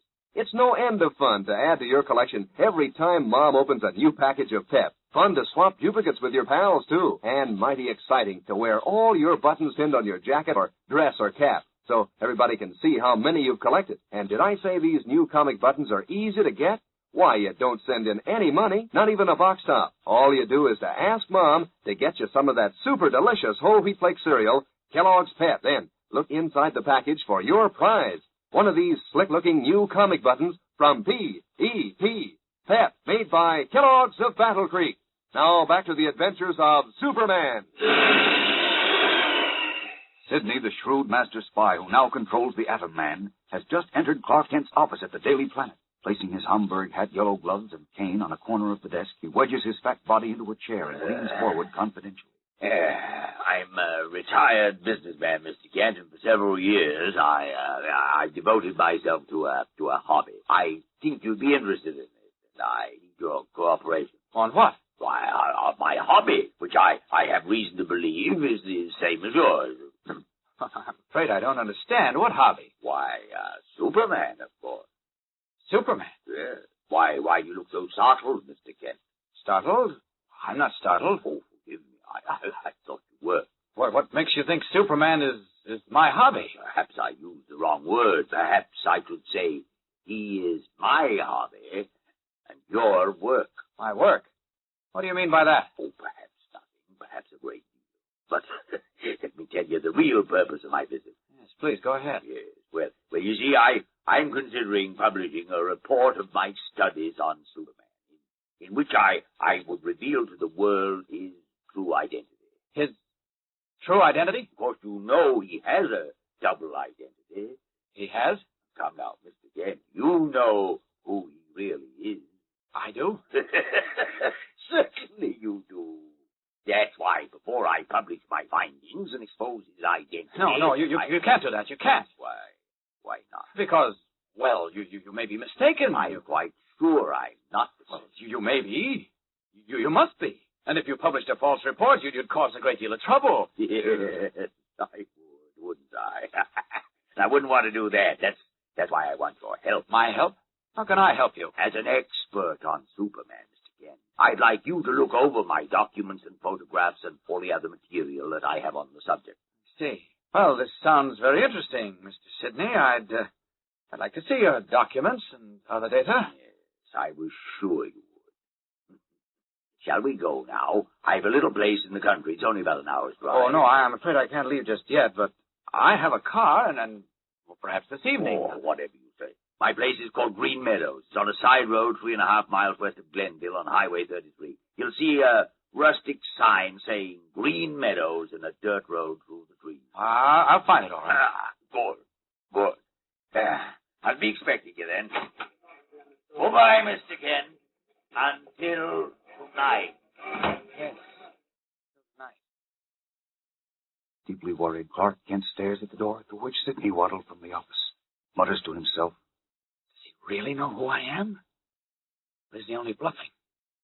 If he does know, what's his game? Is it blackmail? Got to find out how much he knows and keep him from publishing it. If the Atom Man knew Superman was Clark Kent, that'd be the end. For me." Yes, Clark. And unfortunately, the Atom Man does know you're Superman. And so does Sidney. Are you going to walk into their trap? Think fast and act fast. Faster than even you have ever thought before. Because once again, your life is at stake. Fellows and girls, don't miss tomorrow's thrilling episode, whatever you do. Tune in, same time, same station, for The Adventures of Superman. Faster than a speeding bullet. More powerful than a locomotive. Able to leap tall buildings at a single bound. Look, up in the sky. It's a bird. It's a plane. It's Superman. Fellows and girls, be sure to follow the adventures of Superman. Brought to you every day, Monday through Friday. Same time, same station, by the grand old Kellogg Company of Battle Creek. And for other thrilling adventures of Superman, see your local newspaper. Superman is also a copyrighted feature appearing in Superman DC publications. Kellogg's Pep, the super delicious cereal, presents The Adventures of Superman. Faster than a speeding bullet. More powerful than a locomotive. Able to leap tall buildings at a single bound. Look, up in the sky. It's a bird. It's a plane. It's Superman. Suspecting the truth, that Clark Kent is in reality Superman, and to Determined to eliminate him before attacking the rest of the world, Henry Miller, the Nazi atom man, and Sidney, the master spy, set a trap for the Man of Steel. Calling on Kent at the Daily Planet, Sidney stated that he had made a careful study of Superman as a hobby and had discovered his double identity. But before publishing his report, he wished Kent to examine his documents, fearful that Sidney might really know the truth and that the Atom Man might in turn discover it. Kent agreed to come to Sidney's country house that night. As we continue now, the fat spy has just left. Kent, throwing open his office door, calls to Jimmy Olsen. Listen. Jim! Oh, Jim! Yeah? Come here, please. Hurry. What's up, Mr. Kent? Step on it before he gets away. Well, before who gets away? That fat man, Sidney. I don't see any fat. Come in and close the door. Now listen closely, Jim, and don't interrupt. Getting into the elevator. Well, who is? Sidney. Now... Oh, who's Sidney? I said don't interrupt.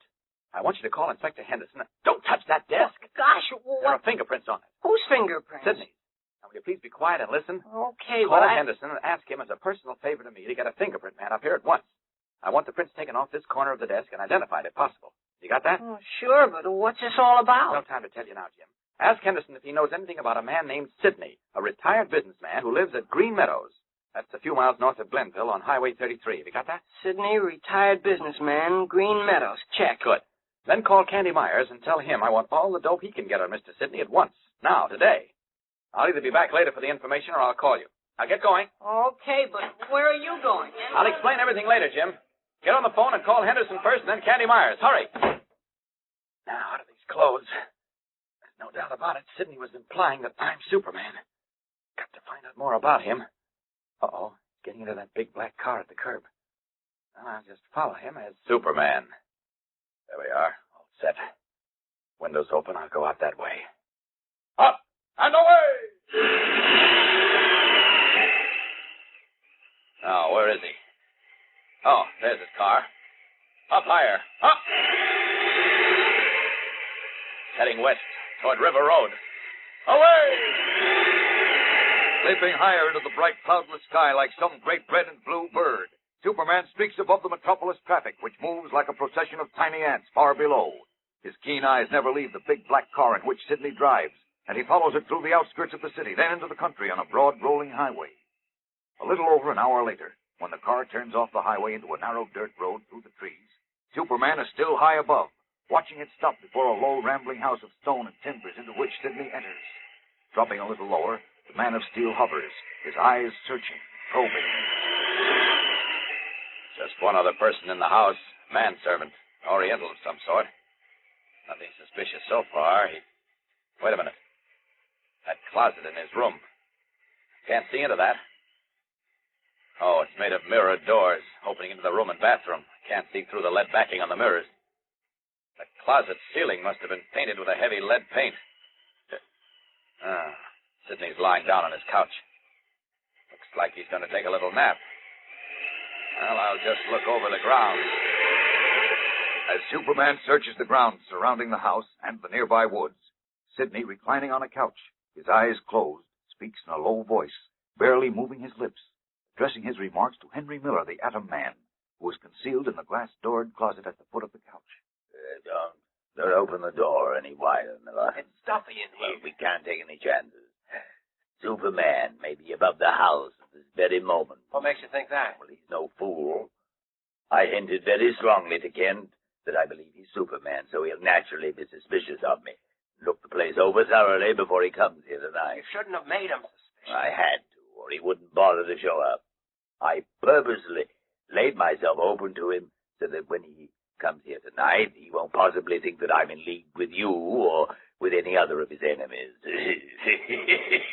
I was even careful to leave some good fingerprints on his desk, which I'm sure that he'll investigate. You left your fingerprints? Naturally. Don't worry, don't. There's no record of them in Washington or anywhere else. When Mr. Kent and the police get through investigating me, they'll find I'm exactly what I said I was. A retired businessman with an apartment in town and a house in the country. I hope See, I'm always right, Miller. Can't afford to be wrong. I've gone over every detail. Superman or Kent will certainly come here tonight. While you remain in that closet, he can't see you. There's a sheet of lead in the ceiling and heavy lead backing behind the mirrored wall. You're positive he can't see through lead? Positive. Now remember, when Kent arrives, I'll bring him in here. If he's Superman, he'll become dazed, as you say he did at the Daily Planet when you approached him. Yes, he practically collapsed. If that happens tonight, I'll call to you. You've got your converter and metal gloves? Yes, right here in my pocket. You'll have them on. We'll take him outside, and you'll expose him to just enough atomic power to make him lose consciousness.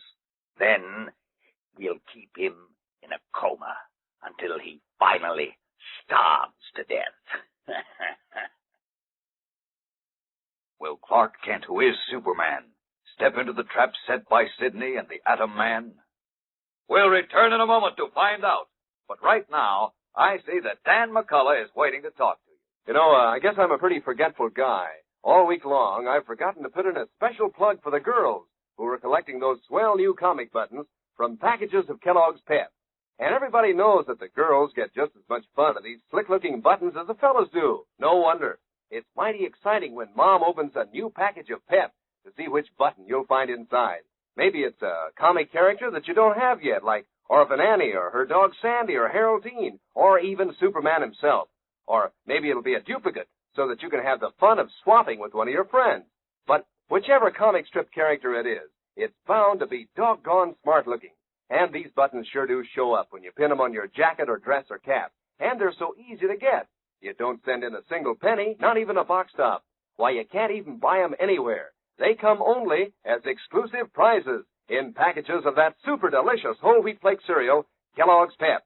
Ask Mom to get you some Pep tomorrow. Then see which prize you find inside the package. One of these dazzling new comic buttons, or a military insignia or warplane button.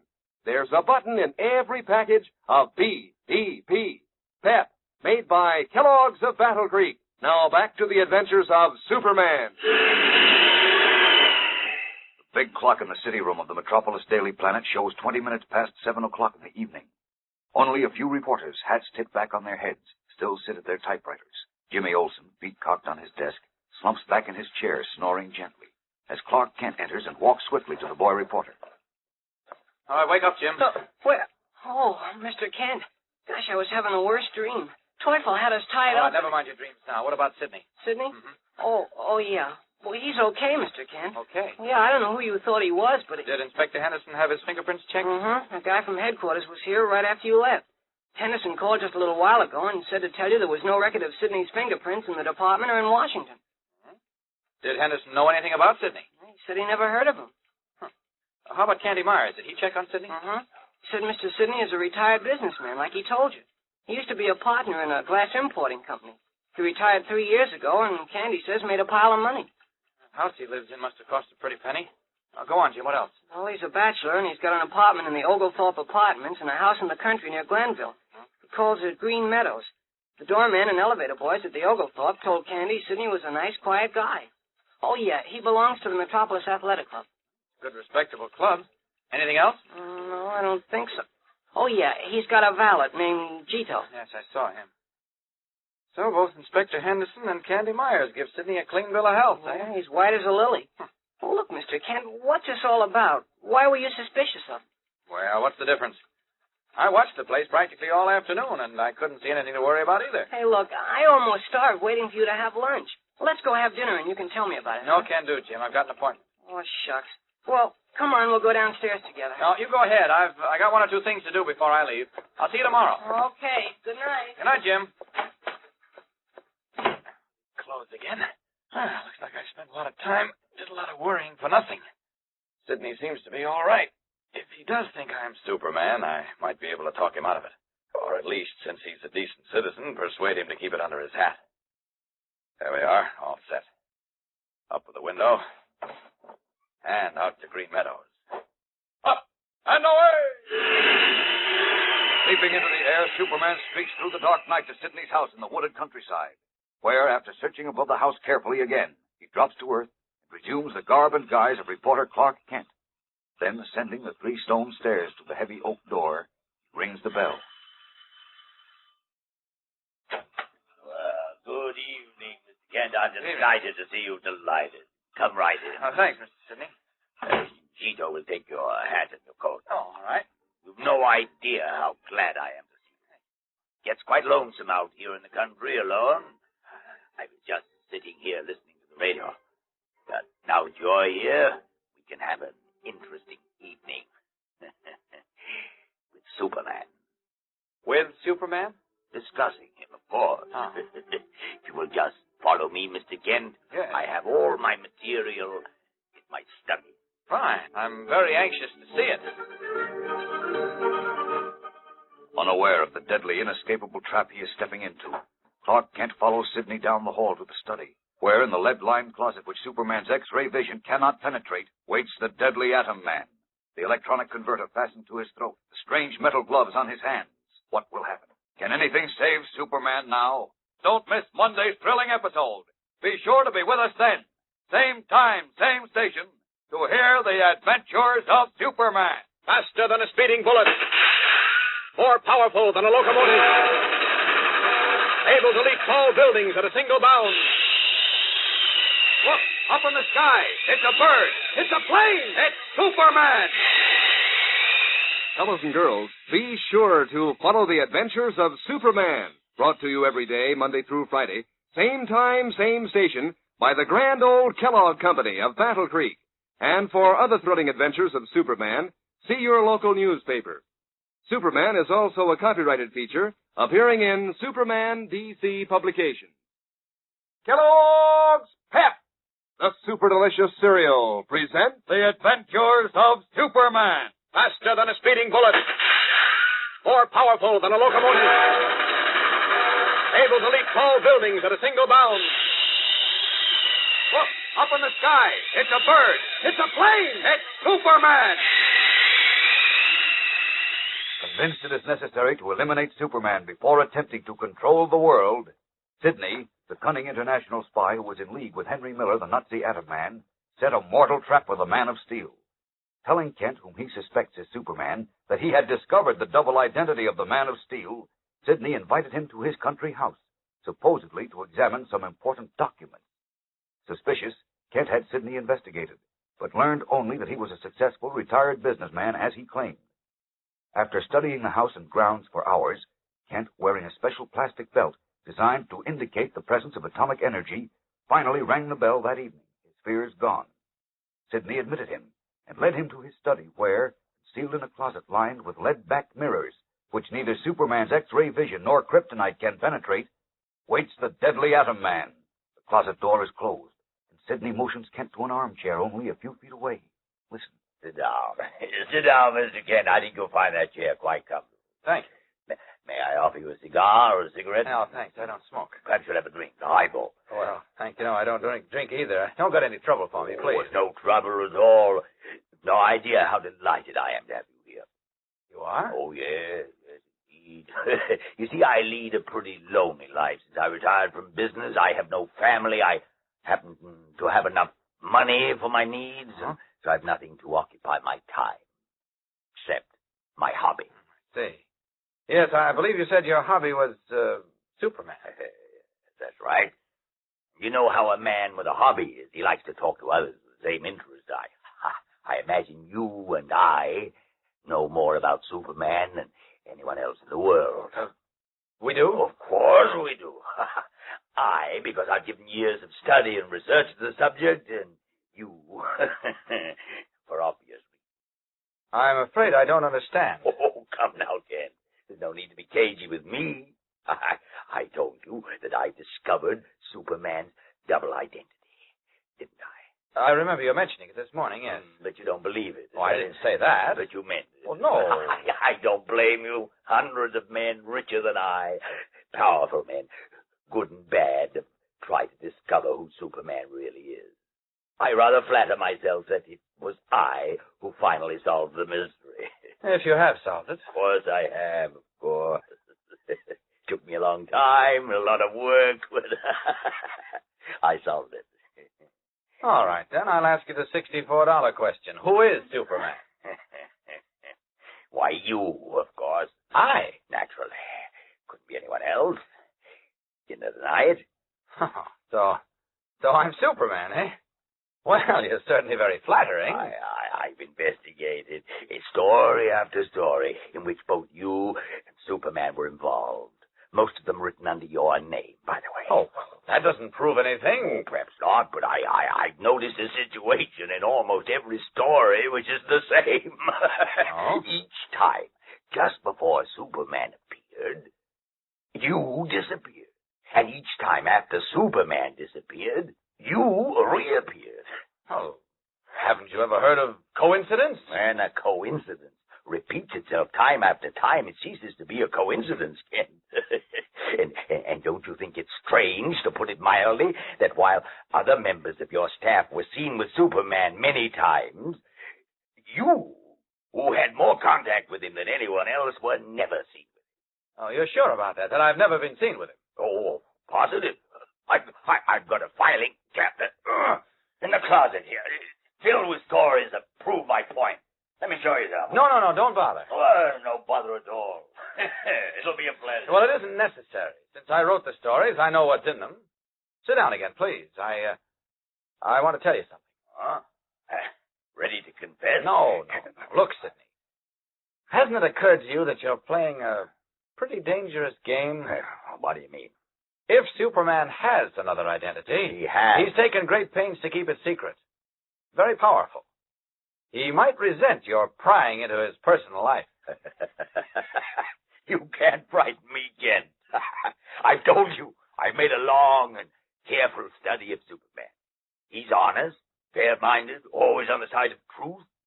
He certainly wouldn't persecute me for telling the truth. If it is the truth. Oh, it is. You know it.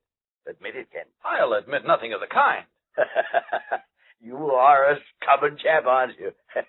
But I've got something in the closet that'll prove that I know what I'm talking about beyond the shadow of a doubt. No, wait, please. Oh, I've really waited long enough. Well, now. just a moment longer, please. Now, sit down again. Well, what is it? I'm going to confess this much to you. Superman has taken me into his confidence now and then, you might say. Really? Yes, and so I happen to know that right at this moment he's in great danger. Macy. What sort of danger is he in? Well, I can't tell you the details, but, a certain person, a person more powerful than he is... A person more powerful than Superman? It's impossible. I tell you it isn't. This person is looking for Superman to destroy him. Then destroy all civilization. Fantastic. Well, it may be, but it's true. Now, suppose you publish your report stating that I or anyone else is Superman. Just you. All right. You say in print that I am. Don't you see that you're literally condemning me to death? Yeah, well, I hadn't thought of that. Well, then think of it now. Promise me to forget all this. Forget it? Well, keep it to yourself, anyway. You're asking a great deal, Ken. Why? But I'll make a bargain with you. What's that? Admit that you're Superman. No. Just to be confident. I deserve to know the truth after all the work I've done. In return, I'll promise not to reveal your secret. What do you say? No. I'll make you admit it. I got the proof right here. You're just wasting your time. I don't think so. Wait. Just a second, Ken. Great Scott. What's that noise? It's my belt, my detector. Your what? My detector belt. There's kryptonite around here. Atomic energy. But where? I can't see it. I'm beginning to feel it, but I can't see it. Staring about wildly, Clark Kent feels himself growing weak as the emanations of the kryptonite in the Atom Man's blood reach him through the slightly open closet door behind him. We'll return in a moment for the exciting climax of today's episode. But right now, let's stand by for a word from our announcer. Say, gang, here's something I noticed about those new comic buttons you're all collecting from packages of Kellogg's Pep. Maybe you've noticed it, too. How every single one of those funny sheet characters looks so doggone happy. Yes, sir. You see, well, you probably noticed the big wide grin on Harold Teen, haven't you? And Lillums and Smitty and Superman, of course. Why, even Orphan Annie's dog, Sandy, has a smile on his face. Looks so real he could bark hello any minute. Well, you see, these characters are straight from the funny papers, and they're done up in full comic strip colors. Brilliant red and blue and black on a gleaming white background. They really stand out when you pin them on your jacket or dress or cap. Yes, sir, you'll want to collect all 18 of these sturdy metal buttons. And you can, easy as 1, 2, 3. Yet don't send in a single penny, not even a box top. Fact is, you can't buy these new comic buttons anywhere. All you do is to make sure Mom gets you a good supply of that super delicious whole wheat flake cereal, Kellogg's Pep. Inside every package, there's a colorful, exciting prize. One of these nifty new comic buttons, or a military insignia or warplane button. Remember, you get these swell prizes only in packages of P.E.P. Pep, made by Kellogg's of Battle Creek. Now back to the adventures of Superman. Pretending that he wanted something in his lead-lined clothes closet, Sidney opened the mirrored door a few inches. At once, the special radar-like belt Clark Kent wore sounded a high-pitched warning as it instantly detected the presence of kryptonite in the bloodstream of the Atom Man who was in the closet. Dazed and frightened, Kent stares wildly about. There's kryptonite around here. But where? I can't see it. Did you say kryptonite, Kent? Yes. I can feel it. And my belt detects it. Where is it? You must be mistaken. There's no kryptonite here. There is, I tell you. Wait a minute. That closet. I can't see into it. You, Sidney.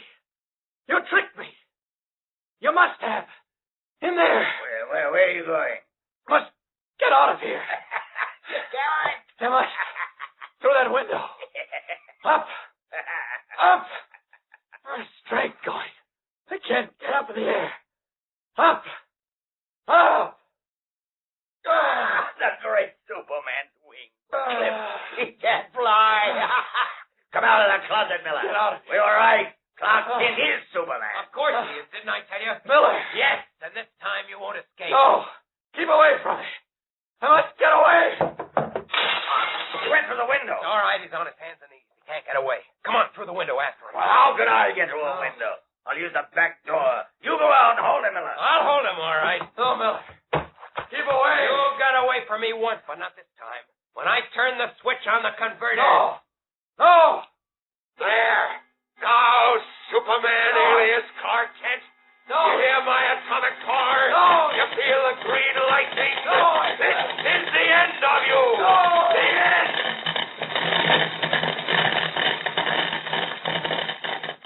Triumphantly, his eyes shining like a maniac's, the Atom Man extends his strange metal gloves, laughing wildly as the jagged green sparks of lightning pitchfork into Clark Kent's body and strike him to the earth. Once before, Superman escaped death by a miracle at the fearful hands of the Atom Man. But this time, guided by the shrewd brain of Sidney, a fate has been prepared for him which he himself said was the only way in which he could ever be destroyed. Tomorrow, Superman's life hangs in the balance, so be sure to be with us then. Same time, same station, for a thrill a minute in The Adventures of Superman. Faster than a speeding bullet. More powerful than a locomotive. Able to leap tall buildings at a single bound. Look, up in the sky. It's a bird. It's a plane. It's Superman. Fellows and girls, be sure to follow the adventures of Superman. Brought to you every day, Monday through Friday. Same time, same station, by the grand old Kellogg Company of Battle Creek. And for other thrilling adventures of Superman, see your local newspaper. Superman is also a copyrighted feature appearing in Superman DC publication. Kellogg's Pep, the super delicious cereal, presents The Adventures of Superman. Faster than a speeding bullet. More powerful than a locomotive. Able to leap tall buildings at a single bound. Look, up in the sky. It's a bird. It's a plane. It's Superman. Discovering that Clark Kent is Superman and determined to eliminate him once and for all, Sidney, the international spy who controls Henry Miller, the Nazi Atom Man, set a deadly trap for the Man of Steel. Informing Kent that he had discovered Superman's true identity, Sidney persuaded Kent to come to his house in the country, where Miller was hidden in a closet lined with lead, the one substance Superman's X-ray vision and kryptonite cannot penetrate.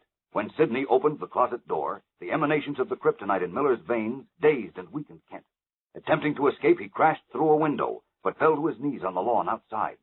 As we continue now in the darkness, the Atom Man stands over Kent, arms extended. Jagged green sparks, like miniature lightning bolts, leap from his metal-gloved fingers to strike his crumpling foe. Listen. Hey, you your prayers, Kent. This is the end for you and Superman. No. You won't get away this time. I'll finish you now. Finish you for good. Sidney, watch this. Sorry, don't. Sorry, no.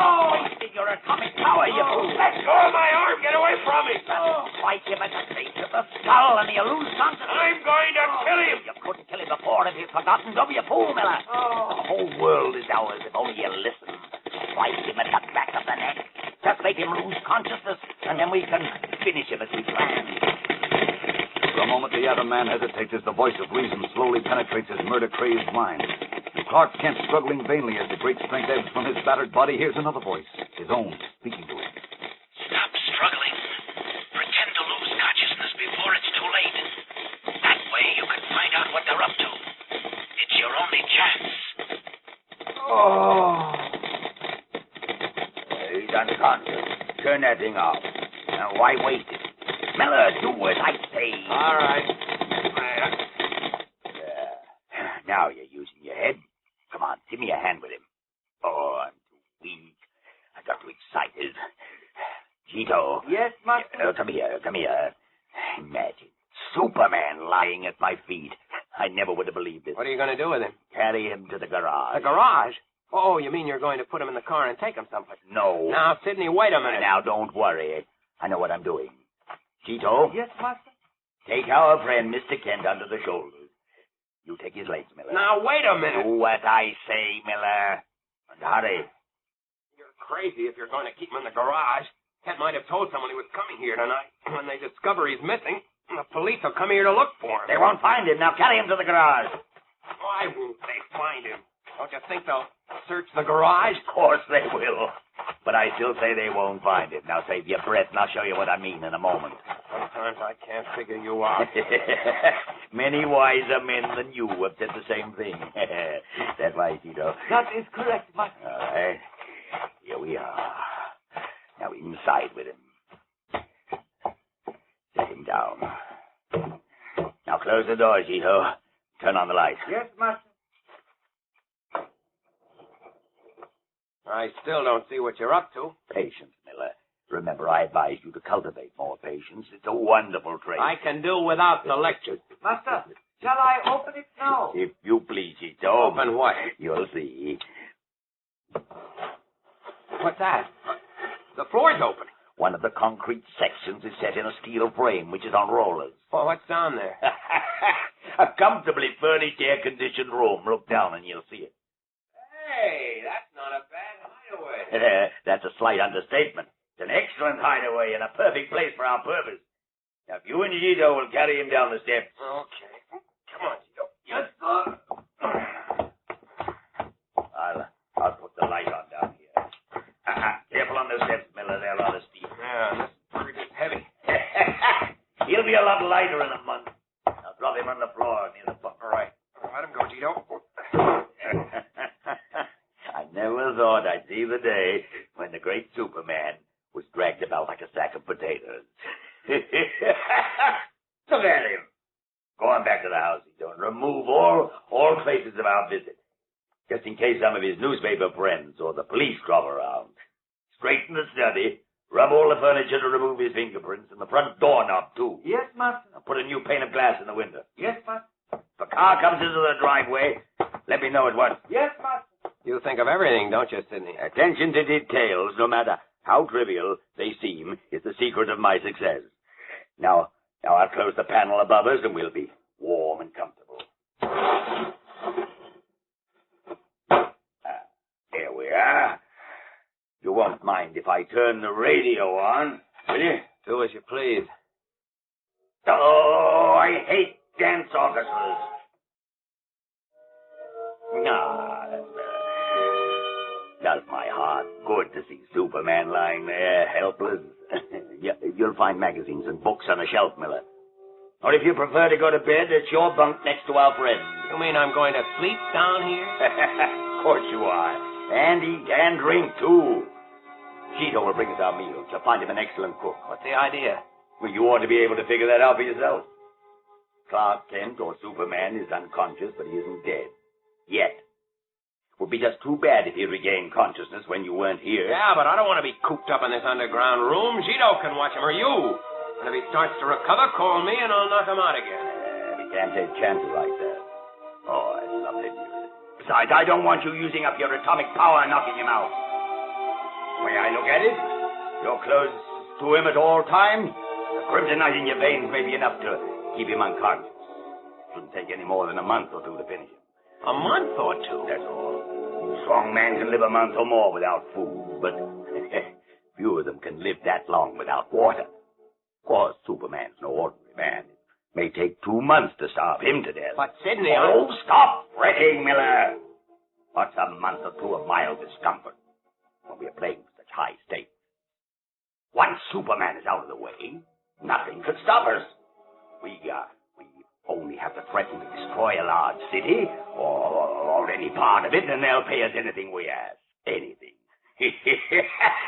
The world is ours, Miller, now that we found a way to finish Superman. Prone on the floor, conscious but unable to move, Clark Kent, who is Superman, feels his blood run cold as he realizes at last the fate in store for him. Desperately, a voice, his own, speaks to him. They've thought of the one way, the only way you can be destroyed. What will you do? What can you do? Desperately, Kent's mind races, trying to figure some way out of his seemingly hopeless position. We'll return in a moment for the climax of today's episode. But first, your announcer. You know, gang, if Superman or Orphan Annie or Skeezix could walk right out of the funny papers and into your living room, they couldn't seem any more real than they do on those swell new comic buttons you're all collecting from packages of Kellogg's Pep. Why, Superman is so doggone lifelike with his bright blue jersey and flying red cape. Seems as if any minute he's going to say, up, up, and away. Why, it's no end of fun to trade duplicates with your pals and try to be the first in your gang to collect all 18 different buttons. And the best part is, you don't have to send in a single penny for these slick-looking buttons, not even a box stop. You can't even buy them anywhere. They come only in packages of that super delicious whole wheat flake cereal, Kellogg's Pep. So how's about asking Mom to get you some Pep tomorrow? Then see which prize you find inside. One of these exciting new comic buttons or a military insignia or warplane button. Remember, that's P-E-P, Pep, made by Kellogg's of Battle Creek. Now back to the adventures of Superman. 3 hours have passed since Clark Kent was trapped by Sidney and the Atom Man, Henry Miller, and brought to the hideout under Sidney's garage. He lies helpless, his eyes closed, feigning unconsciousness at the foot of Henry Miller's bunk. Sidney seems content with his inactivity. He reads the newspapers, listens to the radio, eats almost constantly. But Miller, the Atom Man, becomes more and more restless and paces the floor nervously. For heaven's sake, must you have that confounded radio on all the time, Sidney? I like music. It's very, very soothing. It doesn't soothe me. It's driving me crazy. This place is driving me crazy, cooped up here hour after hour. I can't stand it. Control yourself, Miller. If you tell me that once more, Sidney, You will do nothing. Now sit down. I'm sick of reading. Anyhow, I don't like to read. I'm a man of action. Now look, Kent hasn't stirred a finger for 3 hours since we brought him down here. Why can't I take a walk around the ground? You know why. I believe the kryptonite in your veins keeps him unconscious. He might come to if you leave. All you have to do is to call out. I'll be nearby. I told you we can't take that chance. He might get away in a couple of minutes that it took you to return. It's ridiculous. You can see for yourself he's in a coma. And that's the way we're going to keep him until he dies of starvation. Now behave yourself. Learn discipline. Look at me. I'm not fretting. You're so lazy you don't want to move. But I've got to keep going. I've got to do things. I always did.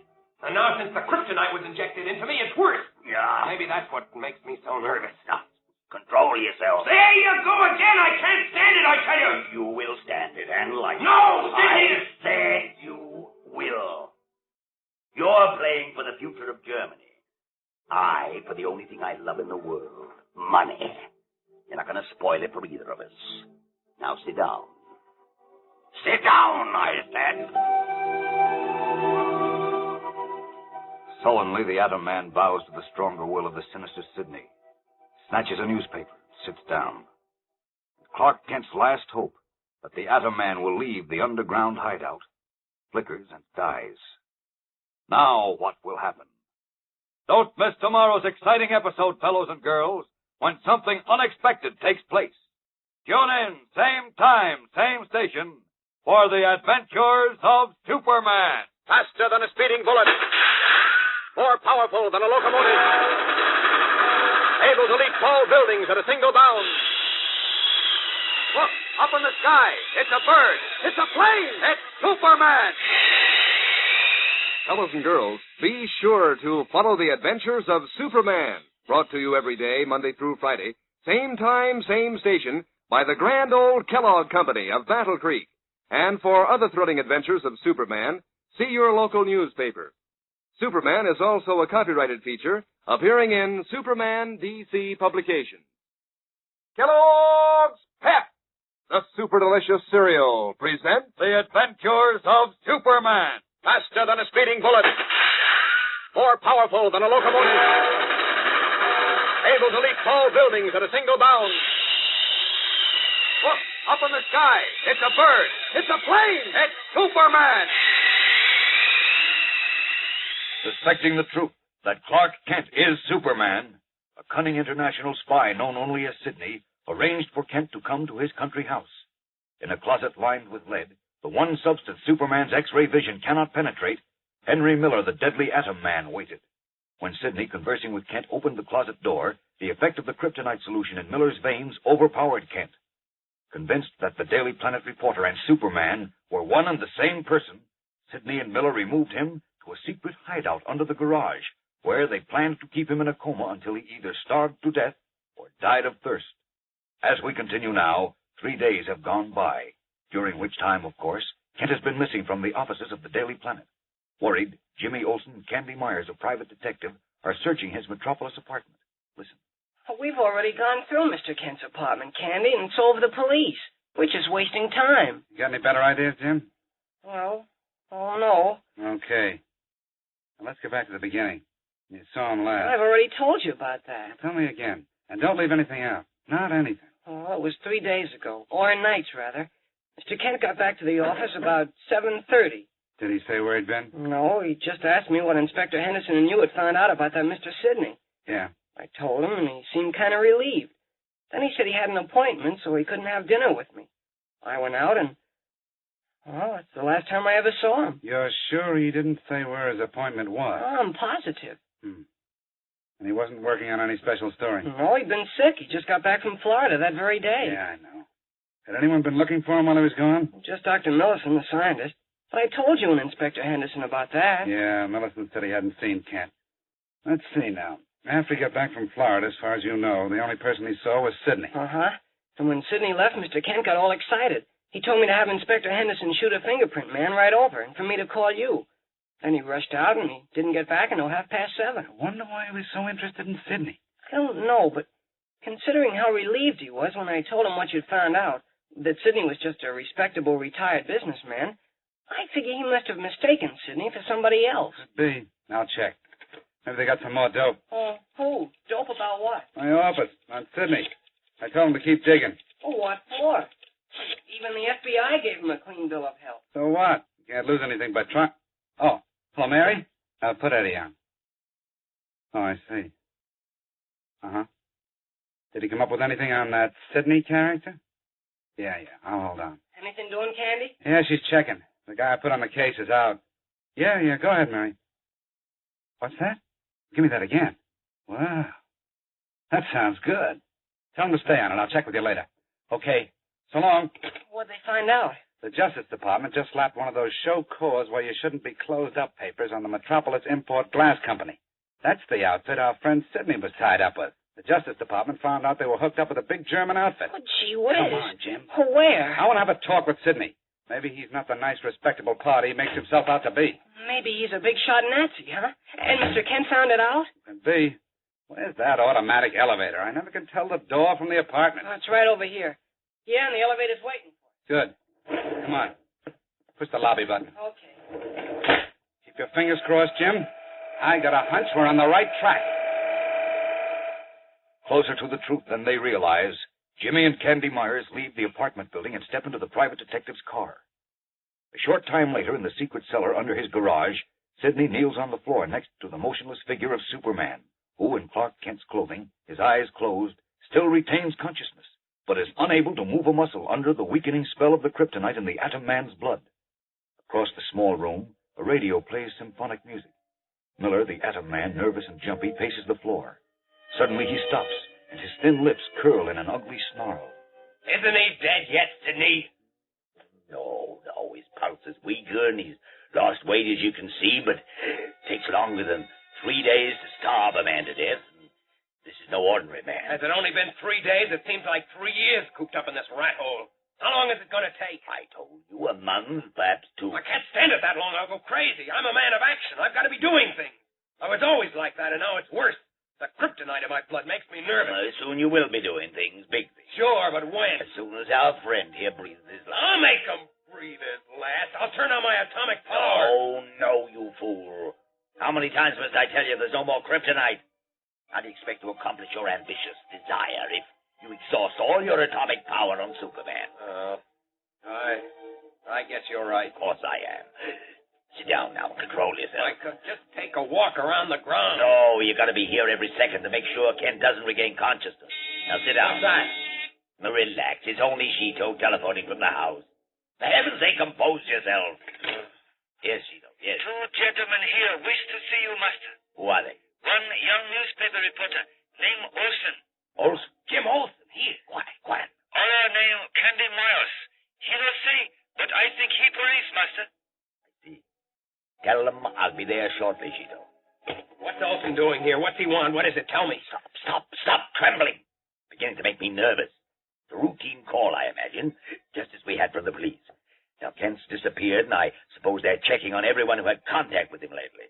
They'll find nothing here. Where are you going? To speak to them, of course, but don't worry. They don't have the least suspicion of me. Slide the floor panel shut as soon as you hear me leave the garage. I'll be back shortly. Confidently, Sidney waddles up the steps through the opening panel in the garage floor, unaware that he is under suspicion. What will this newest development lead to? We'll return in a moment for the dramatic climax of today's episode. But first, your announcer. You know, I was mighty proud of my pal Eddie the other day. He handled a rather tough problem in a mighty swell way. Now, here's how it happened. Eddie met up with a new kid, a young fella who just moved into our neighborhood. And the minute this kid saw Eddie's collection of comic buttons from packages of Kellogg's Pep, he wanted them. Of course, Eddie didn't want to hurt his feelings, and yet Eddie wanted to keep right on wearing his comic buttons pinned on his jacket. So, you know what he did? He gave up 2 of them, and that was mighty generous. Then, he explained how easy it is to get these swell buttons, and he offered to help the new kid get going on his own collection by trading duplicates with him. Well, I thought that was mighty swell, because any fellow or girl has a right to be proud of his collection, because these buttons are so doggone good-looking. Of course, any fellow or girl can collect all 18 different buttons, too. Easy as anything. You don't have to send in any money, not even a box top. All you do is to ask Mom to get you some of that super delicious whole wheat flake cereal, Kellogg's Pep. Inside every package, there's a thrilling prize, one of these smart-looking new comic buttons, or a military insignia or warplane button. Get your prize, gang, from P.E.P. Pep, made by Kellogg's of Battle Creek. Now back to the adventures of Superman. In the drawing room of his rambling stone and timbered house, Sidney, suave and at ease, sits comfortably on a couch opposite Jimmy Olsen and a hard-eyed Candy Myers. Yes, I read of Clark Kent's disappearance. I'm terribly sorry, gentlemen. I only met him once, but I liked him immensely. Oh, he's the swellest guy who ever lived. Just a moment, Jim. Mr. Sidney, you say you only met Kent once? That's right, Mr. Myers. 3 days ago, I think it was. I called on him at the Daily Planet. What for? If you don't mind telling us. Not at all. You see, I've retired from business, and I have a lot of time on my hands. I've no family or any other occupations to fill my time, so, as a hobby, I developed an interest in Superman. Superman? Yes, young man. Fascinating chap, Superman, don't you think? Go on, Mr. Sidney. What's that got to do with Kent? Why, I noticed that the Planet wrote more about Superman than any other paper. And Kent had written many of the stories, so I thought it might be interesting if he and I compared notes, so to speak. He didn't make a date with you. No. As a matter of fact, I suggested it, but he said he had a previous engagement. I do hope nothing's happened to it. Oh, maybe... Hold it, Jim. You and Kent didn't talk about anything else, Mr. Sidney. Just Superman? No, not that I remember. My visit was quite brief. He didn't happen to mention anything about your Nazi connection. My what? You know what? A little matter concerning your glass company being tied up with a Nazi firm. Oh, that. Yes, that. We think... Jim, what about that, Sidney? Well, as a matter of fact, that was the very reason I withdrew from the firm when I did. But they were making the connection with the Nazis then. It was just before the war, and as an American citizen, I disapproved. When they ignored me, I resigned. And as for Mr. Kent, I haven't seen him since that day in his office. Now, does that answer all your questions? Yes, I guess it does. Come on, Jim. Sorry to have troubled you, Mr. Sidney. Yeah, so long. Goodbye, gentlemen. And believe me, I'm terribly sorry I can't help you. I'll show you to the door if you'll just come this way. Discouraged and heavy-hearted, Candy Myers and Jimmy Olsen leave the suave Sidney's house, unaware that Clark Kent lies helpless almost beneath their very feet. And in the secret cellar, aware that his friends are leaving, Kent strains to give some sign to them, to call out to them, but the frantic words never reach his lips, crying out only in his mind. Jim, Candy, don't go. I'm here, in a secret room under the garage. Don't go. It's not just my life that's at stake, it's all the civilized world. Don't go. You're my last hope. Candy, Jim, help me. Candy. Desperately, the Man of Steel strains to make himself heard, to move, but he cannot. And a moment later, he dimly hears a car drive off, and he knows he has been left to his doom. Is Superman doomed? Is his last hope of life gone? Tomorrow, something startling occurs, fellows and girls. Something you won't want to miss. So tune in then, same time, same station, for another thrilling episode in The Adventures of Superman. Faster than a speeding bullet. More powerful than a locomotive. Able to leap tall buildings at a single bound. Look, up in the sky. It's a bird. It's a plane. It's Superman. Fellows and girls, be sure to follow the adventures of Superman, brought to you every day, Monday through Friday, same time, same station, by the grand old Kellogg Company of Battle Creek. And for other thrilling adventures of Superman, see your local newspaper. Superman is also a copyrighted feature appearing in Superman DC publications. Kellogg's Pep, the super delicious cereal, presents The Adventures of Superman. Faster than a speeding bullet. More powerful than a locomotive. Able to leap tall buildings at a single bound. Look, up in the sky. It's a bird. It's a plane. It's Superman. Trapped by the Atom Man and his sinister ally, the fat man known only as Sidney, both of whom are aware he is Superman and plan to starve him to death, Clark Kent lies in a secret cellar under the garage of Sidney's secluded country house. For 3 days and nights, unable to move because of the presence of Henry Miller, the Atom Man, in whose veins runs the deadly kryptonite, Kent still retains consciousness, but grows weaker and weaker. Desperately, he tried to call out to Jimmy Olsen and Private Detective Candy Myers, who came to the house in search of him, but was unable to force any sound past his lips. As we continue now, Sidney has just returned to the cellar. The Atom Man, his nerves near the breaking point, snaps a question at him. Well, what happened? Oh, relax, my friend, relax. What did they want? What were they looking for? They were looking for Clark Kent, of course. That means they're suspicious. They know Kent came here, when was it, 3 nights ago? No, they don't. They must, or else they wouldn't have come here. I don't like this, Sidney. I'm getting out. Oh, sit down. Sit down and relax. Nothing to worry about. They've gone. They'll come back. They'll bring more cops. I've got to get out of here. Oh, don't be a fool, Miller. I said there's nothing to worry about. There's no way of knowing that Kent is here. They don't even know he had an appointment with me the night he disappeared. Then why did they come here? My dear fellow, their friend is missing. They're doing everything they can to find him. Olsen knew that I'd called on Kent the day he disappeared. So naturally, they wanted to talk to me, one of the last persons who'd seen him. I assure you, they're now convinced of my complete innocence in the affair. Maybe not. Olsen is young, but he's smart. Oh, believe me, he's not half as smart as I am. Now sit down and compose yourself. Here, I brought you the evening papers. You can read all about the latest sensation. The mysterious disappearance of Clark Kent. I'm sick of reading. I never like to read anyhow. I want to do things. I've got to do things.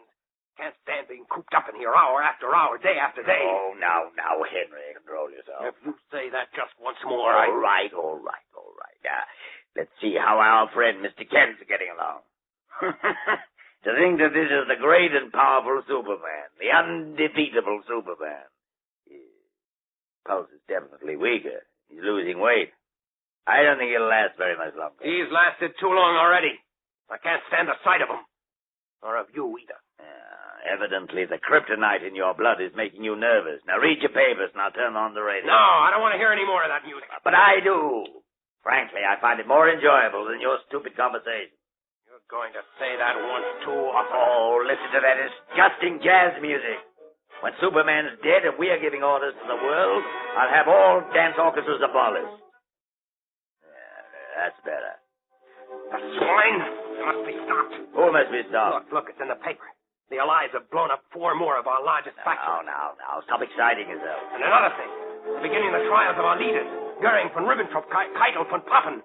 Our greatest heroes on trial for their lives like common criminals. They weren't smart enough. They held out too long. They should have gotten rid of Hitler and made peace. Then they'd still have their freedom. And their money. Getting late. Why don't you go to bed? I'm not sleepy. I'm never sleepy anymore. I need exercise, fresh air and exercise. Oh, this room's air conditioned. It's too small. It's closed in. I'm like a lion in a cage. Look, Sidney, if I went outside and walked for just 10 minutes, I'd feel... No. Suppose Kent regained consciousness while you were out. He won't. Look how still he is, like he's dead. You thought he was dead when you buried him on the beach that time, but he revived. No. You won't stir from this room until Kent breathes his last, and that's final. I could kill you very easily, you know. Oh, yes. But you won't. I'm much too valuable to you. You've no brains, and you know it. You need me to direct you. That's what you think. We interrupt this broadcast to bring you an important announcement. Shut that radio! Fire! There is still no news of Clark Kent, star reporter from Metropolis Daily Planet, who disappeared mysteriously 3 days ago. Quite right, my friend. Late this afternoon, Perry White, editor of the Planet, announced that he has increased the reward to $25,000 for any information leading to the discovery of Kent's whereabouts. We will continue to interrupt all programs to bring you any further development. We now return you to the evening hour of immortal music. Wouldn't Perry White be surprised if he knew he was offering a reward for Superman? I don't like this, Sidney. $25,000 is a lot of money. Everyone will be looking for Kent. Police, private detectives, they'll come snooping around here. Well, let them come. What good would it do them? They couldn't find this hideout in 100 years. Now, for heaven's sake, stop fretting and fidgeting. Let me read my paper and you read yours. Dirty, fat swine. Sidney. Oh, now what? Listen to this. Listen, it says a group of American scientists believe that they will soon have a defense against atomic energy. It'll take a long time. How do you know it will? Well, everyone knows it. Took years to make the first atomic bomb, even after they'd learned how to split the atom. It'll take years more to find a defense against. Maybe not. They might find it any day, any hour. Then where'll I be? You're worrying about nothing. Am I? Suppose it happened while I'm sitting here in your rotten cellar waiting for Kent to die. Then it'll be too late. Instead of my being able to destroy Germany's enemies, they'll destroy me. I tell you, you're worrying about nothing. Kent will be dead in a few weeks. You're not sure of that. He's Superman, you know. Maybe he'll last for months, for a year. Ridiculous. No man can live without food and water for long. No man can fly either, or move mountains, or withstand atomic energy, but he can. I've made up my mind, Sidney. I'm getting out of here tonight. Oh, no, you're not. I am. Too risky to stay here any longer. I've got to make use of my atomic power before they find a defense against it. Well, what about Superman? It took him days to revive after our last fight. Now we've been starving him, and it'll take him longer to revive, if he does. By that time, I'll have conquered the world. And then if he dares to meet me again, let him. Where's the button that opens the ceiling panel? Oh, here. Now, don't touch it, Miller. Try and stop me. Don't touch that button, or I'll shoot. What? One step more, Miller, and you are a dead man. Whirling about furiously, the Atom Man stops short at sight of the snub-nosed pistol in Sidney's pudgy hand. Conscious but helpless, Superman waits tensely. If the Atom Man dies, Superman may still live. We'll return in a moment for the exciting climax of today's episode. But right now, let's hear from our announcer. Fellows and girls, I'm sure that if I asked you, you could tell me dozens of things that Thanksgiving Day stands for, like the courage of the Pilgrims and their happiness at finding a free land to live in. But I wonder, have you stopped to think of how many millions of things you have to be grateful for on Thanksgiving Day or any other day of the year? Here in America, we have warm, comfortable homes and clothes We have good things to eat. We have games and sports and friends. So many things that we just take for granted, which young people in other countries are having to do without. Yes, gang, it's a good country we live in, and it's a good life we live in it. That's what we mean by Thanksgiving. Now, back to the adventures of Superman. In the secret cellar where Clark Kent lies helpless, chained by the power of the kryptonite in Henry Miller's veins, the Atom Man and his sinister ally, Sidney, have clashed. Attempting to leave the hideout, Miller was stopped by the threat of a pistol in Sidney's hand. One step more, Miller, and I'll shoot. You wouldn't dare. Wouldn't I? I'm playing for millions, not pennies. Do you think I let a stupid, hot-headed young fool like you cheat me out of it? Now get into that bunk and go to sleep. You're not leaving here until Kent is dead. I said get into that bunk. All right. You win. This time. You'll find that I win every time. All right. You going to sleep? Perhaps not. Turn the radio off. I can't sleep with that music playing. Well, now you're talking sense. I always talk sense. Yeah. You'd ruin everything if not for me. You'd exhaust your power on Superman the way you did the last time, and then where would you be? Maybe you're right. Of course I'm right. Now go to sleep. Go on. Go to sleep. Remember, in case you get any more stupid ideas, that I'll be watching you. And I can shoot the head off a match at 40 paces. It won't happen again. Good night. Good night. Climbing into the bunk, Henry Miller lies on his back in the shadows, his eyes almost closed. Across the room, Sidney sits wedged in a chair, an open book on his fat knees, the snub-nosed pistol on the table at his elbow. Occasionally, as he turns a page, his sharp little eyes in their deep pouches turn toward the Atom Man. All is silent save for the ticking of a clock on the shelf. A half hour passes. An hour. Sidney's head nods toward his chest. There is a stealthy movement in the bunk, and Sidney's head comes up sharply. His hand reaches for the pistol. Miller! Miller! For a long moment, Sidney's sharp little eyes watch the bunk in the shadows. Then once again he picks up the book and forces himself to read. 5 minutes pass. 10. His head nods. Shortly his eyes close, and soon his deep breathing indicates he is asleep. Relaxed, the book drops from his knees to the floor without disturbing him.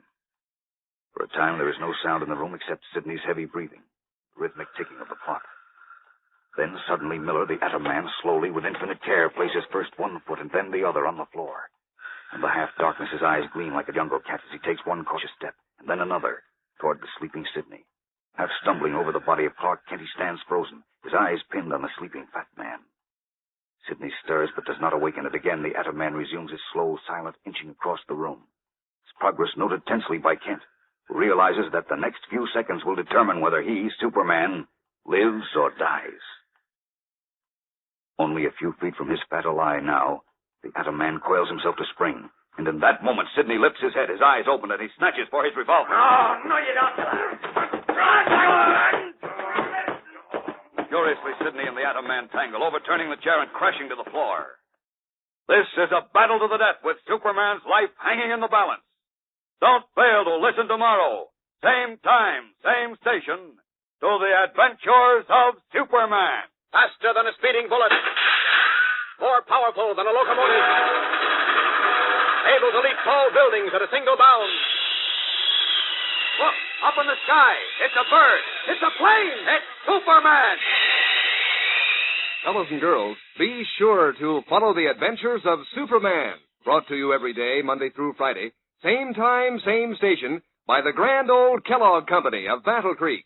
And for other thrilling adventures of Superman, see your local newspaper. Superman is also a copyrighted feature appearing in Superman DC publications. Kellogg's Pep, the super delicious cereal, presents The Adventures of Superman. Faster than a speeding bullet. More powerful than a locomotive.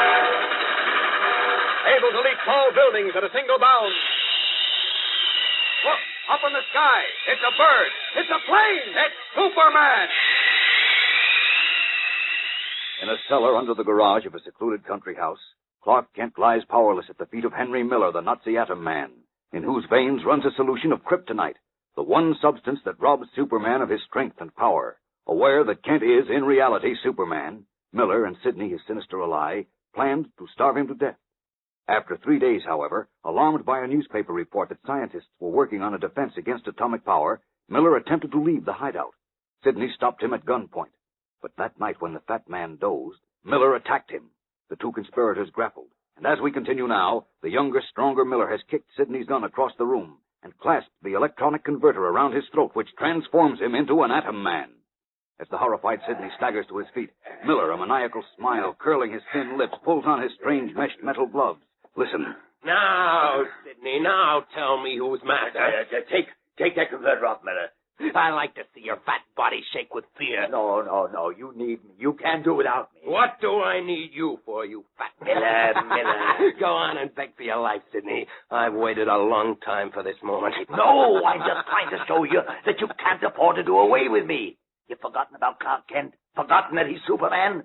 He'll regain consciousness when you leave and come after you. Even if he recovers, he can't stand up against my atomic power. But he can make you exhaust all your power on him, as he did that time on the beach. Then what do you do? I'll have to take that chance. I can't stay here until he dies of starvation. It might take months. And in that time, those American scientists may perfect their defense against atomic power. But if you work with me, you won't have to fear the American scientists or Superman either. Why not? Because I know where there's more kryptonite. What? More kryptonite? Yes. So even if you're forced to destroy a dozen cities and fight Superman again, you'll still have all the atomic power you need. You're lying to try to save your skin. No. I'm telling you the truth because I have to. The Scarlet Widow cut up the original kryptonite fragment into 4 pieces. 4? Yes. Teufel stole 1 piece, which your father dissolved in Germany and injected into your veins. And you bought the second piece from the Widow, which is dissolved and in my veins right now. That's all there is. You said so when you got it. I tell you, there are 2 other pieces. You're lying. It's the truth. I can prove it. You can? Prove it, then. Where are they? Oh, no, my friend. I'm not so stupid as to tell you now. You'd finish me off, then get the kryptonite yourself.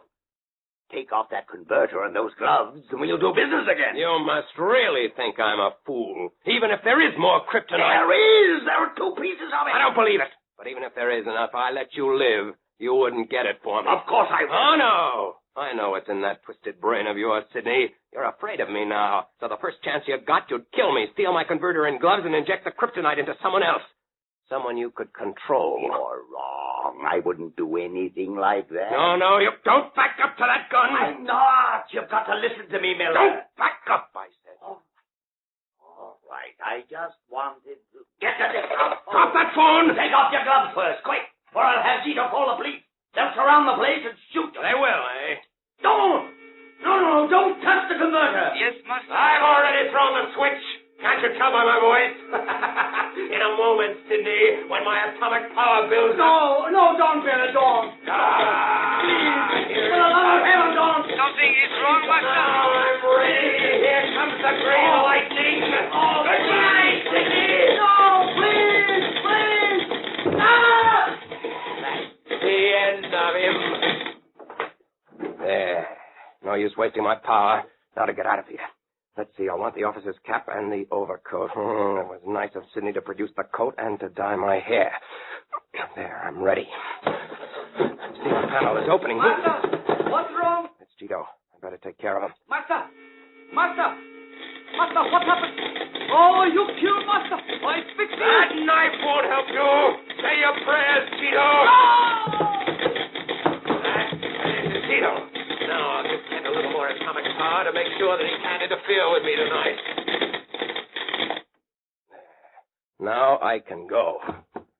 Goodbye, Sidney! Goodbye, Superman! Happy dreams!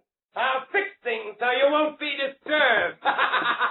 Laughing triumphantly, the Atom Man throws a hidden switch and watches a heavy concrete section of the garage floor slide closed, entombing the unconscious Superman with the bodies of Sidney and Jito. Then, stepping into Sidney's black sedan, he drives swiftly to Highway 33, leading to Metropolis. We'll return in a moment for the dramatic climax of today's episode. But right now, let's hear from our announcer. Say, I'll bet you're having a good time on your holiday from school, gang. And I'll bet you're having a swell time working on your collection of those new comic buttons that come in packages of Kellogg's Pep. Aren't those buttons a knockout? Bright, sparkling comic strip colors on sturdy metal enameled clear white so that the pictures of your favorite funny sheet friends stand out like anything. Take Orphan Annie's dog Sandy, for instance. Boy, he looks so real he could bark. Or Smokey Stover in his fireman's cap and uniform. Or Superman himself with his bright red cape flying in the wind. Why, these buttons look as natural as the characters themselves. And what fun it is to add to your collection by swapping duplicates with your friends, to compare notes on who has collected the most.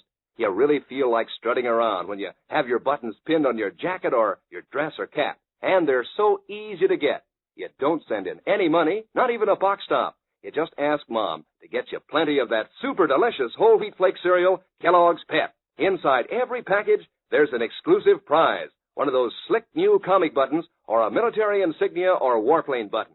Remember, that's P-E-P, Pep, made by Kellogg's of Battle Creek. Now back to the adventures of Superman. It is almost an hour since Henry Miller, the Atom Man, left Sidney's garage in the dead spy's car and headed for Metropolis, 55 miles away. Now, weak from the effects of Miller's atomic power and from hunger and thirst, Clark Kent, who is Superman, finally manages to struggle to one knee, and then with great effort to his feet. Staggering, bracing himself against the wall, he makes his way one step at a time to the small switch controlling the sliding section of the concrete garage floor above his head. Let's get the phone. Call Inspector Henderson. Stop Miller. Too weak yet. This switch. I've got to throw it. There. Something's wrong. Ceiling doesn't open. Try again. Still won't open. Oh, I see. Miller pulled wires out in garage. I have to get up steps. Break through the floor if I can. Oh, I'm so weak. But I have to. There. Now. Break through. Oh. Try again. Oh, once more. Oh, didn't even crack it. Oh, I can't do it. No strength. But have to warn Henderson. Tell him Miller's hair dyed. Wearing army officer's cap and coat. Must break through. His haggard face drawn and pale, Superman crouches under the foot-thick concrete floor, pushing his weakened hands and shoulders at it again and again. In vain. Meanwhile, having arrived in darkened Metropolis, Henry Miller is in the phone booth of an all-night drugstore, his stolen officer's cap pulled low over his eyes, his overcoat collar muffling his chin. He has just dialed a number. Now he waits, the ringing of a distant phone in his ears. Hello? Is this the man? Yes, who are you? This is the Atom Man. Who? I said I'm the Atom Man. The what? Never mind.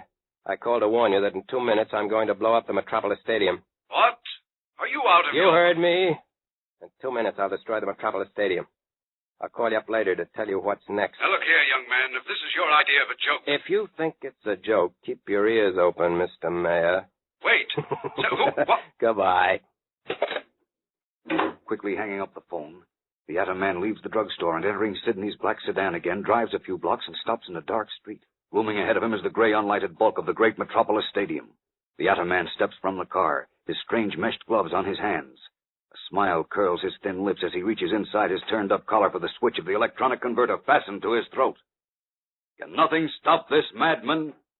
Fellows and girls, don't miss Monday's tense, exciting episode when amazing things take place. Tune in, same time, same station, to follow the adventures of Superman. Faster than a speeding bullet. More powerful than a locomotive. Able to leap tall buildings at a single bound. Look, up in the sky. It's a bird. It's a plane. It's Superman. Fellows and girls, be sure to follow the adventures of Superman. Brought to you every day, Monday through Friday, same time, same station, by the grand old Kellogg Company of Battle Creek. And for other thrilling adventures of Superman, see your local newspaper. Superman is also a copyrighted feature appearing in Superman DC publication. Kellogg's Pep, the super delicious cereal, presents The Adventures of Superman. Faster than a speeding bullet. More powerful than a locomotive. Able to leap tall buildings at a single bound. Look, up in the sky. It's a bird. It's a plane. It's Superman. Helpless in the presence of Henry Miller, in whose veins flows the deadly kryptonite which enables him to generate atomic power, Clark Kent, whom Miller knows to be Superman, was being slowly starved to death in a secret cellar. Miller, however, who plans to conquer the world for beaten Germany, became alarmed by a report that American scientists were creating a defense against atomic energy. After eliminating Sidney, his henchman, he departed to attack Metropolis, leaving Kent too weak to escape from his concrete prison. Late that night, a terrific explosion shook the terrified city, and news spread swiftly that the huge stadium, the largest in the world, had been mysteriously destroyed. As all available fire and police equipment was rushed to the scene of the disaster, now only a vast smoking crater, Elbridge Thomas, the mayor of Metropolis, has just returned to his home with Police Inspector Henderson. The two are in the mayor's study. Listen. There isn't a particle of the stadium left, Inspector. Not a square inch. How did this atom man do it? Well, we're not sure that he did do it, Mr. Mayor. Well, of course he did. Didn't he call me just before midnight and tell me he was going to destroy the stadium in 2 minutes? Wasn't more than 2 minutes after that the first explosion threw me out of bed. Yes, I know that. Now, but... don't tell me again that the big gas main might have done it. Runs under Front Street, just north of the stadium, and it wasn't touched. Yes, I know. And neither your men nor the fire department nor anyone else has been able to find trace of bombs or mines. Besides, no ordinary explosive could have obliterated that huge place so completely. As if an earthquake swallowed it, or an atomic bomb. Oh, now, let's not lose our heads, sir. We know it wasn't an earthquake. As for atomic bombs, well, that's out of the question. The atom bomb's the most carefully guarded secret in the world. He might have got a hold of one somehow. Inspector, you've got to find him. He said the stadium was only the beginning, that he was going to destroy the entire city, piece by piece. Well, how are we going to find him? We don't know who he is or even what he looks like. Our only hope is that he'll telephone you again tonight as he said he would. And if he does, we can trace the call. I've got men at the telephone exchanges and squads waiting at all parts of the city so we can cover any position quickly. Now, if he was clever enough to do what he did tonight, I'm afraid he's too clever to be caught that way. Look, you said the Daily Planet had mentioned something to you about an atom man. Yes, but there's nothing to it. One of their reporters, Clark Kent, had some wild idea that Teufel, the Nazi scientist who was killed by lightning a couple of weeks ago, was able to create a human atom man. He told you that? Yes, but Kent is always getting some fantastic idea or other. Incidentally, he's been missing for 4 days now. I wonder whether this has any connection with it. May have something there. Just possible that Kent was put out of the way before this happened. I suggest you contact Perry White at once. Oh, we've been looking for him and for Jim Olsen and Miss Lane for the past 2 hours. But they're out somewhere hunting for Kent. So I left orders to bring one and all of them here just as soon as they're found. Good. Maybe. Come in. The governor's on the wire, Mr. Mayor. Wants to know if there's any further information about the explosion tonight. Tell him not yet, Harris, and apologize for my not being able to talk to him now. I'm expecting a very important call on my private phone. Yes, sir. What shall I say to the newspaper reporters? There are about 20 of them waiting for you. Tell them I'll issue a statement as soon as possible when we've completed our investigation. There's nothing else I can say to them now. Yes, sir. Papers are driving me crazy, but I don't dare tell them about the atom man. Cause a panic in the city. Inspector, we've got to do something. Why doesn't that fellow call up again? At least there might be a chance of tracing him. Well, if there is, we'll grab at it. Who is he? How did he destroy the stadium? What's he after? Heaven only knows. Now, you'd better sit down and take it easy. Take it easy. With the papers on my neck, the people in a panic, the governor in Washington demanding an explanation, and this atom man threatening to destroy the city. I tell you, Inspector, I'm scared. Oh, now what? Come in. Mr. Perry White, editor of the Daily Planet, is here to see Inspector Henderson. Oh, good. Send him right in, please. Yes, right in here. Come on, Olson. Oh, good evening, Mr. Mayor. Or I guess it's good morning. Hello, Perry. Hello, Mr. White. Jim? Hi, Inspector. I understand you wanted to see us, Inspector. Yes, I did. By the way, Mr. Mayor, this is Jim Olson, one of my reporters. Oh, pleased to meet you, Mr. Mayor. How are you? Look, Perry, what do you know about the atom man? The atom man? Oh, you mean Henry Miller? Henry Miller? Who is he? He's the atom man. What? Now, wait a minute. Now, look here, Olson. But he is. Mr. Kent said so. Kent said that? Yes, and what's more... Good heavens, I didn't hear anything about that, Inspector. No, don't pay any attention to him, Mr. Mayor. You be quiet, Olson. But they asked me... Never mind what they asked you. Just a minute, Perry. This Miller, who is he? Oh, he's a young Nazi, apparently, who was working with Teufel. Talked himself into a job as a reporter on my paper. And he disappeared, just the way Mr. Kent did. Inspector, are you looking for him? Of course, but we haven't had any luck. Good heavens. Kent and Olson are right, and this fellow does have the secret of atomic power. Ridiculous. That would explain what happened at the stadium tonight. What do you mean? Olson, I told you to... Hold on. What'd you say about the stadium, Mr. Mayor? Well, I received a phone call that... No, I can't tell you about it. Now, wait a minute. I think you should. Mr. White and Jim know Miller. And if he is the one who calls himself the Atom Man, and if he phones again, they'll be able to identify his voice. I don't get it. You're right, Inspector. Perry, I want your word of honor that what I tell you now won't be repeated or printed until I give my permission. That goes for you too, young man. Huh? Oh, sure, but what is it? Well, just before midnight, I received a phone call on my private wire from a man who said he was the Atom Man. Leaps. He warned me that in 2 minutes he was going to destroy the Metropolis Stadium. And not more than 2 minutes after he hung up, that stadium was destroyed. Leap and listen. That isn't all. He said he'd call me again tonight and tell me what he was going to destroy next. Boy, that's incredible. I'll bet it was Miller. He's a dirty Nazi and an Atom Man. That would explain how every inch of that big stadium could have been wiped out. Besides... That might be him now. Wait a minute. Don't answer yet. Mr. White, Jim, come over here closer to the phone. Hold that receiver away from your ear, Mr. Mayor, so we can hear his voice. All right. If it is Miller, your men will be trying to trace the call, won't they? Yes, there's a man in the basement now tapped in on your private wire. He's already flashed a word to every exchange in the city that there's a call coming in. Now just try to keep him talking as long as possible. Stall him all that you can. Okay, answer. Well, here goes. Hello? This Mayor Thomas? Yes, who's calling? This is the Atom Man. It's him, Miller. Quiet, will you? Go ahead, keep him talking. Who did you say? You heard me. I said I'm the Atom Man. I kept my promise about the stadium, didn't I? Now listen to me while I tell you what's going to happen next. Before the new day dawns, you will be responsible for a terrible... Tensely, Perry White, Inspector Henderson, and Jimmy Olsen lean over the mayor's shoulder to hear what Henry Miller, the Atom Man, is about to say. We'll return in a moment to find out what it is. But first, let's stand by for a word from Dan McCullough. You know, gang, I'll bet you'd have a hard time if someone asked you to pick out your favorite comic button from the new series that now comes in packages of Kellogg's Pep. Maybe you'd say Smokey Stover is the funniest with his wide, toothless grin and his crazy fireman's cap. And you like K.O. because, well, he's a kind of tough-looking character with his oversized black derby hat. But Superman would probably get the most votes because he's so doggone handsome with his red cape flying in the wind. Of course, no matter which is your favorite, you'll want to collect all 18 different buttons.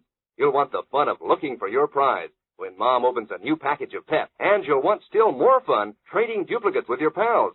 And you wouldn't want to miss the thrill of wearing your buttons pinned on your jacket or dress or cap so that everybody can see how many you've collected. So how about asking Mom right now to be sure to get you some of that super delicious whole wheat flake cereal, Kellogg's Pep.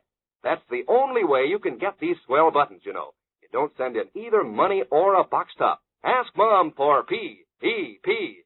Pep, made by Kellogg's of Battle Creek. Now back to the adventures of Superman. In the study of Mayor Thomas's home, Editor Perry White, Police Inspector Henderson, and Jimmy Olsen leaned tensely over the mayor's shoulder to hear the voice of Henry Miller, the Atom Man, at the other end of the wire. Now get this, Mr. Mayor. Something much worse than what happened to the stadium is going to take place. Unless you do as I say. Oh, it's Miller, all Will right. you be quiet, Olsen? Well, what about the stadium? And who did you say this was? Quit stalling. I know you're trying to trace this call, No, but it won't do you any good. Now, this is going to be short and sweet. Listen. First, I want you to haul down your dirty American flag from City Hall and raise the German swastika. What? Why that quiet? Yes. I want to see the swastika over the City Hall when the sun rises. If it's there, I'll call and tell you what to do next. But if it isn't there, everyone in Metropolis will die tomorrow night. If you don't want every man, woman, and child in your city to drown like a rat, you'll do what I say. Goodbye. No, wait. Hello. Listen. Hello. He hung up. God, are you sure that was Miller? Oh, sure it was. Yes. All right, now we know who he is and what he looks like. Now, if the call was traced, well, that must be headquarters. Let me take it, please. Inspector Henderson speaking. Now, this is Healy, Inspector. Yes, Healy, did you trace that call? Yes, sir. It came from a pay booth in Central Station. Oh, there'll be a mob there even at this time of night. But hold everyone, Healy. Don't let a soul out of that station until I get there. Hurry. Okay. Come on, Mr. White. You too, Jim. Wait, Inspector. What are you going to do? Now, Miller called from the Central Station. We've got to get him. I'll let you know what happens. Come on, Mr. White. Jim, let's go. Followed by Perry White and Jimmy Olsen, Inspector Henderson rushes from the mayor's house. None of them aware that the Atom Man has changed his appearance since he left the Daily Planet. Only Clark Kent knows that, but Kent at this moment is 55 miles away, a prisoner with 2 dead men, Sidney and his servant Gito, in the secret concrete cellar under the garage of Sidney's country house. Weakened by Miller's atomic power and starvation, Kent still feebly throws himself against the thick walls in a hopeless attempt to break through.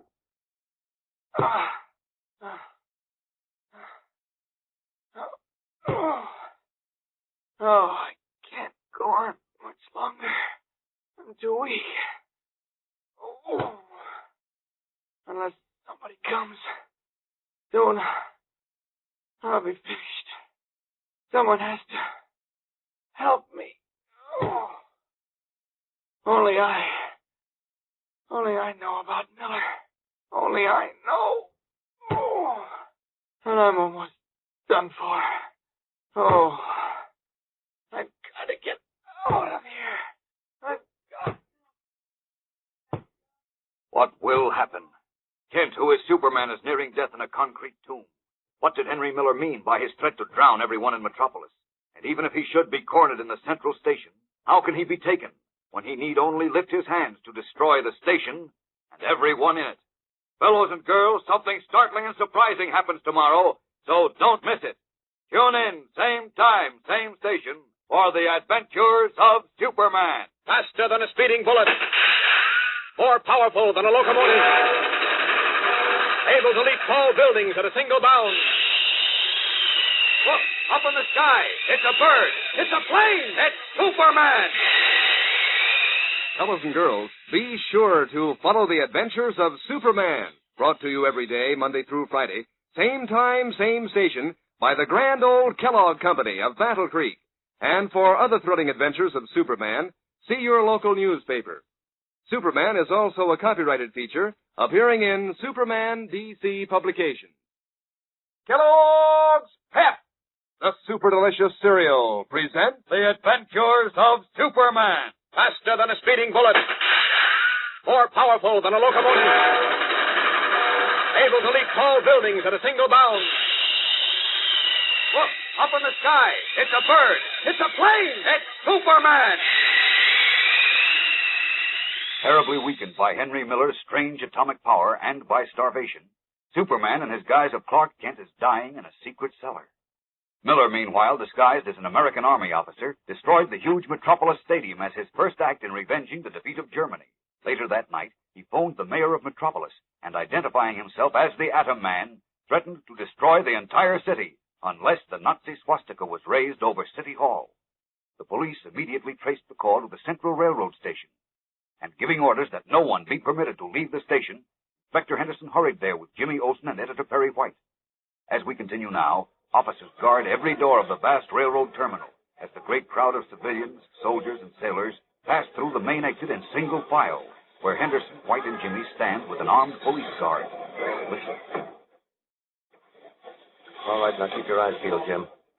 You and Mr. White are the only ones who know Miller, so I'm depending on you to spot him. We'll spot him, all right. Dirty Nazi. Won't we, Mr. White? Well, if he's here, we will. He might have gotten away before the police arrived. That's possible, don't you think, Inspector? Yes, it's possible, of course, but I doubt it. He made his call from a phone booth on the balcony, and my men were here 2 minutes after he hung up. Maybe we'd be lucky if he did get away. What are you talking about, Olson? Well, he's the Atom Man. And... Hey, not so loud, Jim. We don't want that to get around. Okay. Golly, if we corner him, all he has to do is shoot that green lightning out of his hands. His atomic power, and he'd blow us in this station to smithereens. Poppycock. Yeah, never mind about that now. Just keep looking for him. And don't worry about his blowing us up if we corner him, Jim. Just point him out to me. I'll do the rest. I'm looking. Looking at everybody coming through. Jeepers. What's the matter, Jim? Look, over there. That what? In the Army captain's uniform. It's Miller? I think so. Wait a minute. Healy! Ross! Grab that Army captain. Oh, Godfrey, I think it is, but... No, it's not. Well, make up your mind. Is it or isn't it? Jim, is it? No, I was wrong. Miller has light hair, the color of straw. That fellow's hair is dark. All right. Never mind, Healy. Let him go. For a minute there, I was sure it was Miller. You know, Inspector... What? It just occurred to me, Miller must know that you're looking for him. It's been in all the papers. Yeah? Well, maybe he's walking around disguised. Gosh, I never thought of that. Well, it could be. But you fellows know him. Yeah, but if he's disguised, how could we recognize him? Well, it's a real art to disguise yourself so perfectly that you can fool people who know you. So let's hope Miller's no expert. Now, just keep looking. We've got to find him. Don't forget what he threatened to do. We're all in danger. For another long hour, our friends stand at the exit gate, studying the seemingly endless parade of faces moving by. Finally, the crowd passes through. The vast railroad terminal is practically empty, save for officials and police officers. Disappointed, Inspector Henderson, Perry White, and Jimmy Olsen enter a police car and are driven swiftly back to Mayor Thomas's house, just as dawn breaks over the city. In his study, his face haggard with worry, the mayor greets them. Well, Inspector, did you get him? No, sir. No, he got away. Oh, I was afraid you would. Now what'll we do? He told me if the swastika is flying over City Hall when the sun rises, he'll destroy Metropolis. Yeah, I know. Jeepers, the sun will be up in a few minutes. Now, look, Mayor, it's one thing to say that you're going to destroy Metropolis and another thing to be able to do it. It's no use trying to ignore the facts, Perry. We face a terrible situation. Now, don't tell me that you believe that nonsense about Miller being an atom man. Well, frankly, I don't know what to believe. Nelson of the fire department and 2 FBI investigators were just here. Oh? Now, what did they say? They just come from the scene of the explosion. Worked there all night. They weren't able to find any evidence of bombs or mines or any usual forms of explosives had been used. Mm-hmm. I told you, Miller did it with his atomic power. Olsen. But, Chief, if he didn't use bombs or mines, how else could he? That's for someone with more sense than you to figure out. And unless you can keep your oversized mouth shut, you're going out of here on your Now, ear. please, gentlemen, this is no time for quarreling. The atom man is still at large. Said he'd call me again if the swastika wasn't flying over the City Hall by sunrise. And since it won't be... You bet it won't. Well, we've got to prepare ourselves. Prepare ourselves for what? Personally, I think he's bluffing. Well, he wasn't bluffing about destroying the stadium, Mr. White. There's a difference between a stadium and a city, Inspector. I'll grant that he may have some new explosive, but you can't make me believe that a human being can generate atomic power with his own body. Oh, that may be Miller now. Are your men ready to trace the call, Inspector? Yes, of course. Now, if it is the atom man, keep him talking just as long as you can. I know. I'll hold the receiver away so you can all hear. Hello? This is the atom man. What? Who did you say? Quit stalling. Traced my last call and couldn't find me. Take my advice and don't try it again. What do you mean? You know what I mean. Tell young Olsen he's lucky he changed his mind about the Army captain.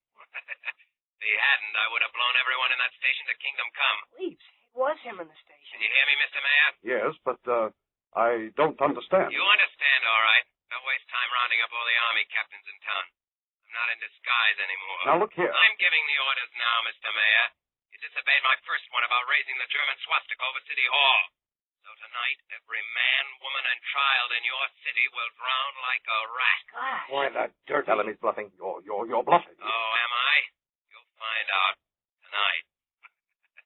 You haven't a chance. Nobody can save you. Not even Superman. Gosh. Keep him talking. Well, what did you say about Superman? I said he can't save you. Because he's dying. Superman I dying? don't believe. Do you expect me to believe that? Take my word for it. Or better yet, ask Clark Kent. Kent? Or ask Sidney. He got in my way, too. Sidney? Sure. Ask Kent and Sidney. They can tell you anything you want to know about me. Well, that'll be all, Your Honor. So long. And don't forget your water wings tonight. Wait, listen. Hello. He hung up. Gosh, what did he mean about Superman dying? He's crazy. He's out of his mind. Well, wait a minute, I'll take it. It's headquarters on Miller's call. Henderson speaking. Healy, Inspector, on that call. Yes, Healy. Did you trace it? Yes, sir. Good. Where'd it come from? The pay station at Oak and 39th. Radioed the patrol car nearest there and sent it right out. Good. I'll hop right over. Call the car again, Healy, and tell them not to take any chances. Shoot to kill on sight. The man is a maniac. Yes, sir. Well, they traced the call. I'm going out there right now. I'll call you back, Mr. Mayor. Right. Good luck. Oh, wait, Inspector. Miller said something about Mr. Kent. Now, there's no time for Kent now, Jim. Later on. But Kent may be able to help us. He knew about Miller, and he was investigating Sidney, the fellow Miller mentioned. Now, look, Mr. White. I hate to say this, but the chances are, from what Miller just said, that Kent and Sidney got in his way. They probably found out something about him, and, well, he finished them off. What? Finished Kent? Oh, no. I'm afraid so. Well, I'll see you all later. Later, my eye. Come on, Jim. Huh? Where? Where to look for Kent, of course. We're going to that fellow Sidney's house. I'll get to the bottom of this if it kills me. Grimly, Perry White and Jimmy Olsen leave the mayor's house to follow the atom man's own boastful clue to Clark Kent. Will they find him in the secret cellar beneath Sidney's garage? We'll return in a moment to find out. But right now, here's Dan McCullough to tell you something mighty interesting. You know, my young pal Eddie walked right by me yesterday and didn't even speak. I couldn't figure out what was the matter with him, so I called, "Hey, Eddie, what's up?" And he looked so surprised, why, he hadn't even seen me. You see, he was on his way over to Pee-wee's house to trade a duplicate comic button he'd just got from a package of Kellogg's Pep for a duplicate button Pee-wee had. And he was so wrapped up in thinking about how swell it would be to add another to his collection that, well, he just wasn't paying any attention to anything else. I guess all you fellows and girls get that excited when you get a new comic button for your collection, because they're so doggone good looking. Bright red and black and blue on gleaming white enamel. Really looks smart pinned on your jacket or dress or cap. And aren't you glad they're so easy to get? Why, you don't send in a single penny, not even a box top. All you do is to ask Mom to get you some of that super delicious whole wheat flake cereal, Kellogg's Pep. Inside every package, there's an exclusive prize. One of these nifty new comic buttons or a military insignia or warplane button. It's your prize, gang, from P.E.P. Pep, made by Kellogg's of Battle Creek. Now back to the adventures of Superman. Picking up Clark Kent's friend, Private Detective Candy Myers, Perry White and Jimmy Olsen drove to Sidney's house in the country, where in a secret thick-walled cellar beneath the garage, Clark Kent is near death from the effects of Miller's atomic power and starvation. As we continue now, early in the morning, our three friends have vainly searched the dead Sidney's empty house. Candy Myers has stopped to telephone Metropolis, as White and Jimmy, deeply discouraged, walk across the lawn to their car. Well, that's that, Jim. Yeah, guess so. I was sure we were going to find Mr. Kent. Well, I hate to admit it, but Inspector Henderson was probably right. Kent and Sidney were probably both finished by Miller. Gosh, I don't want to believe it, but...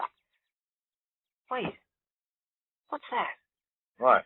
I hear a kind of thumping noise. Yes. Yeah, it seems to be coming from the garage. But the garage is empty. We checked it. It's not empty now. Come on, let's take a look. Okay. Where's that thumping coming from? Coming from below us. Oh, how could it? The garage is set away from the house. There's no cellar or anything under it. Oh. Strange, Jim. Very strange. I wonder what's causing that noise. Puzzled, Perry White and Jimmy Olsen stand in the garage, unaware that Clark Kent, who is Superman, is immediately below them, hurling himself weakly against the thick concrete walls, calling to them through dry, thirst-parched lips. Jim. Chief. I'm right here. Under the garage. There's a secret panel in the floor. Don't go away. No. You've got to help me. You've got to. Jim. Chief. I'm right here. Help me. Help me. Desperately, Kent calls again and again to his puzzled friends, but his once powerful voice is weak and unheard. What will happen? Will they discover the secret basement in time to rescue Kent? In time to stop the Atom Man who has doomed all of Metropolis? Don't miss tomorrow's thrilling episode, fellows and girls. Tune in, same time, same station, to hear the adventures of Superman. Faster than a speeding bullet. More powerful than a locomotive. Able to leap tall buildings at a single bound. Look, up in the sky. It's a bird. It's a plane. It's Superman. Fellows and girls, be sure to follow the adventures of Superman. Brought to you every day, Monday through Friday. Same time, same station, by the grand old Kellogg Company of Battle Creek. And for other thrilling adventures of Superman, see your local newspaper. Superman is also a copyrighted feature appearing in Superman DC publications. Kellogg's Pep, the super delicious cereal, presents The Adventures of Superman. Faster than a speeding bullet. More powerful than a locomotive. Able to leap tall buildings at a single bound. Look, up in the sky. It's a bird. It's a plane. It's Superman. Weakened by Henry Miller's atomic power, Superman, in his guise of Clark Kent, is dying of thirst and starvation in a secret cellar under the garage of a country house owned by the late Sidney, Miller's henchman. Meanwhile, as his first step in avenging the defeat of Germany, Miller, the Atom Man, destroyed the huge Metropolis Stadium, then phoned Mayor Thomas, threatening to destroy the rest of the city that night in a last desperate effort to locate Clark Kent Editor Perry White, Jimmy Olsen, and Private Detective Candy Myers hurried to Sidney's country house, only to find it empty. But as White and Jimmy were leaving the house, they heard faint thumping sounds coming from the garage. As we continue now, they are in the garage, unaware that Kent is imprisoned beneath their very feet, trying desperately to attract their attention by pounding his weakened body against a concrete trapdoor. Listen. Well, where's that noise coming from, Mr. White? Seems to be coming from under the floor. Yeah, it does. You think maybe there's a basement or something under the garage? I doubt it. Why would anyone build a basement under a garage? Anyway, there are no steps. The noise stopped. I wonder if... Oh, of course. Are we dumb? Oh, what do you mean? It's the heating system. The heating system? Sure, the steam heat coming up in the pipes. Sounds like that when it builds up. See? These pipes along the wall heat the garage. They come from under the floor. Lead from the house. Yeah. They're getting hot now. Yeah, but the house is empty. Nobody's here. Who's making steam?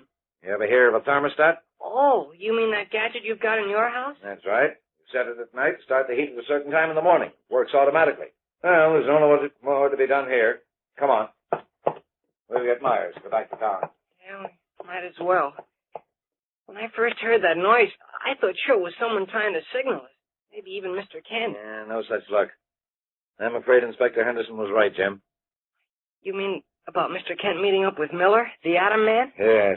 Kent probably found out too much about Miller, and well, you know the rest. Oh, golly, I hope not. Yeah, here's the car. Where's Myers? I guess he's still in the house. Oh, what for? We went through it from attic to basement. Couldn't find anything. Well, he said he wanted to call his office. He sent a man over to check on Sidney's apartment before we left. I'm afraid that'll be a wild goose chase, too. Well, come on. We'll get Myers and start for home. I'd like to know if Inspector Henderson had any luck tracing Miller. Well, if he didn't, it's going to be just too bad for us tonight. Miller said... I know what he said. Oh, open the door. It's unlocked. Okay. Oh, Myers! Myers, where are you? Oh, now what happened to him? Close the door, Olsen. Hey, Candy! Okay, Jim, I'm coming. Well, what are you wasting time here for? Come on, let's get back to Metropolis. Might as well. Sure drew a blank here. Oh, did your man find anything at Sidney's apartment, Candy? No soap there either. The apartment's empty, and the doorman and the elevator boys say they haven't seen our fat friend for a week. Well, come on. I want to find out if Inspector Henderson had any luck. He didn't. I checked. Miller called up from a cheap hotel on Grand Street, but he was gone by the time the tops got there. Oh. Cheapers. Then he's still loose, and tonight... Will you stop talking about tonight? But he said... He said. If you don't stop repeating that, I don't know what I'll do. Now, come on, both of you. Yeah, let's go, Jim. This clue is a false alarm. Afraid it's all up with poor Kent. Yeah, with us too, tonight. Olsen, for the last time, will you... What's that? Sounds like a buzzer. It is a buzzer. Maybe somebody's at the door. Wait a minute. No, nobody out here. Oh, maybe it's the back door. Could be. Come on. We'll go see. Okay, we're coming. I didn't hear anyone drive up. No, neither did I. Some guy's in an awful hurry. Here, through the kitchen. How do you like that? Nobody out here either. Well, that's funny. Maybe it's the phone. Some people muffle the bell. This one isn't muffled. I had my office call me back before after they checked with headquarters. And the phone rang. Well, then what is it? I don't know. I'm going to find out. Something screwy here. Wait a minute. Seems to be coming from the pantry. Yeah, it does. Fine detective you are, Myers. I can tell you what it is. Yeah, what? There's a buzzer under the rug in the dining room to call the servants in the kitchen. One of us must have stepped on it and it got caught. Oh, sure, that's it. Yeah, I guess so. Yeah, it's behind this stack of dishes. Look at this. What? Where? Jeepers, it's a funny kind of telephone. That's a house phone. I've got one in my place. Wait. There's nobody in the house but us. And it's buzzing. Now you're catching on, Mr. White. Well, then how? Oh, gee, was answering, Candy. That's just what I'm going to do, chum. Something's wacky here. Hello? Nobody answers. Hello? Candy. Help. Huh? Candy. This is Kent. Kent. Jumping to mine. Mr. Kent. Where is he? What's the... Wait, you guys. I can't hear. Help. Kent. Hurry. Candy. I... Where are you, Kent? Where are you? In garage. What garage? Sleeps. Quiet, Jim. Go on, Kent. Tell me, what garage? Right here. Sydney garage. You're in Sidney's garage. Well, he can't be. It's empty. We can see it from here. Yes. Now, look, Kent.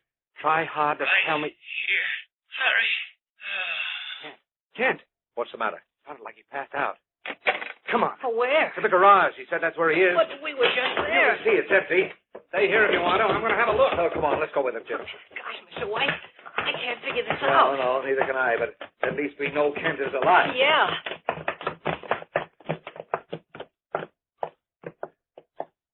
Well, where is he?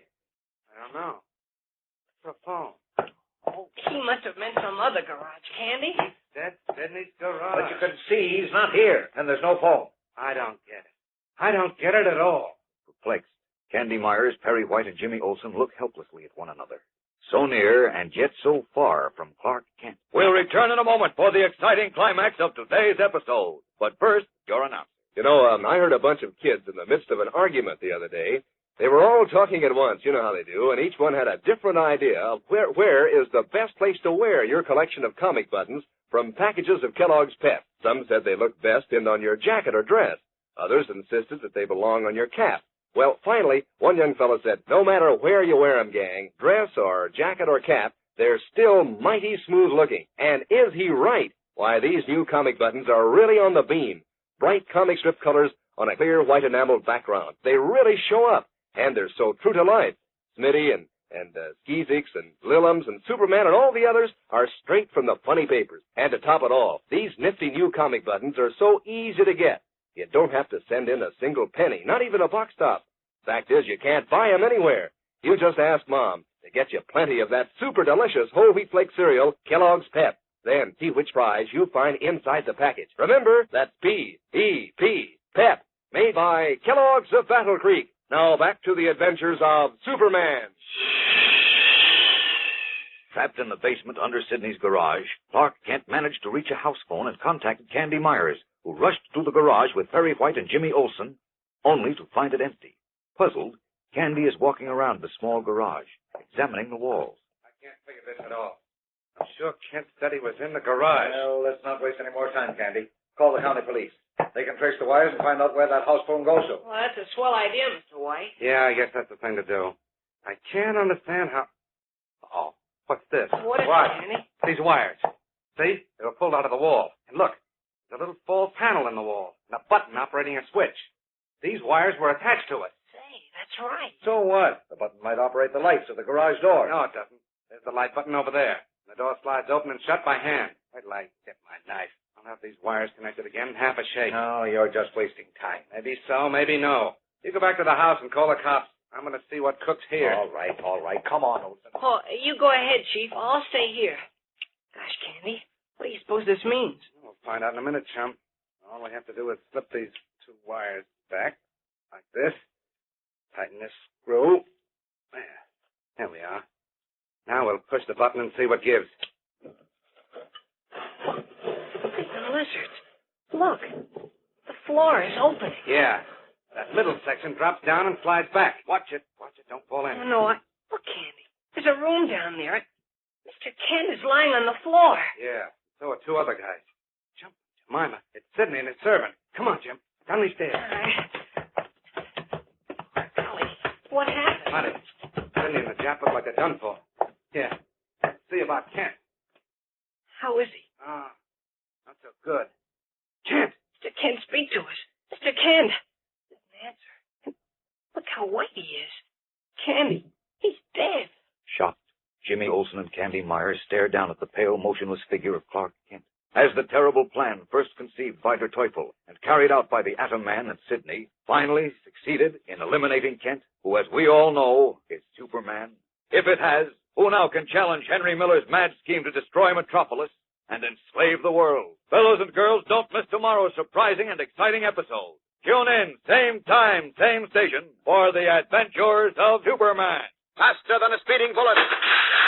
More powerful than a locomotive. Able to leap tall buildings at a single bound. Look, up in the sky. It's a bird. It's a plane. It's Superman. Fellows and girls, be sure to follow the adventures of Superman. Brought to you every day, Monday through Friday. Same time, same station, by the grand old Kellogg Company of Battle Creek.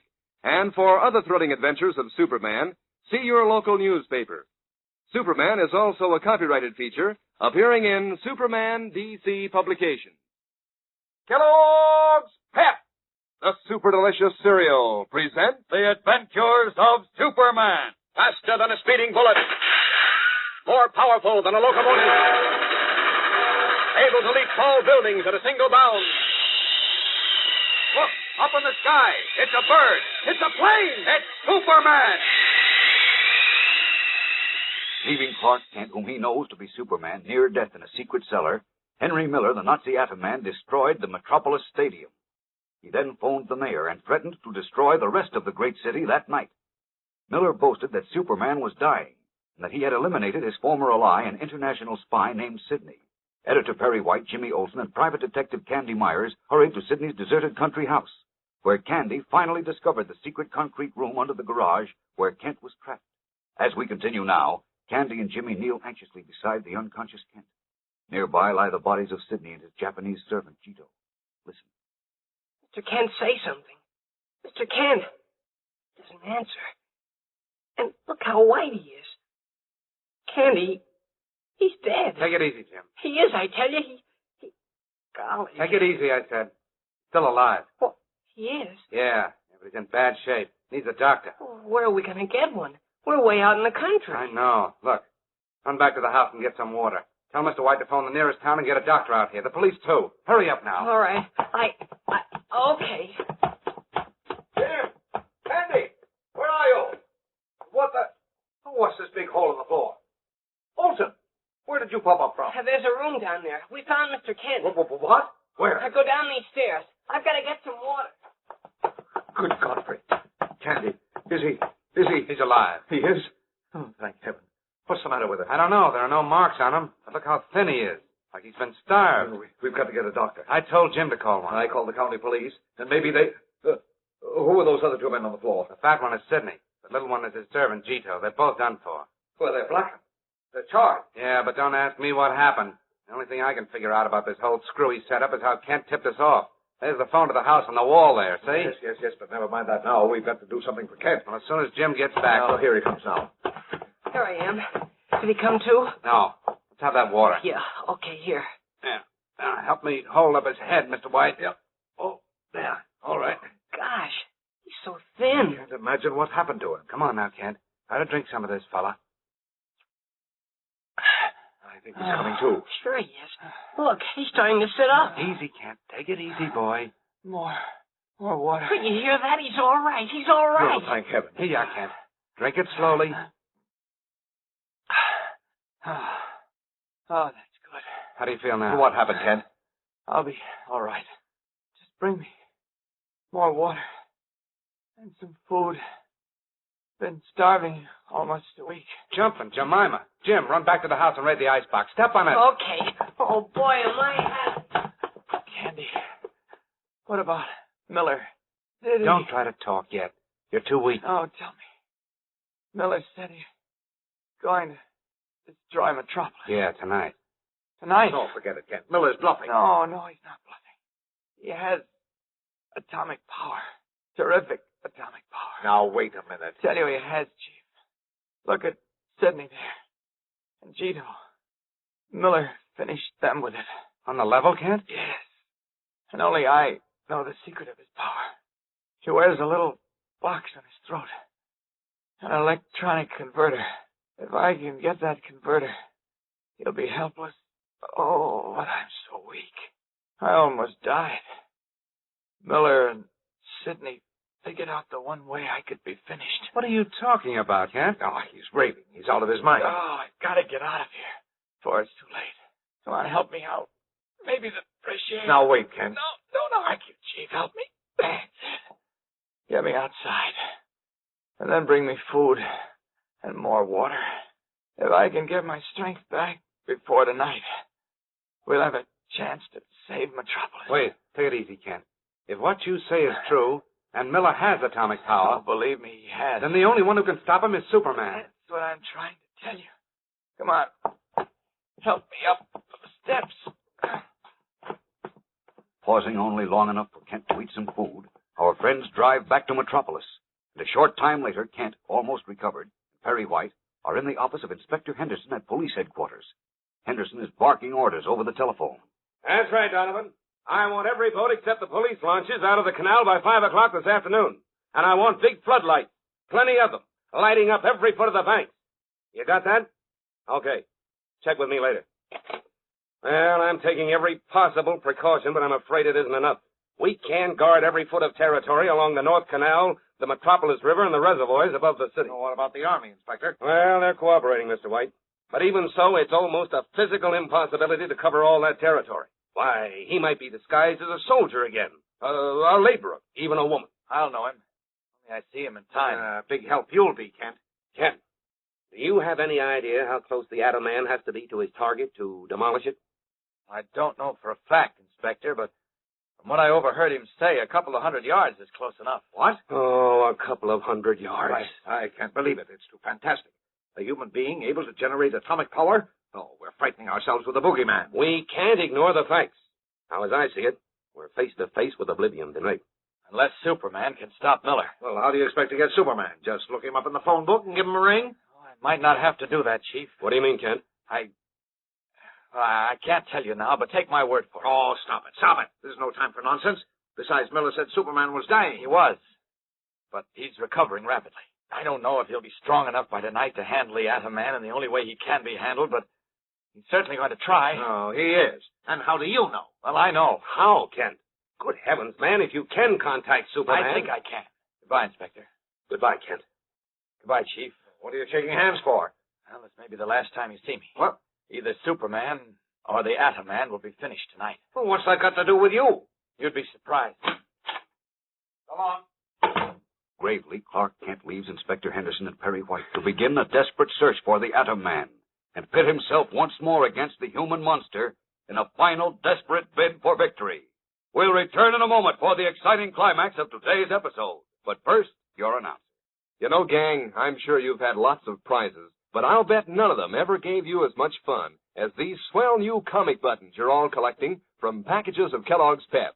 First off, it's mighty exciting to see which button is inside every time Mom opens a new package of Pep. If it's one you don't have yet, maybe Herbie or Winnie Winkle or Superman himself, well, that's a real thrill. And if it's a duplicate, then it's even more fun to trade with your pals. These characters are straight from the funny papers, you know, and they're done up in full comic strip colors. So you'll want to collect all 18 different buttons. Just ask Mom to get you some of that super delicious whole wheat flake cereal, Kellogg's Pep. You don't send in any money, not even a box top. You just look inside the Pep package, and there you are, a brilliant new comic button, or a military insignia or warplane button. It's your prize from P.E.P. Pep, made by Kellogg's of Battle Creek. Now back to the adventures of Superman. Twilight is falling over Metropolis, along the North Canal which links the Metropolis River with the bay, and along the 21 miles of river itself, police and army personnel are on guard. Giant searchlights sweep the water and its banks, from which mystified civilians have been barred. High in the darkening sky, unseen to all below, Superman hovers, his keen eyes searching. Meanwhile, on one of the many highways climbing the hills to the north of the city, Henry Miller, the Atom Man, wearing cheap clothes, a checked cap, and dark glasses, rides in the front seat of a small delivery truck beside the driver. Oh, you just got out of the Navy, huh? That's right. And am I glad to be home? Sure, I know how you feel. I was in the Army for 3 years myself. Hey, wonder what's going on in Metropolis tonight. Look at all those searchlights down there. I guess they're looking for me. For you. Sure. Give me a welcome home party. Say, that's pretty good. How far did you say you were going? I'll be getting off pretty soon now. Say, that's a big reservoir up in the hills there, isn't it? Biggest in the state. Holds about 100 million gallons. What would happen if all that water spilled down the hill into Metropolis? There just wouldn't be any Metropolis left, buddy. But don't worry, it can't happen. Why not? On account of the big concrete dam holding it in, that's why. But suppose the dam was exploded. Are you kidding? That dam's guarded all the time. Besides, who'd want to explode it? War's over. That's what you think. What do you mean, I think? I know. Okay, have your way. You can drop me anywhere along here. Right. Thanks for the ride. So long. So long. Don't go blowing up that reservoir dam now. That's funny. That's exactly what I'm going to do in a very few minutes. And that will be the end of Metropolis. Leaving the road, the Atom Man slips into the dark woods and begins working his way toward the huge reservoir, poised like a giant basin above Metropolis. Can anyone or anything stop him now? Twice even Superman was defeated and almost annihilated by the man in whose blood runs the deadly atomic energy of kryptonite. But in tomorrow's episode, the Man of Steel makes what may be his last and most desperate challenge. So don't fail to be with us then. Same time, same station, for the final battle to the death between these two mighty foes. Tune in and follow the adventures of Superman. Faster than a speeding bullet. More powerful than a locomotive. Able to leap tall buildings at a single bound. Look, up in the sky. It's a bird. It's a plane. It's Superman. Fellows and girls, be sure to follow the adventures of Superman. Brought to you every day, Monday through Friday. Same time, same station, by the grand old Kellogg Company of Battle Creek. And for other thrilling adventures of Superman, see your local newspaper. Superman is also a copyrighted feature appearing in Superman DC publication. Kellogg's Pep, the super delicious cereal, present the adventures of Superman. Faster than a speeding bullet. More powerful than a locomotive. Able to leap tall buildings at a single bound. Look, up in the sky. It's a bird. It's a plane. It's Superman. This is the night Henry Miller, the Nazi Atom Man, threatened to destroy every man, woman, and child in Metropolis by drowning. While all police authorities, aided by the Army, guard every inch of the city's waterways, and Superman hovers high in the heavens, searching for the deadly foe who has twice brought him close to death, Miller, unseen by anyone, is slipping through the dark woods in the hills above Metropolis, bent on shattering the dam holding back the water in the city's gigantic billion-gallon reservoir and engulfing Metropolis. It's almost 8 o'clock, and the citizens, unaware of the fate hanging over their heads, are mystified by the great searchlights sweeping the river and canal and the multitude of grim, armed men who patrol the banks. In Perry White's office at the Daily Planet, the gray-haired editor, Jimmy Olsen, and Lois Lane are tense with nervous excitement. Listen. What time does it get to be night, Miss Lane? What time? Yeah, what hour? I don't exactly know, Jim. When it gets dark, of course. Why? Oh, the Atom Man said when it's night. He said. He's going to drown all of us like rats. And it's dark out now, Oh, so... Jim, stop it. But he said he... Will you quit that he said business? For the last 24 hours, all I've heard is he said. But We know what he said, so stop repeating it. And anyway, I don't believe it. You don't? No. Police and the Army are guarding every foot of the canal and the river. And the reservoirs, too. Even if Miller has some kind of atomic power, he won't be able to get close enough to use it. He'll be shot. But what if he's disguised? Nobody will know him. Everyone has been barred from the vicinity of the canal and the river. They've been told on the radio and in the papers that anyone disobeying the order will be shot on sight. So if Miller shows his Nazi face, he'll be taken care of in a hurry. But he doesn't have to get close. Mr. Kent says he can shoot his atomic power from a couple of 100 yards away. Good heavens. No, it's Mr. Kent says. Confound it, Olsen, if we live through this night, I'm going to have Poco fried you in oil and serve you up for breakfast as a pancake. I mean a pancake. Jim would be an awfully stringy pancake. We won't be having any breakfast tomorrow. Oh, why won't we? Because we'll all be... We won't be anything of the kind. If you think so, you freckle-faced crepe hanger, what are you hanging around here for? Why don't you get on the train and go where you'll be safe? Well, nothing doing. You and Miss Lane are staying here, and everyone else, well, so am I. I'm not running away from any dirty Nazi. That's the way to talk, Jim. Oh, of course, Jimmy boy. That's the way we all feel. We've been together a long time, and if this is the end, though mind you, I don't believe it, we'll see it through together. Of course we will, Chief. You bet. The four of us. Where's Kent? Well, I don't know. I haven't seen him all afternoon. Oh, he's probably hiding under his bed. Now, that's not true, Miss Lane. Kent's as brave as you are. Why, I'll bet he's out looking for the Atom Man right now. Nor on a plane headed for California. He is not. Didn't he find out about the Atom Man in the first place and risk his life going to Sidney's house? And besides... Stop it, I both was of you. only kidding, Jim. We're all nervous, and if we can get off our minds on what may happen... Listen, what's that? It's the insurance tower chimes. It's 9 o'clock. Oh, golly. Maybe at any minute. Jim... Now relax, both of you. We never showed the white feather to the Nazis before, and we're not going to do it now. Their nerves on edge, Perry White, Jimmy Olsen, and Lois Lane wait for disaster. Every moment drags like an hour. The smallest sound rings like the crack of doom. Meanwhile, high above the tent city, Superman streaks through the dark sky, his keen eyes searching the river below for the Atom Man. No sign of Miller yet. Oh, if only I knew where he planned to strike. I'd better have another look along the canal. Away!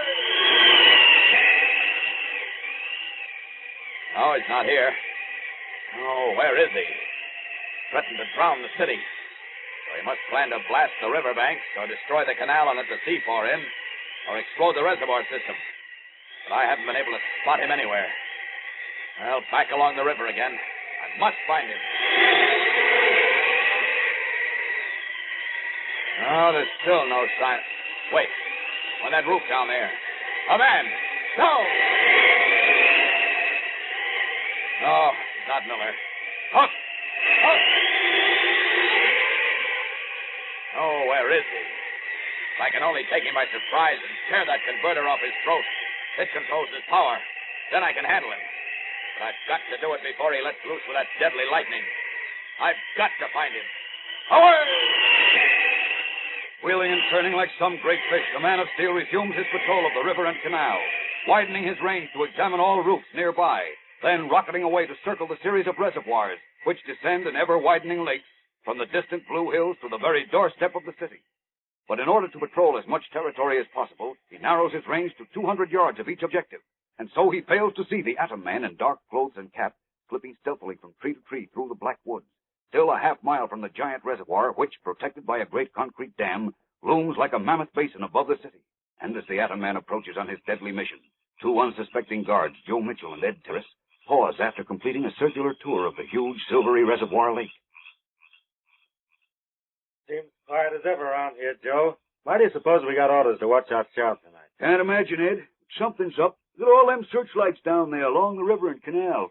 Yeah, just like during the war. When they were expecting an air raid. Now, but the war's over. Of course it is. Ain't no more saboteurs around. We got to watch out for. Well, we got to watch out for somebody. That's what the order said. Somebody who might try to blow up the dam. Nobody better try that. I've got my family down there in Metropolis. My boy and his wife live there, too. Hey, what's that? What? Just saw some lights across the water. There they go again. Where? Oh, yeah. Oh, those are the Army boys signaling to each other. Sam Lawrence told me they're on patrol all the way up to the Blue Hills. Yeah, if you ask me, someone's got the wind up about something that ain't gonna happen. That's what I think, too. What we gotta do as we're told. Should we go round again, Ed? Yeah, might as well. While we're walking and standing still. Now, what's that noise? I don't know. Hey, look, Joe. What in tarnation's that? What? Where? Coming out of the woods. You see? Jerusalem. Looks like lightning. Green lightning. But it can't be. Of course it can't. Lightning don't make that hissing sound. And look, keeps going in a straight line. Yeah. Ed, it's heading for the dam. Dark almighty, look at that hole it's through in the ground. Ed, what is it? I don't know. It's moving up to the dam now. Good Lord, if it hits the dam, that water's gonna pour down and wash Metropolis off the map. Panic-stricken, the two guards watched the strange forked green lightning leap from the dark woods. Like devil's fingers probe its way toward the huge dam, exploding monstrous craters wherever it hits the earth. The Atom Man is about to make good his threat. Where is Superman? We'll return in a moment for the exciting climax of today's episode. But right now, here's Dan McCullough to talk about the collecting of comic buttons. You know, these days when it gets dark so early and you can't play outside, you members of the gang are having more and more time to work on your collection of comic buttons from packages of Kellogg's Pep. You can sort over your buttons and count up how many different ones you've collected and pin them in different arrangements on your dress or jacket or cap. And you can be making plans to trade duplicates with your pals, too. Boy, that's swell fun. You'll want to collect all 18 of them. So ask Mom to get you more of that super delicious whole wheat flake cereal, Kellogg's Pep. That's the only way you can get these slick new buttons. You don't send in any money, not even a box top. Just look inside the Pep package for your prize. One of these exciting new comic buttons or a military insignia or warplane button. That's P-E-P, Pep, made by Kellogg's of Battle Creek. Now back to the adventures of Superman. As the deadly Atom Man, hidden in the dark woods, begins flashing his atomic power toward the giant billion-gallon reservoir above Metropolis, Superman, high in the air a few miles away, hears the first explosion and, veering swiftly, sees the long, jagged green lightning leaping toward the reservoir dam. What? Great Scott! It's Miller in that patch of woods. Down! Down! Rocketing down through the pale moonlight, Superman launches himself at the Atom Man, his hands outstretched like a diver's to snatch the tiny electronic converter strapped to the atomic monster's throat. But when he is almost within grasp of his prey, the Atom Man hears the great swoosh of wind, looks up and sees the Man of Steel plummeting down toward him. Quickly he lifts his strangely meshed hand to direct the fierce atomic lightning at his unswerving foe. Struck like a giant bird on the wing, Superman's rush is halted. He falters, seems to shudder and spin completely about in the air. Wild with fury and triumph, the Atom Man shouts at him. You fool! Haven't you learned that you are helpless against me? I can't fight him this way. Losing my strength again. Up! Up! There. Just got away. Second more and I'd have been done for. All right, let him try to strike me up here. Let him exhaust his power. Uh-oh. He's shooting at the reservoir again. Better get down and draw him away. Down! Plummeting downwards once more, the Man of Steel draws the Atom Man fire, moving and darting like a red and blue meteor as the fierce green lightning stabs at him and stabs again and again, crackling and hissing in the night like 1,000 giant snakes. Keep away, you fool! Keep away! Savagely, the Atom Man hurls his deadly power at his whirling, darting foe. Sometimes the hideous green bolts strike home, and Superman slows and falters, only to swoop out of range barely in time. Up! Up! How will this titanic battle end? Superman is pitting all his great strength and speed against the one force on Earth, which is mightier than he is. The force which twice brought him within the very shadow of death. Can he possibly win this time, when he fights for his very life and for the lives of those he loves? Monday brings the smashing dramatic climax of our story, fellows and girls, and a startling surprise. So don't miss it. Tune in, same time, same station, for the adventures of Superman. Faster than a speeding bullet. More powerful than a locomotive. Able to leap tall buildings at a single bound. Look, up in the sky. It's a bird. It's a plane. It's Superman. Fellows and girls, be sure to follow the adventures of Superman. Brought to you every day, Monday through Friday. Same time, same station, by the grand old Kellogg Company of Battle Creek. And for other thrilling adventures of Superman, see your local newspaper. Superman is also a copyrighted feature appearing in Superman DC publication. Kellogg's Pep, the super delicious cereal, presents The Adventures of Superman. Faster than a speeding bullet. More powerful than a locomotive. Able to leap tall buildings at a single bound. Look, up in the sky. It's a bird. It's a plane. It's Superman.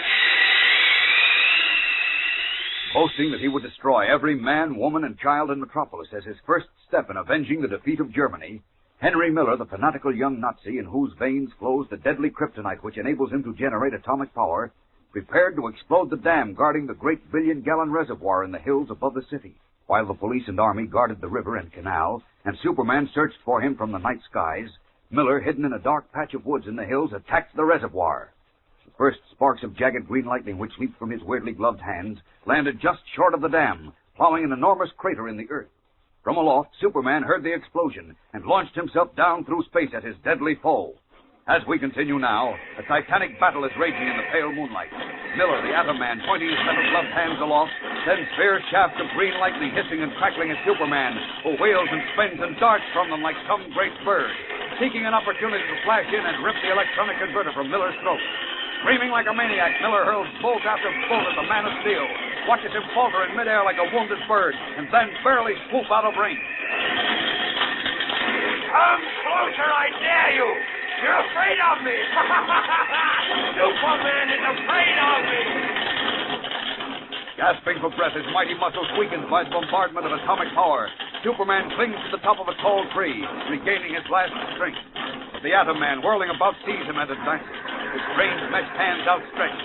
Forks of green lightning rippling from them to pierce and shrivel the trees in his path, to rend and uproot them, and send them crashing to earth with a roar like Jovian thunder.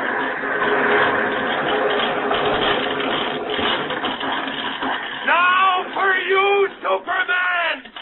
Eyes gleaming like a madman's, the Nazi monster points his hand at the tree to which Superman clings, laughing triumphantly as the green atomic lightning strikes the giant's trunk, coils around it like fierce twining snakes, uproots and hurls it, flashes and scorches through the earth. And as Superman falls to the ground in the crashing branches, the Atom Man rushes toward him. Now I've got you! This time you're through! Oh, keep away! His atomic power raking and exploding the earth and branches about his fallen foe, the Atom Man races forward. But suddenly there is a violent burst of wind, a blur of red and blue, and Superman bounds high from the ground, flashing up into the heavens like a comet. Enraged, the Atom Man points his hands aloft and hurls deadly green lightning after him. One bolt, then another, strikes the Man of Steel, and his swift descent is halted. He struggles in midair, stretches his powerful arms and legs like a desperate swimmer, and then as the third bolt strikes him, he shudders and begins to fall. Faster and faster he falls, the pale moon lighting his billowing red cape and shimmering on the silvery waters of the vast reservoir below. There is a mighty flash. Superman disappears beneath the surface of the lake. For a long minute, 2 minutes, there is nothing to be seen but an ever-widening circle of ripples on the smooth bosom of the water. And at the edge of the blackened, ravaged woods, the Atom Man, who has turned the switch on the converter at his throat and stilled his deadly power, laughs long and loud. I said I'd finish you, and I did. You're dead now, drowned. Once again, the Atom Man touches the switch on the converter, straps to his throat, flashing the electronic impulses through the deadly kryptonite atoms in his blood and surging toward his gloved hands, from which they emerge in the jagged green sparks of atomic energy. Now, triumphantly, he lifts his hands again, points them at the high concrete dam protecting the great reservoir.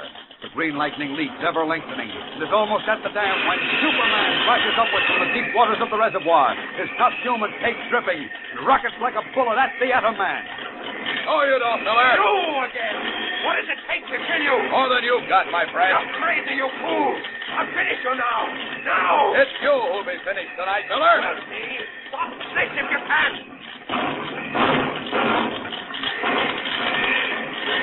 Once more, the strange and terrible battle rages. Mouthing wild curses, the Atom Man hurls his green power again and again at his flying foe, who darts and twists from it, circles and turns in the air like a giant falcon. You'll exhaust your power, Miller. What'll you do then? It won't be exhausted before I finish you, and Metropolis, too. There. Now, I've got you. No. There. No!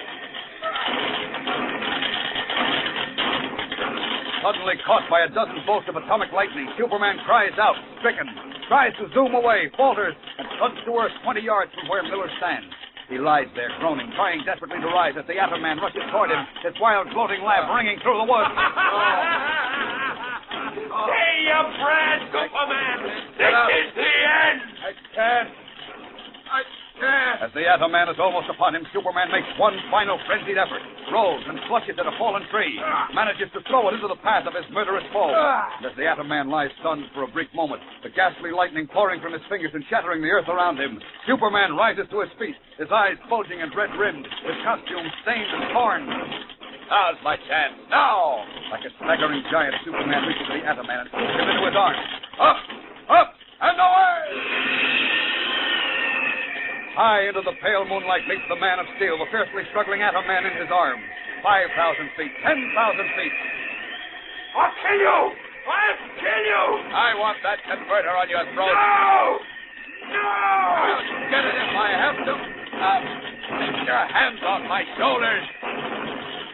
I'll kill you! I'll kill you! Take your hands off my chest. The atomic power. It's weakening me. I warned you, you fool. I said I'd finish you. Now I will. Fastening his metal gloved hands on Superman's shoulders, the Atom Man's wild laugh rings insanely through the heavens as he witnesses his powerful foe shudder, feels him weaken and grow limp. Die, Superman! Die! Stop it! My strength is almost gone. I'll drop you As the terrible atomic power smashes again and again at his weakened body, Superman loses consciousness. His head falls on his chest, his eyes close, and his strong arms relax their grip on his opponent. I'm falling! Screaming in terror, the Atom Man feels himself falling, shrieks in panic as he sees the ground miles below rushing up to meet him. A few feet away, his red cape billowing about his limp body, Superman falls too. Faster and faster, the two deadly enemies, both of them helpless now, plummet down toward the bank of the city's North Canal, where police officers and soldiers, attracted by the amazing green lightning miles above, stare upward in open-mouthed wonder. Then there are two smashing, sickening thuds, as first the Atom Man and then the Man of Steel strike the earth and lie still. We'll return in a moment for the dramatic climax of today's episode. But right now, here is our announcer, Dan McCullough.